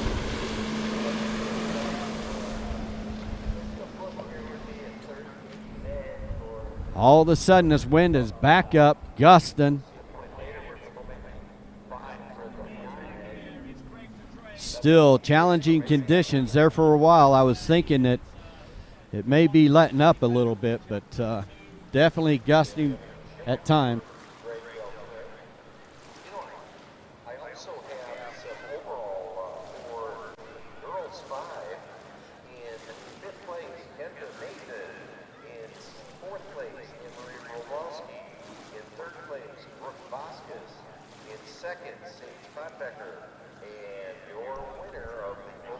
So Mason Meckler coming off the dock at 32 off, running that pass and setting himself up right away to try and run 35 off, and that's going to be a tailwind for him here today in these challenging conditions in this open men slalom event. So Mason, again, he is out here competing as a contestant in the U.S. Nationals. This is 35 off, 12. Oh, look at that ski flying through the air. That thing went sailing and twisting, spinning, side over side over side. Mason Meckler, I'm looking forward to seeing a zero-off replay on that. He seems to be okay, but his ski is 30 feet away from him right now.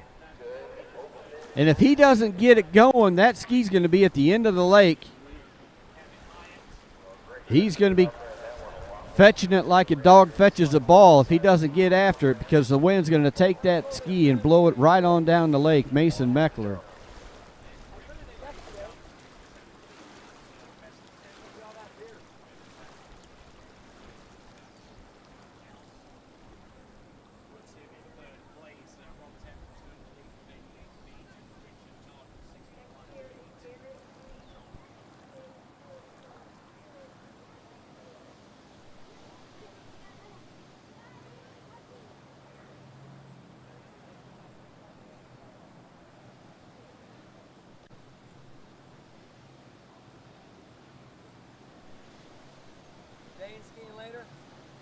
All right, that skier getting up behind a Nautique, Ski Nautique made by Correct Craft, is Garrett Reese. He's an open men competitor in the U.S. Nationals. It's his opportunity to come out here. He is starting at 28 off, 14.25 meters. That's the yellow loop in the boat. Garrett coming out here, getting the feel of the wind and the water. Making his way around 4 over to 5 and completing 5 over to 6. Pass number 1 in the books for Garrett Reese. That was 28 off.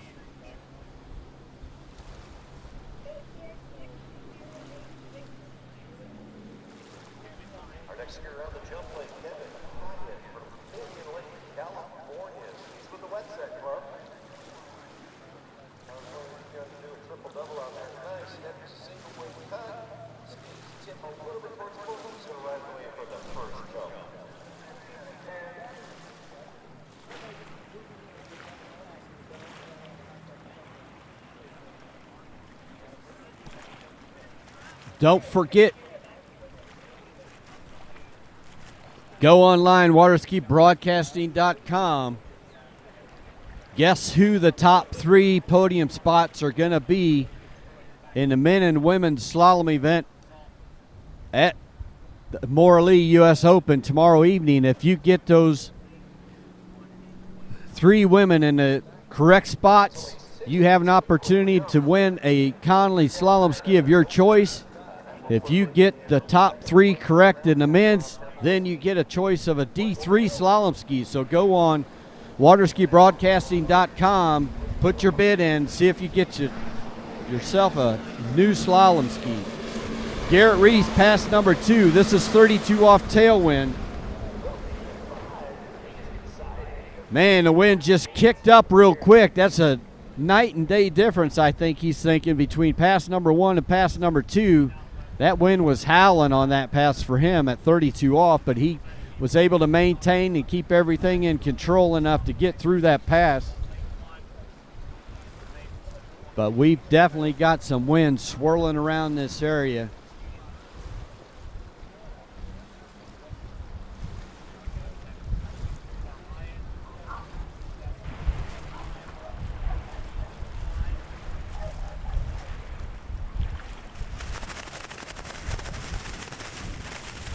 So I couldn't stand it. Curiosity here got the better of me. I went back to my weather app. Showing right now it's 76 degrees here with a southwest wind of 15. But I'll guarantee you it's gusting higher than that. This is about as tough as it's been all day. We've got storms to the south of us once again. Not real close, and it's not going to come and get us, but it must be close enough to wake up the wind here.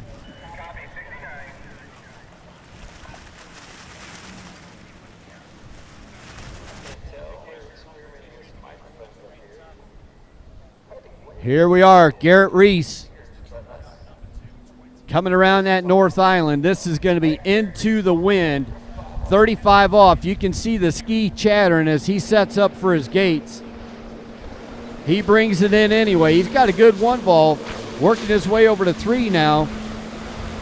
He's still in the pass, a little break at the waist, but still got it going from 5 over to 6.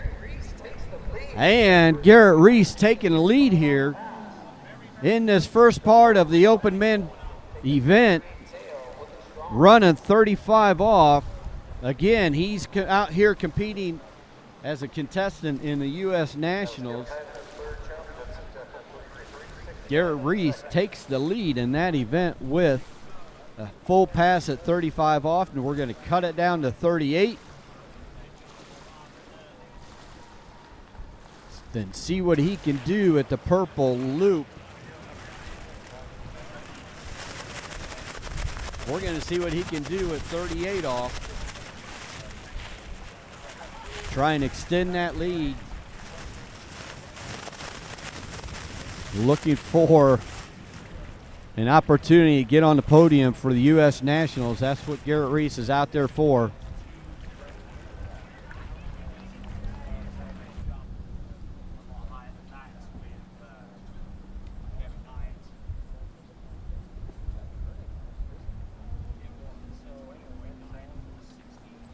That Nautique sitting high on the water. It's ramping up at 36 miles per hour. We're at 38 off 11.25 purple loop. Garrett Reese around 1. Actually, he was coming in 2 looking good, but short up to 3. He's got to hit it hard.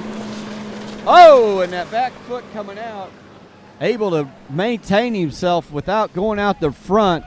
Don't think he got back to the gates in time, but we'll wait to see what the judges give him. See if they give him 2.5 or 3.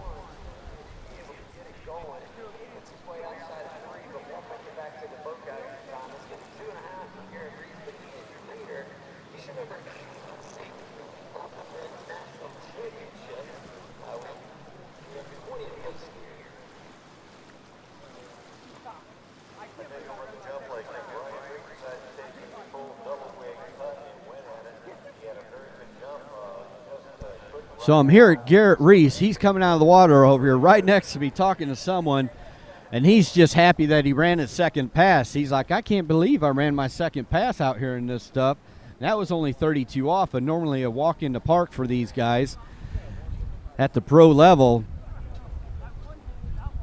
But he did it, and now he came back at 2.5 at 35 off.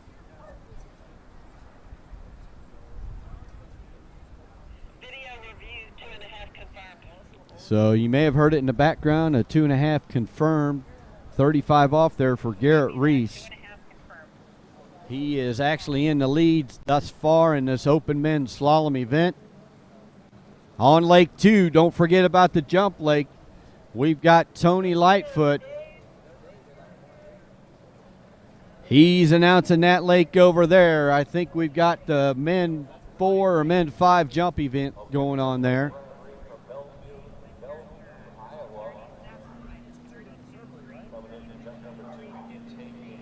So up here on the slalom lake, another American, Dave Wingerter. He's coming in. He's competing for the national podium. He's starting at 32 off. He's got himself, he's around 4 over to 5, and away it goes around 5 over to 6. Considering the conditions, that was a very smooth looking opening pass at 32 off for Dave Wingerter.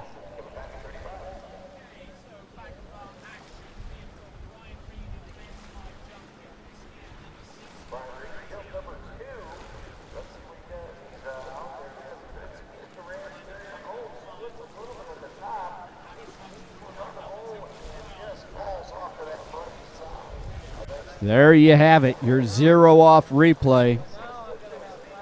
Showing Dave making his way down the lake. His opening pass at 32 off.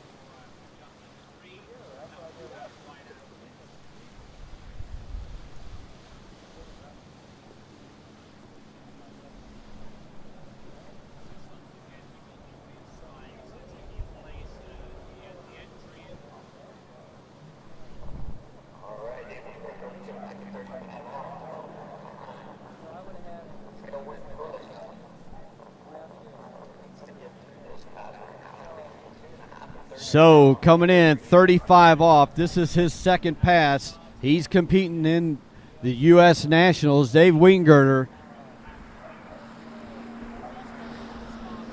Tough start for him going down around 2. So that's 1 1/2 at 35 off.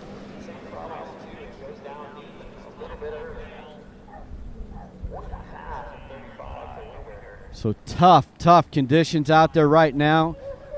You can tell it's definitely affecting these guys. These are guys that can run these passes day in, day out. But with these conditions, it's just very challenging for them, unfortunately. That wind is just so strong. There's nothing we can really do about it. It's been a terrible week here in Illinois with the weather. A week we have not had at all this year, anything close to it, with the way the storms are in and out, wind up and down every day since this event started.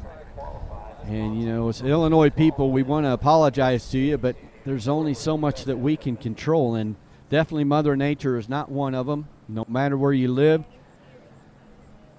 Everybody has different weather and patterns, and unfortunately, the week of the Nationals and this Moralee U.S. Open is one of the worst weeks we have had all year, and I'm not making excuses. That's just the cold, hard reality.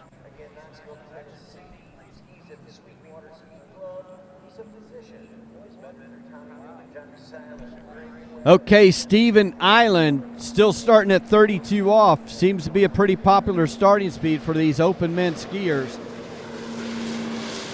He's being pulled behind that correct craft.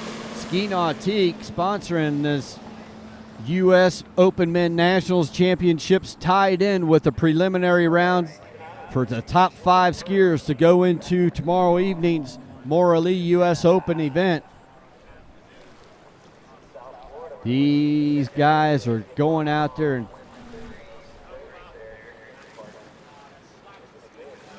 going head to head.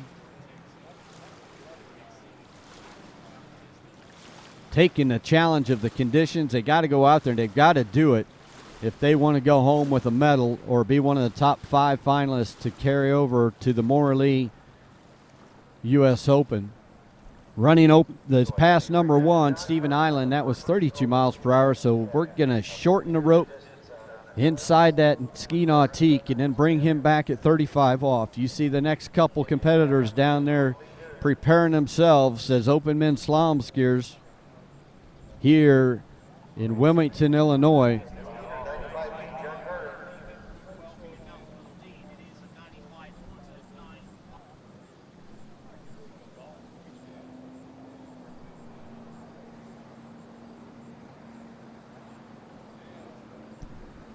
All right, tailwind 35 off, Steven Island. We've yet to have a guy run this in this open men event here. The announcer Jink gets him around 5 ball. I was just getting ready to say, looks like he's going to be the first one, but unfortunately down around 5, Steven Island.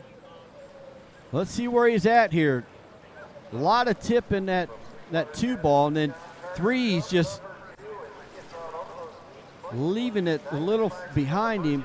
And right there around 4, yeah, he's just unable to come out of 5. So 4 1/2 at 35 off for Steve Island. That's the score he's putting in to the scorebook for the U.S. Nationals portion of this open men's slalom event.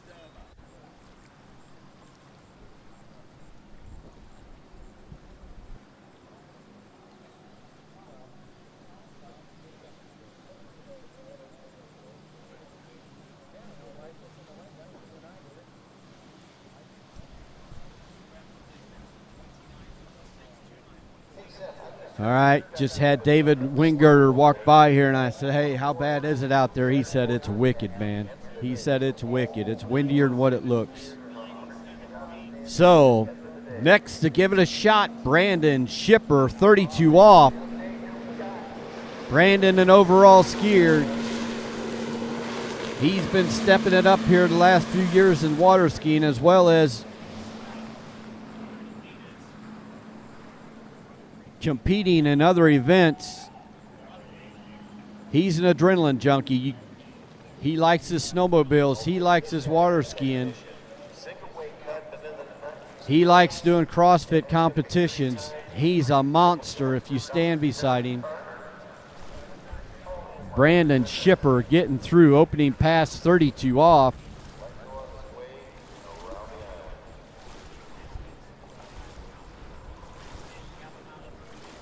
So you can have all the strength in the world, but if you don't have technique in this wind, you're going to be done. So it's a combination of technique, strength,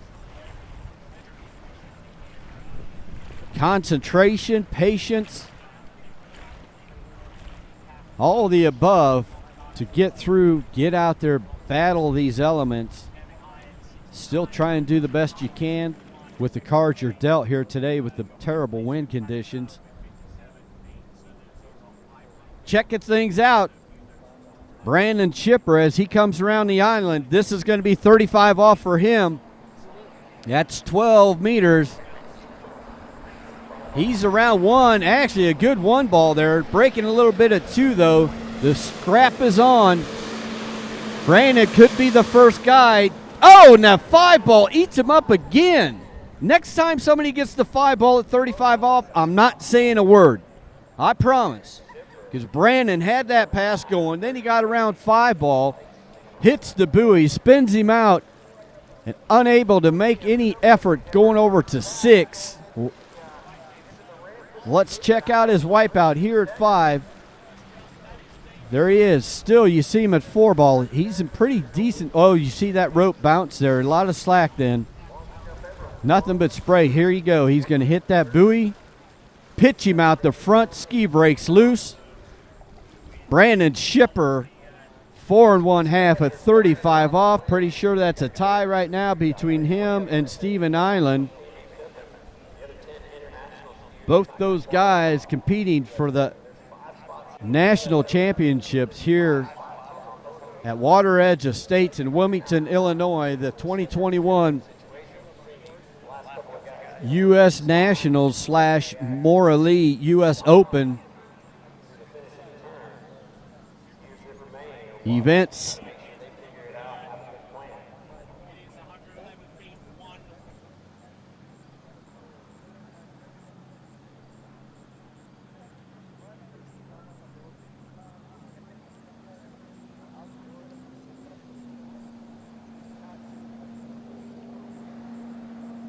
On the water, we got Ben Lutz. He's an Illinois skier. He's coming in past number 1. 32 off. Working his way around 5 over to 6. Ben Lutz, 32 off out of the box. Swinging up alongside that ski nautique. Pilot in that nautique here for these open men slalom skiers, Will Bush. He's the driver driving this open men U.S. Nationals competition, as well as the ski nautique preliminary round. Top 5 goes to the Mora Lee U.S. Open tomorrow evening. The finals in the open men skiers, top 5 here, will carry on tomorrow to the Mora Lee U.S. Open.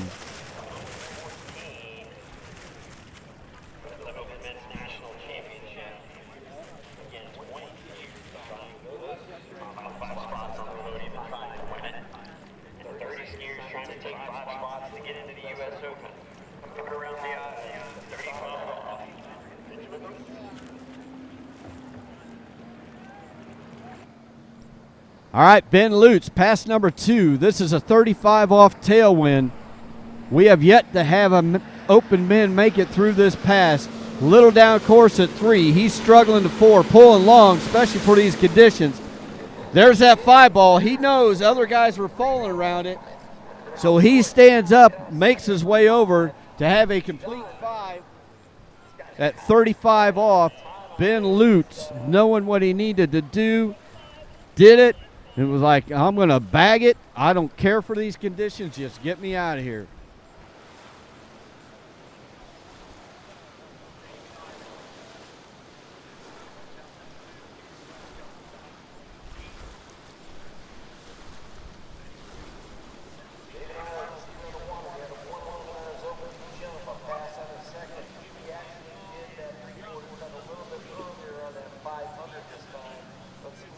So I have some official results handed to me here by Emily Danmeyer, your chief scorer. She is so much help to us down here at the Waterski Broadcasting Announcers booth. Your 5 women that's going to carry into the Maura Lee U.S. Open tomorrow evening here back at Water's Edge Estates. They are Allie Nicholson, Jamie Bull, Vanessa Veek, Whitney McClintock-Reaney, and Brooke Baldwin. That's going to be our top 5 finalists tomorrow evening in the Maura Lee U.S. Open Championships. Congratulations, you 5 ladies. We look forward to seeing you tomorrow. Hopefully we got totally different conditions.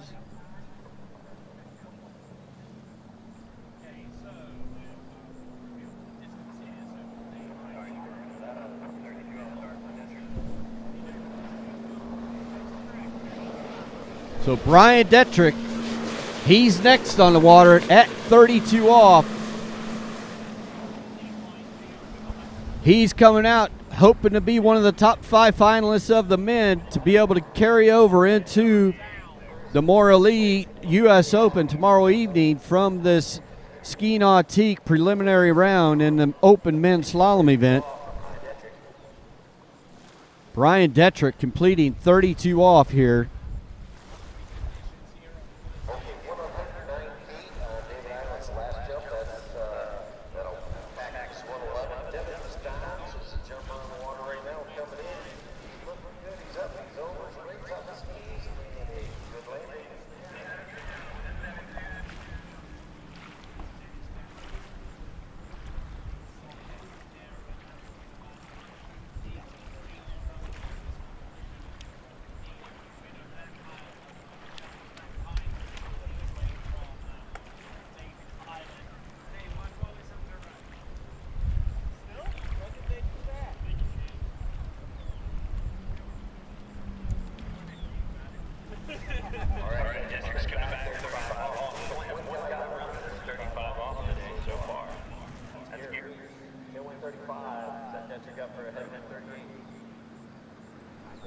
All right, pass number 2. This is 35 off. Brian Detrick. See if he can complete this tailwind 35 off. These guys been struggling at it so far. Rightfully so, because these conditions are blustery and they're just flat out nasty here, unfortunately, for this Open Men event. Brian out here, he's skiing to try and get his opportunity to be one of the top 5, as well as skiing in the U.S. Nationals. So looking to be considered as one of the top 5 finalists that will carry over in the Maura Lee U.S. Open tomorrow evening. Brian Detrick. More results of what more competitors qualifying for the Maura Lee U.S. Open for tomorrow in the women's tricks. We got Valentia Gonzalez, Brooke Baldwin, Neely Ross, Giannina Bonneman, and Anna Gay. Those 5 women are going to be your trick finalists tomorrow evening at the Maura Lee U.S. Open. So Anna Gay, Giannina, I just got crazy. I just heard something crazy through my ear.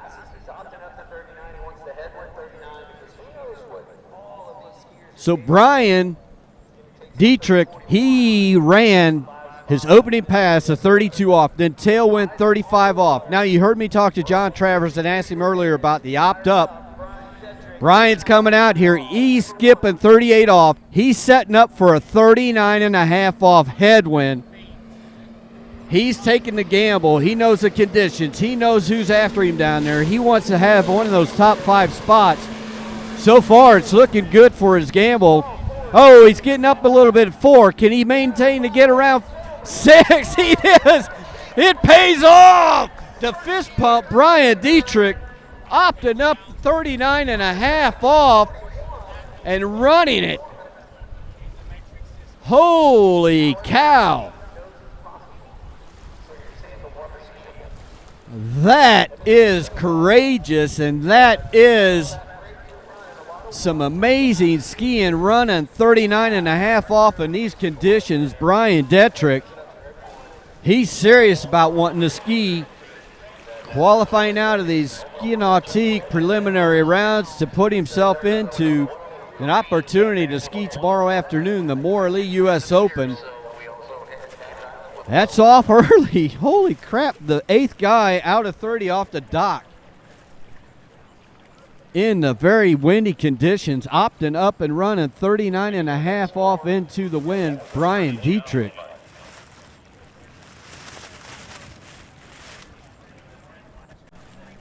So that's going to have some guys down at the starting dock scratching their heads. There's going to be some chit-chat amongst each other, I'll guarantee you, after seeing that. So we're at 41 off, Brian Dietrich. That's right, 41 off. He's around 1. Oh, he's still able to get around 2, trying to hold the handle. Let's see what the boat judge and everybody else scores him. Probably more. Let's see, here we go.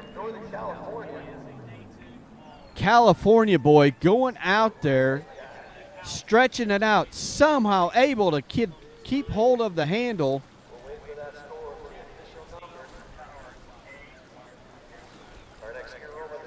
Trying to throw his bid in to the official, saying 2. We're going to wait and get the official call.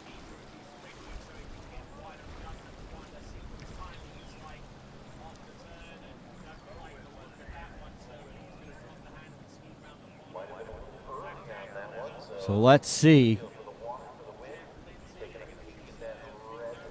All right, official score, 1 1/2 at 41 off.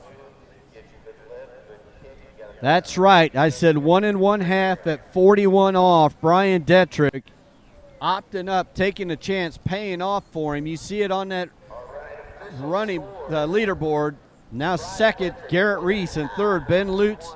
Tied for 4th, Brandon Schipper and Steven Island. That's your top 5. Woo!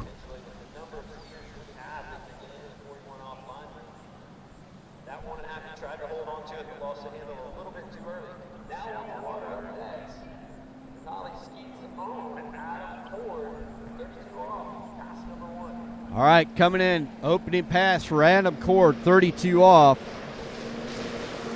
Things just really changing here in a snap of a finger because of strategy from Brian Dietrich, making this open men's slalom very interesting now. What's going to happen? What are the other guys going to do? Because they know 1 1/2 at 41 off is the lead out here. These other guys been struggling to run 35 off, and then Brian comes out, runs 35 off tailwind, opts up, runs 39 headwind, 1 1/2 at 41. So Adam Cord coming out. He starts at 32 off, and he makes his opening pass.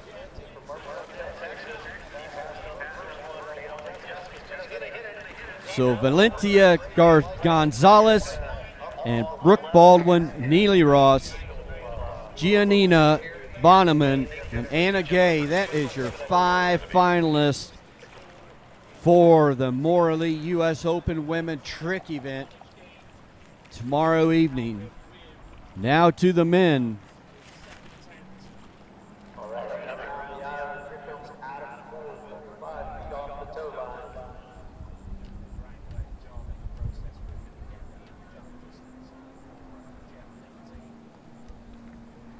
After we watch this pass for Adam Cord, 35 off, 12 meter for him. He's making his way down the lake.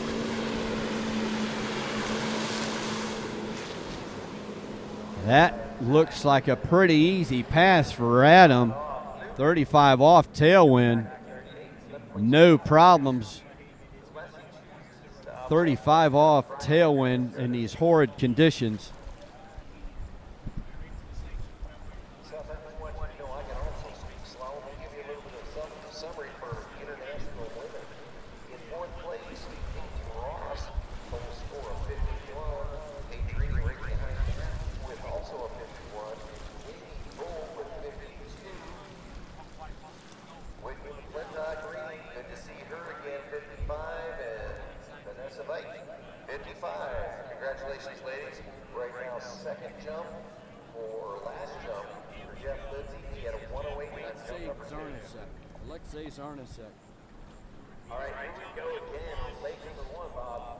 Oh, here we go again. So, Adam Cord, another skier, opting up.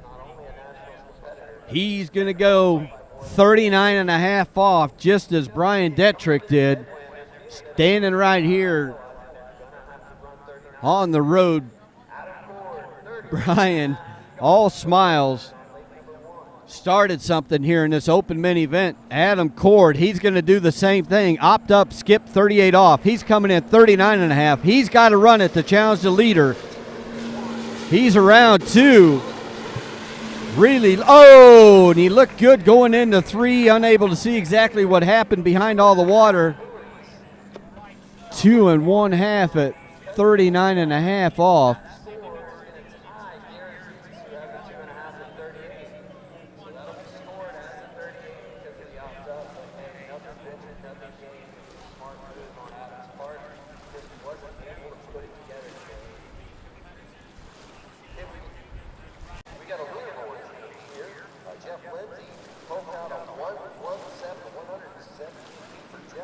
So there's your updated leaderboard. Brian Dietrich, 1 1/2, 41 off. All smiles as he walks back to the starting dock. Now we have a two-way tie. Adam Cord and Garrett Reese in second place.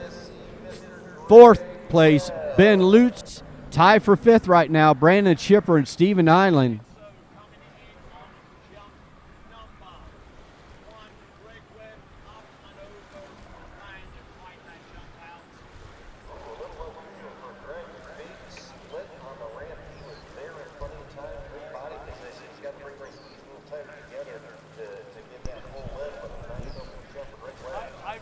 All right, on your walk back to the dock, nothing but smiles. Brian, you started something new out here. I don't even know if you know Adam Cord. He just came out and tried to do the same thing you did with the opt up to 39 and a half. So, is this something you've done before in conditions like this? I haven't done a ton, to be honest. I want to say it was back 2010 when Nationals were here the first time. And I was men's 1, top seed. The 12th seed ran 4.5 at 38, and so I knew I needed to run 38, and it was like this, and I took that opt up to 38, and I crashed out past 6 ball, so it wasn't successful, and it was windy, and I knew that I had to get that opportunity, to run 39. My best opportunity was going to be in that headwind, and so. And I want a little redemption, from that 2010 to get it back at this lake. That's awesome, man. You woke up this event. These guys before you were going out, they were struggling to run the 35 tailwind. But you pushed through, you ran that 35 tailwind. Then you woke the animal up and said, I'm going to opt up to 39 and a half. You did it. You're sitting amongst the lead right now, 1.5 at 41. I enjoyed watching you. Good luck with you. I hope you can advance or even a podium with the Nationals. So awesome skiing. Appreciate it, buddy. Good luck to you. Thank you. I appreciate it.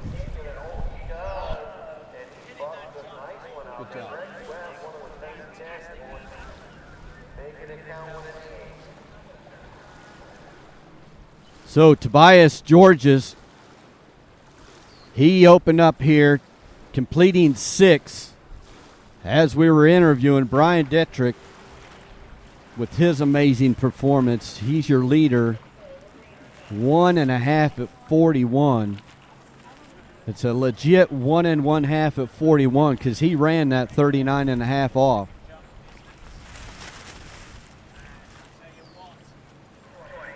So, waterskibroadcasting.com, go on there. Check out the details, how you can win a D3 slalom ski if you select the top 3 placement from the finals tomorrow night in the men's slalom event, or win a Conley slalom ski of your choice if you predict the top 3 finalists correctly in the women's slalom event. Go online, waterskibroadcasting.com.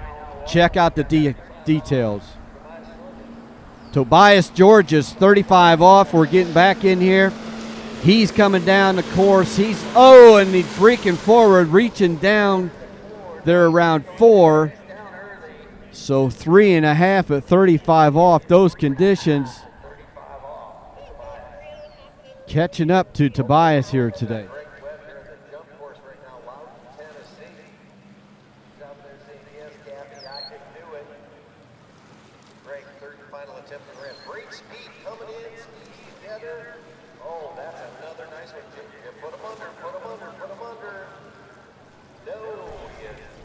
So you see Tobias on the 0 off replay. He's a little bit disappointed out there.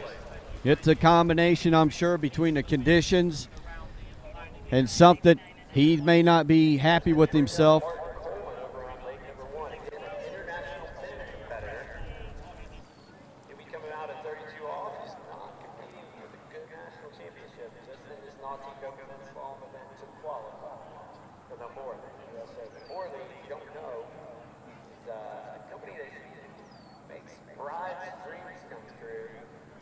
All right, you see the air bubbles coming up from the bottom of the lake. From Martin Coleman, he jumped in that water. He's next on this open men running order.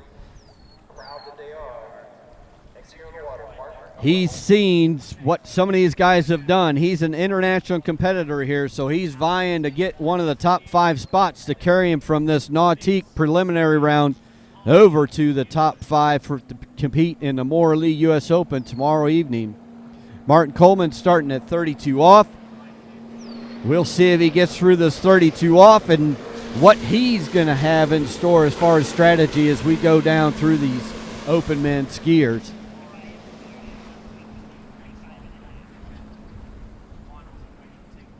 So completing that opening pass, green loop, 32 off, Martin Coleman.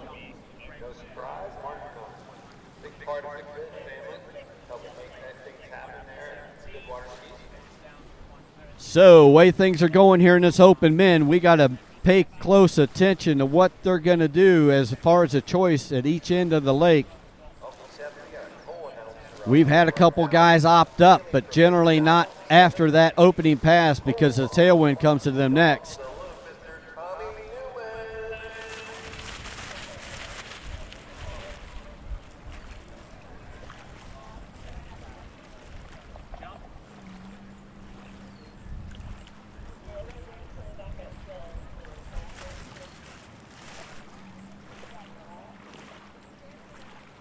So, following the traditional order of shortening the lines, so far anyway, Martin Coleman, he's going to be coming back at 35 off. He wants to take that blue loop as his tailwind pass as they come around that OJ Prop Island, the south end of the lake. He's setting up 35 off. This is not an easy pass by all means with the wind. He's coming in a little bit narrow into 2, but he's okay. He's still in the game. He's just got to stay patient and maintain what he's got going to complete it. He's taking that good ski around 6 and through the gates. Martin Coleman running that tailwind 35 off. So this is where the other guys in the last couple skiers before Martin have decided to opt up. So we'll see what Martin chooses to do here.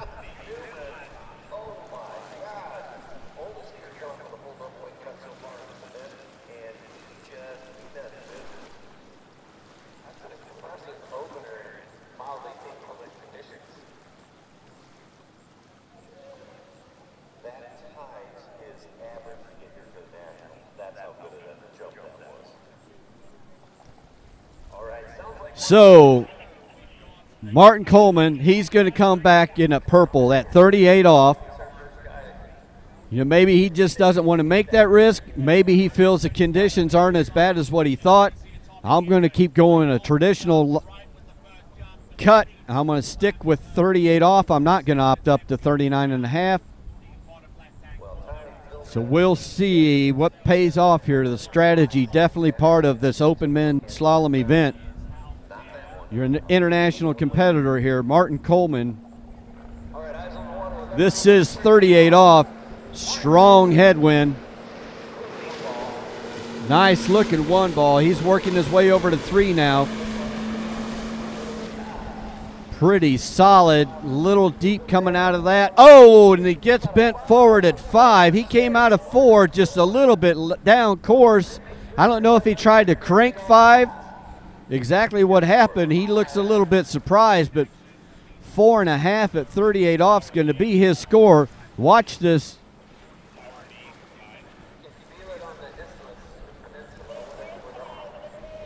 So stand to be corrected. Judge is calling in 5 at 38 there for Martin. Let's see what happens. Just dropping that shoulder too much. He's looking back, confused at what the heck happened there around 5 ball.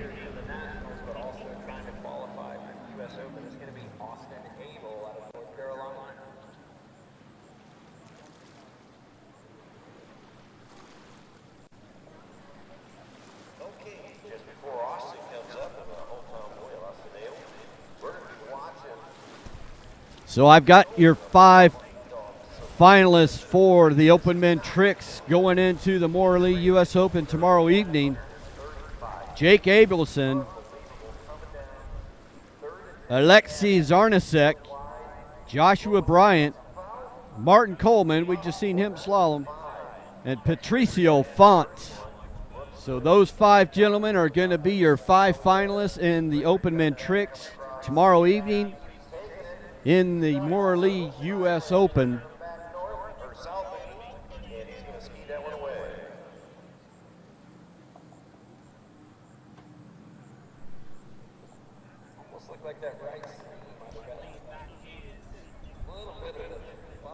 So next on the slalom lake, Austin Abel. Austin's going to be coming in at 32 off.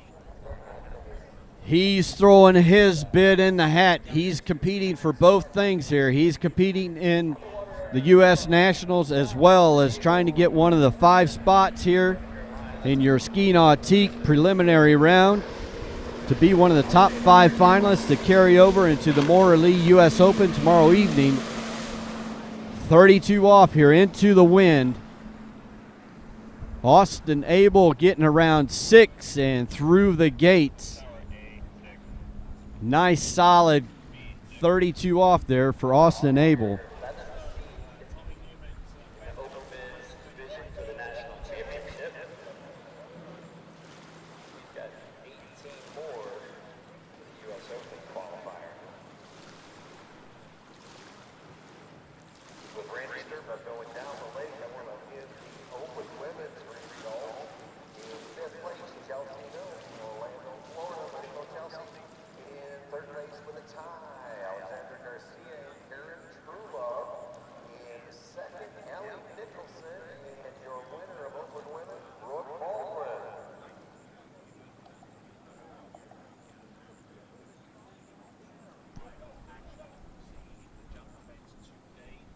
So a U.S. competitor here on the water right now in this open men event. Austin Abel, he's competing in the U.S. Nationals as well as trying to get a spot in the Morley U.S. Open tomorrow evening. He completed 32 off. His first pass, and then 35 off is what we're at right now. This tailwind, some of these guys been struggling. Oh, he was in. I saw that turn at 3 ball. He over-cranked it, then he got it back and then over-cranked it again and lost the handle. Austin Abel, watch the ski. when he comes out of 3 ball, right now you're seeing him come out of 2, heading over to 3. Watch this turn. Whoop! That ski comes out. He's unable to get it set back in. Loses the handle. So after a review, 2 1/2 at 35 off.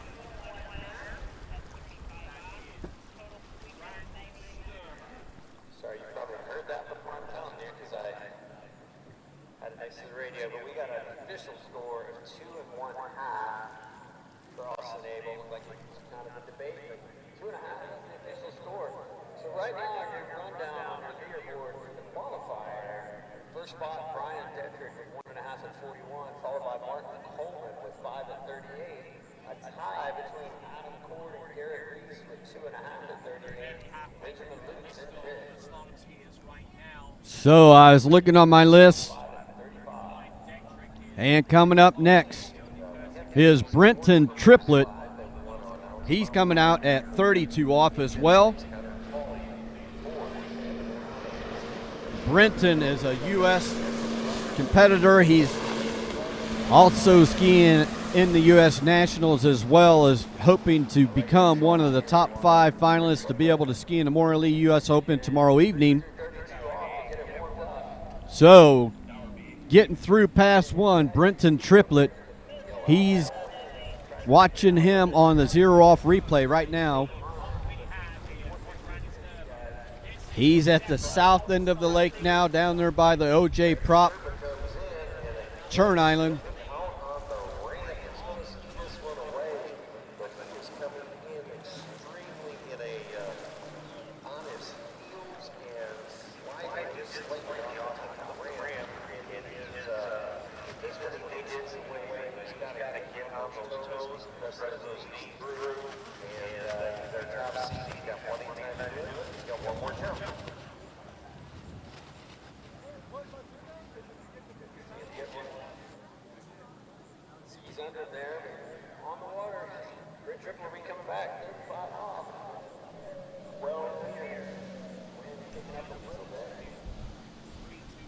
Okay, Brenton Triplett, he's going to be coming back in at 35 off. Our conditions right now is a southwest wind, 13 miles per hour, but the gusts are much stronger than that. Good news is this wind's supposed to start dying down here about 5 o'clock, so we'll see how long we run in this event. So 35 off, a little slack out of 5, pulling long to get around 6. He should be able to handle it, and he does, and I back out through the gates. Brenton Triplett, that's 35 off, tailwind. So we'll see what he decides to do here. See if he's going to play any type of strategy with the wind or if he's just going to stay traditional. With his next choice of the rope length, we'll let you know.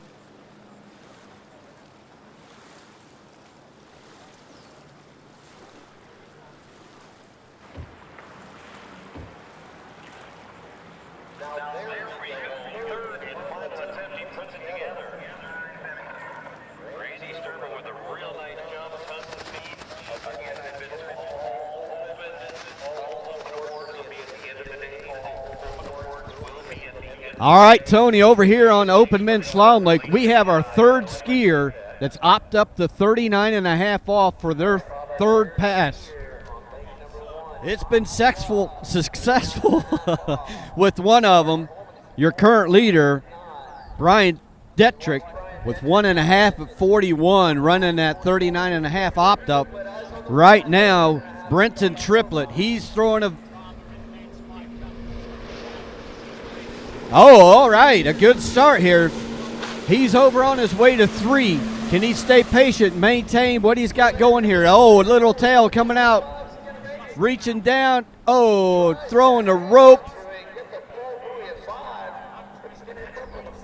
So 4.5 at 39.5, still very entertaining. He knew he had it going, but unable to complete it. Brenton Triplett, 4.5 at 39.5 off with the opt up. I think that's going to be something we're going to see more. I do really think that, because these guys even in these conditions doing the opt-up, they're still getting down the lake towards the end of that pass. So it might just be what needs to be done to propel themselves in the top 5 spots to advance on to the Morley U.S. Open tomorrow afternoon, or to put them in a top 5 position for the podium here in the U.S. Nationals.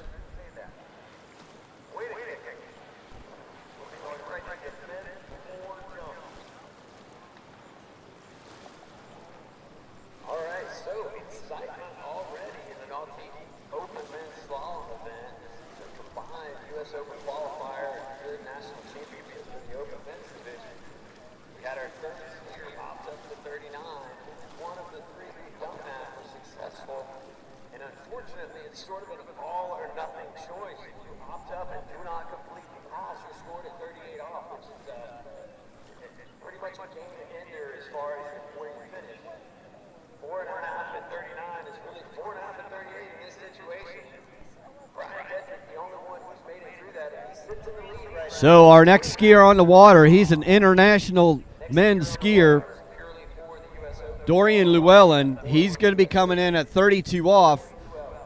Dorian Llewellyn, he is your overall world record holder in this Open Men event.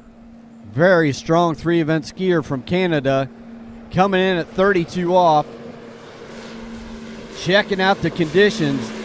It was very gusty here about 20 seconds ago. Now it seems like all of a sudden it just stopped. It's crazy. It's weird. So Dorian probably skiing through there, not realizing that wind just completely hit the brakes hard. Stopped.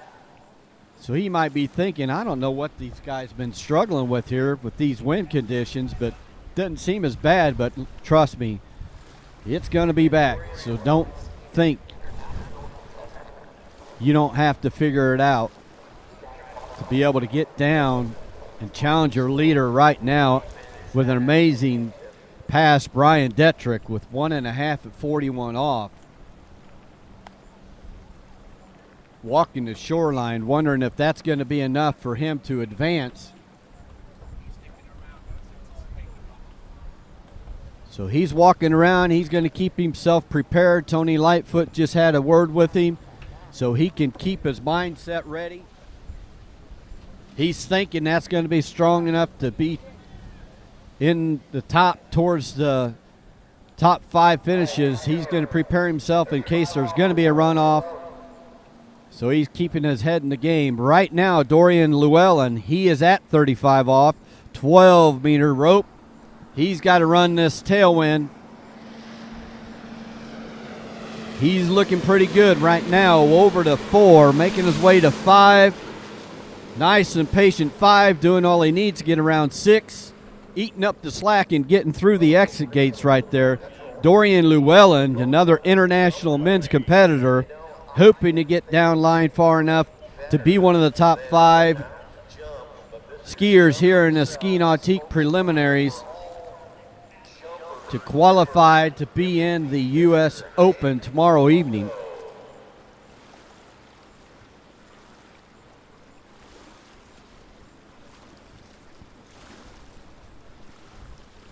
Dorian, he's skier number 14 out of 30 in this Open Men event.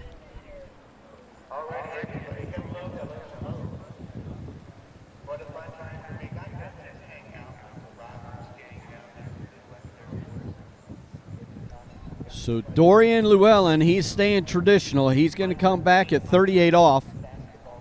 That's the purple loop.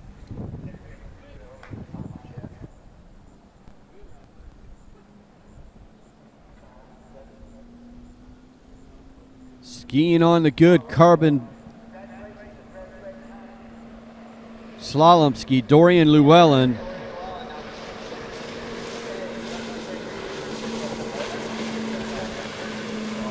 So making his way down course into the wind, 38 off. He's going to have to hustle, and a little bit of panic maybe there around 5, and he knows it. Trying to do too much at 5, washing him out, losing the handle. 4.5 at 38 off is the mark he set there.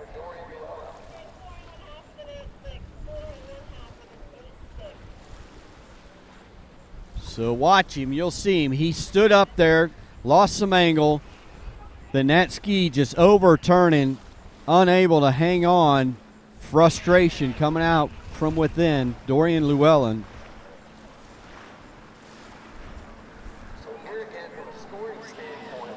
There we are. I'm Troy Zellner. I'm on your right. You see holding the tent down from the wind gust. My compadre over there calling the jump lake, Tony Lightfoot. We're bringing it to you. Sponsored by the Liquid Edge, the Waterski Broadcasting Company, able to keep you up to date, live scoring, live coverage here at the U.S. Nationals / Morley U.S. Open qualifying rounds. In this open men's slalom on the slalom lake, I'm making that call. Tony Lightfoot, he's over there calling some jumping. You got the men 4 or men 5 jump, or either going on lake 2. Go on waterskibroadcasting.com and put your bid in, put your guess in. The top 3 places in each of the slalom events for both the men and the women. If you guess the top 3 correctly in the men, you can win the choice of a D3 slalom ski. If you do it correctly in the women, you can win the choice of a Conley. So go on there, waterskibroadcasting.com, check out the details, get your name in the hat, and see if you can't win yourself a ski.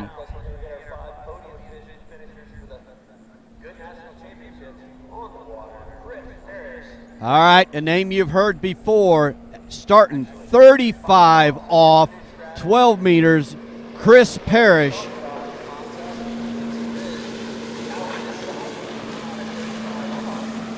Chris Parrish, our first open men competitor, 35 off, making it look easy, making it look too easy, quite honestly, at 35 off in these conditions. Chris Parrish, silky smooth.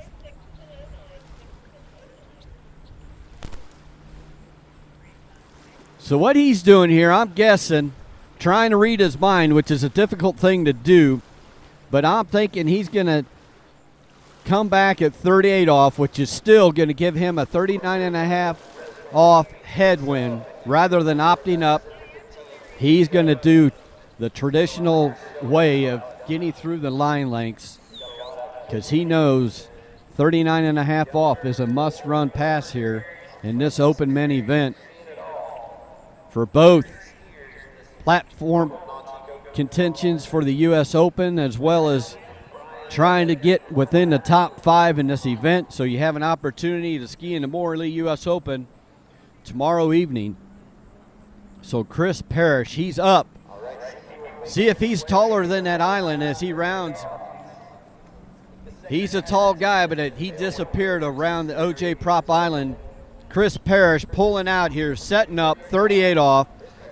It's a tailwind. I think he's one of the first guys that's running this 38 off tailwind.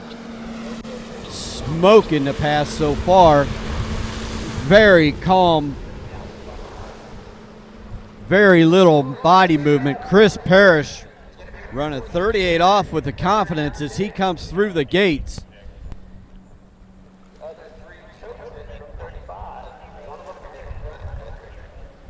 Everything's smooth and tight. You don't see any break in the spray coming off his ski.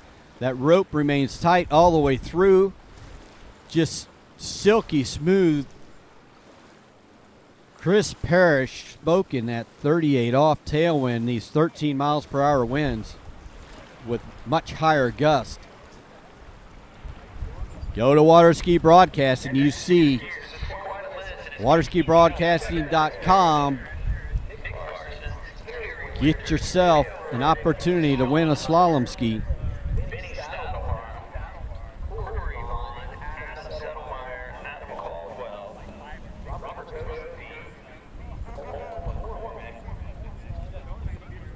So the must-run pass already, not even halfway through in this open men event. 39.5. Unbelievable in these conditions. He's setting up at 39.5 off. He's got to get all 6 to challenge the leader, believe it or not. There he is around. Oh, and he looked good coming out of 2. Just popped the handle. 1.5 at 39.5 off. I bet if he had another opportunity with that pass, it'd be a different story, but that's not the way the slalom event works. Once you miss or fall, you're done. So 1 1/2 at 39.5 off for Chris Parrish. Number 9 seed in the Goode National Championships.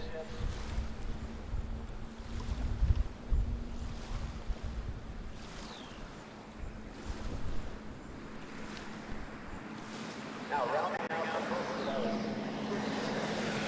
After that, Thompson got Blue Eye. Red Winter and Nathan Smith. So those who are here meeting, excited to be here. You also get an opportunity to see the best slalom skiers in the world out here duking it out. They're dealing with the same conditions you've dealt with over the past few days. Yes, There you go, moving in second place. Chris Parrish with that 1.5 at 39 off. Still atop. Brian Dietrich with that up 39.5 into the win with 1.5 at 41 off. Martin Coleman in third. Tied for fourth, Dorian Llewellyn and Brenton Triplett. That's your top 5 in this event. Now, keep in mind, that's a combination of these guys coming out, part of them being U.S. citizens, skiing for the national championships. The international men actually skiing, hoping to get the top 5 to go into the Morley U.S. Open tomorrow evening. Parsons on the dot. The man behind those pineapple skis. She'll be followed by Terry Winter.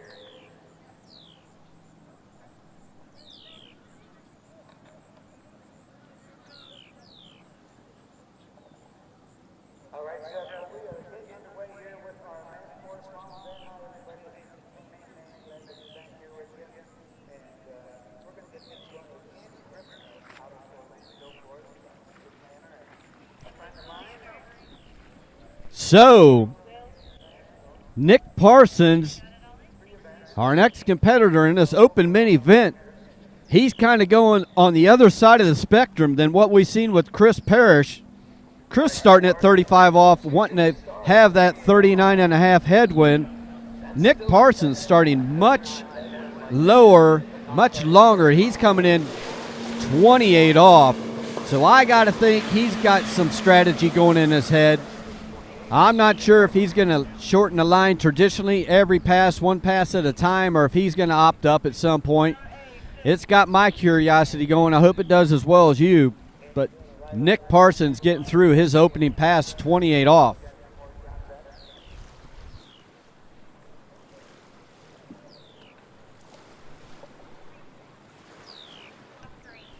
So Nick Parsons, he's a U.S. citizen, so he's out here not only competing for a podium spot in the U.S. Nationals, but he's also competing to be one of the top 5 finalists and hoping to get into the Morley U.S. Open tomorrow evening here at Wilmington, Illinois. We're in Water's Edge Estates.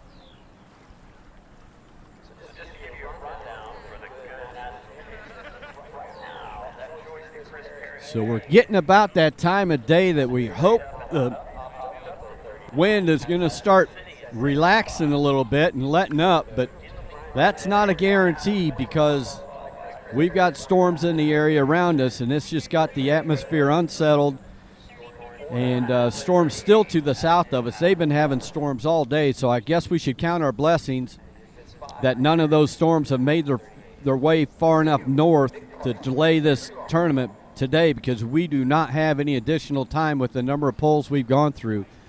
So coming in 32 off, 13 meters, Nick Parsons, staying traditional, if you will, for now, looking nice and smooth. Actually, the conditions are much better than they were when this event started.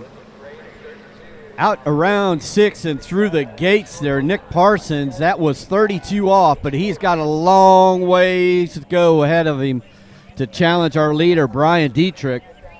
He's sitting at 1 1/2 at 41 off. He was our 8th guy off the dock. Started at 32 off, ran 32 off, 35 tailwind, opted up to 39 1/2 off, ran it, and then got 1 1/2 at 41. If you missed it, it opened up the can of beans here in this open men's slalom, making it very exciting and definitely a risky strategic decision, but right now it fired for him on all cylinders. With him being the lead here, we're right at halfway in this open men event between the international men and the open men. Now, some of these guys are competing for the U.S. National Championships. Some of the guys are international here for the U.S. Open. So we've got a mix of the world's best on the slalom lakes out here at Water's Edge Estates in Wilmington, Illinois. Still going traditional. Nick Parsons, this is 35 off. Maybe he's just wanting to ski a lot of passes and try and get a feel for things. I'm not sure what his game plan is, but we'll find out after he completes this pass. Looking good there. That 35 off into the wind, which really, that's going to set him up. If he gets through this next pass at 38 off tailwind, that's going to set him up as well with the 39 1/2 headwind. That seems like that's what these guys are looking for in these conditions. Right now the mark's in 41, so they must get through 39. So just a different strategy. You know, Nick coming out at 28 off, he's going to get the same opportunity if he gets through 38 to have 39 headwind as you've seen Chris Parrish start at 35 off, working his way to have that same strategy for the 39 1/2 headwind. So Chris just a little more riskier than Nick, or more confident with running 35 off the dock.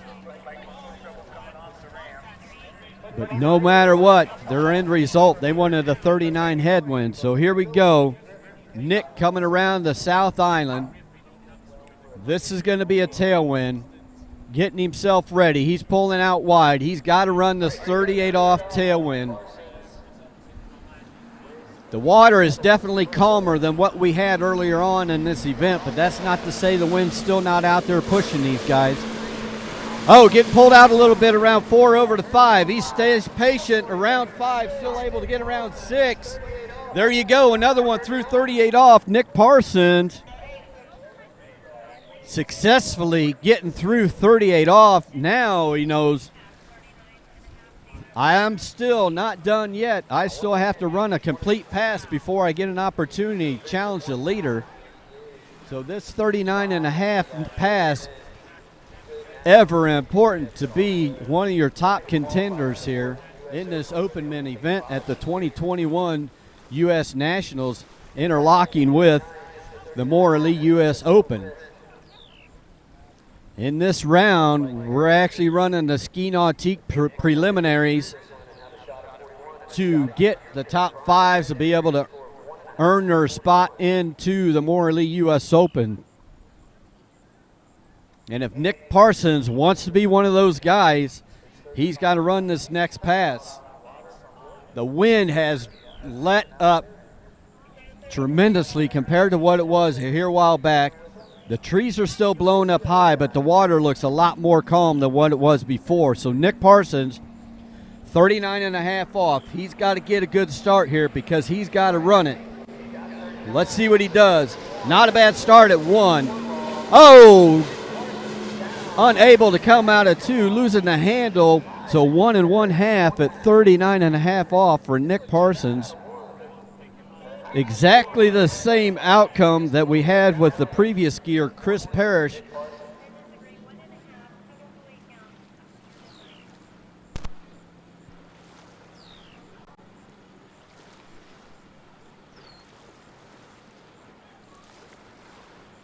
So different starting line lakes, different techniques, different levels of confidence, I guess, coming off the dock and comfort levels. And, you know, going back to when we were talking with John Travers earlier about how much of a mind game this sport really is. On top still, Brian Dittrich, 1 1/2 at 41. A tie for second place right now between Nick Parsons, Chris Parrish, 1 1/2 at 39. In fourth, Martin Coleman with 5 at 38, and a two-way tie between Dorian Llewellyn and Brenton Triplett. Both of those those gentlemen 4 1/2 at 38 off.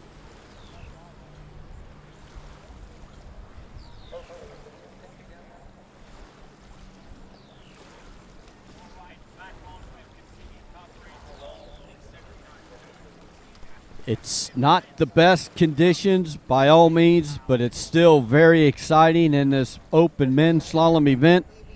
79th Goode National Waterski Championships tied in with the Ski Nautique preliminary rounds to go into the finals for the Morley U.S. Open tomorrow evening. In this men's slalom event, go to waterskibroadcasting.com. If you guess the top 3 finishers on the podium from the finals tomorrow night in the men's and women's events, you have an opportunity to win a slalom ski. So go on waterskibroadcasting.com and put your entry in for that. Here we go. Terry Winter, he's your next competitor here in Wilmington, Illinois. U.S. competitor, so he's in this for nationals as well as trying to get into the Morley U.S. Open. He's starting 32 off on a D3. Terry Winter getting around 6, smoothly running 32 off out here into the wind.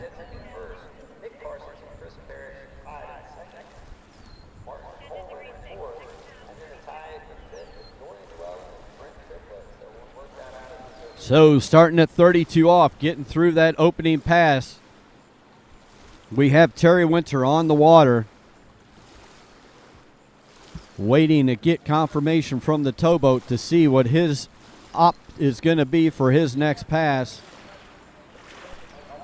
Are we going to go traditional? Are we going to go come back at 35 off?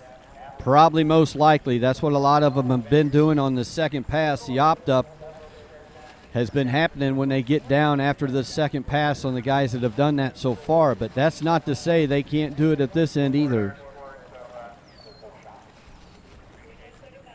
So coming back at 35 off, Terry Winter wants to do that. So that's what the boat has provided for him. It's getting lined up, that Ski Nautique, ramping up the 36 miles per hour to come back here for Terry Winter at 35 off. Water conditions much smoother now than they were earlier. But these guys still know they got a long ways to go before they can challenge our leader. Successfully getting through that 35 off with ease. Terry Winter, pass number 2 for him as you watch his replay presented by Zero Off here.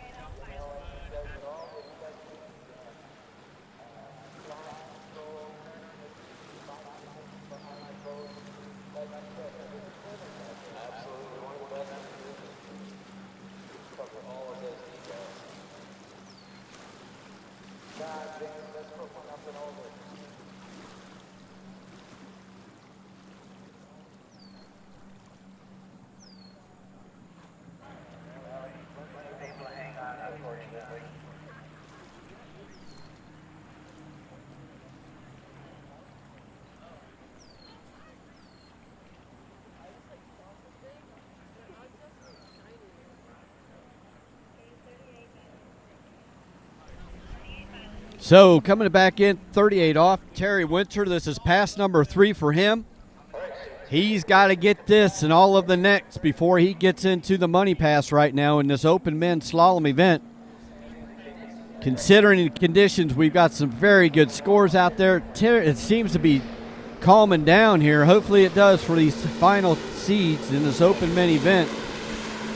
Round 3 looking good over to 4. This is 38 off, a little slack coming out of 4 to 5, but not freaking out, able to get around 6. Terry Winter through the exit gates, completing 38 off. So we've got your top international best water ski open men's slalom skiers here in Wilmington, Illinois, battling for a spot and an opportunity to either win the U.S. Nationals or qualify for your top 5 finalists tomorrow afternoon in the Maura Lee U.S. Open. First time in years it's been back, and definitely first time in a few years it's been in sync with the U.S. Nationals. The Maura Lee U.S. Open Water Ski Championships packing up the shorelines here today. Considerably amount of people on the shoreline, more than we've seen all week. So these pro skiers drawing the crowd, putting on a show for all the people here at Water's Edge Estates in Wilmington, Illinois, watching some of the spectacular skiing, especially even in the conditions that we've battled through this week. So right now, Terry Winter must make 39.5 off. He's at 2, scrapping a little bit. He's still able to get around 3. He's fighting for everything he's got. 4, he's doing an S turn so he can take away the slack and still get a full 4 count. So 4 at 39.5 off for Terry Winter. That's going to change our leaderboard, but it is not enough to get him into the lead. Still maintaining that lead, your 8th skier off the dock, Brian Dietrich, with 1 1/2 at 41. After taking that gutsy up 39.5 off as his 3rd pass and successfully running it, waking up this open men's slalom event.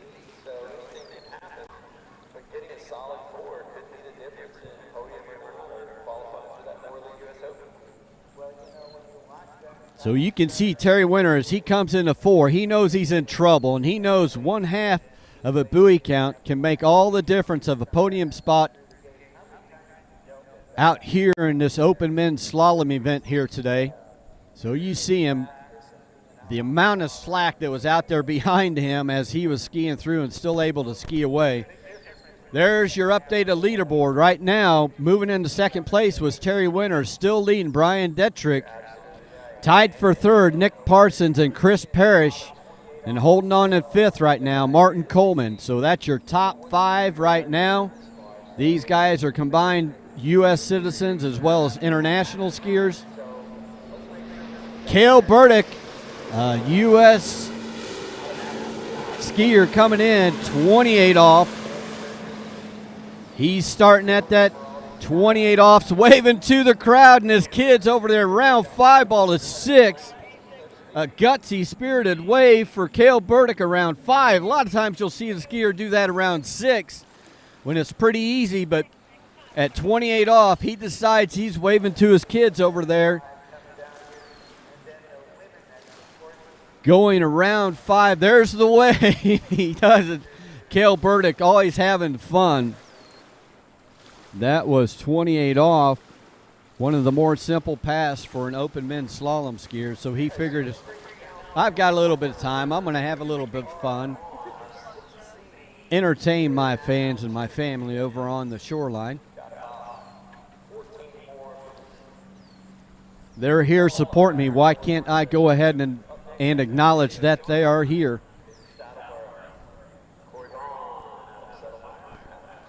Get yourself an Old Smoky. It's late enough in the day. We know it's 5 o'clock somewhere.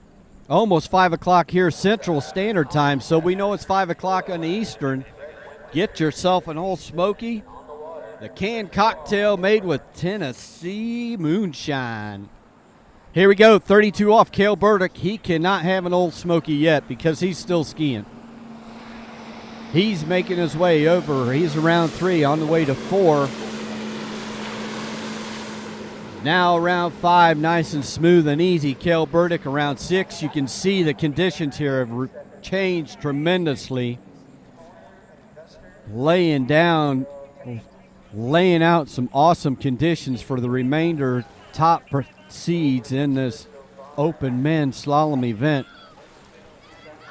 Combination of the U.S. Nationals as well as the ski nautique preliminary rounds to decide who the top 5 finalists will be for tomorrow night's Morley U.S. Open.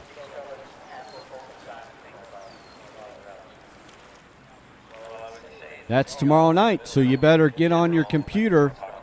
Don't shut us off, but get on a laptop or your phone, something different. Get yourself registered to win a slalom ski on waterskibroadcasting.com. 2 ways that you can win a free slalom ski from Conley and D3.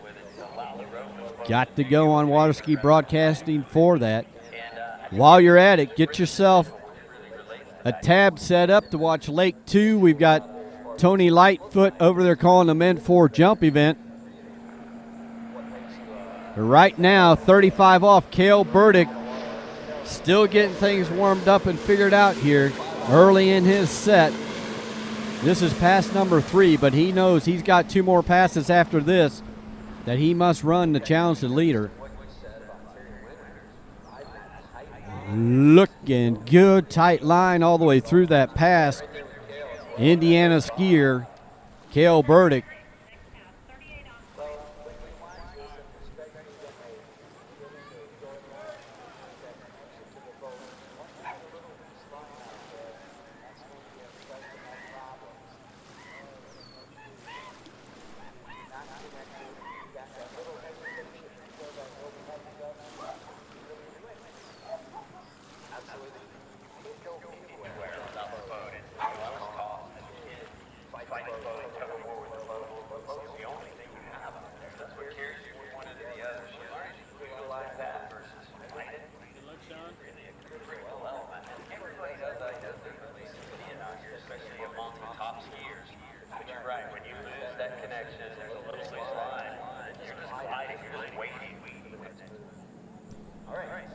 All right, Cale Burdick back up. He's around the South Island. Continuing on with our traditional shortening of the line. This is 38 off. He's got to run this and the next pass to challenge our leaders. He's capable of it. He's just got to stay patient, control the rope, make his way down around 5, all the way on his way over to 6. Cale getting through 38 off with no problems.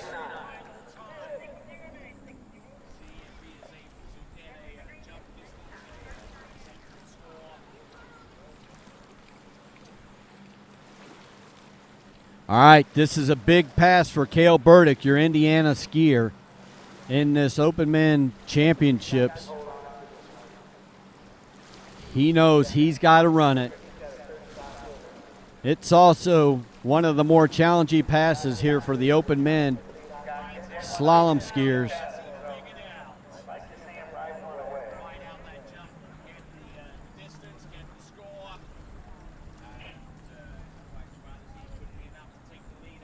So Cale has 12 more skiers after him in this Open Men event. So we still got a little ways to go here, with the leader being Brian Detrick, 1 1/2 at 41 off. So ways to go, 39.5 off. He's got to have a good start. He's got to have that start to run the pass because he's got to make the pass. Let's see how it works out for him today. He's soaking up the slack at 2. He's still making it. He's going down around 3. Don't give up on him. He's still fighting. He's around 5, making around 5, on his way over to 6. Your Indiana Midwest boy, Cale Burdick, running 39.5 off. Showing him, I don't get to ski year-round like a lot of you guys, but I can still smoke a 39.5 off when I have to, whether I got to scrap or run it smooth. I'm not giving up. 39.5 off Cale Burdick. He's our second guy that's going to be coming back at 41 off in this Open Men's Slalom event. So that puts him in second place, but yet still on the water. He knows right now the leader is Brian Dittrich. Brian's got that 1 1/2 at 41. So Cale's going to come in. He's going to try and get himself a solid start at this 41. He would like to get all of 2 and then some. That'll let him take the lead and set another bar for these remaining guys down there at the dock. What's it going to be? A slight tailwind right now. It's considerably less than earlier today. 41 off, money pass, Cale Burdick. Round 1 ball, a lot of slack. Oh, he's still able to get around 2. Can he eat the slack up, get back to the weights? He's happy one way or the other, fist pumping. Cale Burdick, outstanding skiing. So, boat calling in too. We'll see what the other officials call in. You can see on the 0 off replay, definitely around 2. S turning out there, taking up the slack so he can cut over back to the gates. Owens just inside that next set of boat gates. That should be a full 2 buoys taking the lead. 2 at 41 off, Cale Burdick. Wow. So that makes you wonder, 12 skiers left in this open men event. Right now, Cale Burdick just took the lead with 2 at 41. Are we going to have to see something at 43 to be in the top 5? I don't know. The conditions are improving, that's for sure. Cale fired up, giving you the salute as he heads back to the starting dock.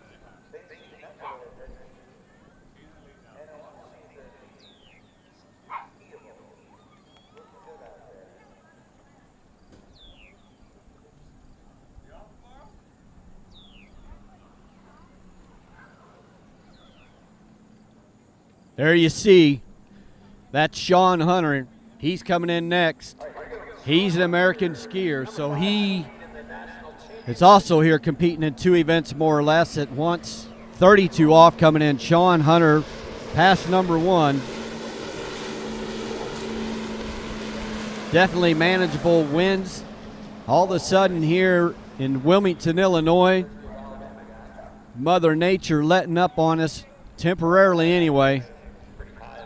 So 32 off there for Sean Hunter. You can see on a 0 off replay, that's a pretty nice warm-up pass for him. Nothing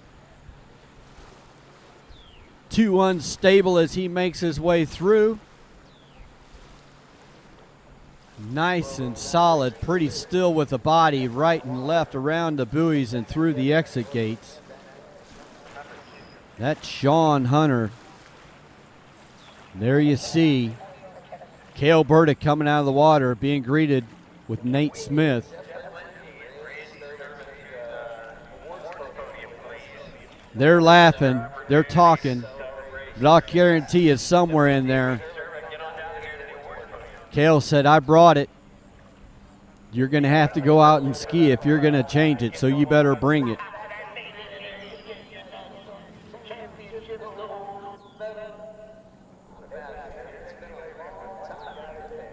So Sean Hunter, he's out here at 35 off. This is a tailwind, an American skier competing in the U.S. Nationals as well as trying to get in the top 5 to advance to the Morley U.S. Open tomorrow evening. Looking good here at this 35 off, slight tailwind. Nice hard pull from 5 over to 6 through those mandatory exit gates. Sean Hunter, 35 off.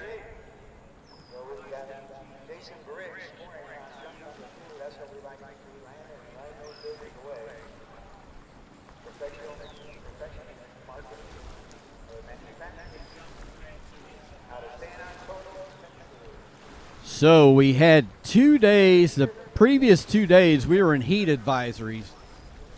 Today, right now, we've got some wind and it's 74. So you got people, I'm in shorts and a t-shirt. It feels good to me. See that guy, shorts and no shirt. Then every now and then you'll see a person walking by with a hoodie on. So it's kind of crazy weather, all depending on what you're used to. Wilmington, Illinois, getting all kinds of weather thrown at us this week. some good, some bad. It's a little cool right now, but with the wind dropping, we'll sacrifice 90 degrees for less winds. So, Sean Hunter coming in 11.25 meters. That's 38 off. Has got to run this pass. Slight headwind. Getting himself a good solid start. That body staying pretty still. Just got to stay patient here from 5 over to 6. Sean Hunter completing 38 off. Kind of shakes his head.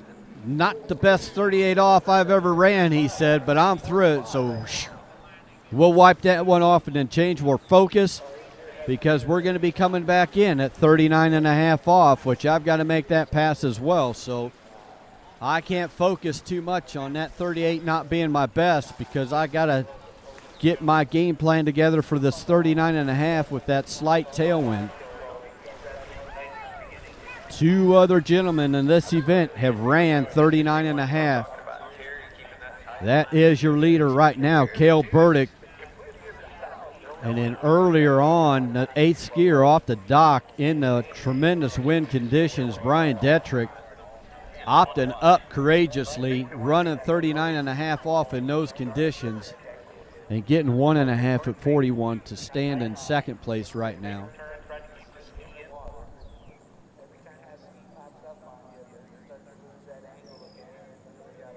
All right, Sean fixing his hair, getting prepared here, 39.5 off, slight tailwind, got to run it. He got to have a great start.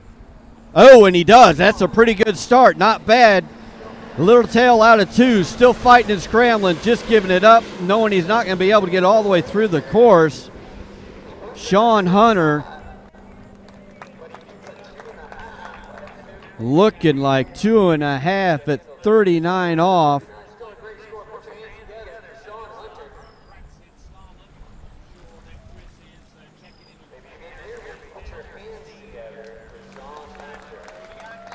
So Sean Hunter, 2.5 at 39.5 off. We'll see. I think that's going to put him somewhere in the 3rd place on the leaderboard.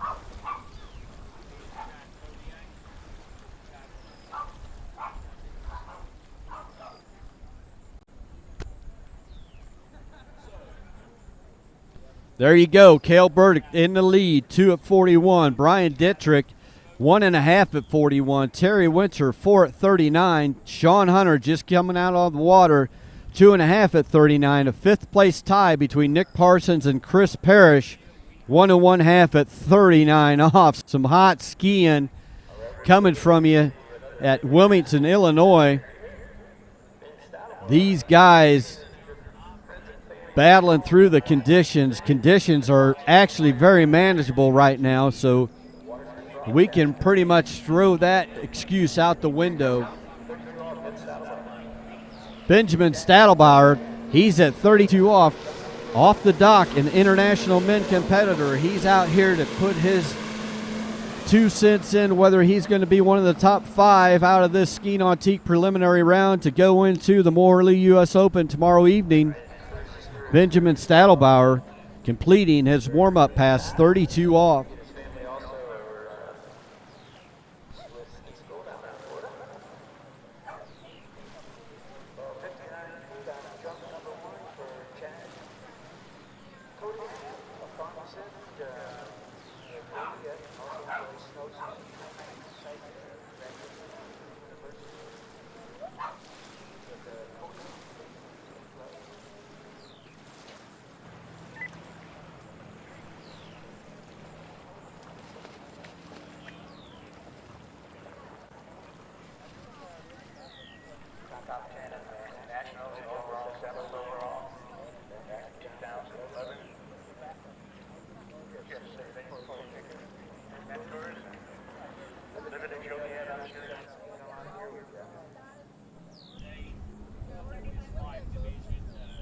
So, not sure where you're at, but you can take me wherever you want to go.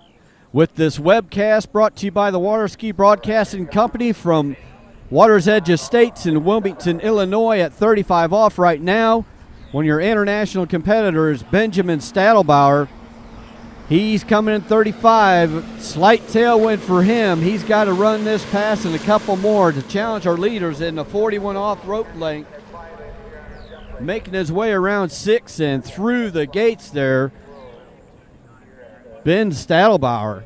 That was 35 off. Ben staying with the traditional one pass at a time, one rope length cut at a time. I think with the way the conditions are now, if they remain the same, I don't know that you'll have any more guys do the opt-up thing. You know, it was something when it was really windy and they knew they were going to have that 39.5 off. They took that challenge or took that risk. I think it was definitely a good thing then, but things stay the way they are now. I don't know if you'll have any other guys that really think, oh, well, there you have it. I just had to say something. Now, Ben Stadelbauer, he's going to opt up. He's opting up. He's going to go 39.5. He knows right now the leader, 2 at 41, Cale Burdick. So he's got to have this 39.5 off. Let me use the win to my advantage. Ben. So he's got to have a good start here. Oh, nice tight rope. Good start at 1 over to 2. This 39.5 off. Oh, just needing to maintain what he had started, but down there around 3 with 2.5 at 39.5 off.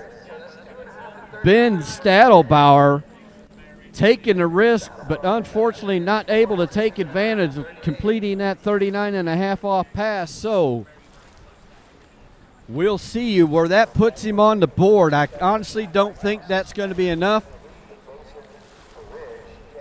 because he did not complete that 39.5 off. So that's going to bump his score back down. But you can see Ben, really a pretty good 1 ball there. And then 2, not bad looking either. Coming into 3, oh, just sitting back and losing the handle. I'm sure he's going to regret when he sees a replay of that. You can look up the archives later on, but don't do it now. Right now, your leaderboard update. Cale Burdick still sitting on top, 2 at 41. Brian Detrick, 1.5 at 41 in second. Terry Winter in third. Sean Hunter fourth. Nick Parsons, Chris Parrish tied together at 5th place. So that's your top 5 right now. We're going to take 5 out of the Ski Nautique preliminary round over to the international event tomorrow evening, the Morley U.S. Open Championships. And not only are we doing that here today as well, we're going to name the top 5 Open men's slalom skiers in the U.S. Nationals. It's put them on the podium this evening, putting medals around their neck as well. That's between all the U.S.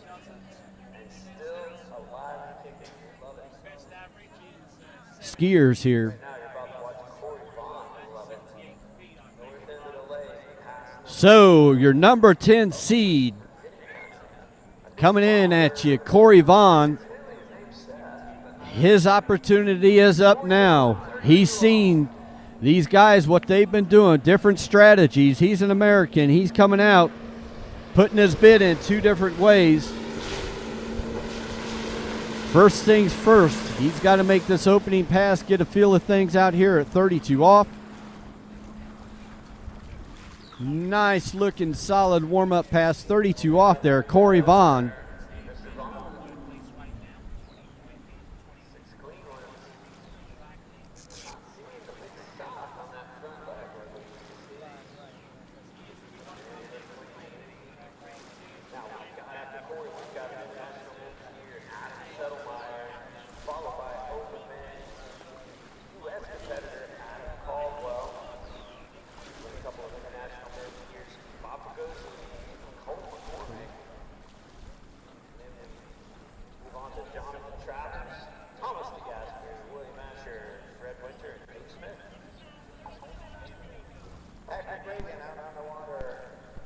So we're on the water with our number 10 seed. You're coming up with your top 10 open men, international and American skiers competing for their bid to get into the Morley U.S. Open Championships tomorrow evening. All the Americans also competing for the U.S. National Championships as well. This is 35 off. Corey Vaughn, he's an American wanting to get his hands in both of those. He's got to take his time, be smart, not overly aggressive, but not being too soft either, because the wind's going to eat you up. But right there, Corey Vaughn, 35 off.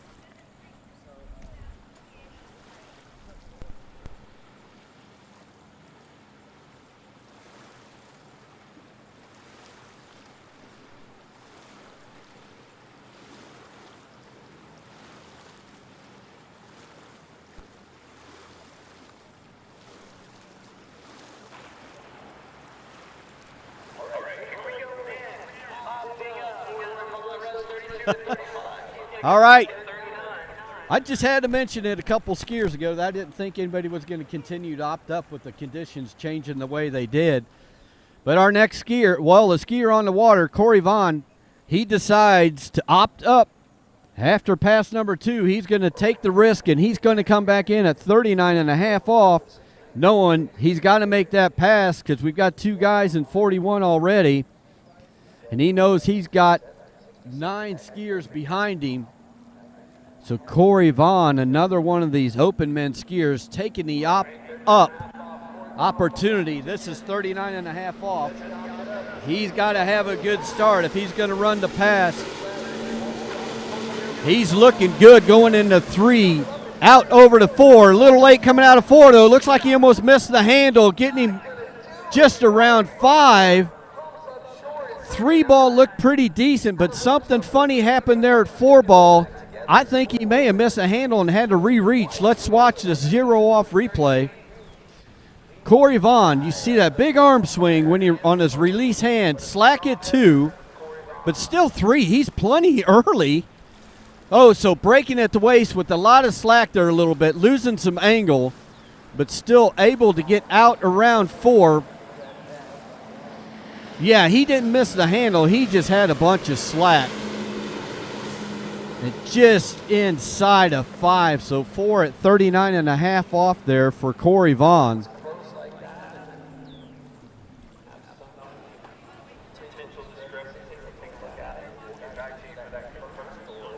They may review that, it sounds like, if they deem there's multiple different scores called in from the officials, or if there's official in the trailer watching video that can override the officials with a review. But right now, the official score for Corey Vaughn is 4 at 39.5 off. That's going to keep our leaderboard the same as it was before Corey went out. Cale in first, Brian in second, Terry in third, Sean in fourth, and tie for 5th, Nick and Chris in this Open Men Championship.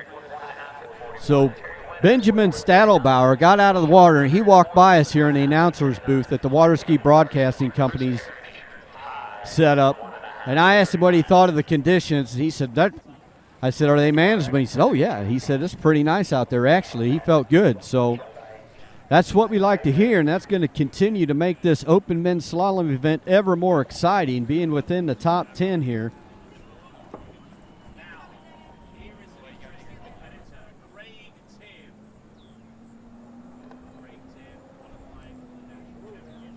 Here we go, our next skier in this Open Men. Adam Caldwell is what we're showing on the screen here at 32 off. So, Adam Settlemeyer, he was a scratch, bringing us right to Adam Caldwell. Adam running through his 32 off pass there, getting a feel of things.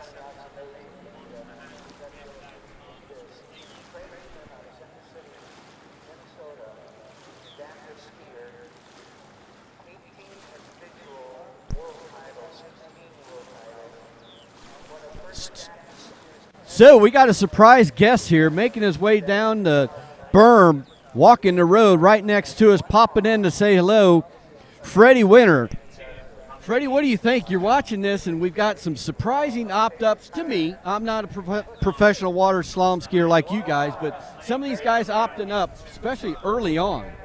I mean, it's windy. The crosswind's coming in. I've been trying to sort of figure out what the wind's doing, but I'm not surprised people are opting up. I mean, the thing is that at this point you don't know if you're going to need deep 41 or mid 41. So it's a tricky one. It's a really tricky one. I think I didn't expect Corey to opt up there, but I think like I say, it's a hard one. It's definitely tricky. This wind is not consistent by all means, so knowing you got to get through 39 for sure at the moment. Adam Caldwell coming in 35 off. He ran that 32 off. Now he's coming back in at 35. So he's making his way from round 5 over to 6, and the successful 35 off, as it appears from us, getting through that pass. So you're thinking mid to deep 41 is going to be enough to be top 5 to get into the Morley U.S. Open tomorrow night? That's what I would imagine. I mean, I'm kind of looking at 3. I've no idea. I mean, is the honest answer. I mean, I'm fortunate. I'm near the end, so I'm going to be able to see what's going on. But it was straight up and down the lake, which would make it really, really tricky up this near end. But there's that little bit of a side kick, which is going to make it a little bit easier because the wind just can't build all the way down. I don't think it's going to be. I think to get top 5, it's not going to be more than 3. I wouldn't have said at this stage. I could be wrong, but I think a full 3 boys could be it. So I think with that in mind, to be able to kind of to run 39 in the headwind, you got to then come back and run a full 3 tailwind. I mean, we're going to see, but that's a big ask too. So. Well, right now the lead's sitting with 2 at 41. Yeah, with about 10 skiers left. So I think it's risk and reward here, isn't it? You've got to really, that's where being in the middle of the order. You get it. You get a bit of a benefit. So I don't know. We'll see. Cool. I appreciate you stepping in. You want to make this call, Adam Caldwell, 38 off. All right, so he's getting so deep out of his 135. His offside's looking pretty good, but I mean, watch the angle his body has against the water out of here, and just doing a pretty damn good job. Didn't look. Oh my God! I was just thinking, I'm like, no dramas here, super easy, and then he comes into 5 and drops his whole body in. I mean, he took what I was saying to a bit of an extreme. Watch how easy he made this for these first few boys. It's just the announcer jinx you put off to him. I literally was about to say how easy it was. That sort of big push he does off the second wake. But I was just thinking, wow, no dramas here. And then he nearly fell in, and it just shows his strength to be able to hold on to it here. Watch him. I mean, that's an old school slam dunk turn. He's really deep there. It's amazing. And this was a guy that was in a crazy car crash towards the end of last year. I mean, really? Like we were talking about it earlier. So. He's no stranger to big impulses on his body, but this one he walked away from pretty well. Good for him. All right, so Adam getting through that 38, right? So we're going to be coming back in at 39 and a half. This is kind of that slight tail cross. Seems like it's blowing kind of more straight down the lake as I look here. It does seem to straighten up a little bit, and we can see as he gets up to boy 6 here, it's pretty windy. He's going to need to get a good gate here. He's obviously a lefty, so he's going to need to get that toe through really well over to 1. But he needs to run it. I mean, that's where we are. I think 2 people have run it so far, and he's rolling the dice. He's trying to run it tailwind, and that's a good one. And I mean, he's okay. I think he's in it to win it. That's for sure. Oh, the ski literally fully out of the water, and I can't believe he just ran that. It's the first guy to run it in the tailwind. That's unreal.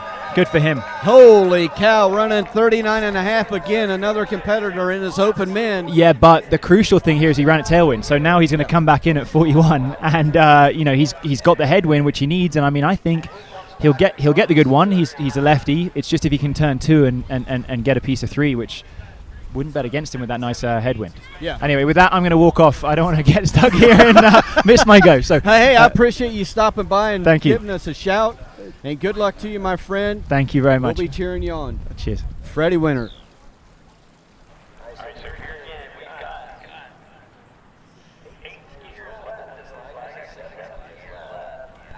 So you got to love it. These guys, good personality, open men water skiers stopping by. not hesitating to give us a little insight of what they're thinking about the conditions and about the scores that are set up so far here in this open men event. That's Freddie Winter. He's walking his way down towards the starting dock. He's the number 2 seed. He got a little nervous once he seen Adam Caldwell there run that 39.5 off. So this is 41 off. The money pass right now. He had a good start coming out of 1. Got pulled forward. He's still fighting to get throwing his body and still sliding. He slid, I'll say, at least 40 feet. My goodness. He's making sure he's got everything still intact. I can't wait to see the 0 off replay. He threw his hand up right away. He may be regretting it at this moment, but Adam Caldwell, whoo!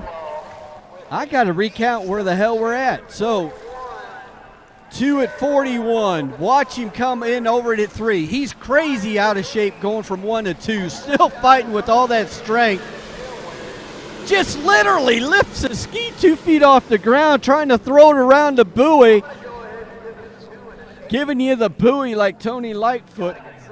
But going crazy. So 2 at 41 with the special kiss at the end, tying Cale Burdick. Watch his ski.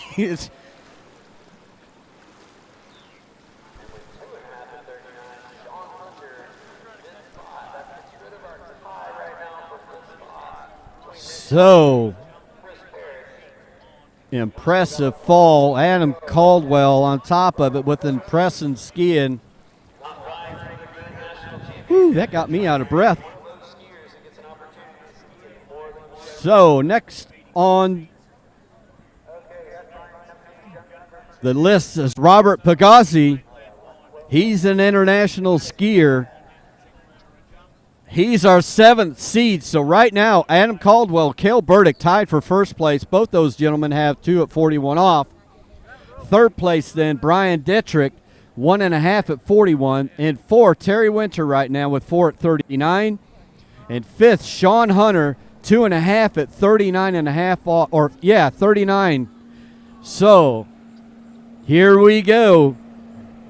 Robert Pagazzi, 35 off the dock.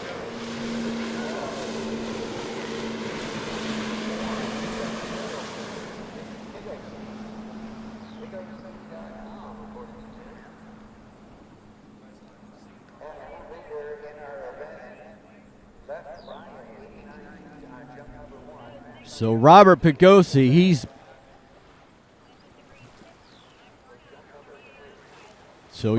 started 35 off. Robert Pagazzi, just seeing some spectacular skiing, tying the lead from Adam Caldwell as well as that crash. Risking everything to get a quarter buoy, but unfortunately just coming up short of getting that 1 quarter to take the lead. But still tied for the lead with Cale Burdick is Adam Caldwell. So making things very interesting out here in this open men's slalom event. For a while there, we thought it was just going to be an event of battle of the beast, getting through all the wind and bad conditions, but then breaking it open was Brian Dittrich when he opted up and ran 39.5, and since then the conditions have changed considerably. It's let up, and now these guys are showing us what they're made of. Right now, 38 off. This is a tailwind. Robert Pagazzi, he's making it. Oh, around 3, tough 3. He hooked the hell out of it. Now he's going around 5. Round 5, fighting his way over to 6.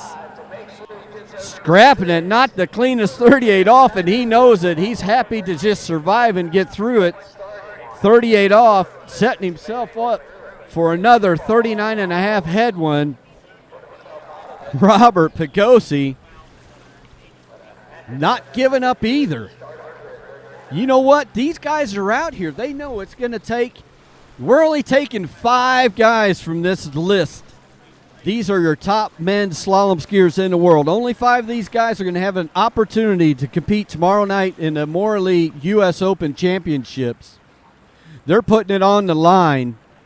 They want to go home with that U.S. Open medal and have the bragging rights for the rest of the year.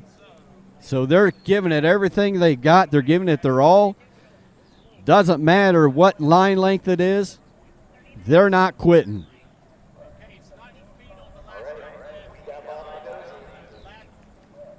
So Robert Pigosi, I think he's going to be at the white loop. That's 39.5 off.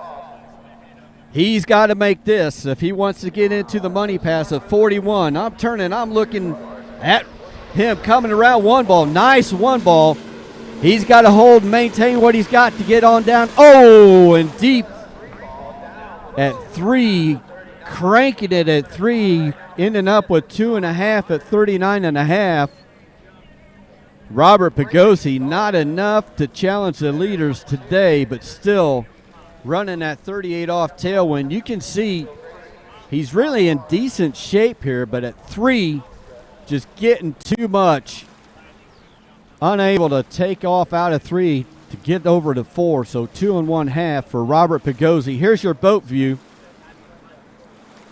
Little slack at one ball. It's a different look from the boat to what we're seeing on the shoreline. But he's still at 3. He wasn't in such bad shape that he had to really crank it as hard as he did.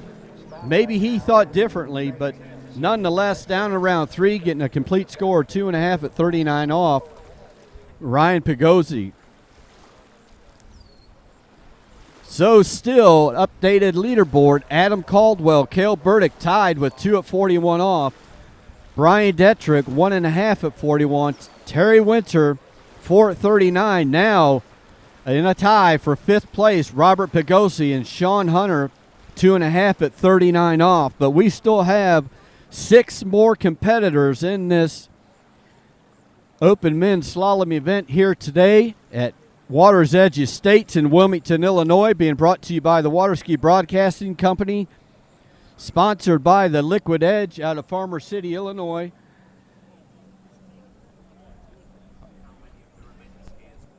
All right, we've got 6 skiers left. 2 of these are your top 2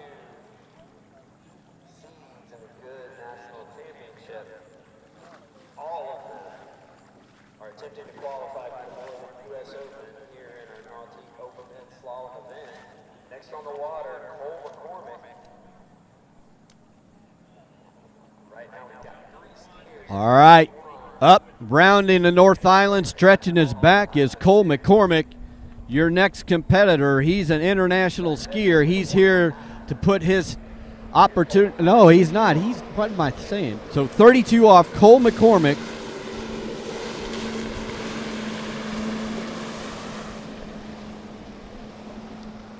So yes, an international competitor. Cole McCormick is Canadian. Coming around 6 at his opening pass, 32 off. Cole knows that he's going to have to run 39.5, most likely, to get able to be in the Morley U.S. Open Championships tomorrow, because we're only taking 5 from this complete group of open men skiers here. Skiing in the Ski Nautique preliminary round to take 5 into the U.S. Open.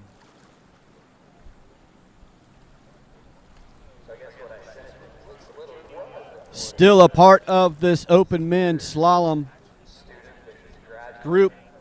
We've got the U.S. competitors skiing for the national podium spots and medals, which if you're breaking down that leaderboard so far, you know, we have 2 skiers left competing for that, so we could try and dissect that leaderboard to see who the top 5 are for the Nationals placements.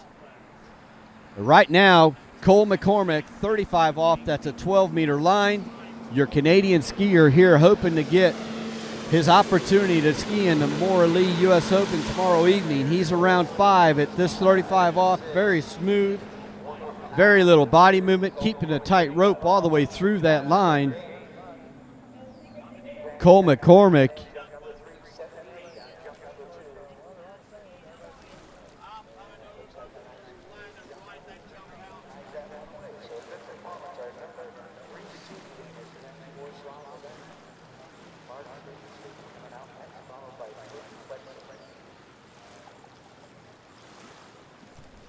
Don't forget, we're running 2 lakes here simultaneously live with no delay. On Lake 2, you got Tony Lightfoot. He's over there. He's calling the Men 4 jump event right now.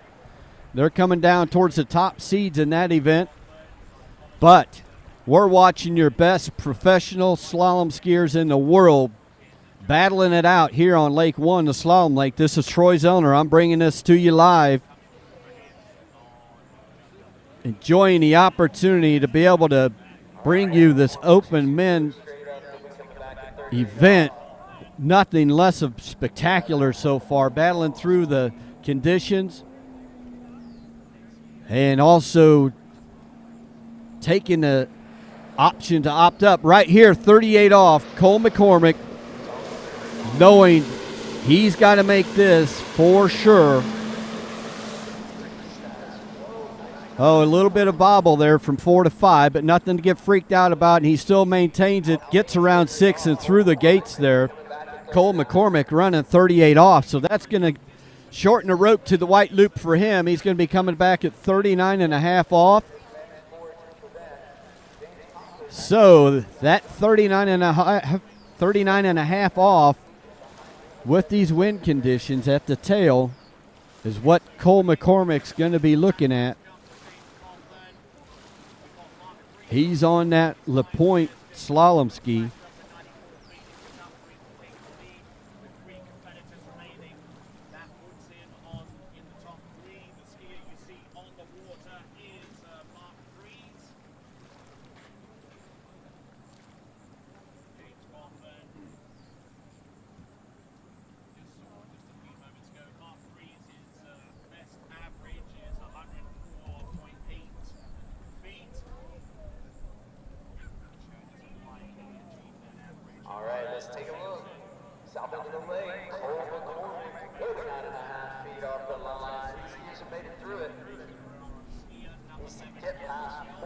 All right, our crowd standing on the shoreline. This is 39.5 off. This is a must-run pass.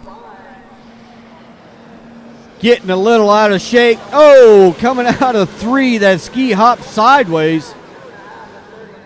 He got a little out of shape as he came around 2 ball, but was able still to get over to 3, and then it looked like his ski came out of the water, hopped sideways. Let's see. Here's your 0 off replay. Cole giving everything he's got. There you see, just a little out of shape. Now there's where that ski jumps sideways and then pitches him straight left, head first into the wake number 1. Cole McCormick, that's going to be 2 1/2, I believe, at 39.5 off. So right now, that 3-way tie in 5th between Sean Hunter, Robert Picozzi, Cole McCormick. All 3 of those guys tied with 2.5 at 39.5 off. But right now, we're entering the top 5. These are your top 5 world slalom skiers. They're at Wilmington, Illinois, coming in to make their bid to get their opportunity to ski in the Maura Lee U.S. Open tomorrow evening. And we talked to him quite a while earlier today during the women's event, Jonathan Travers. He's coming in 32 off. We'll see what he's got in his bag of tricks. He talked about he's been known to opt up periodically, but we'll see what he thinks after he gets a feel of things out there, making his way through opening pass and a fist pump, all for fun most likely. 32 off, John Travers.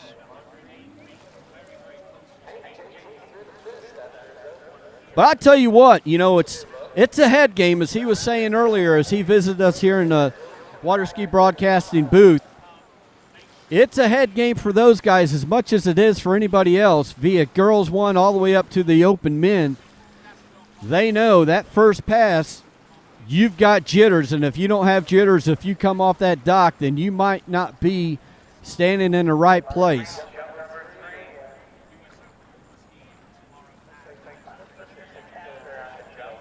So a different approach here.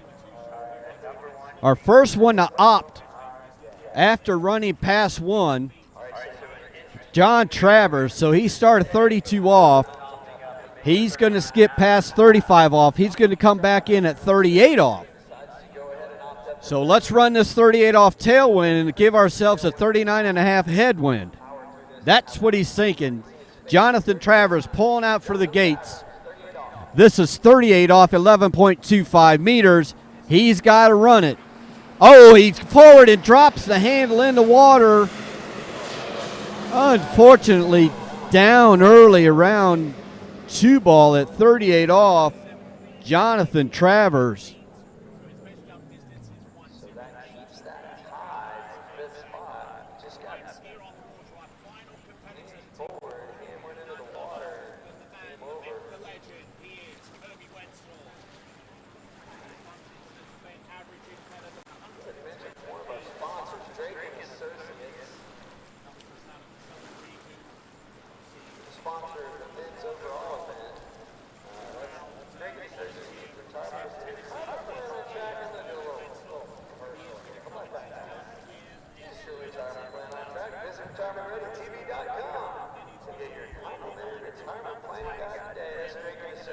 So we still have our 3-way tie here in 5th place.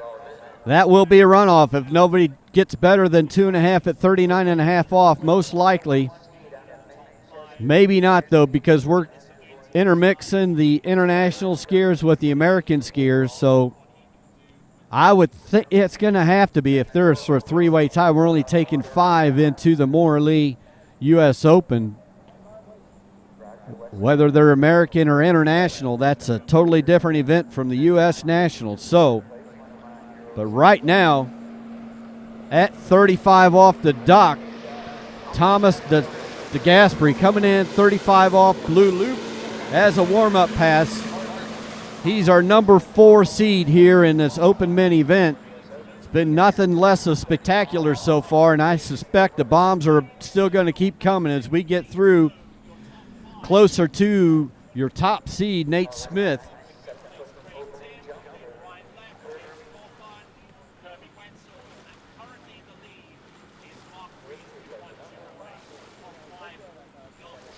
So having 3 skiers in 41 off, this 39.5 off pass is looking like it might be the must-run.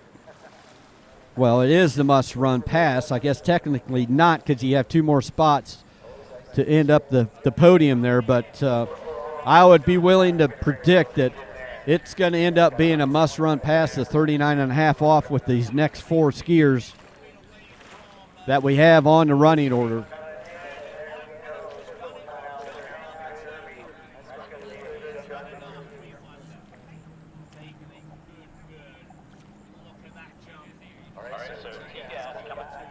All right.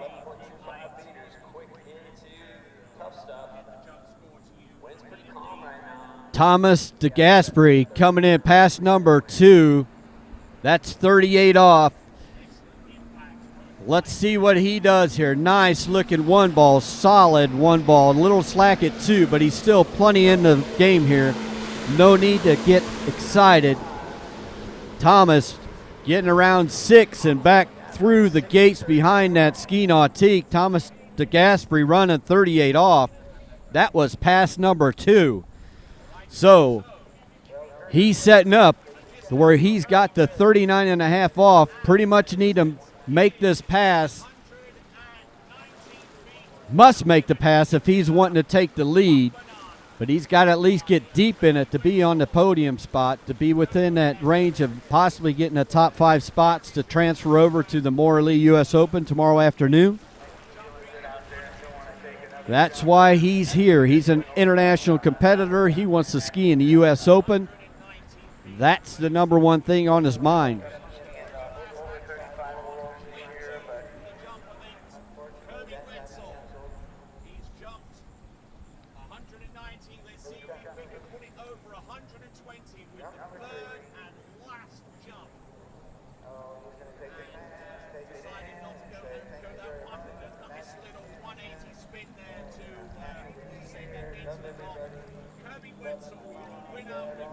All right, coming in, neutral color, 39.5 off, Thomas DeGasperi. He's going to get deep, I bet. He knows he wants to run or really has to run this 39.5 off. He's got a good start going. See if he can continue. Stay calm as he goes around 5, just to get enough around 6. And he does it, 39.5 off. A little head shake there saying, all right. He runs 39, and he's going to put himself in the spot to make a charge for these leaders in 41.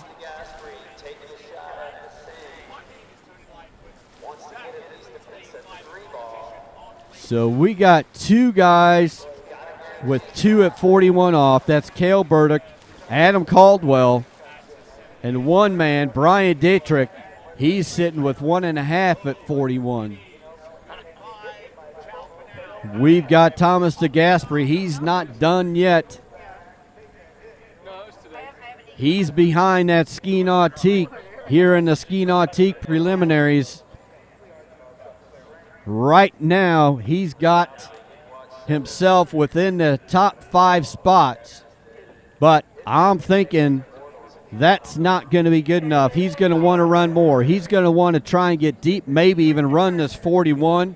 We have a little bit of wind, but definitely not enough to where they don't think they can run 41. So let's see what he does. How does he handle this one ball? Does he go for it? He's going to have to go for it, I would say. So 4-1, dropping the shoulder a little bit around the wakes, but he's still around 2, making his way. Looks to be inside 3, but he's not acting like it. We'll see what the officials call here. Thomas DeGasperi. Let's see what they say. There's one. Dropping the shoulders. Amazingly, still able to get around 2. Does he get around 3? The boat's going to be in. Oh, no, it's not. I missed it. I don't know if he did or not. I hear what they're calling in. So the score called in, 2 1/2 at 39.5 off. Thomas DeGasperi.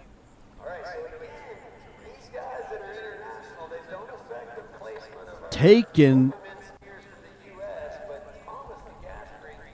Hold on, that was 2.5 at 41. I'm sorry.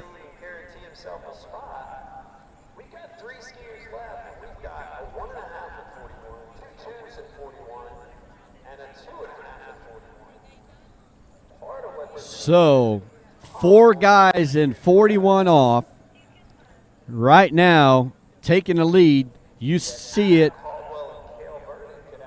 Hold it. We must have had a review. I heard 2.5 be calling in. So this scoreboard's showing 3 at 2 at 41 with Thomas DeGasperi, Adam Caldwell, and Cale Burdick. We'll see if we can't research that and double check it. But in the meantime, another.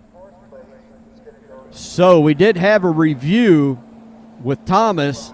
They reduced it to 2. So we got a 3-way tie right now, 2 at 41. Looking like we're going to have a runoff. Maybe not, because you got international guys in there that do not affect the national championships. So if we can cleanly decide who the top 5 are going to be to go into the Morley U.S. Open, there won't be any runoffs. But if we've got a tie down there at the bottom spot, we're going to have to run them off to get them into the Morley U.S. Open. Or if we have a tie making a determination who's going to be on the U.S. Nationals, podium spots. We'll have a runoff there. We've got two different events going on in this single open men event. Sounds confusing, but you've got U.S. Nationals going on as well as the ski nautique preliminary rounds in the open men's slalom to determine what 5 guys are going to ski in the Morley U.S. Open tomorrow evening. 3 guys tied in the lead right now with 2 at 41 off. We got Will Asher on the water. 2 guys after Will Asher, so we have 3 skiers left in this open men's slalom event. 1 on the water, 2 on the dock. Will Asher waiting to get up behind the ski nautique, make a pass down there alongside the exhibitor's tent.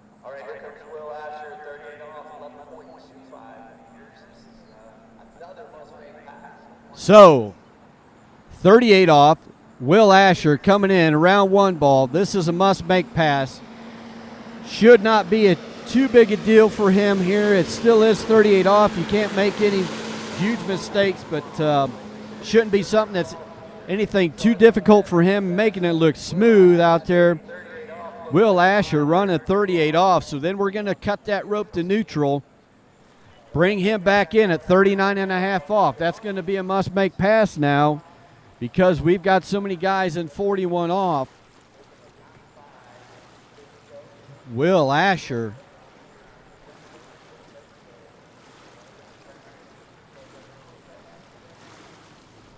completing 38 off. Then now he's going to have slight headwind, 39.5. You see these competitors down at the dock that gone earlier. That's Cale Burdick. He's in a 3-way tie right now. He may or may not have to ski again. Nate Smith getting his bib on. He's got an opportunity to come up here pretty quickly. He's your top seed in this open men slalom event. And showing you the syndicate as he sits in the hole, Will Asher.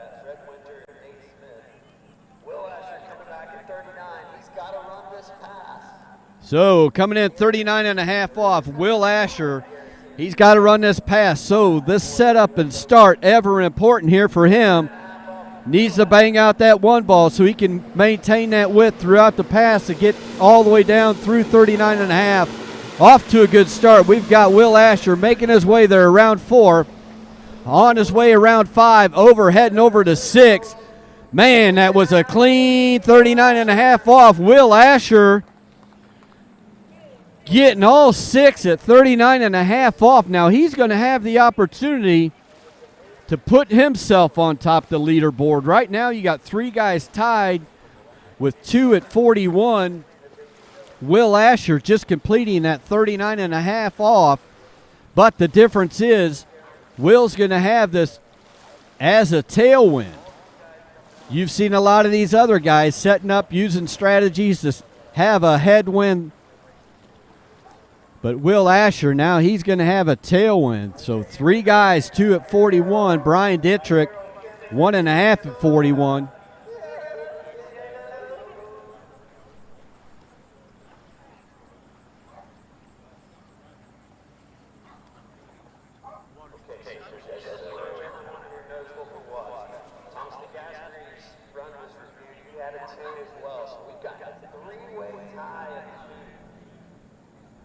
Here we go. Will Asher's up. He's adjusted his shorts.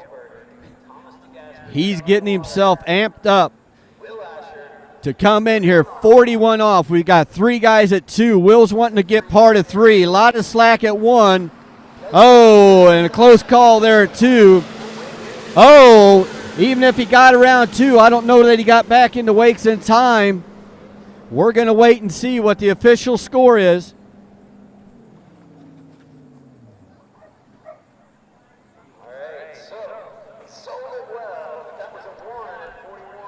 Oh, inside a 2 ball, the judges caught it, so they're saying, I got to agree with them there, 1 at 41 off. Will Asher, another skier, and 41 off. So, all these guys at 41 off So the next two guys down at the dock, Freddie Winter and Nate Smith, know that they must run 39.5 off to be able to have that opportunity to advance out of this Ski Nautique prelims into the finals tomorrow at the Morley U.S. Open. As you see the zero-off replay by Will Asher.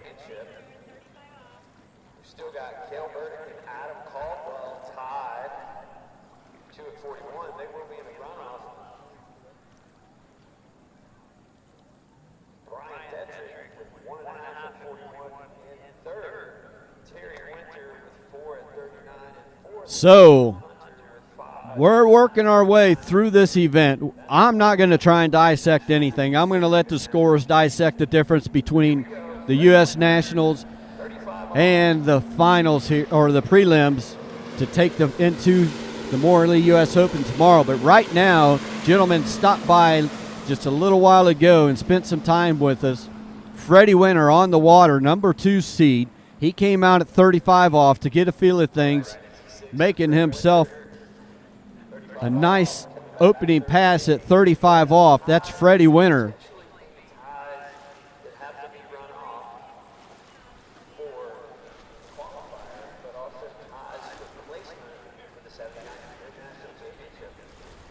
So we'll see. Freddie Winters, his prediction was something midway through 41 off. So far, he's right. I thought he was a little short in that prediction with way things were stacking up here, but still, we got 3 guys with 2 at 41 setting the pace here in the lead with a 3-way tie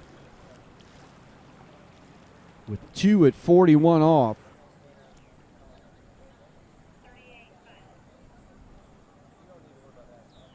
So cutting the rope from 35 off. He's going to be coming in 38 off. Just trying to get a feel for things. Freddie Winter, pass number 2.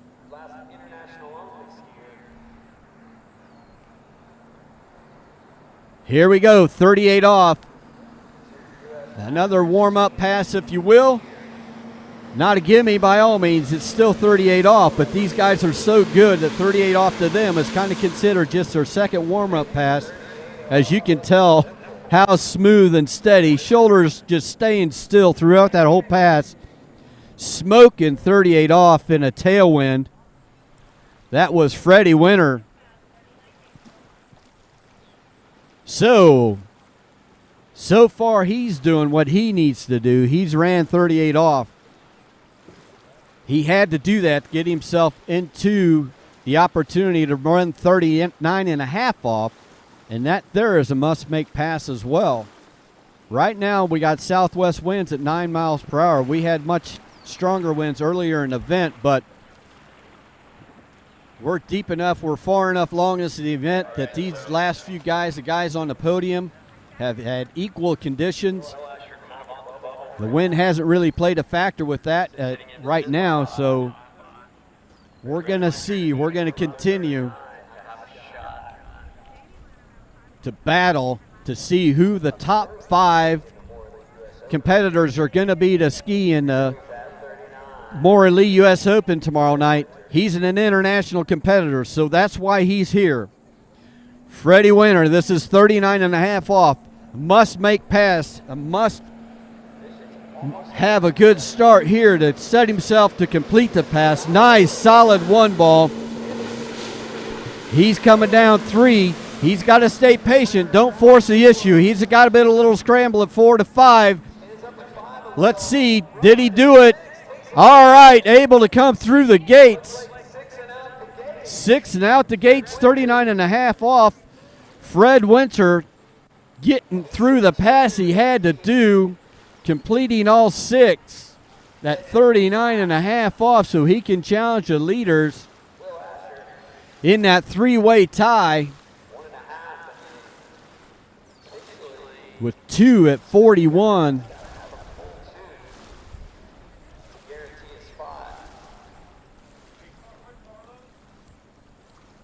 So, yeah, if he gets part of 3, he's going to take the lead If he gets 2, he's going to have the opportunity to ski again tomorrow night.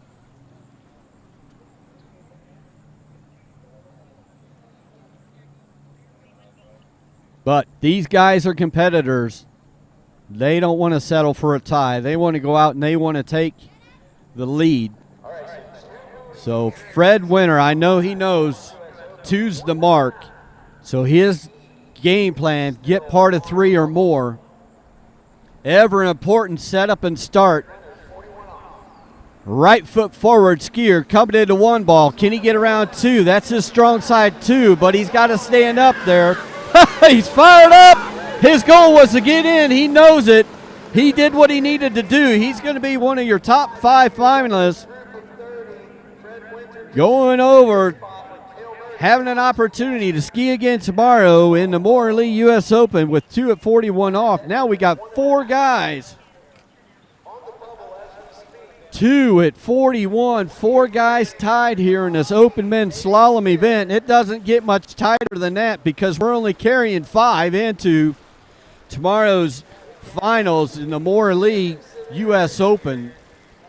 You can see it right there. Fred Winter, Thomas DeGasperi, Adam Caldwell, Cale Burdick, all 4 guys running 2 at 41 off. And sitting in 5th place right now on the bubble, Brian Dietrich with 1.5 at 41. Now, if any of those guys in that top 4 event, you've got a couple Americans, they'll probably be coming out to have a runoff to determine the podium for the U.S. Nationals. But we don't know what spot that would be for because we have our last skier in the Open Men's coming up. He's a U.S. citizen. That's Nate Smith. So he still has an opportunity to win the Nationals.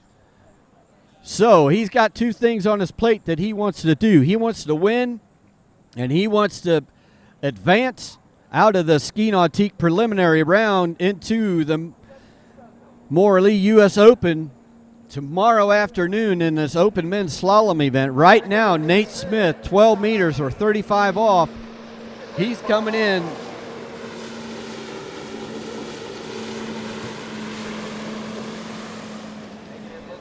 No stranger to pressure, no stranger to being the top seed. Nate Smith, just calm and cool.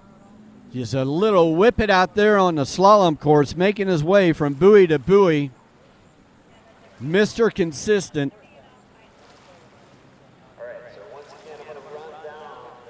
So clean and smooth. One of your best slalom skiers in the world. Makes it look so easy that it's nearly impossible to try and learn anything as an amateur to figure out what his secrets are to be able to ski way he does so consistently time and time again. That's Nate Smith.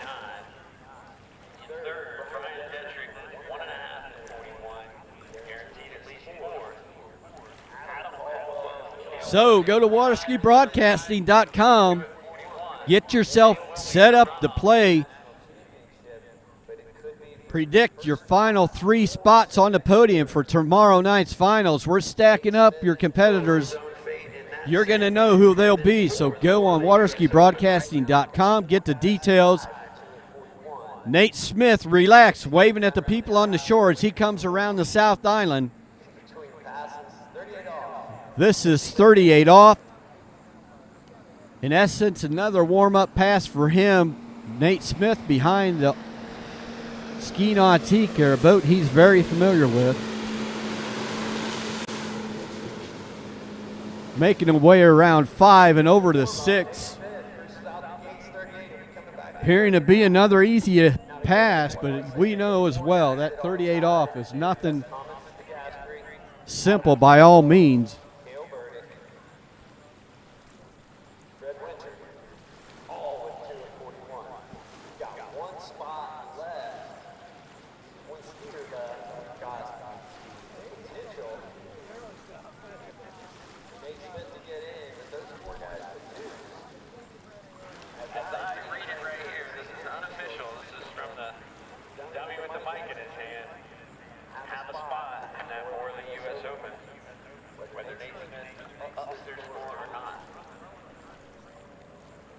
All right, Nate Smith completing his first 2 passes. He started 35 off. He just ran 38 off. That means he's set up to have this 39.5 off into the headwind. He knows he must run that.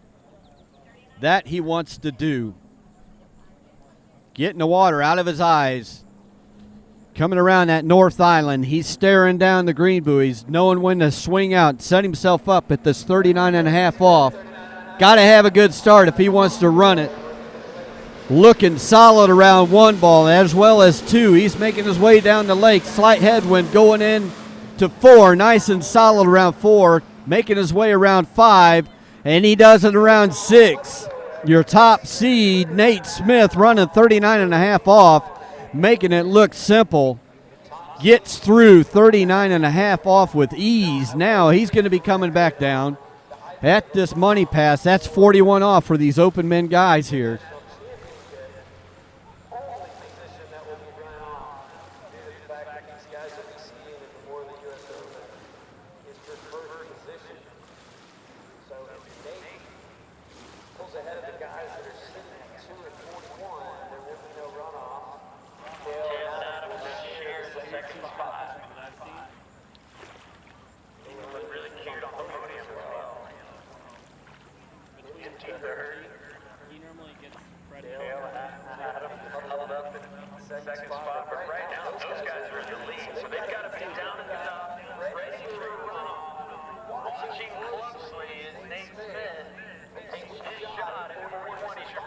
All right, here we go. You see the shoreline all looking to the south because you got Nate Smith. He just ran through 39.5. He knows that the leaders right now are at 2 at 41 off. We got guys that are tied 2 at 41 off. That's your lead. Nate Smith coming in at 41. So he wants to get part of 3. Here we go. Little loose line, but he's still good. He's out. He's making his way around 3. Waving. He's going to run it. Maybe he will. Maybe he won't. I don't know, but he's going to sure try. Oh, and popping the handle right back to the back of the boat. You heard it hit the fiberglass. 4.5 at 41 off, putting a show on there. Nate Smith. He scores the most buoys here in this preliminary ski nautique round, getting himself in to the finals for tomorrow night to compete in the Morley U.S. Open Championships. But we still have, so the international event's over, so we still have the U.S. Nationals still in this open men event. So we've got some ties here. We got to sort through this to see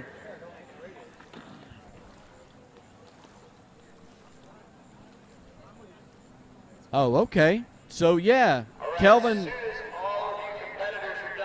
sets me up. There's no runoffs. The only runoffs we were going to have for the U.S. Nationals if it was for first place.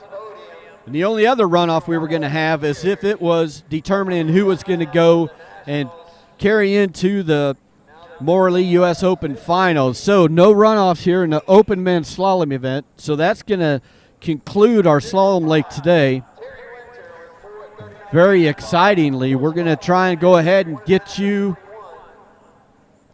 an unofficial setup here for the top 5 guys to carry into the Morley U.S. Open. So Nate Smith, you see him there at that 41 off. His final pass, watch him come out of 5 ball here. Watch that handle recoil back and smack the back of the boat. Wallop! Right there.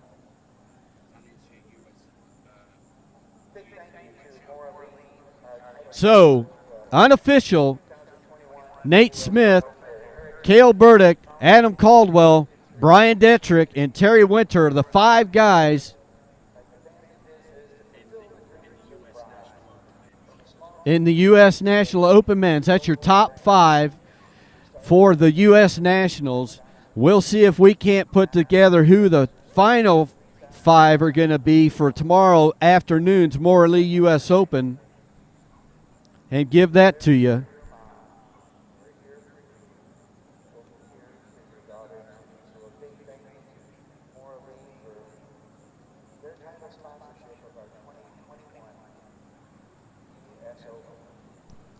All right, so here's your leaderboard. Nate Smith, Fred Winter, Tom DeGasperi, Adam Caldwell, and Cale Burdick.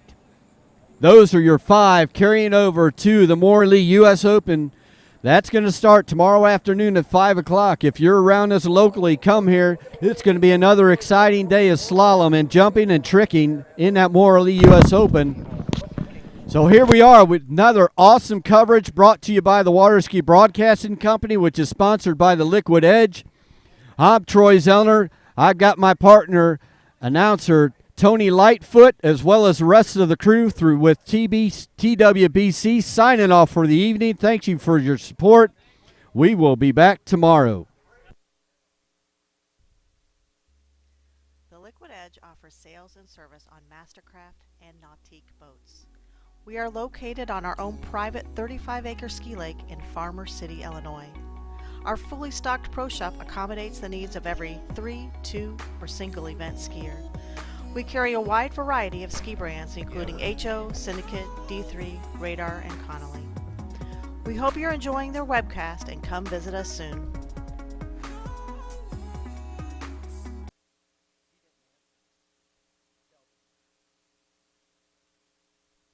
All right, here we're back live real quick right now, straight off the water, still dripping off of his lovely, pretty head of hair there, Nate Smith. Man, oh man, that was an exciting Open Men's Slalom event from up here.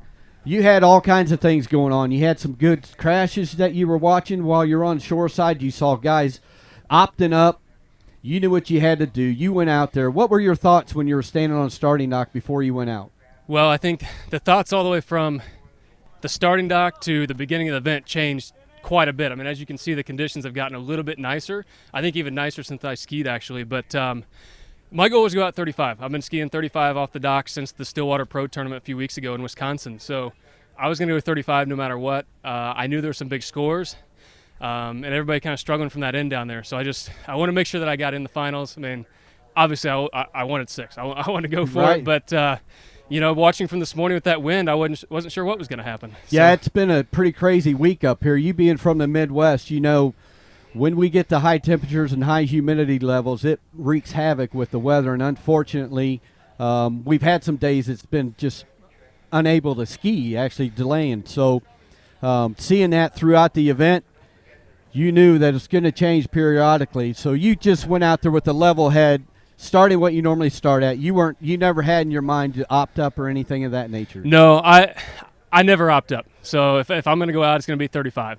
Gotcha. or 32. So I've never had it in my head to go opt up. It's just a different rhythm that I don't really, really feel like doing. So well, so it's half the challenge is the mental part of it. Your brain's the strongest muscle in your body. So to be consistent and able to know and have that in the back of your mind. And another thought in your mind is just another thing that you got to try and put behind you eventually once you make that decision. But sometimes it's just not that easy. Yeah, so, I mean, I was back and forth. I know when Cale went out in the water trying to figure out what he was going to do, and when he went out and then ran 2 at 41, I'm thinking, okay, well, do I go 32 or do I take 41 the same way he was? And but, watching him do it, you just knew that it could be done, like – It definitely can be done if you just put your mind to it and get out there and do it. So well, it's awesome. You got 2 Indiana guys here. You know each other well. You feed off each other's vibes.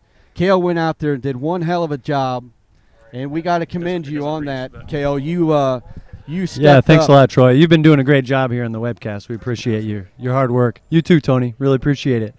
Oh, man. So, yeah, actually, kudos to Brian Detrick, who went out and ran the first 39, because that's what makes it what gives you the confidence to go out there and do it yourself. Well, definitely it's going to put your energy at a different level when you see somebody out there. That opened up the can of beans, as I said, when he opted up and then more or less surprisingly, ran that in the conditions it was at the time. So really you guys fed off that, and you knew at that point you're able to go run 39 and knew you had to run 39. Oh, yeah. And then I saw Nate turn 2 ball, and I said, oh, it's over.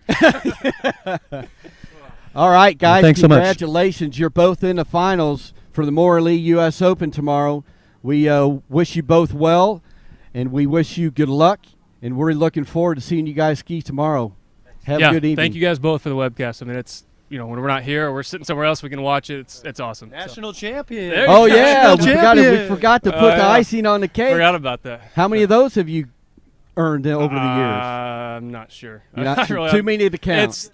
It's not that. I mean, maybe 5 or 6 or something. I'm not sure. Oh, you know? You're not counting, are you? No. No, I think it's got to be more as well. I was hoping he might stand up at 2 and we'd have a 3-way runoff for the championship there. Last time you and I had a runoff, you beat me here. So well, not letting that happen.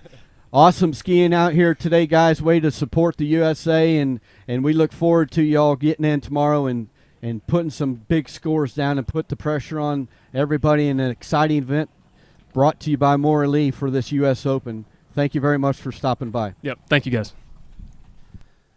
So there we go. That's a wrap on the Ski Nautique preliminary rounds. We've got the stage set for the Morley U.S. Open tomorrow afternoon between the tricks events and the slalom events. We're going to be bringing them to you live as well. Everybody enjoy your evening, and we'll be bright and shiny early 7 a.m. tomorrow, starting again with the U.S. Nationals. Have a good evening. When asked about retirement, most people worry about one thing. Do I have enough money? Am I going to be okay? But there are more things to consider, like inflation, taxes, and when should you take Social Security? We at Drake & Associates want to help. Visit us at wealthwisconsin.com for a list of upcoming classes or to schedule a complimentary consultation and learn how you could retire happy and worry-free. That's wealthwisconsin.com.